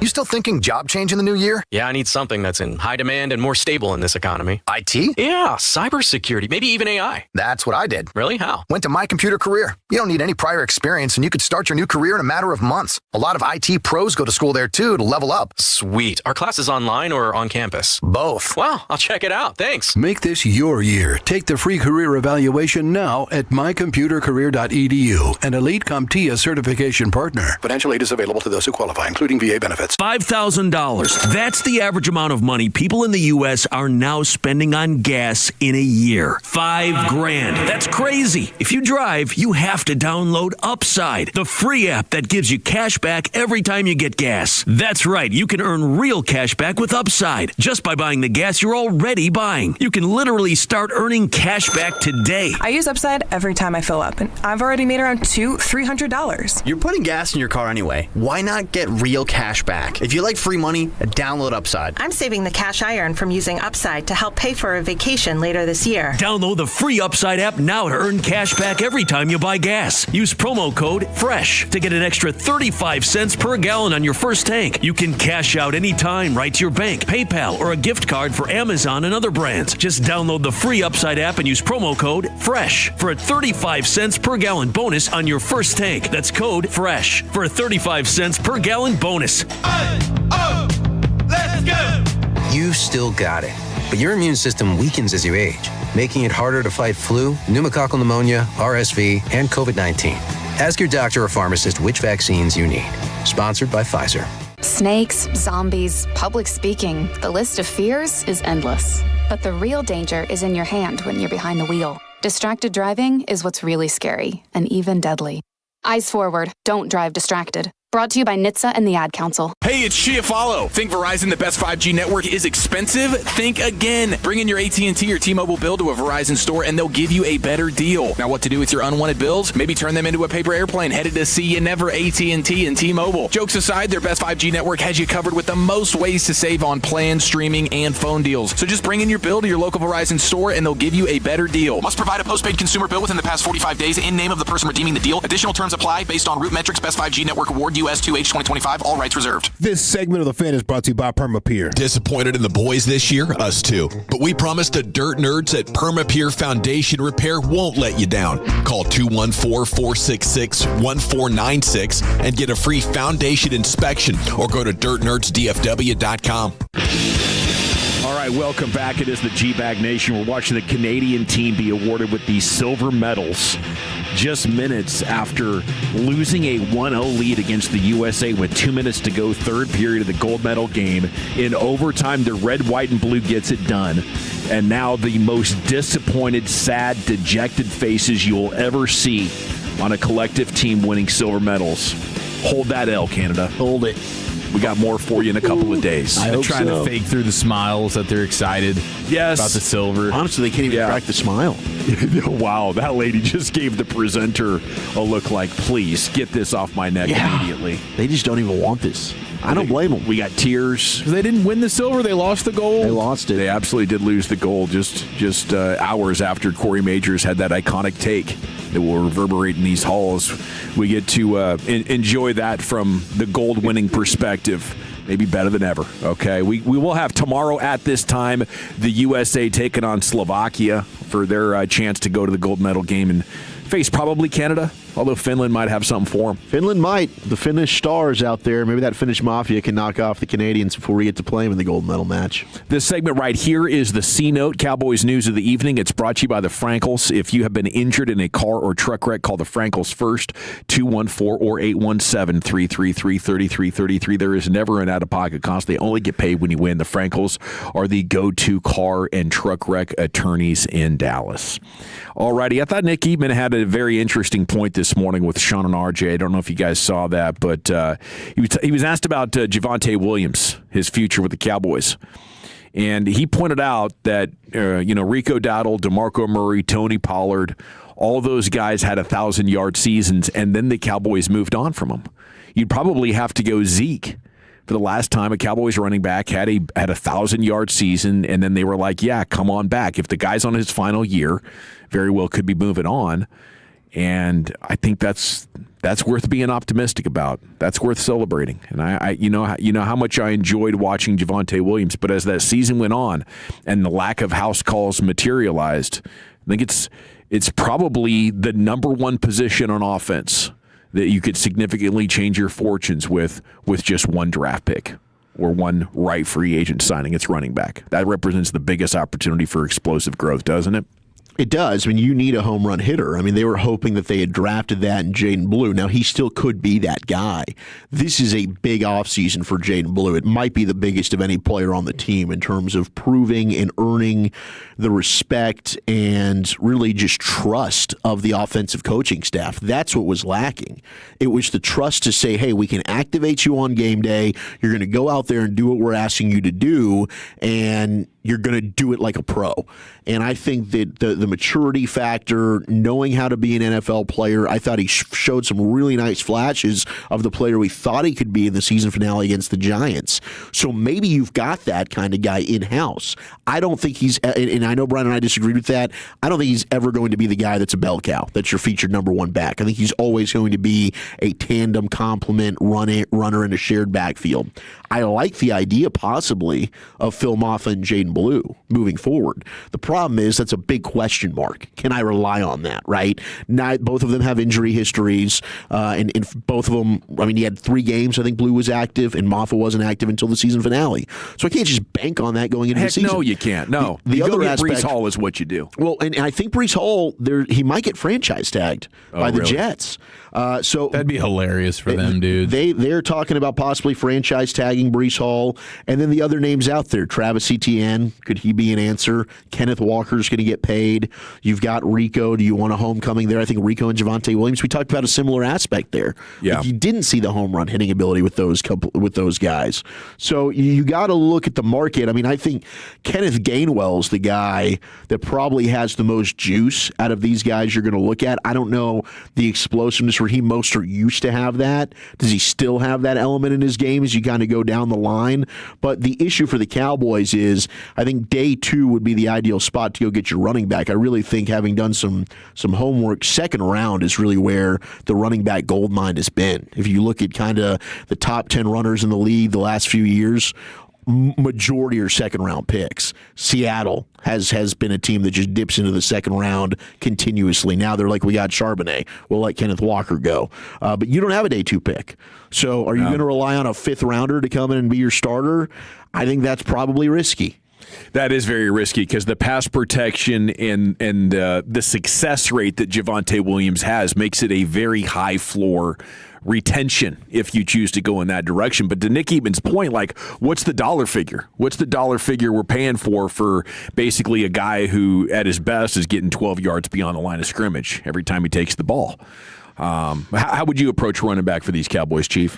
Yeah, I mean, I certainly would draw a line in the sand. I mean, we talked about it right after the Super Bowl. Like, if you want to win a Super Bowl, then your running back can only account for so much of your salary cap. So right. I believe the number is somewhere around $4.5 million with the new balloon salary cap total of what that's going to be.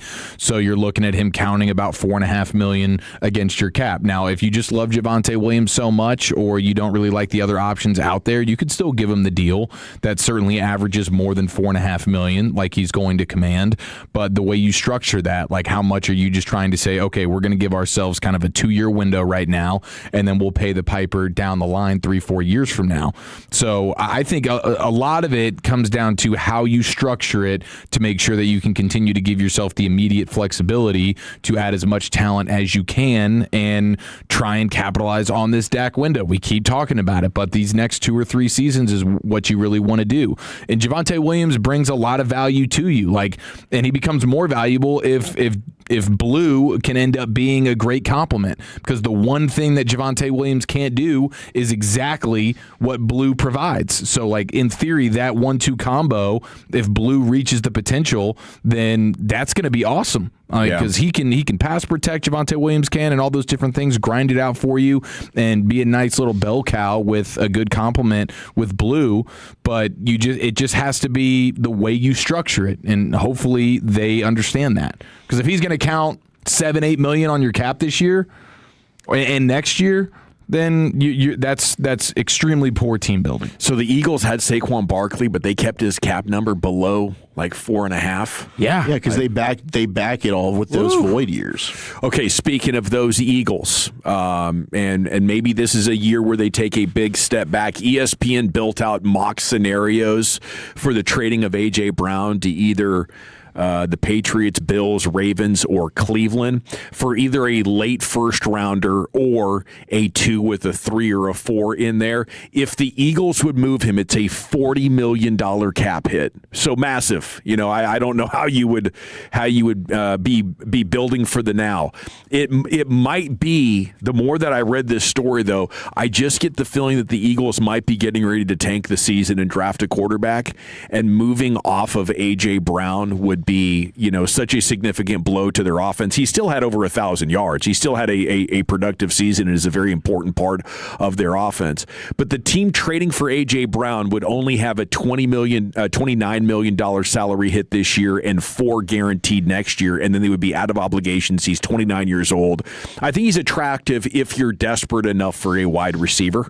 Certainly there's a lot that goes along with the A.J. Brown experience it has for a very long time. But if that's what the Eagles decide to do, trade him, take a $40 million cap hit, and intentionally tank this season, I will be very jealous of the cojones that Eagles front office has. Mm. Yeah, that would be an all-time cojones kind of move right there. I mean, especially with having a guy like Lane Johnson being willing to come back and play. Yeah. Is Lane Johnson wanting to come back and play for a team that's clearly not trying to win? It might just be money, I'm looking at $15-20 million or so to be, to be a player. But so let me add this layer to the question then. Could this be why so many coaches didn't want to come around? Yeah, we're going to trade A.J. Brown and tank. Just to give you a heads up, we're not going for anything in 26 rather. It's been a fantastic run. We've won the Super Bowl twice. But we're planning on trading away one of our best players, getting our cap in order this year. We had to nuke the future of our cap. We're clearing it out here in maybe 2026 and 2027. And in one of these next 2 years, we're going to draft our next quarterback because clearly Jalen Hurts doesn't have it. I could see that being the reason why, inexplicably, the guys who had been champions just 12 months earlier had such a hard time finding coaches. Yeah, you would almost think hey, Sirianni, you're going to call the plays. We're not going to let this news out. We're not going to bring in a bunch of guys and interview them and tell them what our plan is here about how we're clearly not going to effort and try and win. Sirianni, you're the head coach, you're the offensive mind, just go ahead and you call the plays. But I do think just the general hot seat of it all when it comes to Sirianni, I think played a big role in a lot of those guys maybe not wanting to be there. All right, the U.S. women have received their gold medals. There is the C note, and really incredible how they snatched victory from the jaws of defeat and then won it in overtime. So tomorrow at this time will be, will probably be mid-second period of the men's game, and hoping for more excitement of them as well. That was an incredible afternoon of sports watching. And, pretty amazing finish. We got 3.5 hours of sports to go. Krusty's Corner's coming up next. Who's going to take that? Let's do it. Dueling mock drafts, and would you do this trade for Minka Fitzpatrick? That's next. All right, I want to chat about D&M leasing with you before we do anything else, though, because if you want or need a brand new vehicle, D&M is going to make this so easy on you. The Easy Lease, the most consumer-friendly lease on the market. Any make, any model. Just call D&M, tell them what you want. They're going to bring it to you. Doesn't matter where you are here in North Texas. Any local area code in 35 lease, tell them what you want. Tell them what you're trading in. They'll drive off with the old one, give you the highest trade-in value possible for that vehicle, and then you sign the documents in an app just like that. Brand new vehicle acquired. Payments up to 50% less compared to buying because we only pay for the part of the vehicle we're going to use with the D&M Easy Lease, and then we give it right back. So you're going to see why so many people love D&M. Thousands and thousands of 5-star reviews online. I've done over 10 of these over the years. Won't be too long before we do another one in the Dawson household. It's the only way to acquire new vehicles. Makes sense for all the right reasons. The Easy Lease from D&M, 972-817-35-LEASE. Go to dmautoleasing.com. Coming up Friday morning on Sean and RJ, 2 more Tim McGraw ticket giveaways in the 7 o'clock and 9 o'clock hours. Junk drawer at 7:40 and worst take of the week at 9 a.m. It's a Friday morning on The Fan. Your kid goes to bed a size 8 and wakes up a size 10. That's not magic. That's expensive. Unless you shop at Academy Sports and Outdoors. They've got undefeatable prices on all the best brands in sports gear, like Nike, Easton, and Baseball Lifestyle 101. And on the off chance that you find a better price at a competitor, Academy will beat it by 5%. That's their best price guarantee, which kind of is magic. Academy. Fun can't lose. 50 years in the Lone Star State, a one-stop shop so you're never late. Price is so low that you want to know which way to Specs. Come on, let's go. Specs Wine Spirits and Finer Foods. World-class service, that's all about you. Shout Specs, it's how we do. A huge selection since 62. Shout Specs, low price, amazing. Here's to you. Shout. Cheers to savings. When you think mortgage, think TexasLending.com. When you're trying to get a home equity loan in Texas, you want to work with someone who knows what they're doing. At TexasLending.com, we have some loan officers who've closed dozens of home equity loans per month for over 20 years. Call TexasLending.com. Work with people you can trust, people that know your own backyard, people that can close fast. It's TexasLending.com for your home equity loan. Call us today. We got them. 4201 Spring Valley Road, Suite 1150, Dallas, Texas, 75244. NMLS number 2297. Equal housing lender. This is Ryan Watson, owner of Alliance Hyundai. During the Hyundai Getaway Sales Event, we have over 600 vehicles in stock, like the all-new 2025 Hyundai Santa Fe. Every new Hyundai comes with America's best warranty, 10 years, 100,000-mile limited powertrain warranty, and owner's assurance. Visit us at AllianceHyundai.net today. If you or anyone you care about is facing a family legal matter, call Cordell & Cordell today at 1-855-GET-LEGAL or visit CordellCordell.com to schedule your consultation. There's a lot on the line in divorce. This is Joe Cordell of Cordell & Cordell, the largest family law firm in the country, with over 35 years of helping clients navigate divorce.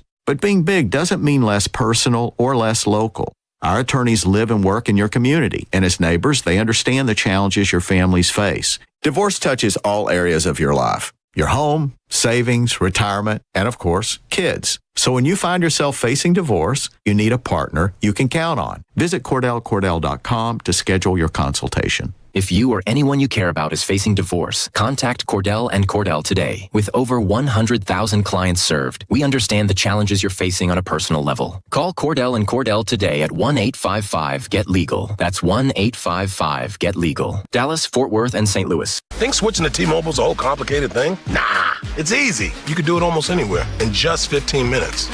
Even poolside like Drewski, you can switch to T-Mobile and unlock savings that are built to last. With T-Mobile's Better Value Plan, you can save over $1,000 a year versus Verizon and AT&T. Save on streaming, satellite, and more benefits that they leave out. Now I get all the VIP perks. Start saving from day one, and for a limited time, get T-Mobile's Better Value Plan. I know you love deals. Plus, switch right now, and we'll even pay off your old phone up to $800. What do you think of all that, Drewski? Stay chillin', just switch it. It's better over here. To Calculated at T-Mobile.com/better value. Savings versus comparable plans at AT&T and Verizon, plus the cost of optional benefits. Plan features and taxes and fees vary. With 3+ lines of better value plan. 3+ new lines and 2 eligible ports, or 3+ lines and 5+ years on T-Mobile postpaid plan required. Qualifying credit required. Check out in 15 minutes or less per line. Get up to $800 per line via virtual prepaid card. Typically takes 15 days after rebate submission. Qualifying unlocked device credit service ported 90+ days with device and eligible carrier, and timely redemption required. No cash access and card expires in 6 months. Card issued by Sunrise Banks N.A. member FDIC. When shopping for a new auto insurance policy, AAA could help you customize your coverage to fit your unique needs and budget. Trust AAA Auto Insurance to help you find the balance that works for you. See how a simple switch could make a big difference. AAA, we're always with you. Visit AAA.com/insurance. Insurance provided to qualified AAA members by Auto Club County Mutual Insurance Company. Membership requires a separate payment. Gavin Dawson here from Men's T Clinic. It is time here in 2026. Mention me with your first appointment. Get a free in-body composition analysis and a free B12 shot. If you're tired of feeling off, low energy, weight gain, lost drive, you are not alone. 1 in 5 men has low testosterone. So what is next? Let's stop the cycle. Do what I did. Call Men's T Clinic, the local experts in testosterone and total male wellness. Real labs, real data, personalized plan. 972-GO-MEN'S T. mensteclinic.com. Get back to being you with Men's T. Men's T Clinic, 1-800-246-OT. mensteclinic.com. It's a crucial Cowboys draft with 2 first-round picks. So we're heading to the Combine in Indianapolis to get you ready. Yorkie Pet Care Connectors presents Sean and RJ and Bobby Belt, joined by our draft guru Brian Broaddus. Live from the Combine next week. The Fans Combine coverage is also brought to you by East Dallas Diesel. Don't let us know where the best draft coverage is. It's right here on The Fan. If you're in the market to upgrade your vehicle, get to Classic Chevrolet in Grapevine. Back-to-back, #1 Chevy dealership in the world. They've got more new Chevys than anyone in their all-price sale. Silverados, Tahoes, Blazers, Malibus, Equinox, and more. Visit ClassicChevrolet.com. This is Texas. This is Classic Chevrolet. Together, let's drive, relax, and enjoy the difference. Based on new Chevrolet registrations 2023 through 2025. Thank you very much, Lucius. It is the G-Bag Nation here on 105.3 The Fan. Congrats to Hannah Bilka, the first DFW-born hockey player to win a gold medal, collegiate champion, a legend, as DFW continues to flex its hockey muscle. Damn right. Pretty good here. Dominating the sport, I'd call it. It's time for Krusty's Corner, brought to you by Greystone Roofing. Go to greystone-roofing.com. Hey, kids! Your old pal Krusty's gonna teach you 5 new words. You're not wrong about that. From Dallas, Texas, number 55, Brian Broaddus. Yeah, thank you very much there, General.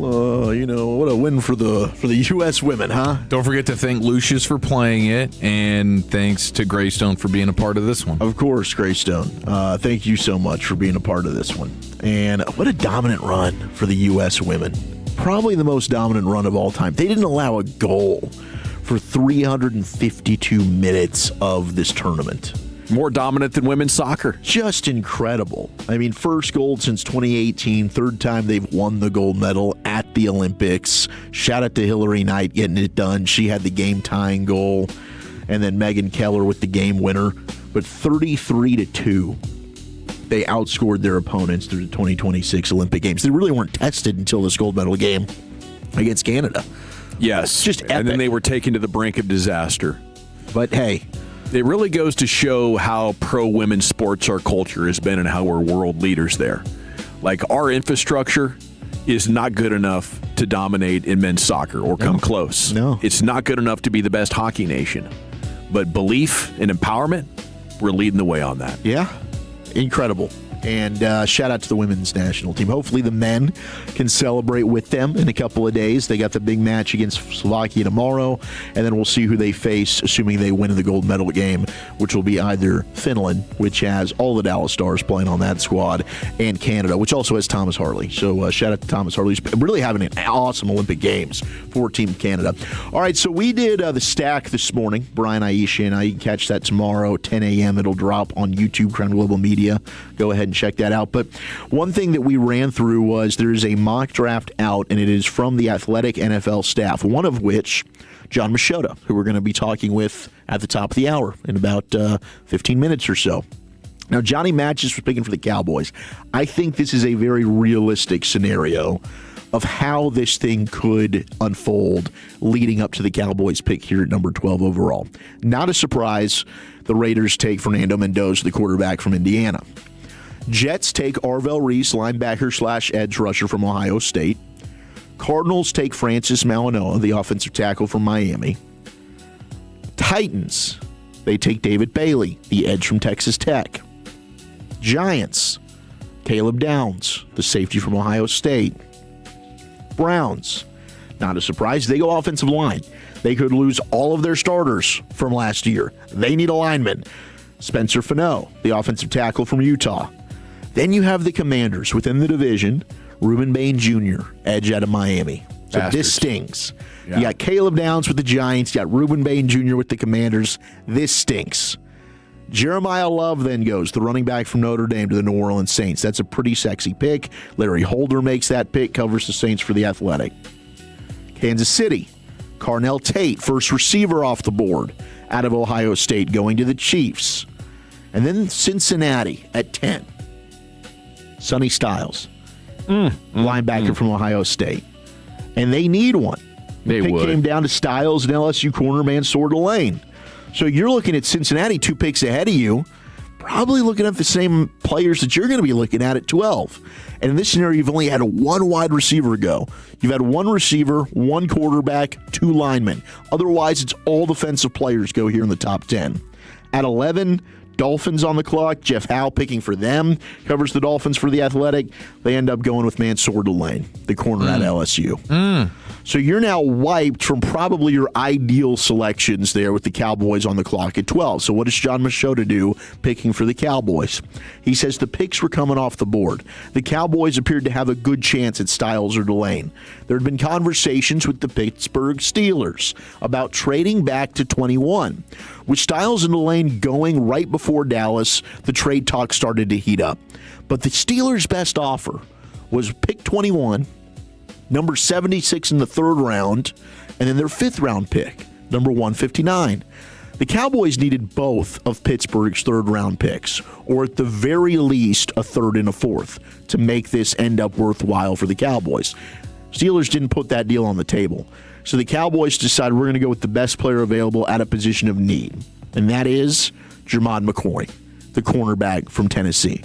Machota continues. There's some concerns about McCoy missing all of last season with the torn ACL. But if everything checks out medically, McCoy would start immediately, likely alongside Bland and Revel. On paper, that would be an upgraded secondary for first-year coordinator Christian Parker. Be a great pick. It would give you a chance of having one of the best corners in the NFL. Like, I think the sky is absolutely the limit with Jermod McCoy. I'm not that worried about one torn ACL.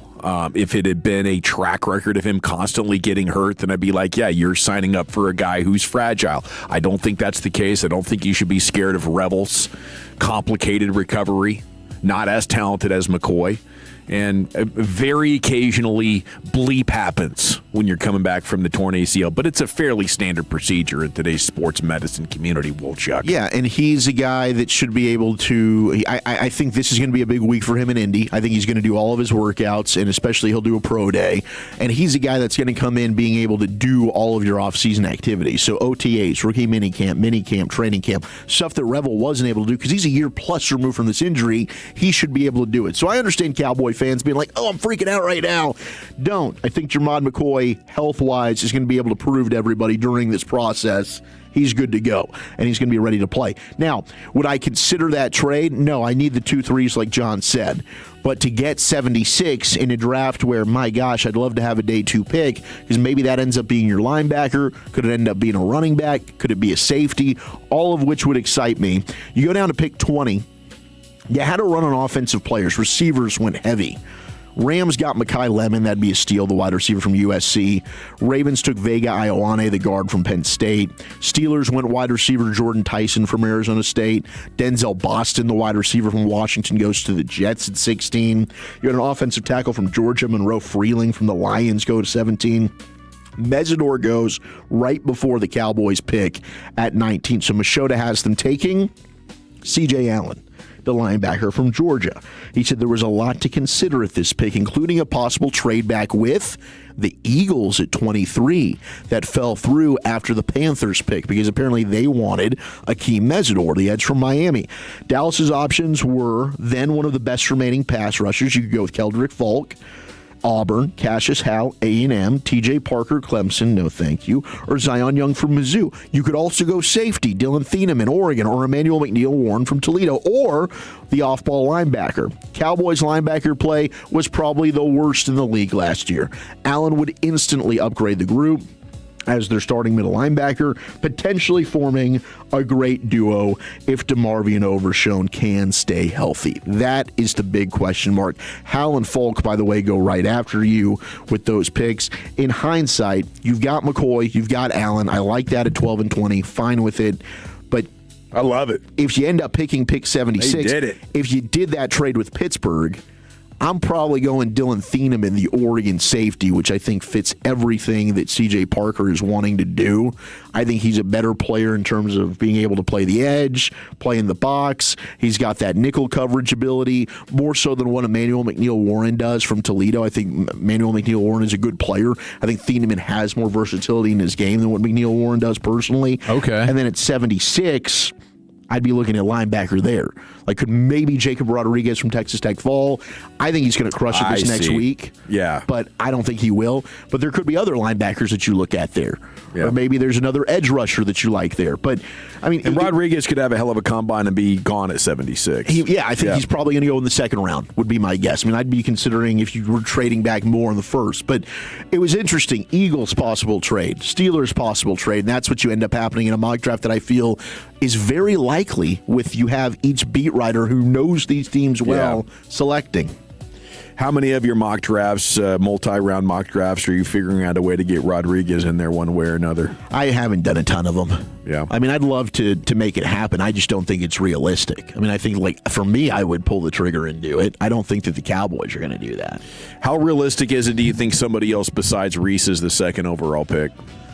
I think that it could end up being David Bailey from Tech. I think if the Jets look at, okay, David Bailey we know for sure is a legit edge rusher.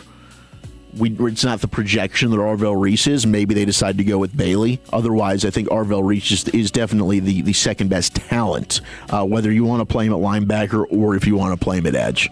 But I think there's a possibility in looking at some Jets, TikTok, Twitter, reading some articles there of who might they be looking at. David Bailey's the other name that comes up quite a bit from Texas Tech. They're definitely looking at a defensive player there. Maybe Reuben Bain Jr. could get into the mix as well. Well, thank you, Krusty. Thank you. It's brought to you by Greystone Roofing. Go to greystone-roofing.com. Krusty's Corner. Brian will be back tomorrow. I'd say send him some love on social media. Let him know that he's missed, but he did get his Twitter account hacked. He sure so did. I don't think he'd get it. You might get back some cryptic crypto messages. We got John Machota of The Athletic talking Cowboys with you on the other side. We'll ask him his thoughts on the Parker presser and what's next in this Cowboys offseason here on The Fan. But let's go ahead and talk about your hair. If you're losing it and you desire to have it back, then Advanced Hair Restoration has the easiest guaranteed solution for you. It is a very simple one-day treatment. It offers life-changing results. I've seen it with my own eyes. It's truly amazing, man. They put hair where you need it the most, and then, bam, it begins to grow. Advanced Hair has it all. Top-rated physicians, modern technology, and best of all, you get your very own natural hair that begins regrowing the very next day. Advanced Hair even guarantees it to grow for life. So go ahead and schedule that free consultation right now at 469-599-HAIR. And just for being a Tolo, you'll get $250 off and 250 free hair grafts. Advanced Hair has changed tens of thousands of lives, and you need to be next. They're the team that I personally recommend. They're absolutely fantastic. And don't wait. Go ahead and check out the before and afters online for yourself at advancedhair.com or call them right now, 469-599-HAIR or advancedhair.com. When your friends say, "Hey, did you hear?" you can proudly say, "I heard it on The Fan," keeping you sports informed with some quality laughs along the way. Turn it on and leave it on. 105.3 The Fan, the Odyssey app, iHeartRadio app, and TuneIn app. This is an Odyssey Sports Minute. A lot is expected of Ravens quarterback Lamar Jackson this year with new offensive coordinator Declan Doyle. The OC said he expects everyone to attend the offseason programs, even if they are voluntary, something that Lamar Jackson has notably skipped throughout his career. The new approach may be a culture shock for Lamar, but winning comes at a price. And last season, the Ravens did miss out on the playoffs. I'm Adam Abdallah. It all comes down to this, folks. Yep, the entire season is on the line. But my throat has officially thrown in the towel. Sounds like you need Vicks VapoCool drops. They're max strength and vaporize sore throat pain. Whoa! These VapoCool drops hit fast. Speaking of fast, did you just see that play? Yeah, he vaporized that ball. That pun should have come with a penalty. Vaporize sore throat pain with Vicks VapoCool drops. Use as directed. I'm Boomer Esiason. My mom died from cancer. She was only 37 years old. She didn't have life insurance, and that was devastating for my family. That's why having life insurance is so important to me. Ethos makes it fast and easy. Get a quote in seconds, apply in minutes, and get same-day coverage. You can get up to $3 million in coverage with no medical exam. Get your free quote at ethos.com/play. That's ethos.com/play. Paid spokesperson. Time spent on application may vary. Online health questions required. Good news. Frontier is joining Verizon. That's right. America's best mobile network and Frontier's lightning-fast fiber internet are coming together. So whether at home, on the go, or running a business, you'll have the connection you can count on to get more done. And for a limited time, switch and bundle both plans to get our best offer. Frontier and Verizon. Better together. Visit Verizon.com/Welcome Frontier to learn more. Based on Root Metrics, U.S. Root Score Report, second half 2025. Not an endorsement. All rights reserved. The results may vary. Service availability varies. Terms apply. Jen, I didn't know you shopped here. Hey, I'm hunting for something fresh for spring. Oh, girl, skip them all. Jewelry Television has the best spring looks right now. JTV, way ahead of you. Just hit up JTV.com yesterday. Scored the cutest clover earrings, 2 tennis bracelets, and this gorgeous pearl ring. Right now, new customers get $20 off any purchase of $99 or more at JTV.com. Oh, and gold hoops and this turquoise bracelet. Just a couple things, huh? Maybe more than a couple. With the new IHOP value menu, $6 is all it takes to go to your happy place, where stacks of pancakes with bacon and eggs are just $6 every day. French toast, sausage, and eggs are, you guessed it, $6. And fluffy omelets come with a side of pancakes and only cost $6. Go to your happy plates every day at IHOP. $7 in some locations. Available every day for a limited time at participating restaurants in the U.S. Hours may vary. No substitutions. Not valid with other discounts or promotions. Prices may vary. If you owe back taxes, listen carefully to rule number 1. Never go up against the IRS alone. They're cracking down, freezing bank accounts, garnishing paychecks, canceling passports. Even your home or business could be at risk. But here's what they don't tell you. The IRS has powerful tax relief programs that could save you thousands if you qualify. That's why smart people call Optima Tax Relief, America's #1 tax resolution firm. Nobody knows these programs like the experts at Optima. Their team of tax attorneys and licensed professionals have resolved over $2 billion in tax debt for people just like you. The IRS is not stopping, so don't wait and don't take them on alone. For tax help you need, for tax help you can trust, call Optima today for a free consultation. Call 800-809-5833. 800-809-5833. 800-809-5833. Optima Tax Relief. Some restrictions apply. For complete details, please visit OptimaTaxRelief.com.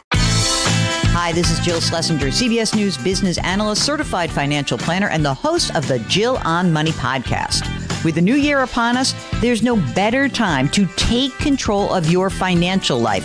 And the Jill on Money podcast is here to help. It's your questions that make it possible for me to provide unconventional and, I hope, entertaining insights on your money and, more importantly, on your life. Follow and listen to Jill on Money wherever you get your podcasts.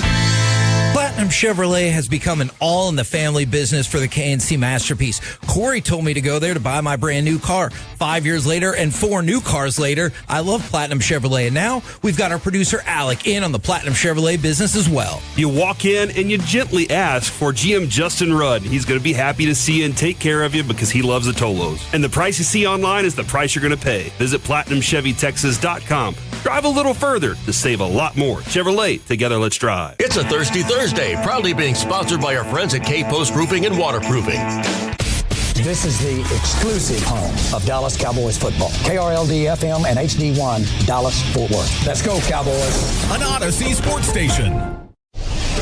Driven by our D&M Leasing Studios. You're rolling with the G-Bag Nation on 105.3 The Fan. Welcome to the nation. It's hour number 3 of the G-Bag Nation here on 105.3 The Fan. Thanks for making us part of your day. It's time to check in with John Machota of The Athletic here once again on The Fan. How you doing, John? Doing well. Thanks for having me on. Man, thanks for joining us. Coaching staff now finalized. What are the chances, John, that this is the best Cowboys coaching staff you've ever covered? That's a good question. There's a chance. I would say it's the one I know the least about going in, just because there isn't a previous, DC with previous DC or head coaching experience, and then even a lot of the assistants. It seems like in the past they've brought in some assistants that had some previous ties to the Cowboys, and this staff really doesn't have them. So it could be in there. Yeah, I don't know much about Christian Parker, and honestly, he was outstanding yesterday. And so I imagine that they went through the same hiring process. They said yesterday 40 different candidates for all these other positions, and seems like they knocked it out of the park with the DC hire. So I'm pretty optimistic about the other guys. I just don't know a ton about them. What stood out to you listening to CP and his presser yesterday? Just the confidence, how organized he was. He seemed, just a sharp guy. Not that, it's pretty tough to not be sharp and make it to that level of coaching, especially at only 34. But I really did not know what to expect. And so I think that there's some, especially having him up there with Schottenheimer, you can see the kind of back and forth between the two of them, and how it could make for some pretty entertaining times out in training camp and things like that. It seems like they'll have some good battles against each other.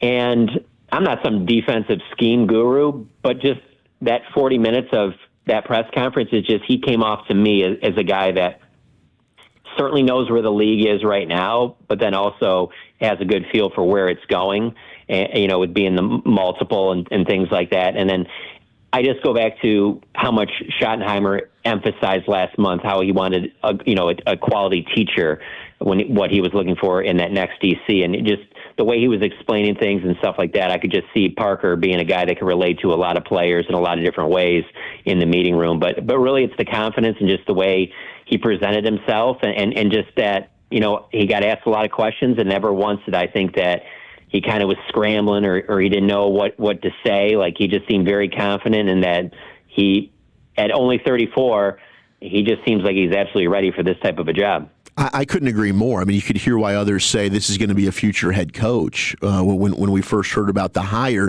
Do you get the sense, in having covered this team and a variety of head coaches now, that Schotty has built more trust and gained more control than any other previous coaches you've covered? That's tough to say, because I do think that they gave Mike McCarthy a lot of leeway. He was definitely, Mike McCarthy and Dan Quinn, when they were together on the staff, I thought they had a decent amount of say in, player personnel, all those things. And I really think Jerry and Steven listened to Mike on a lot of stuff, and he had a lot of input. So it's hard for me to say that this would be any more, but this could potentially be on that level. But Mike had won a Super Bowl in Green Bay, and Green Bay has been a thorn in the Cowboys' side. And so there's just a lot of more skins on the wall that he had coming into the job. So with Schottenheimer, I don't really compare it to Mike McCarthy. I compare it more to when Jason Garrett moved into, went from interim head coach to being hired full time. And I certainly thought Jerry had a lot of trust in Jason, but there still was some newness, and this is the first time he had the job. So I would compare Schottenheimer so far through 2 years to kind of where Jason was early in his head coaching career. John, are you still under the impression that this is going to be an offseason that's the same old in terms of how they approach free agency and stuff, or are you starting to maybe get more optimistic that they'll get more aggressive? If we're going to be exact on this, I can split hairs and say maybe a little bit more optimistic, but not significantly more. I want to see it. I'll believe it when I see it, just because I just have too many years of not seeing it. Brandon Carr, man, that was like one of my first years that I was covering the team, and it just seems like such a long time ago that they made that type of move in free agency. So maybe not. I just think that the free agency / veteran trade type market is going to be not all that different than maybe last year or even in 2020, because when you have a new DC, you're going to let that coach get some pieces that he wants. And obviously that didn't hit last year, and it didn't hit in 2020 when they were doing all the, transitioning over from Rod Marinelli to Mike Nolan, and they were bringing in the, Gerald McCoys and the Don Terry Poes and some of those guys that they just didn't hit at all. So, maybe that's a good example of Christian Parker's talent evaluation. He seemed to have a good eye for some of the DBs that they added in Philly, and so maybe his vision and the way he works with the scouting staff, that impacts it. But I'm still in more of a wait and see mode than predicting that, oh no, they're going to be a major player this time, more so than they've been at any other time in the last decade. I can't wrap my head around that quite yet. Man, that Brandon Carr signing was 2012. Crazy. Unbelievable. 14 years ago, they still haven't spent more on a single player than that one. What is that? Do you think that's Stephen Jones limiting Dad's risk like he tried to with Dion all those years ago? I'm sure he's a part of it, but I also think that Jerry is probably a little part of that too, where he doesn't want to, overspend there, because I think he was pretty convinced that, for a while there, they were drafting really well. And so it's like, you don't want to risk losing, Des Bryant or Zach Martin or Travis Frederick or Tyron Smith or Dak. And then obviously that goes into Zeke and then CD. And there's just like a lot of guys along the way there that I think he felt, hey, we can just draft and we'll pay our own, and then we'll just fill in the gaps with like some mid-level guys. And I think the way the league has gone these last few years, and certainly this year with how much Seattle and New England did in the offseason, I think that could help maybe push them towards doing a little bit more there. And then if they do a little bit more, that'll also help Jerry with his wanting to say basically everything that happens for the next 3 years will all be, well, we're doing this because we traded Micah, and we wouldn't have been able to do this if we didn't trade Micah. Like, I know that that's going to be played over and over again to the one point where we're going to look back, and maybe it'll be me, maybe it'll be somebody else, and we'll do the math on this like 3 years from now, and it'll be like Micah was worth like $575 million or something when you add up all the moves that happened since then. John Machado of The Athletic with us here in the G-Bag Nation. We just ran through the Athletic staff mock draft. And, man, I think that this is very realistic of how this could go. How challenging was this for you to make the picks for the Cowboys at 12 and 20 with all the scenarios and the possible trades that you were throwing out there? I'll tell you what, we've been doing these 2 or 3 times per year for the last 5 or 6 years. And this one that we just did by far was the most fun I ever had, just because there were a lot of like trade talk going on out there, and it makes sense because I didn't think of it at the time, and maybe this doesn't happen, but it opened my eyes to the whole idea of, well, I don't think the Cowboys need a wide receiver. One of those top receivers right there could be something that someone's willing to come up for, like in the case of that one, Pittsburgh was, and Pittsburgh has a lot of picks to work with. And if Pittsburgh was willing to give both threes, I was willing to move back, and then the Cowboys, they got 2 threes now all of a sudden, and now they got something to do on day 2, and then you got 21 and 20, so it's not terrible, and it was only going to do that if Sonny Styles was gone, and then obviously Mansour Delane, which both of them went, those 2 picks right before I went on the clock, which was kind of similar to the Micah Parsons draft, where it was like, man, you just want J.C. Horn or Patrick Surtain, and one of these guys is going to get here, and then right before they go on the clock, they go back-to-back picks, and so it was fun doing that. I know Jermod McCoy will be a guy that people roll their eyes at because they're like, do they really need another corner that has injury issues? But he was the best player available, and just what I was being offered just didn't make any sense. But then the other thing was at 20, I'd say there's a good chance at 20 that there's a clump of like 7, 8 guys that they all think are kind of similar in different ways. Not necessarily the same position, but like 7 different, maybe some edge rushers, a linebacker, a couple safeties, maybe a corner there, where that could be a spot too where they move back maybe a handful of spots and gain some picks, another top 100 pick or something there. And I wasn't thinking about that quite as much until that draft went rolling. And then the last thing I'll say is I see these mocks that some people put up, and they got Styles there for the Cowboys at 12, or Downs, or like a Jeremiah Love, or some of these guys, Reuben Bain, and I'm just like, man, I do not live in a world where I even think that's even going to be possible. But if it is, that makes stuff easy, but I just don't think that's happening. I know, it stinks. I mean, I'm praying Downs could get there, but I'm with you, man. I think all 3 of those guys could possibly be gone. Well, you mentioned the wide receivers. There's only one gone in that mock scenario with Carnell Tate. Mekhi Lemon, wide receiver, USC's there. Jordan Tyson, local kid from Arizona State. With how good the wide receiver room is every year in the draft, does that change the thinking on George Pickens? How does the Pickens scenario play out? I don't see it that way just because of, and I'm going off of the entire season, just, hearing things, seeing things and stuff like that around the star. And it just, whether you talk to Dak or Jerry or Brian, I mean, like everybody will tell you that he far exceeded their expectations, George Pickens. And so I just don't, if he was just, hey, he played like a good number 2 receiver, had like 900 yards and like 4 or 5 touchdowns or something, and maybe then they'd be willing to. I just think that he was too impressive to them.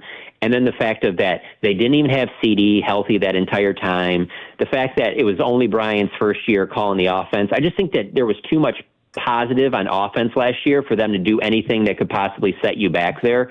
And the other part of it is I just think they need so much on defense that I don't know how you can not address defense with both of those picks, or at least trade back to get more picks to draft defense. I mean, as great as Christian Parker sounded yesterday, let's be honest. I mean, no one's just scheming this stuff up. I mean, you need talent. And so that's the only part where I think it's going to be tough for them to try to go in another direction with Pickens or even go wide receiver or offensive tackle in the first round. I just think the defense will be too big of a need. And I think that there's a good chance that if they can't get something done with Pickens long term, that they'll give him the tag. There'll be some ugly moments, but week 1 he'll be on the field. If you had to pick, would you say it's most likely Pickens does play on the tag or has a long-term deal?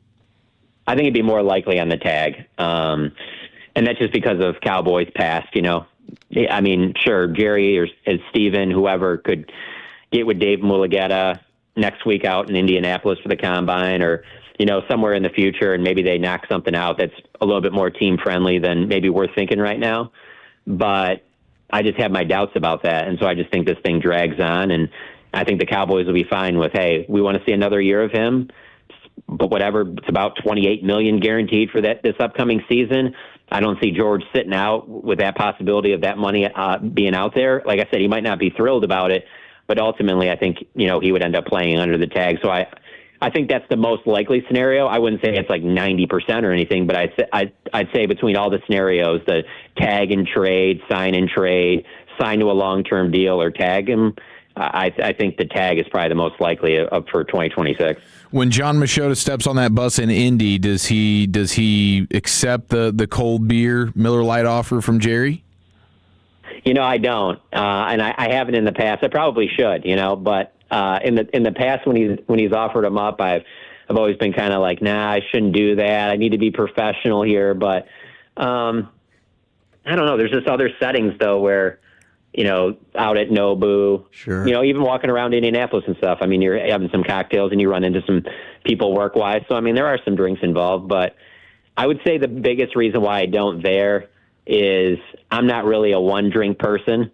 So I'd rather just not drink right there, and then I can go and transcribe and write what I need to write as soon as I get off the bus, and then maybe have some drinks after that. But yeah I've never really been to just a one beer person. Yeah, I hear you, man. Home, Once John. it hits your lips, it just tastes so good. Exactly. The party don't start until Johnny Matches walks Wouldn't be a in. good look to be double fisted in that bus either, would it? So what's the funnest part about the Combine to you? Is it watching the prospects? Is it talking with Jerry? Is it rubbing elbows with the insiders at night? What paint the picture for us there? Well, the way you just described it, I will say all of it I enjoy, but behind, I would say if I'm ranking everything about covering this team, number 1 for me is the training camp in California. Number 2 is the games. And then number 3 is the bus with Jerry in Indianapolis. And it's really just because, the longer you're in this, the more you become friends with people that cover other teams. And you trade stories when you're out there and stuff and you just realize more and more as the years go by, like, nobody gets that anymore. Just teams aren't doing that. They're not making GMs and owners available like that. And so I have an appreciation for that, we're on there for 45 minutes, sometimes over an hour. And it's one of those things that I always just think about, like, when that goes away, it's probably not coming back. And it's just made for some good memories and things like that. So that, for me, is probably number 1 for the Combine. Did anything surprise you about the survey results that you guys had from the Cowboys fan survey? Probably CeeDee Lamb getting as many votes as he did for overrated player. He ended up being in the top 5. That one surprised me. I also say that it's a write-in vote, so anybody can write whatever they want. And for most overrated player, Jerry Jones actually got 20 write-in votes. That kind of surprised me. Usually there'll be like 1 or 2 for Jerry, and maybe there's 1 for Steven. But no, there was 20 straight-up Jerry Jones votes, so that one surprised me a little bit. Outside of that, not really. I mean, doing it 2-3 years ago, it surprised me a little bit how much Dak was at the top in underrated and overrated.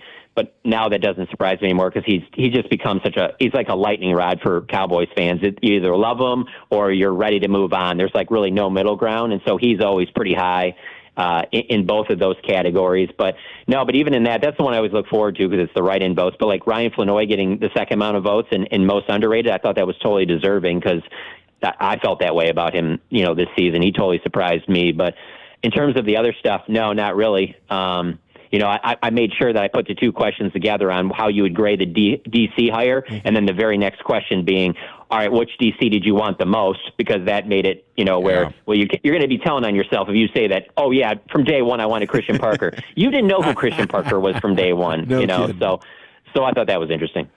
Terrific job, John. Love reading it all and chatting with you here on the show. Thanks for making time for us. Enjoy the rest of the offseason. We'll catch up with you soon. Absolutely. Anytime, boys. Thank you. There he goes. John Machota of The Athletic here with you on your home of the Cowboys. Now, we got Big Board coming up at 4:40. A mixed bag is next, Wolchuk. Yeah, we got some news in the NBA. How are they trying to stop tanking? Your offseason Rangers report card and ranking the NBA front offices. How low are the Mavs? That's next. But, Tolos, I know as parents we would all do anything to give our kids a bright future, but, hey, some kids need a helping hand to get there. And that's why I'm here today to ask you to donate your old car to Cars for Kids. You can change kids' life if you do that, and it's so easy. Free towing, all paperwork done, a maximum tax deduction, and a $50 gift card as a thank you. Every cent of net proceeds goes to Texans Can Academies, giving at-risk kids the education and hope that they deserve. Listen, if my kids needed help, I'd pray someone would step up. Be that someone today. Visit carsforkids.org or call 866-835-5437. Right off the car, not the kid. Sean and RJ, the KNC Masterpiece, G-Bag Nation, and Fan After Dark. Live and local. Turn it on and leave it on. 105.3 The Fan and our Odyssey, iHeartRadio, and TuneIn apps. This year, flavor doesn't walk. It runs wild.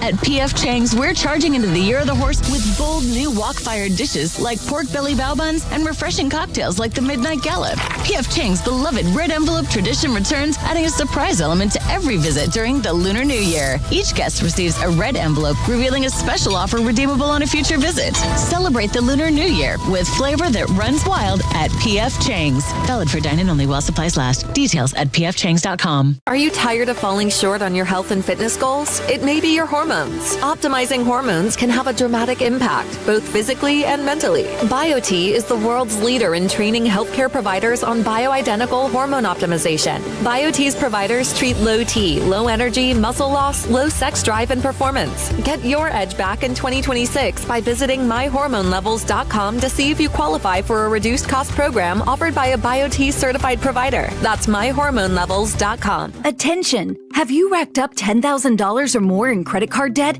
Are you barely getting by making minimum payments? With credit card debt reaching all-time highs, National Debt Relief is notifying consumers about significant debt relief options currently being made available to help those with overwhelming credit card debt. These options may reduce a large portion of credit card debt for those who qualify. You don't need to declare bankruptcy or take out a consolidation loan, and you may only have to pay back a fraction of what you owe, even if you have bad credit.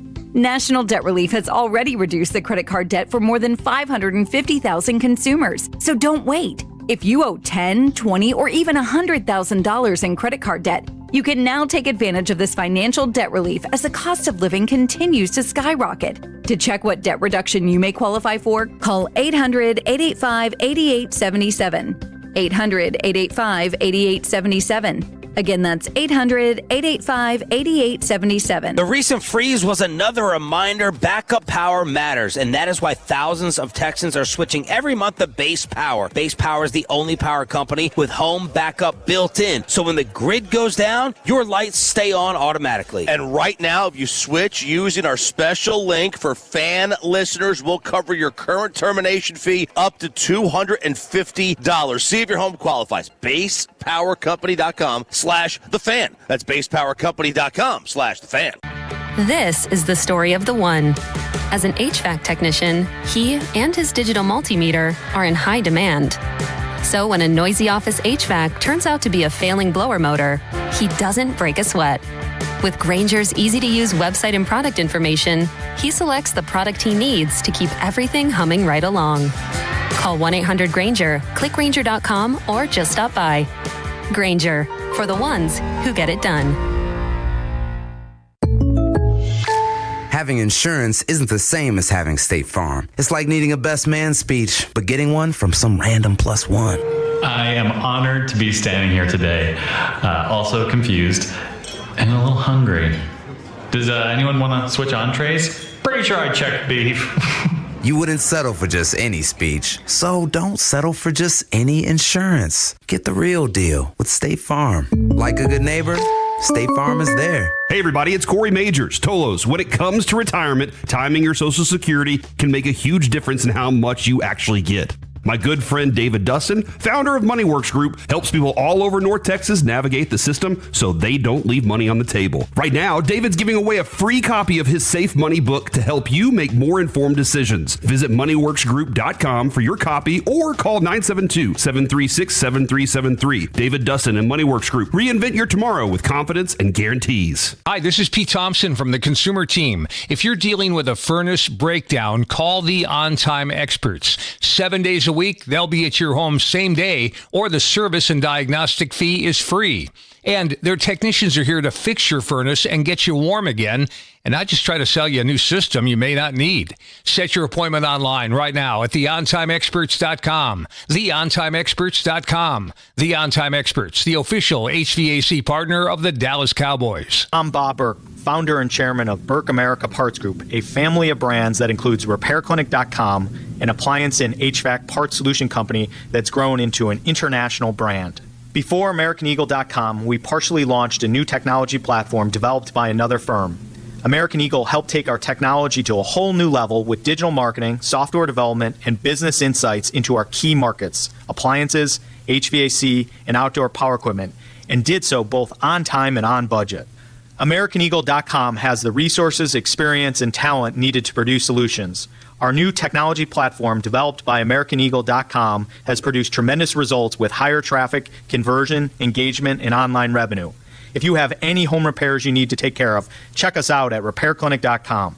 If you need a world-class website or technology project, then I would highly recommend AmericanEagle.com. Call AmericanEagle.com at 773-NETWORK. That's AmericanEagle.com, 773-NETWORK. Hey, it's Chiafalo. Think Verizon, the best 5G network, is expensive? Think again. Bring in your AT&T or T-Mobile bill to a Verizon store, and they'll give you a better deal. Now, what to do with your unwanted bills? Maybe turn them into a paper airplane headed to see you never, AT&T and T-Mobile. Jokes aside, their best 5G network has you covered with the most ways to save on plans, streaming, and phone deals. So just bring in your bill to your local Verizon store, and they'll give you a better deal. Must provide a postpaid consumer bill within the past 45 days in name of the person redeeming the deal. Additional terms apply based on Root Metrics Best 5G Network Award US 2H 2025. All rights reserved. This segment of The Fan is brought to you by DFWsecurity.com. Looking for security you can actually count on? DFW Security is local, top rated, and always there when you need them. Get security with smart cameras and control it all with one easy app. Call DFW Security today.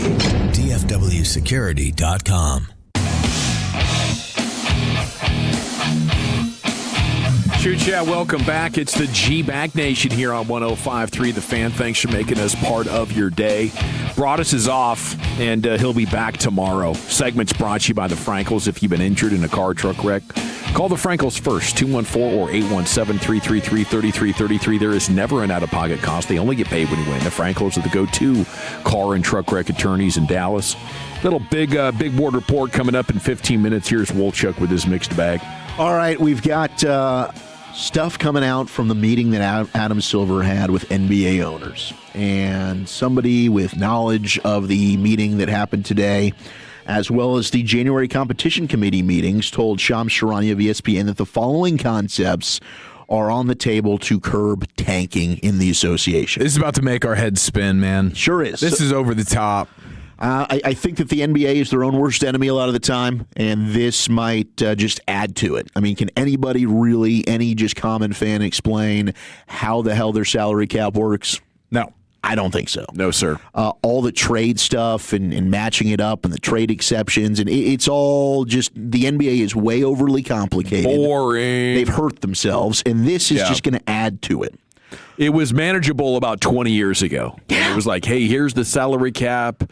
If you go over it, you can still use your mid-level exception. Got it. Understood. Thank you. Yeah. Now there's like apron 1, apron 2, apron. What are the damn aprons? And is there a real apron? I don't think so. They're imaginary aprons. It's a fugazi. It's a fugazi. It's fairy dust. Here's what they're talking about. First-round picks can be protected only top 4 or top 14 plus. So is it just top 4? No, it's or top is it 4. top 14 and more? Happened? Yeah. So from picks 5 through 13 cannot be protected. So only top 4 or top 14 plus. That's right. What's the top 14 plus? That's the rest of the first round. Okay. Lottery odds freeze at the trade deadline or a later date. Yeah. So we're freezing the odds. Now they'd be frozen. No more. Okay, no more. so you can play hard the rest of the year? Yeah, go ahead and try and win. It's not going to affect you. Yeah. Push. Get those dubs. All those crappy teams that everybody knows are crappy and nobody really wants to watch anyway, go out there and go be good. That one kind of makes sense to me. Okay. I don't mind this one. We like that one. We'll circle that.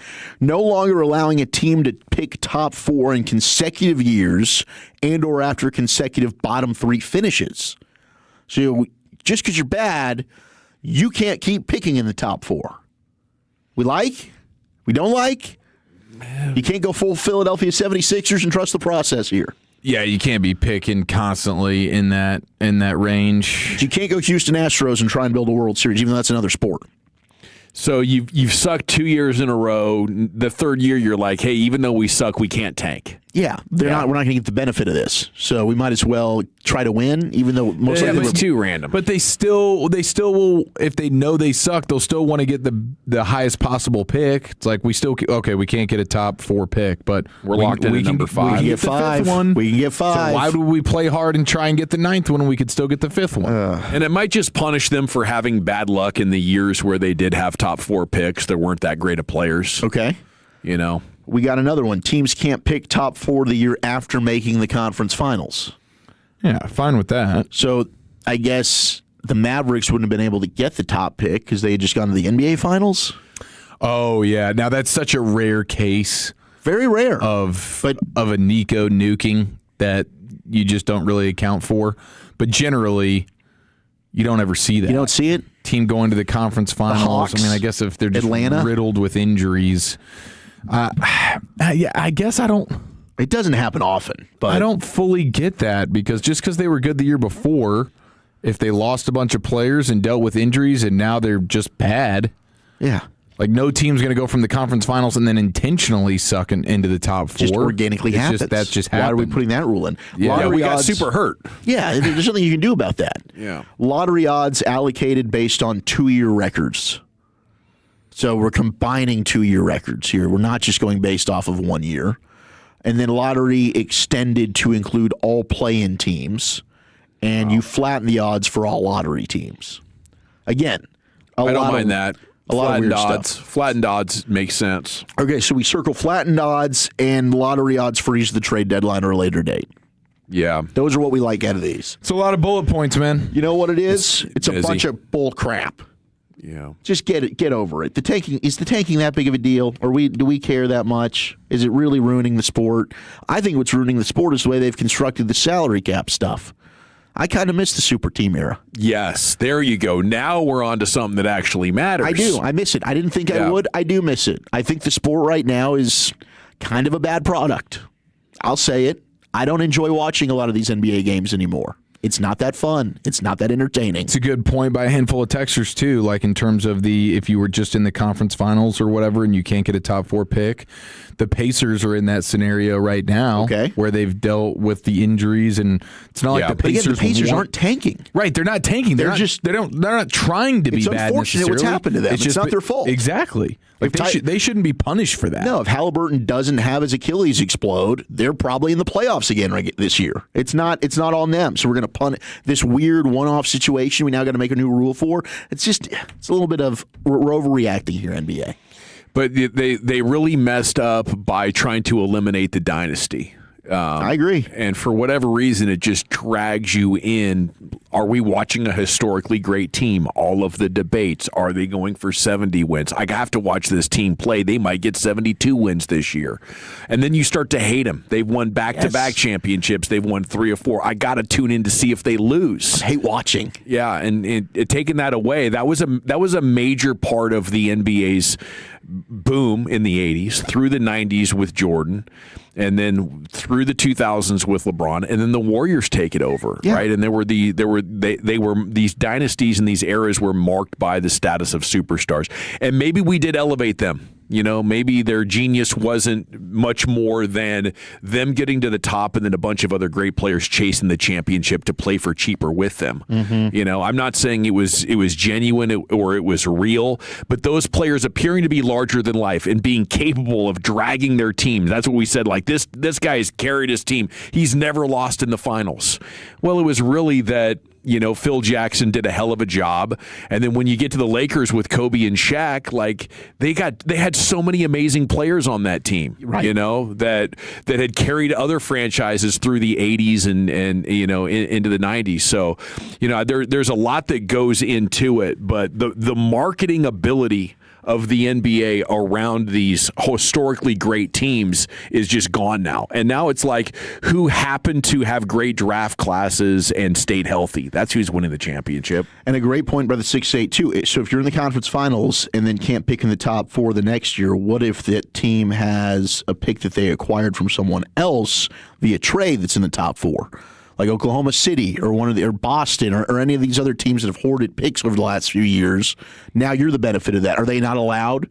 Do they, because you went ahead and made a trade and you were smart? Oh, yeah. Good team building asset. Now you're not allowed to pick in the top 4. There's a lot of weird stuff, and there's a lot of holes that you can poke. And it's confusing. It should be fun for fans to talk about the team building aspects, not something that requires a college level understanding of. Yes, and the aprons is ridiculous. Yeah, like it's just too much here. We're overcomplicating it 100%. I couldn't disagree more. You got to have a buddy that like works for a blog and specializes in salary cap to be able to text. Yeah, thank God we're able to get Bobby Marks on to help us explain it every once in a while. And Tim Cato is really smart, and our buddy Bobby Carell. Like, we need smarter people to help us understand. But the thing is once you're into the weeds that low, it becomes crappy content for the average fan. It is. It's not entertaining anymore. I agree. It's not interesting to talk about the NBA from the team building perspective, because within a few short minutes you will hit a dead end.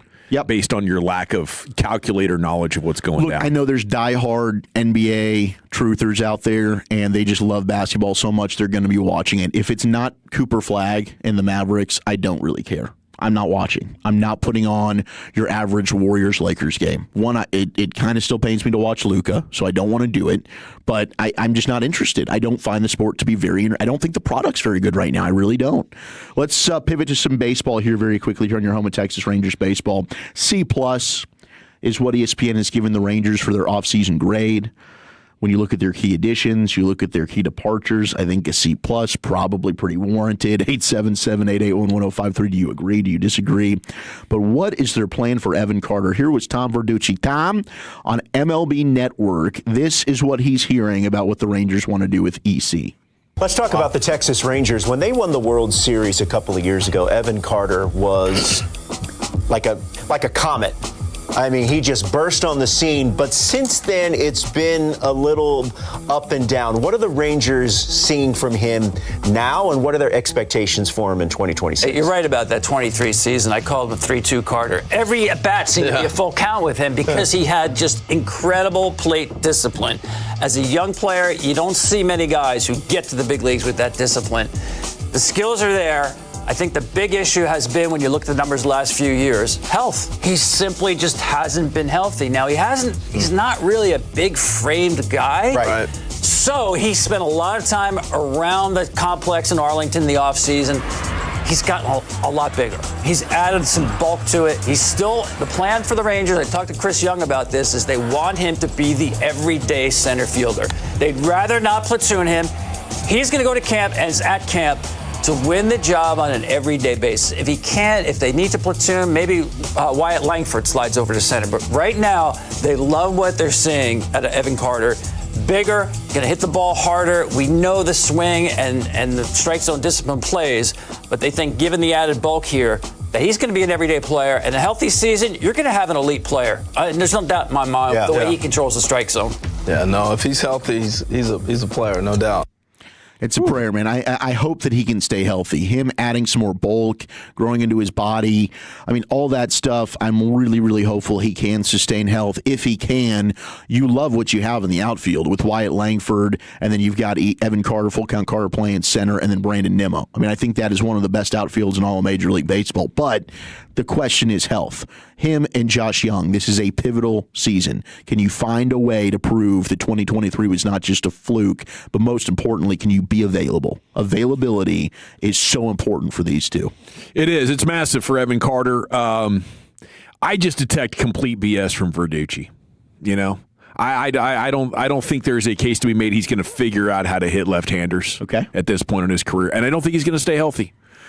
He's one of the easiest guys to root for. Oh, yeah. Super likable. He's got like a boyish naivete about him. But I don't think added muscle is going to protect your spine. If anything, the added explosiveness is going to strain it more. Yeah, like the flexibility factor is probably, the TB12 stuff or whatever. Should have leaned into being supple. Yeah.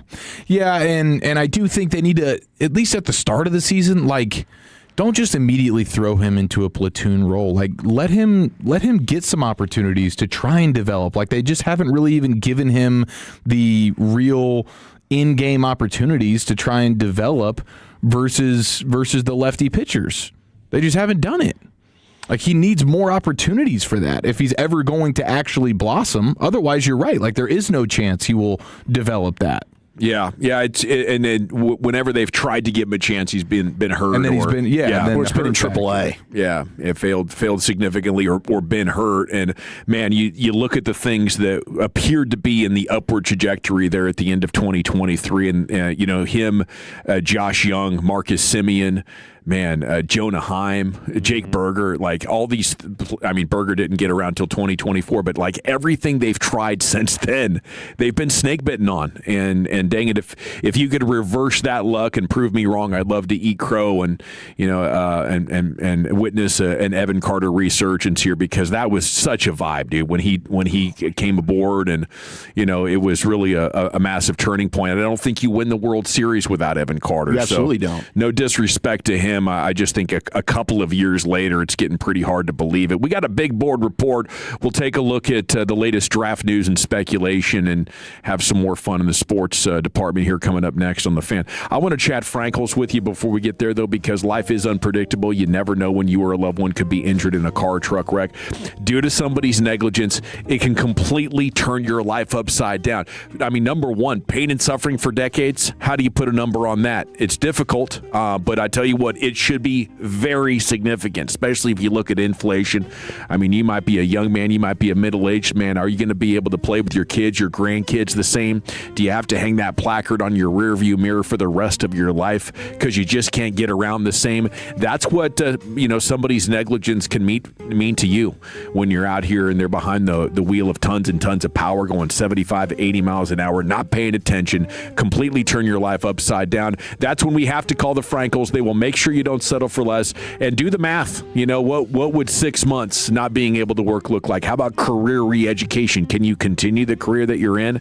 How about the hospital bills and the physical therapies, the ambulance ride, vehicle replacement? They can be 6 or 7 figures, but if you're not careful, you'll end up settling for a lot less, and it'll cost you big time. So, hurt not your fault. Think of the guys that we think of first here at The Fan, the Frankels. 214 or 817-333 833-3333, frankofirm.com, principal office, Dallas, Texas. Coming up on the next KNC Masterpiece, we got a special combo platter about flying, plus our brand new Olympic segment, Lord of the Rinks, or The Fresh Prince of Big Air. That Masterpiece of the Week, you gotta tune in 10 a.m. to 2 p.m. right here on The Fan.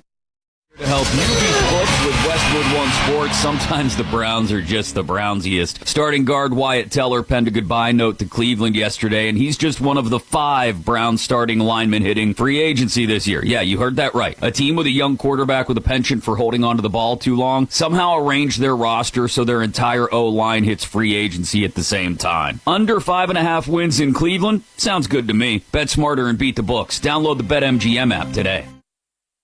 My name is Whitney Allen, and I'm a widow. My husband, Ryan, died. We never thought we'd ever have to use life insurance, but the unexpected happened. With Ethos, signing up was fast and 100% online. You can get a quote in seconds, apply in minutes, and get same-day coverage. No medical exams, and you can get up to $3 million worth of coverage. I'm grateful we were prepared. Get your free quote at ethos.com/game. That's ethos.com/game. Paid spokesperson. Time spent on application may vary. Online health questions required. Many people are looking to buy a home, wonder about down payment assistance programs. Well, TexasLending.com has down payment assistance programs, and there are great deals for you. When you're trying to buy that home, you're looking for the lowest out-of-pocket, with the lowest payment possible, and that's what TexasLending.com is here for. We have loan officers who care, and they close your loans fast. Call TexasLending.com, 972-387-4600. We got them. 4201 Spring Valley Road, Suite 1150, Dallas, Texas, 75244. NMLS number 2297. Equal housing lender. Gavin Dawson here from Men's T Clinic. It is time here in 2026. Mention me with your first appointment. Get a free in-body composition analysis and a free B12 shot. If you're tired of feeling off, low energy, weight gain, lost drive, you are not alone. 1 in 5 men has low testosterone. So what is next? Let's stop the cycle. Do what I did. Call Men's T Clinic, the local experts in testosterone and total male wellness. Real labs, real data, personalized plan. 972-GO-MEN'S-T. mensteclinic.com. Get back to being you with Men's T. Men's T Clinic, 1-800-246-OT. mensteclinic.com. Are you turning 65 or new to Medicare? Humana knows not everyone has the same needs when picking a Medicare Advantage plan. Now that I'm retired, I want to enjoy the life I've worked hard to build. So I want a plan that covers me when I'm traveling the country. Humana has a plan for that. As a veteran, I want a plan that fills in the gaps my VA coverage doesn't provide, like dental care. Humana has a plan for that. I feel good about my health. I just want care and coverage with predictable costs. No surprises. Humana has a plan for that. With a Humana Medicare Advantage plan, you get coverage and benefits that focus on what matters most to you. Learn more at gethumana.com. Humana, a more human way to healthcare. Humana is a Medicare Advantage HMO and PPO organization with a Medicare contract. Enrollment in any Humana plan depends on contract renewal.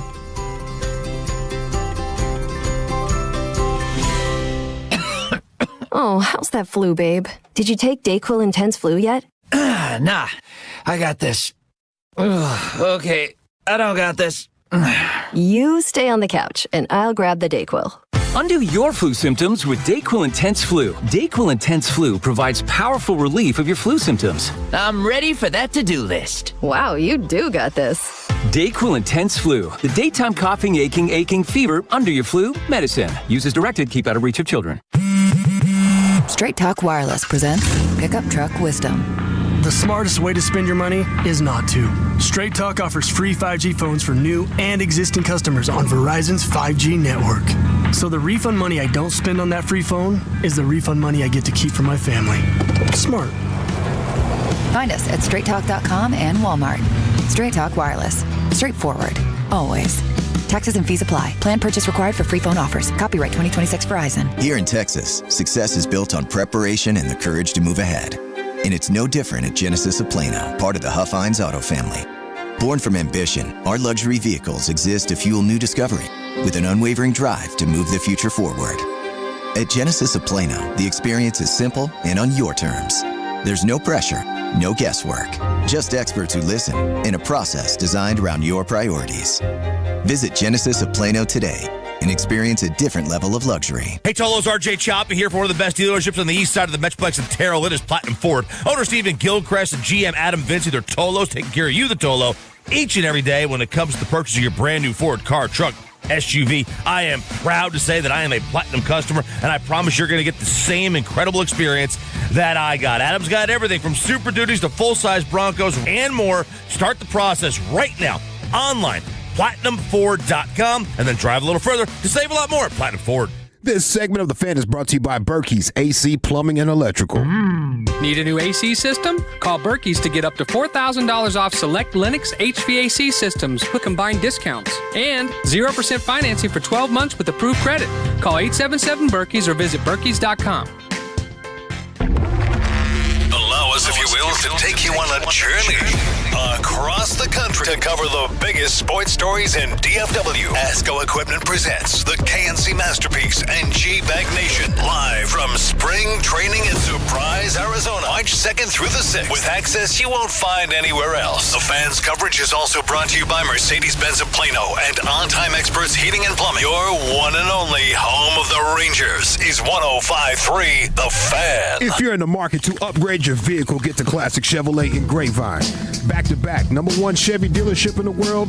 They've got more new Chevys than anyone, and they're all priced to sell.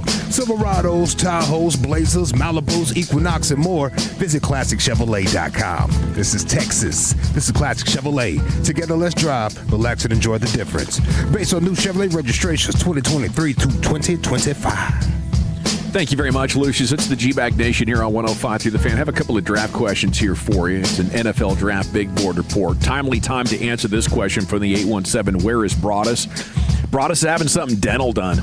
You know, I'm not sure exactly what it was, but he's got to go in there to the dentist today, and apparently it was big enough that needed the bulk of the afternoon. Yeah, I want him to come back with some Rex Ryan teeth, bro. Oh, that would be awesome. That would be awesome. Man. Yeah, just revamp the whole veneers. Big old horse teeth. Hi, everybody. Brian Rodder. Hey, guys. Just shiny white, dude. I'm the guru. All righty, we got football's finest coming up at 5 o'clock. I'm gonna take you over here to Brandon Laurie's Twitter account. He threw this out. Had a lot of fun last week discussing the trade up to Cleveland at number 6 storyline, and that one's got legs to it. Should this one have legs to it? Okay, now this would be incumbent upon the New York Jets deciding we got to get to 12 to take this quarterback, Ty Simpson. Or maybe it's a wide receiver, but most likely a quarterback, and I assume it's Simpson, although it could also be Nussmeier. But hypothetical first-round trade-back scenario between the Cowboys and Jets. The Jets getting 12, the Cowboys getting 16, and number 44. That is just a slight overpay from the Jets' perspective, but it makes sense if the Jets are coming up for a quarterback and they would feel like they need to get in front of the Rams and maybe some other teams who might have Ty Simpson in their sights as they get outside of the top 10. Dallas and New York are familiar with each other after trading for Quinnen Williams. The Jets are coming up for a quarterback, which is why they'd overpay. The Jets are drafting a rookie quarterback. Will probably get Aaron Glenn and the GM at least another year to develop their guy, and the Cowboys get the second-round pick back. I guess it is a hefty overpay of about 250 points. Maybe you'd throw them back a 5 or something else to make it jibe. But, you know, it's tough to answer some of these scenarios, Wolchuk, because I don't know what's happening until what's happening is happening. So if 11 picks have happened and you still have multiple corners and Sonny Styles on the board, then yeah, I'm willing to move back 4 picks. I'm pretty confident we can still get one of our top defensive players. But if we're getting wiped out and it's down to Sonny Styles or no defensive help, then I got to stand in there and take my guy. Yeah, if the draft were to go like it did in that athletic mock where Styles is gone, the linebacker from Ohio State, Downs is obviously gone, the safety from Ohio State. You don't have a Reuben Bain, the edge from Miami. The top corner, Delane from LSU, is gone. And you still are questioned with McCoy, the corner from Tennessee, because he's coming off the ACL. You look at the teams that would be between you there, the Rams, Baltimore, Tampa. That's before you pick next. Do they have similar needs as you do? And you look at what the Falcons just took 2 edges, but now one of them might be in jail. So are they going to go defensive tackle? Maybe. Could they go wide receiver? Maybe. The Bucs could very well take an edge that you like right in front of you there, possibly. So you got to wonder, like, if I move back to 16 as a player that I like, depending on how many you have, it could be like a cluster when they dropped with Guyton a few years back. With Tampa. Tampa moved up to get Graham Barton. Like, we feel good about this. We're picking up the extra 3. That turns into Cooper Beebe. We're sliding back. There's a cluster of players we like. They end up going with Tyler Guyton. I don't mind this move to get 44, the trade back. I think that you're probably still going to get a player you feel good about in that scenario at 16. Yeah. It might be the same player that you draft at 12 at 16. To get 44, I think it would be worth it to do this if the board were to fall the way that it did in that, say, athletic mock. Yeah, there's still other things you could do at 16 now. I think some of those players defensively that you're thinking about at 20 could even make sense there, whether it's C.J. Allen or Thieneman. But to get the 44th pick, I think in most scenarios on draft night, I'd be willing to do that. Drop 4 spots to pick up 44, Chief. That sound good to you? It sounds like, for the most part, a no-brainer. Yeah. Like, in theory, in general, yes, I would absolutely do that. Okay, Jane Slater going viral on Cowboys Twitter, NFL Network, talking about what the Cowboys are going to emphasize going forward, and building off of the press conference yesterday. She was talking about the nickel player. Joseph Hoyt, Morning News, reposting the story that he did, I think, last week about needing to replace Jordan Lewis still. Some of the options in this draft: Avion Terrell, the nickel corner from Clemson; Keontae Scott, the nickel headhunter from Miami; and then D'Angelo Pons, a guy who rose to fame there in their terrific playoff run. I don't know. Is Terrell big enough to handle this? Because you're kind of trying to replace a linebacker with a guy who's brave enough and stout enough to tackle, but also gives you good coverage. Like, the idea is an elite coverage linebacker is what you're trying to get there in this nickel spot, right? But so I need somebody who's going to give me a baseline of size. I look as Terrell as a smaller guy, but I think he might still be strong enough to be around 190 pounds or so. He's a pit bull. He reminds me a lot of Jordan Lewis. So, to me, he could fill that 100%. I mean, he is the definition of playing big for his size. He plays with that chip on his shoulder. You do see him blitz off the edge. He does have a lot of qualities that Christian Parker described. Is he a little bit smaller? Oh, he is 180. 100%. Yeah, 5'11", 180. That's really small for that spot. But he's a downhill type of player. I absolutely, he's scrappy. The ability, 8 forced fumbles. I mean, his peanut punch is unbelievable. It's the best you've ever seen. He's got the play temperament. He's got some David Copperfield to him. Yeah, it's like a sleight of hand. He does have the physicality to stick his nose in there and absolutely play that spot. But size-wise, they might prefer, a Dilla Thieneman from Oregon, or even a Cisse from South Carolina. Could he give you some of that? Pons is even smaller. Keontae Scott he's the 195 guy, but I think he's a day 2 pick to me. That's a player at 44 I'd be looking at if they made that trade with the Jets. Yeah. I mean, I think that is a spot where in a perfect world, you have a guy with a fair amount more size. 205. Yeah, for sure. I mean, Eminwari, Kyle Hamilton, Derwin James, these type of guys, because the goal is you want to be able to basically, no matter what personnel grouping the offense comes out in, hey, we're playing the Rams, and they're going to go 12 and 13 personnel. They're going to go heavy on us. We don't have to sub out this player. He can still do that. Then all of a sudden, all right, now they're in a shotgun, and it's a little bit more 11 personnel. I don't have to sub out the player because my linebacker / safety, like the nickel player, is usable in both scenarios. And so you have to it's a unicorn kind of guy. And it's not to say that you can't just go with a guy, okay, he's got the temperament, he can play in coverage, he can blitz, he's willing to tackle, but he's a little bit undersized. Okay, you could go that route, but you want a guy who, okay, it doesn't matter what personnel grouping the offense is in, our base is our nickel. Yeah. And that's what the Seahawks weren't able to do last year because they didn't have the Eminwari. So they were going to get run on a ton. Well, they also didn't have the defensive linemen. Like, getting DeMarcus Lawrence was a huge step in the right direction. Byron Murphy taking the step that he did in year 2. Eminwari was a big help to that. Cooper DeJean, 6', 198. I think that's kind of like Nick Eminwari, Derwin James. Those guys are much bigger. 6', 198, directly what CP's coming from running this with Cooper DeJean. Yeah, I mean, I think Avion Terrell could fit this, but he is definitely a little bit small. Yeah, once you're getting sub packages dictated to you and they're able to audible out of that, and now you got a big guy in there to stop the run, but they're passing and he doesn't know what he's doing with dropping. It's a total nightmare. It's just such a massive advantage, and it's good to know they're putting the emphasis and priority on it. And as we're watching these trends evolve and emerge, there are the Cowboys either pushing it with their own ideas or at least quickly taking account of what's working and embracing that, instead of sticking with schemes that have been tried and true for a long time. But if you're not working to be as adaptable as possible in today's NFL, you can get left in the dust within just a few quick cycles. Okay, big board report here with you as our build up to the draft continues. We'll have the best draft coverage in the entire nation. You can find anywhere on radio with Broadus and Wolchuk and all the guys. We got football's finest coming up next, Chief. Yeah, when it comes to that important nickel position, this guy currently on the roster cannot be the answer for the Cowboys. That's next in the nation. Okay, looking forward to that. I want to chat with you about my friends at D&M Leasing before we do it, though, because if you need a new vehicle or you want one, what's going to make you happy? The sun's coming out. The weather's going to be nice.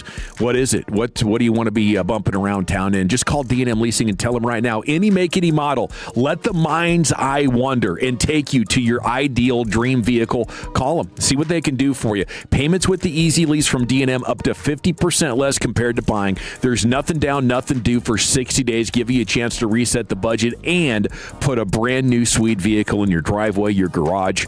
Right now, what can D&M put you behind the wheel of? Just one phone call away. And this Easy Lease program, the most consumer-friendly lease on the market. I've done 10 over the years myself, and it won't be too long before we do another one. Trading in and out of new vehicles more frequently, one of the tremendous benefits from D&M Leasing. So, yeah, think about it. What is it? Sports car, truck, SUV. Maybe you need a big SUV to haul around new kids, expanding families, something like that. Lots of different life situations can put you in need of a new vehicle. There's only one spot to go to no matter what your situation is. The Easy Lease from D&M at dmautoleasing.com. Tolo means turn it on and leave it on. Thank you for making 105.3 The Fan and the Odyssey app part of your day every day. This is an Odyssey Sports Minute. Once again, Cardinals coach Mike LaFleur would not commit to quarterback Kyler Murray. Speaking yesterday, LaFleur said, quote, just like everything else on the roster, open conversations in this building. LaFleur also said there's no time frame on a decision on his status with the team. That should tell you all you need to know about Kyler's value to the franchise. If the Cardinals could get anything higher than a third-round pick, there would be more urgency. I'm Adam Abdallah. My name is Whitney Allen, and I'm a widow. My husband, Ryan, died. We never thought we'd ever have to use life insurance, but the unexpected happened. With Ethos, signing up was fast and 100% online. You can get a quote in seconds, apply in minutes, and get same-day coverage. No medical exams, and you can get up to $3 million worth of coverage. I'm grateful we were prepared. Get your free quote at ethos.com/game. That's ethos.com/game. Paid spokesperson. Time spent on application may vary. Online health questions required. Ah, the most beautiful time of year is upon us. Tax season. And Tax Slayer is here to help you file. We guarantee 100% accuracy and your maximum refund. Those are some good numbers. And you can trust me, because I'm a talking calculator. Did I mention Tax Slayer even has support from real US-based humans? If you have any questions along the way, beat the rush and start for free today. Tax Slayer. File fearlessly. When Texas chills, Specs thrills. Keeping spirits high, glasses full, and the fun from freezing over. Bundle up with a bold bourbon or mix up mulled wine that'll melt the frost right off. Whatever your winter looks like, Specs keeps it toasty. Because when the temps dip, grab a jacket, light a fire, and keep the good times rolling. At Specs Wine, Spirits, and Finer Foods, the fun starts here. That first year in your new home matters. With preferred pricing, Redfin and Rocket Mortgage make the path to your next home easier. When you buy with a Redfin agent and finance through Rocket Mortgage, you can lower your interest rate by 1% for 1 year or choose up to $6,000 in closing credits. See how it works at rocketmortgage.com or call 800-4ROCKET. Additional terms apply. Not a commitment to lend. Rocket Mortgage, LLC, licensed in all 50 states. NMLS ConsumerAccess.org number 3030. Ready to slim, smooth, and tighten all at once? At Souza Clinic, discover our new all-in-one transformation package combining skin tightening, cellulite reduction, our all-natural weight loss program, and laser that targets stubborn visceral fat, that deep belly fat around your organs. No surgery, just real visible results. Normally valued at $1,900 a month. Now get the complete transformation for just $350 per month. Call Souza Clinic at 972-479-5187 for your free consultation today. Souza Clinic, weightlossfortexas.com. It's a Thirsty Thursday, proudly being sponsored by our friends at K-Post Roofing and Waterproofing. Your turn it on, leave it on. Home of America's team is 105.3 The Fan. Dolo, baby. KRLD-FM and HD1, Dallas-Fort Worth. An Odyssey sports station. Driven by our D&M Leasing Studios. You're rolling with the G-Bag Nation on 105.3 The Fan. Here we go, Hour 4, G-Bag Nation, 105.3 The Fan. Thanks for making us part of your day. We got G-Bag of the Day coming up at 5:30 and LA Live at 5:40 right now. As we do most evenings at 5 o'clock, it's time for football's finest with the Chief. Yes, sir. We got a bunch to get to, and we get to make fun of a division rival right after this. But at the end of the day, it's about taking it a day by a time, a day and a day and a day, just continuing to do that. You cannot lose games in the NFL and still win. It's true. To win games, you have to win the game, not lose the game. It doesn't matter. He pulls another rabbit out of his head. By the way, breaking news about our G-Bag of the Day champion, Bobby Belt. He says that he's actually he's out of his Adderall, and that speeds him up. The Adderall actually slows him down. Okay. Oh, wow. That was an upset for me. Definitely an upset for me. And I'm looking forward to G-Bag of the Day coming up here at 5:30. No question. Throw us off the scent. Yeah, that's what it is. Maybe that's what he's doing. But he took umbrage with that notion. I guess just his natural speeds are max velocity. He doesn't want to share. That's what that is. Yeah. Tell Lucius, sorry, man, I'm out. I'm out, bro. Probably going to be out for a while. Just the natural me. Just the real me. It's hard out here on these streets. You can't handle the truth. Go get a prescription, Bobby. Come on. Pretty incredible. Okay, so we start by making fun of the Commandos because it looks like they're going to have to be releasing Marshawn Lattimore, the corner that they traded for now 2 seasons ago at the trade deadline when they thought with a rookie quarterback they were going to go win the Super Bowl. Missing piece right here. Missing piece, the often injured and very temperamental Marshawn Lattimore. It's going to clear $18.5 million in cap space. They traded 3 2025 draft picks to the Saints last year for Lattimore. And we knew in real time, really? Like, I get it if you want to go get a stud corner and you want to make a play like that, but not for him. How many games has he played? And how, like, George Pickens was totally dunking on him in at least the first matchup when it was like George Pickens mic'd up and he's just talking mess to Marshawn Lattimore. Like, I got no respect for you as a player, and they gave up 3 draft picks for him. That's pretty crazy, dude. Yeah. Half the season, a third of the season, a third of the season, a half the season is what he's missed over the last 4 years. And that's a track record, man. Yeah, at one point he was awesome, but not anymore. He's going to turn 30 here coming up this summer. At the right price, I'm interested. I think the Cowboys are that desperate. I mean, the guy hasn't played he's played 10 games once since 2022. That is just not a guy that's on the field enough. Pretty amazing. So congrats to the Commanders freeing up some cap space and punting on 3 draft picks last year. Now, the other thing within the division that I thought was notable, we have a bet for Super Bowl 61 at DraftKings. Just under $30,000. Wow. On the New York Football Giants to win the Super Bowl. At 80-1 odds, that would win $2.34 million. I like it. Yeah, I think if you're the DraftKings guys, you shake hands and go to lunch over this one. That'll do it for today, boys. All right, we're going to close up shop. That's a great day at the office. Oh, yeah. For the DraftKings folks. Wow. I mean, the likelihood of it happening is why you're going to get so much money if you win. But that's pretty rich. That is unbelievable, dude. Really amazing. I mean, that's got to be someone that just doesn't care. Like, I've just got so much money to blow, like, whatever. I'm just going to throw this on the. I'm a big Giants fan. Would you put $30 on the Giants right now at 80 to 1? No, I'd throw 10 down at most. Put a little 10-ski on it. I mean, why not? Because you do get a great return on that, and the likelihood. I mean, there's a reason those odds are so high. You do have the year 2 quarterback in Dart. Maybe they can draft well, have a big offseason, but I don't see. I mean, there's a lot of people that are liking the Giants to possibly be the sneaky playoff team next year, like the Patriots were this year. But I don't know. I'm not buying it. I wouldn't bet $30 on the Giants making the playoffs next year, let alone winning the Super Bowl. When you circle back, Warren Sharp puts out they've got the easiest schedule in the league. Would you rethink that? Maybe. I like his line about the playoffs. Yeah.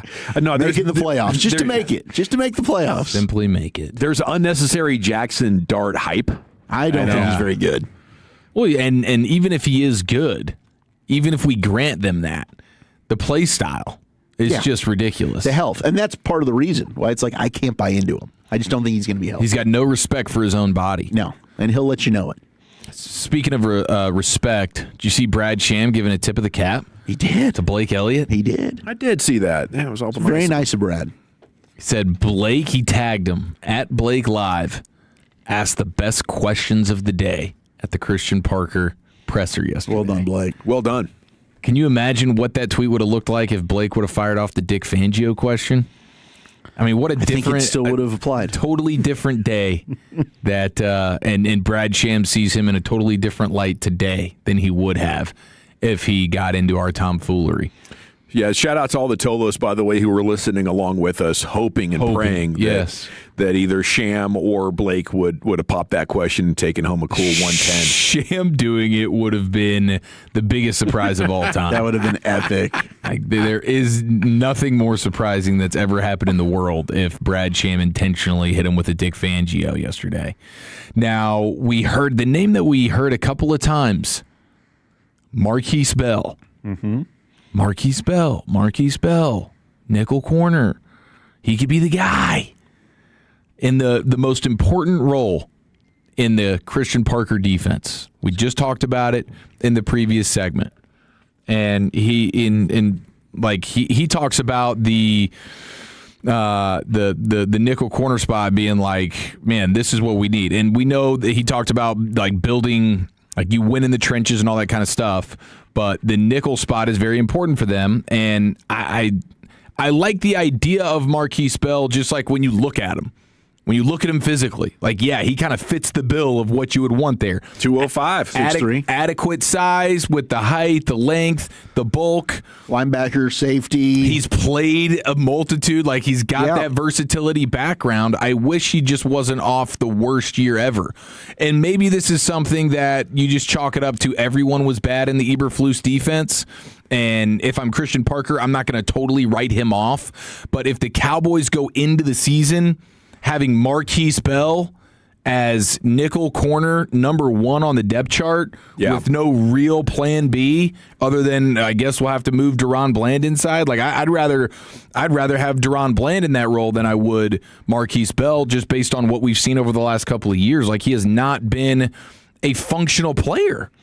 No, I think his best year was 2023. Yeah, that's when he had to play the linebacker spot. Like he was at his safety rankings at PFF, it's like you're talking about one of the worst safeties in all of football, 91 out of 98. Yeah, and that's really what it circles back around to is there's no amount of coaching that can be done to coach these guys up to be good. So if we don't see a significant push with contracts in the $8 to $15 million range, I would say once free agency kicks off, and we'll know probably by March 12th or March 13th if the draft even matters in the context of putting this team back into legitimate playoff contender or contention status. I do think he's got some of the skill set that you're looking for there, but that is like he's a body at the position going into training camp. Like I want to give him a chance. Let him, but as your final solution, he can't be the plan. No, that can't be the end result there. I would feel very squeamish. Yeah, he's a good backup. You're happy about having him in case your starting guy gets hurt. You're like, well, we're going to go with Marquise Bell for a couple of games. Yeah, hold on to your hats. Yeah, pretty much. Now, we know that Tyreek Hill who didn't get the opportunity to shake that thing out one more time in Miami, is out and about. Apparently, he's Snapchatting about being in Kansas City. A lot of people think maybe he's just going to end up going back there. I think that would make plenty of sense. They got camaraderie there. I couldn't believe what I read. Camaraderie. From the now retired Miami-Dade police officer Danny Torres. Yeah, I guess when you're tired, you just don't care anymore. This is the guy that I'll just pop off, say what I want. When Tyreek Hill got handcuffed before, it was like the first, wasn't it season the first? opener. It was the season opener. It was like outside the stadium. Like 2 seasons ago. Yeah, it was like you could throw a rock and hit the stadium. Crazy. And I believe it's the last time he had like a 40-plus yard touchdown was in that game. Wow. But the arresting officer has some parting words for Tyreek Hill. Quote, "I guess it took a bit, but karma got you. Now that I'm retired, I can tell you how I feel about you. You're an entitled bleep hole and an embarrassment to the team and city that kissed your rear end. I wish you the best." Don't believe him. "And hope you are able to afford all that child support, especially now that you're unemployed. But I'm sure someone will pick you up and you will cause havoc in their team and city, just how you did in Miami." Oh, wow. That's the parting. That's the parting shots right there from retired Miami-Dade police officer Danny Torres. Yikes! Just amazing. You would think like, has this guy had some time to simmer down over the last 2 years? He's been holding that back. Boiling about this whole He's thing. been waiting for this moment. He's had that tweet ready to fire off or wherever the heck he posted. A lot of haters. For years. A lot of haters. Yeah, man. Golly, that's great. Now, you also have, how about this, man? Front office sports, Pat McAfee, he's still football adjacent. Woo! He's hired the Hollywood super agent, Ari Emanuel, who wants to turn him into the next Sylvester Stallone. And he's already started to book McAfee for movie and TV roles. Like, I'm not going to... Ari Gold goes out there and gets it done. I mean, that's who that character's based off of. That was Wahlberg's agent. Lloyd! There's no way that. So this is Entourage playing out in real life? Yeah, this is... I mean, maybe we get a new Entourage, and it's Pat McAfee. Yeah, we got to He basically has his entourage on his podcast. He does. This could end up being a reality series. I mean, look. You can't put any limits on what McAfee's capable of. I do think McAfee's every time he gets super thrown into like a new kind of realm, he just hits it out of the friggin' park. Like, could he be a thespian? Could he act as well as Sylvester Stallone? Could he have a statue in some city, half naked with boxing gloves? No. Maybe that's where we draw the line. That's where we're drawing the line. Okay, that's just left for Rocky. That's just left for Rocky Balboa. But he is in the WWE. We know he can act his balls off already. He's a showman. He is. Long history of football players turned actors. I think Wolchuk makes a great point about his WWE status. And so much of being an action hero is just having some panache about you. You know, what a word. Panache. Panache. I'm Googling I do like now. panache. You know, you're just coming up there with your swagger and your raised eyebrow or something. I mean, it's worked for The Rock. Okay. I think this is a home run. And he's popular enough that I think there's some box office appeal to him. I mean, Carl Weathers was a football player. Yep, that's true. Jim Brown, O.J. Simpson. Yep. I think the bar is lower. Fred Williamson, you know, the bar is lower. The hammer? Yeah, because everybody knows that you're not. That's not really your so they're grading your performance on a bit of a curve here. Yeah. Panache, flamboyant, confidence of style or manner. Yeah, that's Pat McAfee, isn't it? I think he's panache. Absolutely. I just haven't heard that word. So kudos to you. I think he'll be successful in whatever entertainment venture he wants to get into. Who forgets the great Joe Namath had an acting career? Yep. Merlin Olsen from Little House on the Prairie. Absolutely. The list goes on. And for Marshawn Lynch. For a punter, this is big. Yeah, this is big news for the punting community. Just kickers in general are loving this. But you can't go full Sylvester Stallone, right? Because then you have to start in a different type of film industry before you graduate to the big screen. I think it'd be preferred to McAfee skip that probably part. Jumps over that. Yeah, and then gets right into the theater. I don't think he needs the check as much as young Stallone did.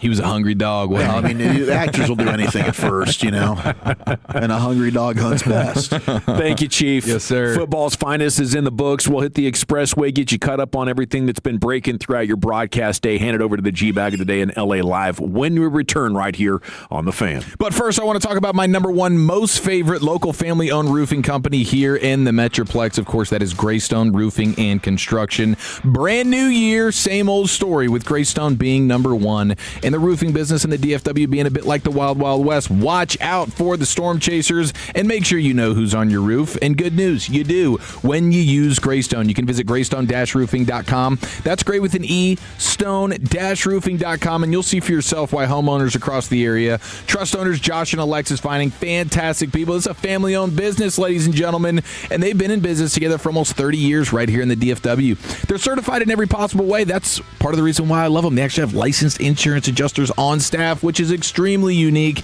and they always bring you honesty, integrity, and the highest level of quality in every project that they tackle. No cutting corners, just pure dedication when you use Greystone. Hey, just ask Kevin Hagelin of the KNC Masterpiece. You always have skilled experts treating your home like it's their own, paying attention to every detail. So whether you need repairs to fix a leak or perhaps you need a full-on home glow-up to transform that property of yours, they're your one-stop shop for all things roofing. Head to greystone-roofing.com today. Schedule that no-cost inspection. And remember, with Josh and Alexis at Greystone Roofing, you get exceptional service and peace of mind that stands the test of time. It's greystone-roofing.com. When love and luck are in the air, the extraordinary is never far behind. Like a chance to win your share of $2.2 million during the Lucky in Love giveaway at Choctaw Casino and Resort Durant. Play with your Choctaw Rewards Club card beginning February 1st to start earning entries. It's the $2.2 million Lucky in Love giveaway. Fridays and Saturdays in February and March. Only at Choctaw Casino and Resort Durant. Get away to it all.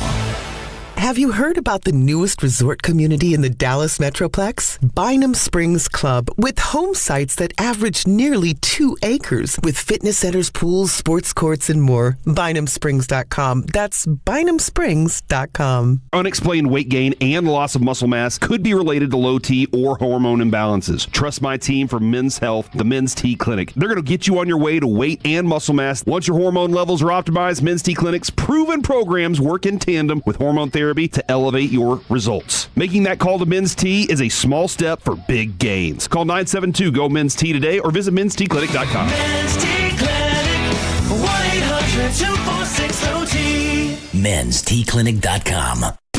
In a world in need of a hero, one man rises to the challenge in style. He is... just driving the kids to soccer practice. Make every day feel epic in the all-new Hyundai Palisade Hybrid with up to an EPA-estimated 619 miles of range on select trims, advanced tech, and class-leading interior space. Visit HyundaiUSA.com or call 562-314-4603 for more details. And hey, come on, no cleats on the seats. Well, good morning, kiddo. I love that you're home from college. I've missed you. Still taking your Nature-Made vitamins? Every day. A multivitamin and a probiotic. You better be taking yours. Still looking out for me, Mom. I'll never stop. Made to care for you every day. Nature-Made, the #1 pharmacist-recommended vitamin and supplement brand. Find us in the vitamin aisle, based on a survey of pharmacists who recommend branded vitamins and supplements. So, you're ready to propose, huh? Yeah, man. She's definitely the one. What are we thinking about the ring? I got my wife's at Hellsberg. I couldn't recommend a better jeweler. I could use some help with that. Man, go to Hellsberg. I had no idea how many details you need to consider. Did you know you can get a natural or lab-grown diamond? I didn't. Figure out what she wants. Trust me, they'll make it happen. Start your story with Hellsberg. Shop in store or at hellsberg.com. Jake from State Farm. I just beat my running PR, so I'm celebrating with the Banana Bonanza smoothie. Hey, and you can keep celebrating when you create an affordable price just for you by bundling your home and auto with the State Farm Personal Price Plan. Go bananas. I will. Hey, make it a large. Bundling, just another way to save with the Personal Price Plan. Like a good neighbor, State Farm is there. Prices are based on rating plans that vary by state. Coverage options are selected by the customer. Availability, amount of discounts and savings, and eligibility vary by state. Never have I ever called my sister from the finish line of my first marathon. Hello? You won't believe where I am. Are you running? Mile 26. I'm gonna make it. Switch to T-Mobile's 55 Plus plan and get iPhone 16e with its advanced camera system on us. Plus, 2 lines for just $30 a line. Guys, I can't believe it. I knew you could do it, babe. That was amazing. Mom, how do you feel? I feel great. I can't feel my feet. Let's take a picture. And then you may carry me to the car. Share every stride, every mile, every memory on America's best network. Switch to T-Mobile's 55 Plus plan and get iPhone 16e on us and 2 lines for just $30 a line.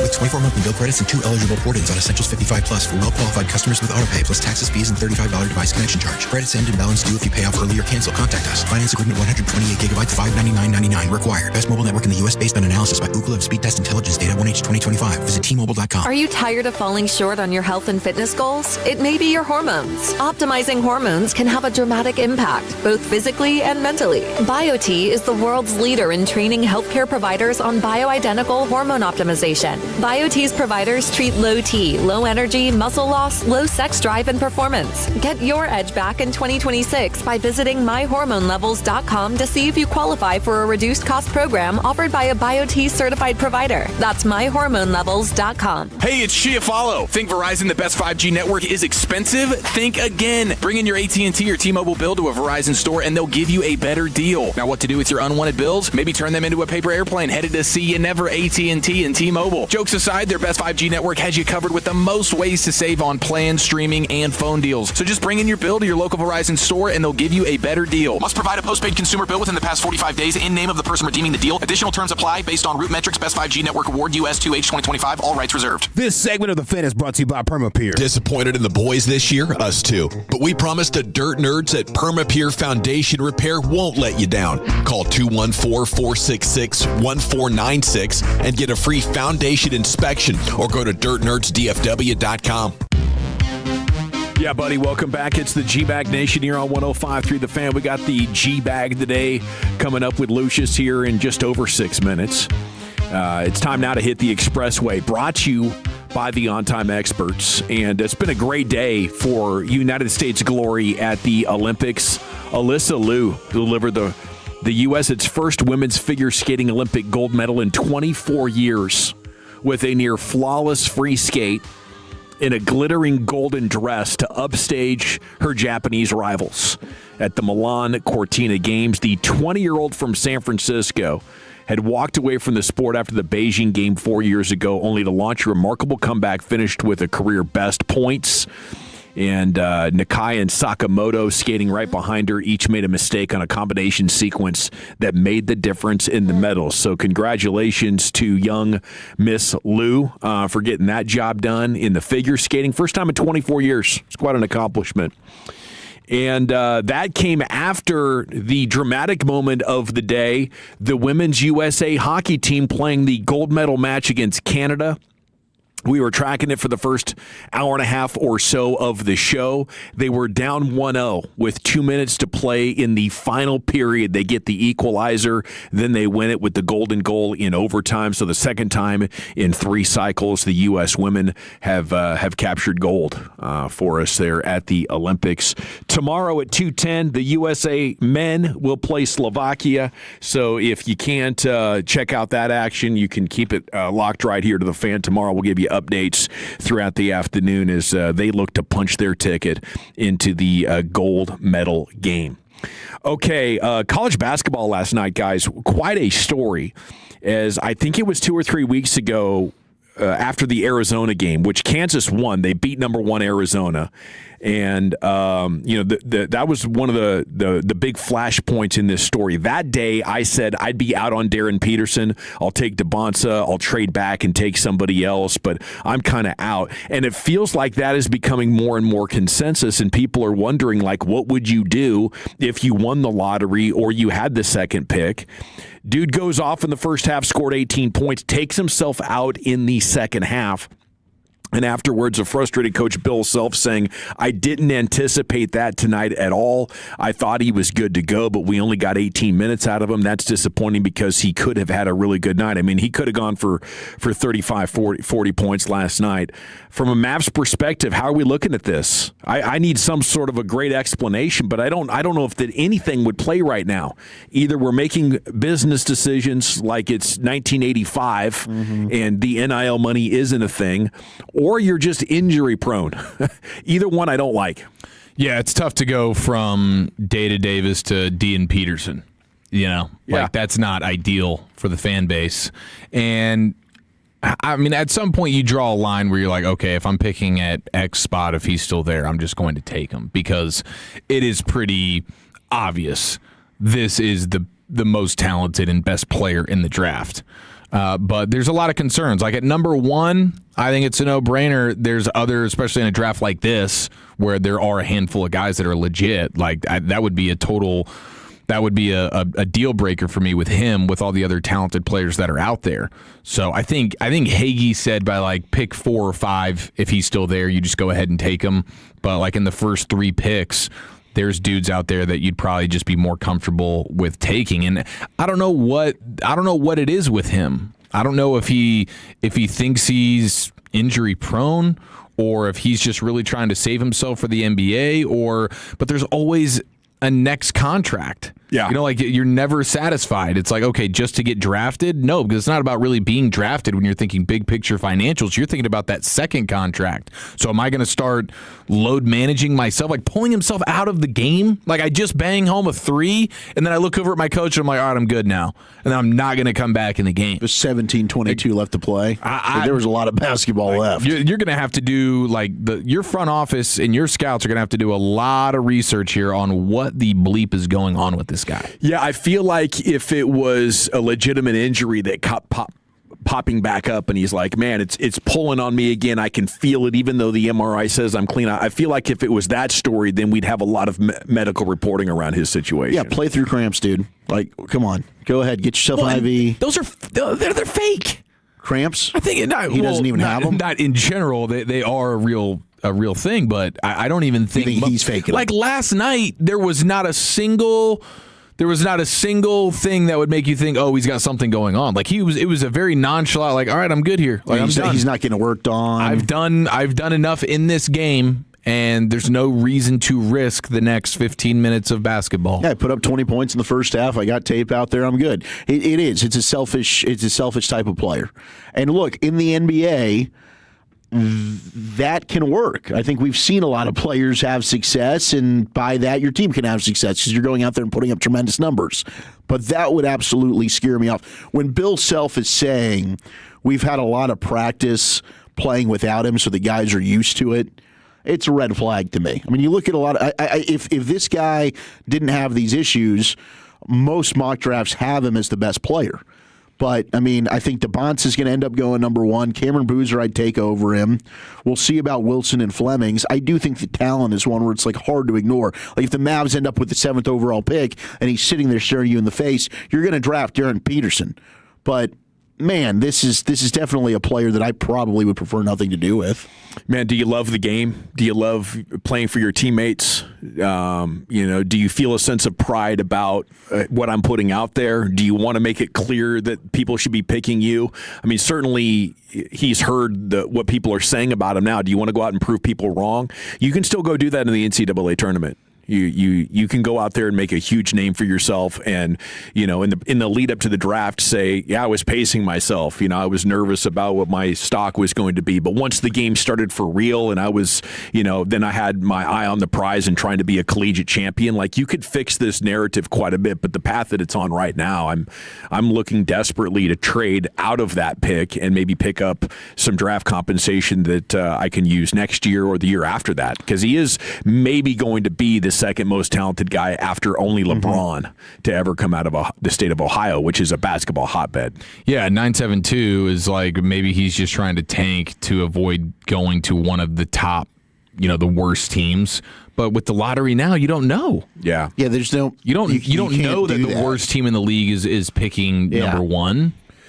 Okay, elsewhere, Bruce Meyer has been elected as MLBPA's interim executive director. Maybe we'll have time to talk more about that later on. TCU is in contract talks on an extension with Sonny Dykes. That's a snapshot of what the buzz is locally and nationally. Let's go into the Pimp Cup where Lucius Alexander has the G-Bag.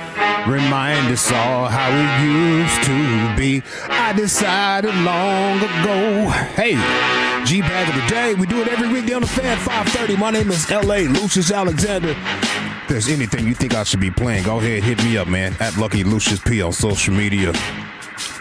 I don't need the memes or just... I want videos that I could play here on the radio. You know, I get a lot of mail coming from a lot of these sites. You know what I'm saying? And then... Shoot, I went to one today, bro. I was checking my Instagram and I was going through like, let me see if I can find something. I go and check. I was like, man, somebody sent me a darn meme. Let me see what this meme says. It says, "You are gay." I was like, come on, fam. Come on, bro. You're wasting my time. You are gay. All right, our winner and champ of G-Bag of the Day so far. This is day 2. It comes from the RJ and Choppy show. Which one of these fools is Chop? Bobby Belt right here. Triggered, fired up, goes off on a 903 on the fan text. 903 needs to shut the hell up. Bobby, in one of his moves, doubling down on takes. It's not doubling down on takes to say that the defense was trash last year. You are a what? Why are you getting so mad about it? Because they are we're having a sports debate. I know. I'm talking to them on there about the doubling down on take. It's not doubling down on take. You want the crap of their defense to come back next year? Be my guest. Don't bitch about it when they go 8-9 again. Enough. Yeah, go to the break. Enough. Let's see what happens during the commercial break. Let's see what happens during the commercial break. You say, why you get so mad about it? I can't believe Sean Sharif would ask somebody that question. Yes, of all people. Of all people. The irony. Why are you getting so mad? Yeah. All right, enough of that. He's met his match. Like I'm working with a bunch of children. Oh, my gosh. All right, let's see what I got for you boys. Skip Bayless, Michael Parsons. Parsons is going to a lot of folks in the media lately. Yes, he is. I think he has some smoke for Shannon Sharp, too, as well. Yeah, he came out and was like, Shannon, I wasn't would never disrespect a Gold Jacket member. Backtracking. Yeah. Well, Skip Bayless is here for it. He wants the verbal fade with Mr. Micah Parsons. Micah Parsons, I challenge you to meet me face to face on whatever venue you choose. We can do home and home. You can do my new show, Arena Gridiron, and I'll do your podcast. I'm going to say right to your face, this Twitter motherfucker, Twitter finger motherfucker.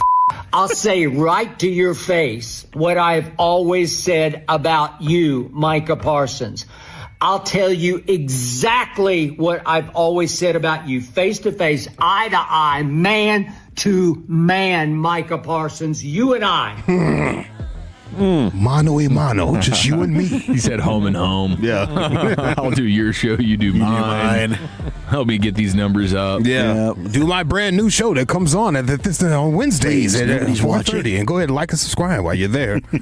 It's getting real sad with Skip Bayless, isn't it? It is. But he deserves it all. And I got something pretty good in the hodgepodge on Skip. What did he call that? The Arena Gridiron? Yeah, that's his new pod or his you got new to show, keep I Talib guess. on there, and it's someone else. I don't know. It's sad. He's got that grandpa tone in his voice now. Come on, my show, Arena Gridiron, Micah, me and you. Yeah. All right, so UFC Houston is going down February 21st. Eric sent me this right here. This is crazy. Is Sean Strickland? Yeah. Oh, my gosh. Yeah, he's wild. Walcho. Yeah, okay, I was going to ask you. Tell me about this dude, bro. Yeah, I mean, he's a former champion in the UFC division. The dude is certainly one that does not care about what he says. He's likes to go against the grain, I guess, and just kind of says whatever's on his mind. He definitely seems like a punch-drunk kind of dude, but he is fun to watch fight. I mean, the dude has a hell of a gas tank. He is really good when it comes to stand-up. He can wrestle. He is a fun person when he's on a card. You're like, damn, that Sean Strickland fight's probably going to be good, but he is a wild boy, and he's fighting no filter. He's fighting somebody named Martinez or something like that. I'm sure he was making a lot of ice jokes. Yeah, that's what's really good about it. It makes me want to watch the fight. fight. Yeah. Especially after hearing this clip right here. Yeah, media day, fighter Sean Strickland goes off on the NFL and his halftime show. Like, I mean, look at the NFL, dude. You had that. I don't even want to say its name because, like, it's just like, what? Somebody give me his name. Just come say his name. I want to say, you know what I'm talking about, the halftime go. The halftime show guy, the Puerto Rican, right? Puerto Rican? Bad Bunny? Bro, yeah, that like, dude, it is so crazy that this is America now. Like, back in the day, dude, the NFL was the standard of being a man. And now every year, the NFL, I think they all get together around a table and say, you know, guys, how do we ruin this sport? How do we get it up? How do we ruin it? Well, I'll tell you what, why don't we bring a gay foreigner who doesn't speak English and have him perform it? Like, get the and then you have, like, yeah, dude, it's like the NFL is like pathetic these days. So even like the NFL players probably hate it. Yeah, no. NFL's gay. I think we can all agree the NFL got real gay lately. He said, how can we gay it up? Jeez, bro. Wow. Yeah, I might want to watch this fight, man. Martinez. Come on, bro. Yeah. What? Yeah.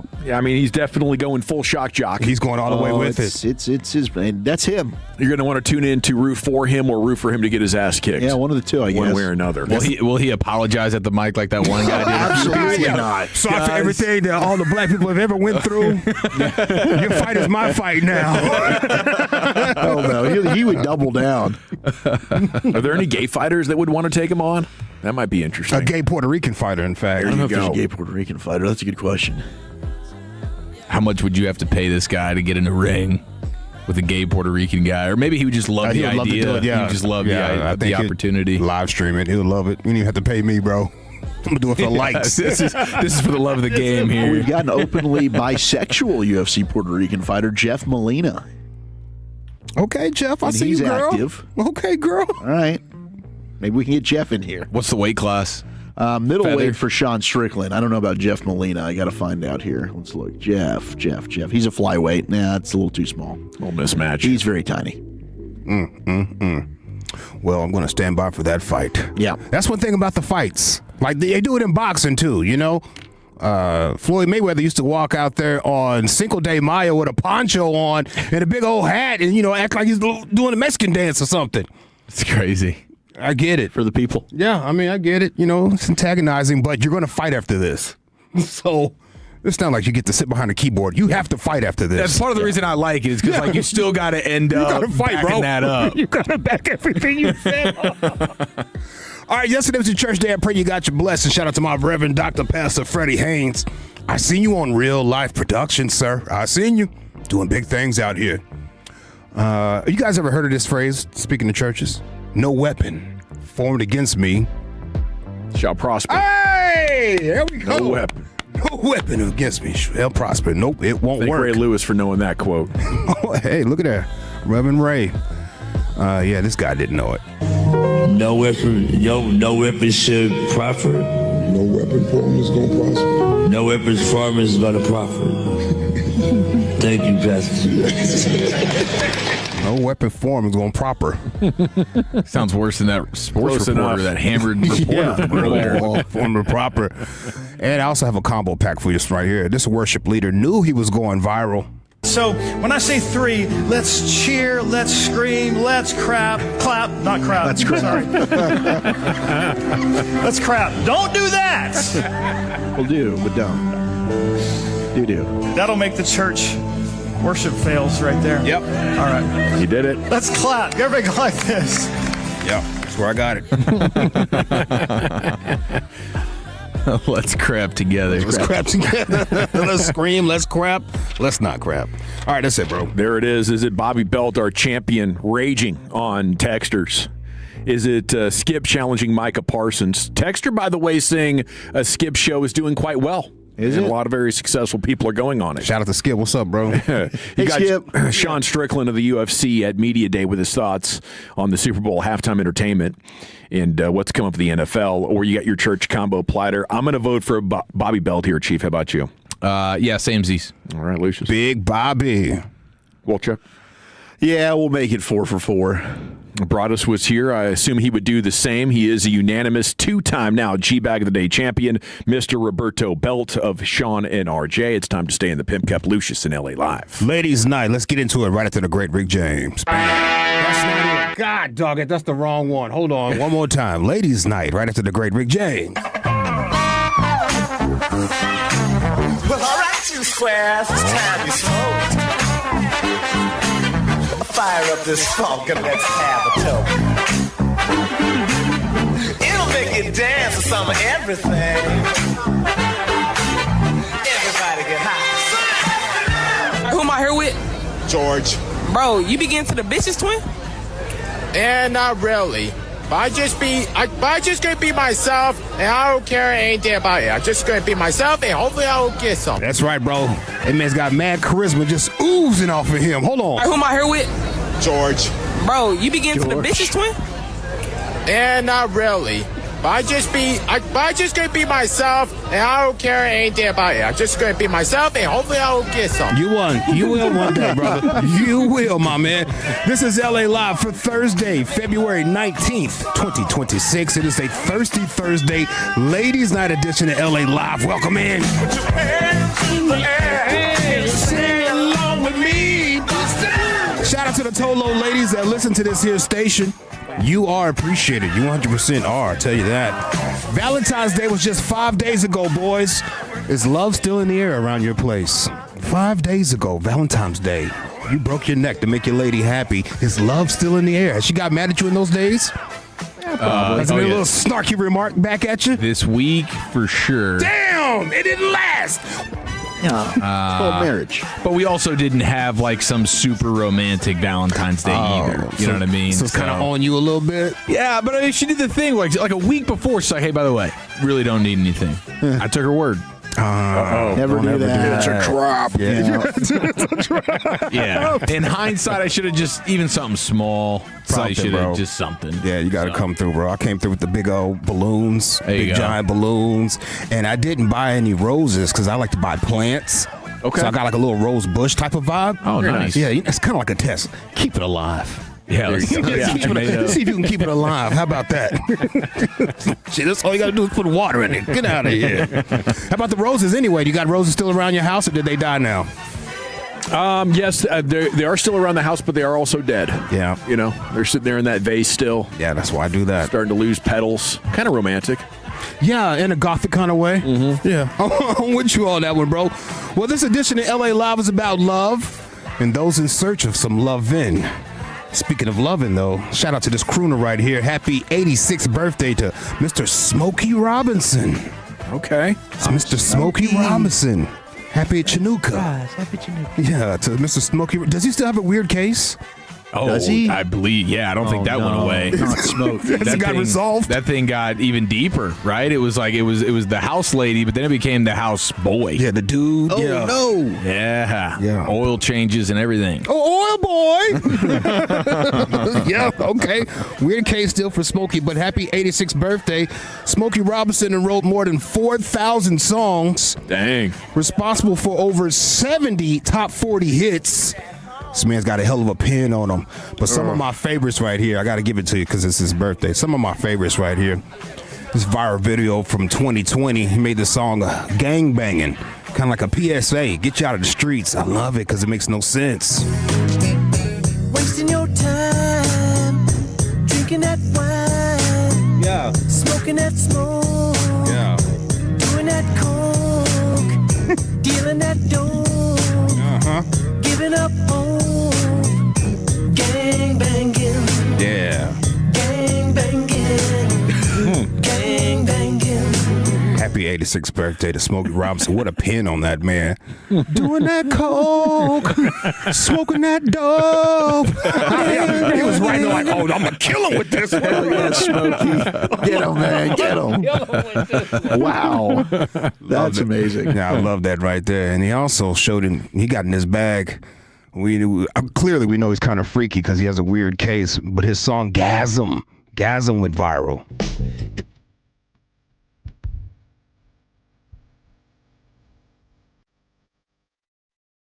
What?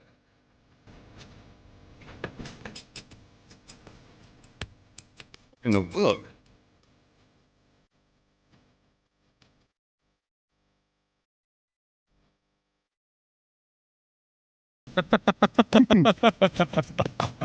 I guess. It's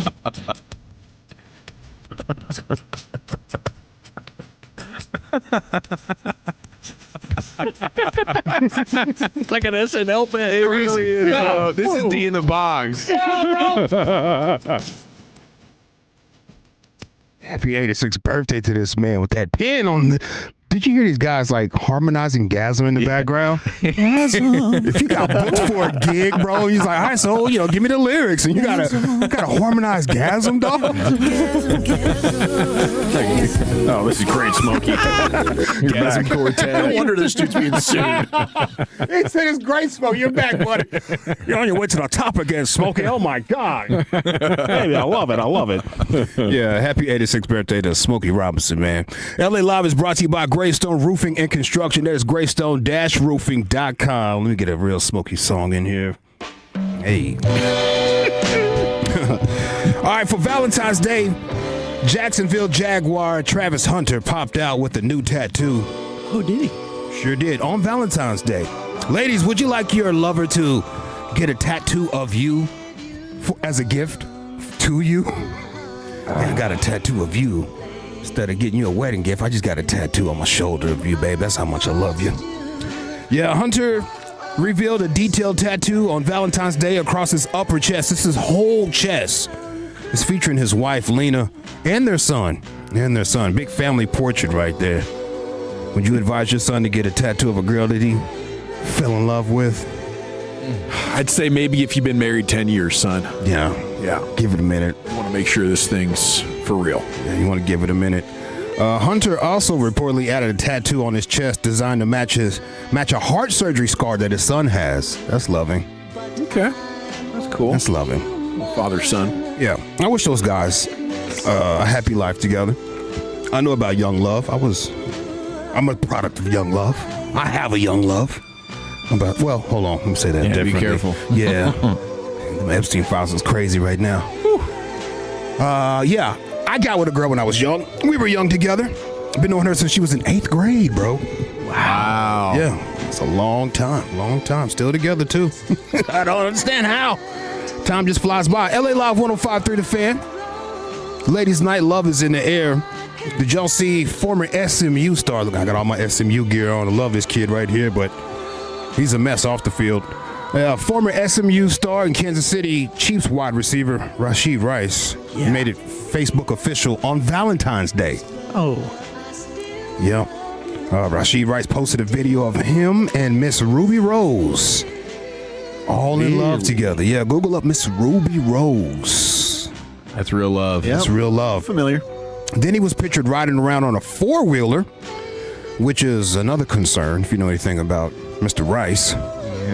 Yeah. Now, when I first seen this photo, I thought it was singer Shinsia. I believe that's her name, Shinsia. I was almost heartbroken on Valentine's Day, and type of heartbroken you can't even tell anybody that you're heartbroken. Yeah. It's like, oh, happy for you. Oh, happy for y'all. But no, it wasn't her. It was actually Ruby Rose, and that was Valentine's Day when he posted that. 4 days later, Rashid Rice, his ex-girlfriend, and mother of his 2 kids, Dakota Jones, dropped a $1 million lawsuit on him for that DV situation, the alleged DV situation. Ooh. You seen the photos of that? That'll be a mood killer. Yeah, it's I didn't see the bad. photos. I just saw the allegations. Yeah, you should look them photos up. Oh, no. He was in a scratch fight with her if he did do that. Oh, no. It's pretty bad.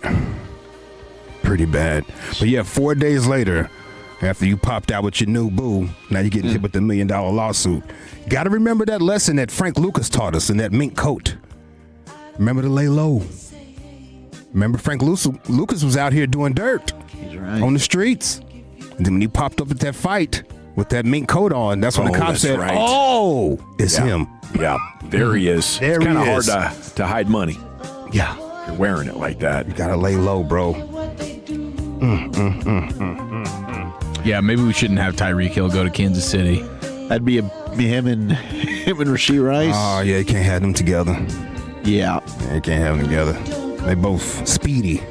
You know what I mean? If you're looking for love in other countries, I have a warning for you. Have you boys ever heard of the Passport Bros?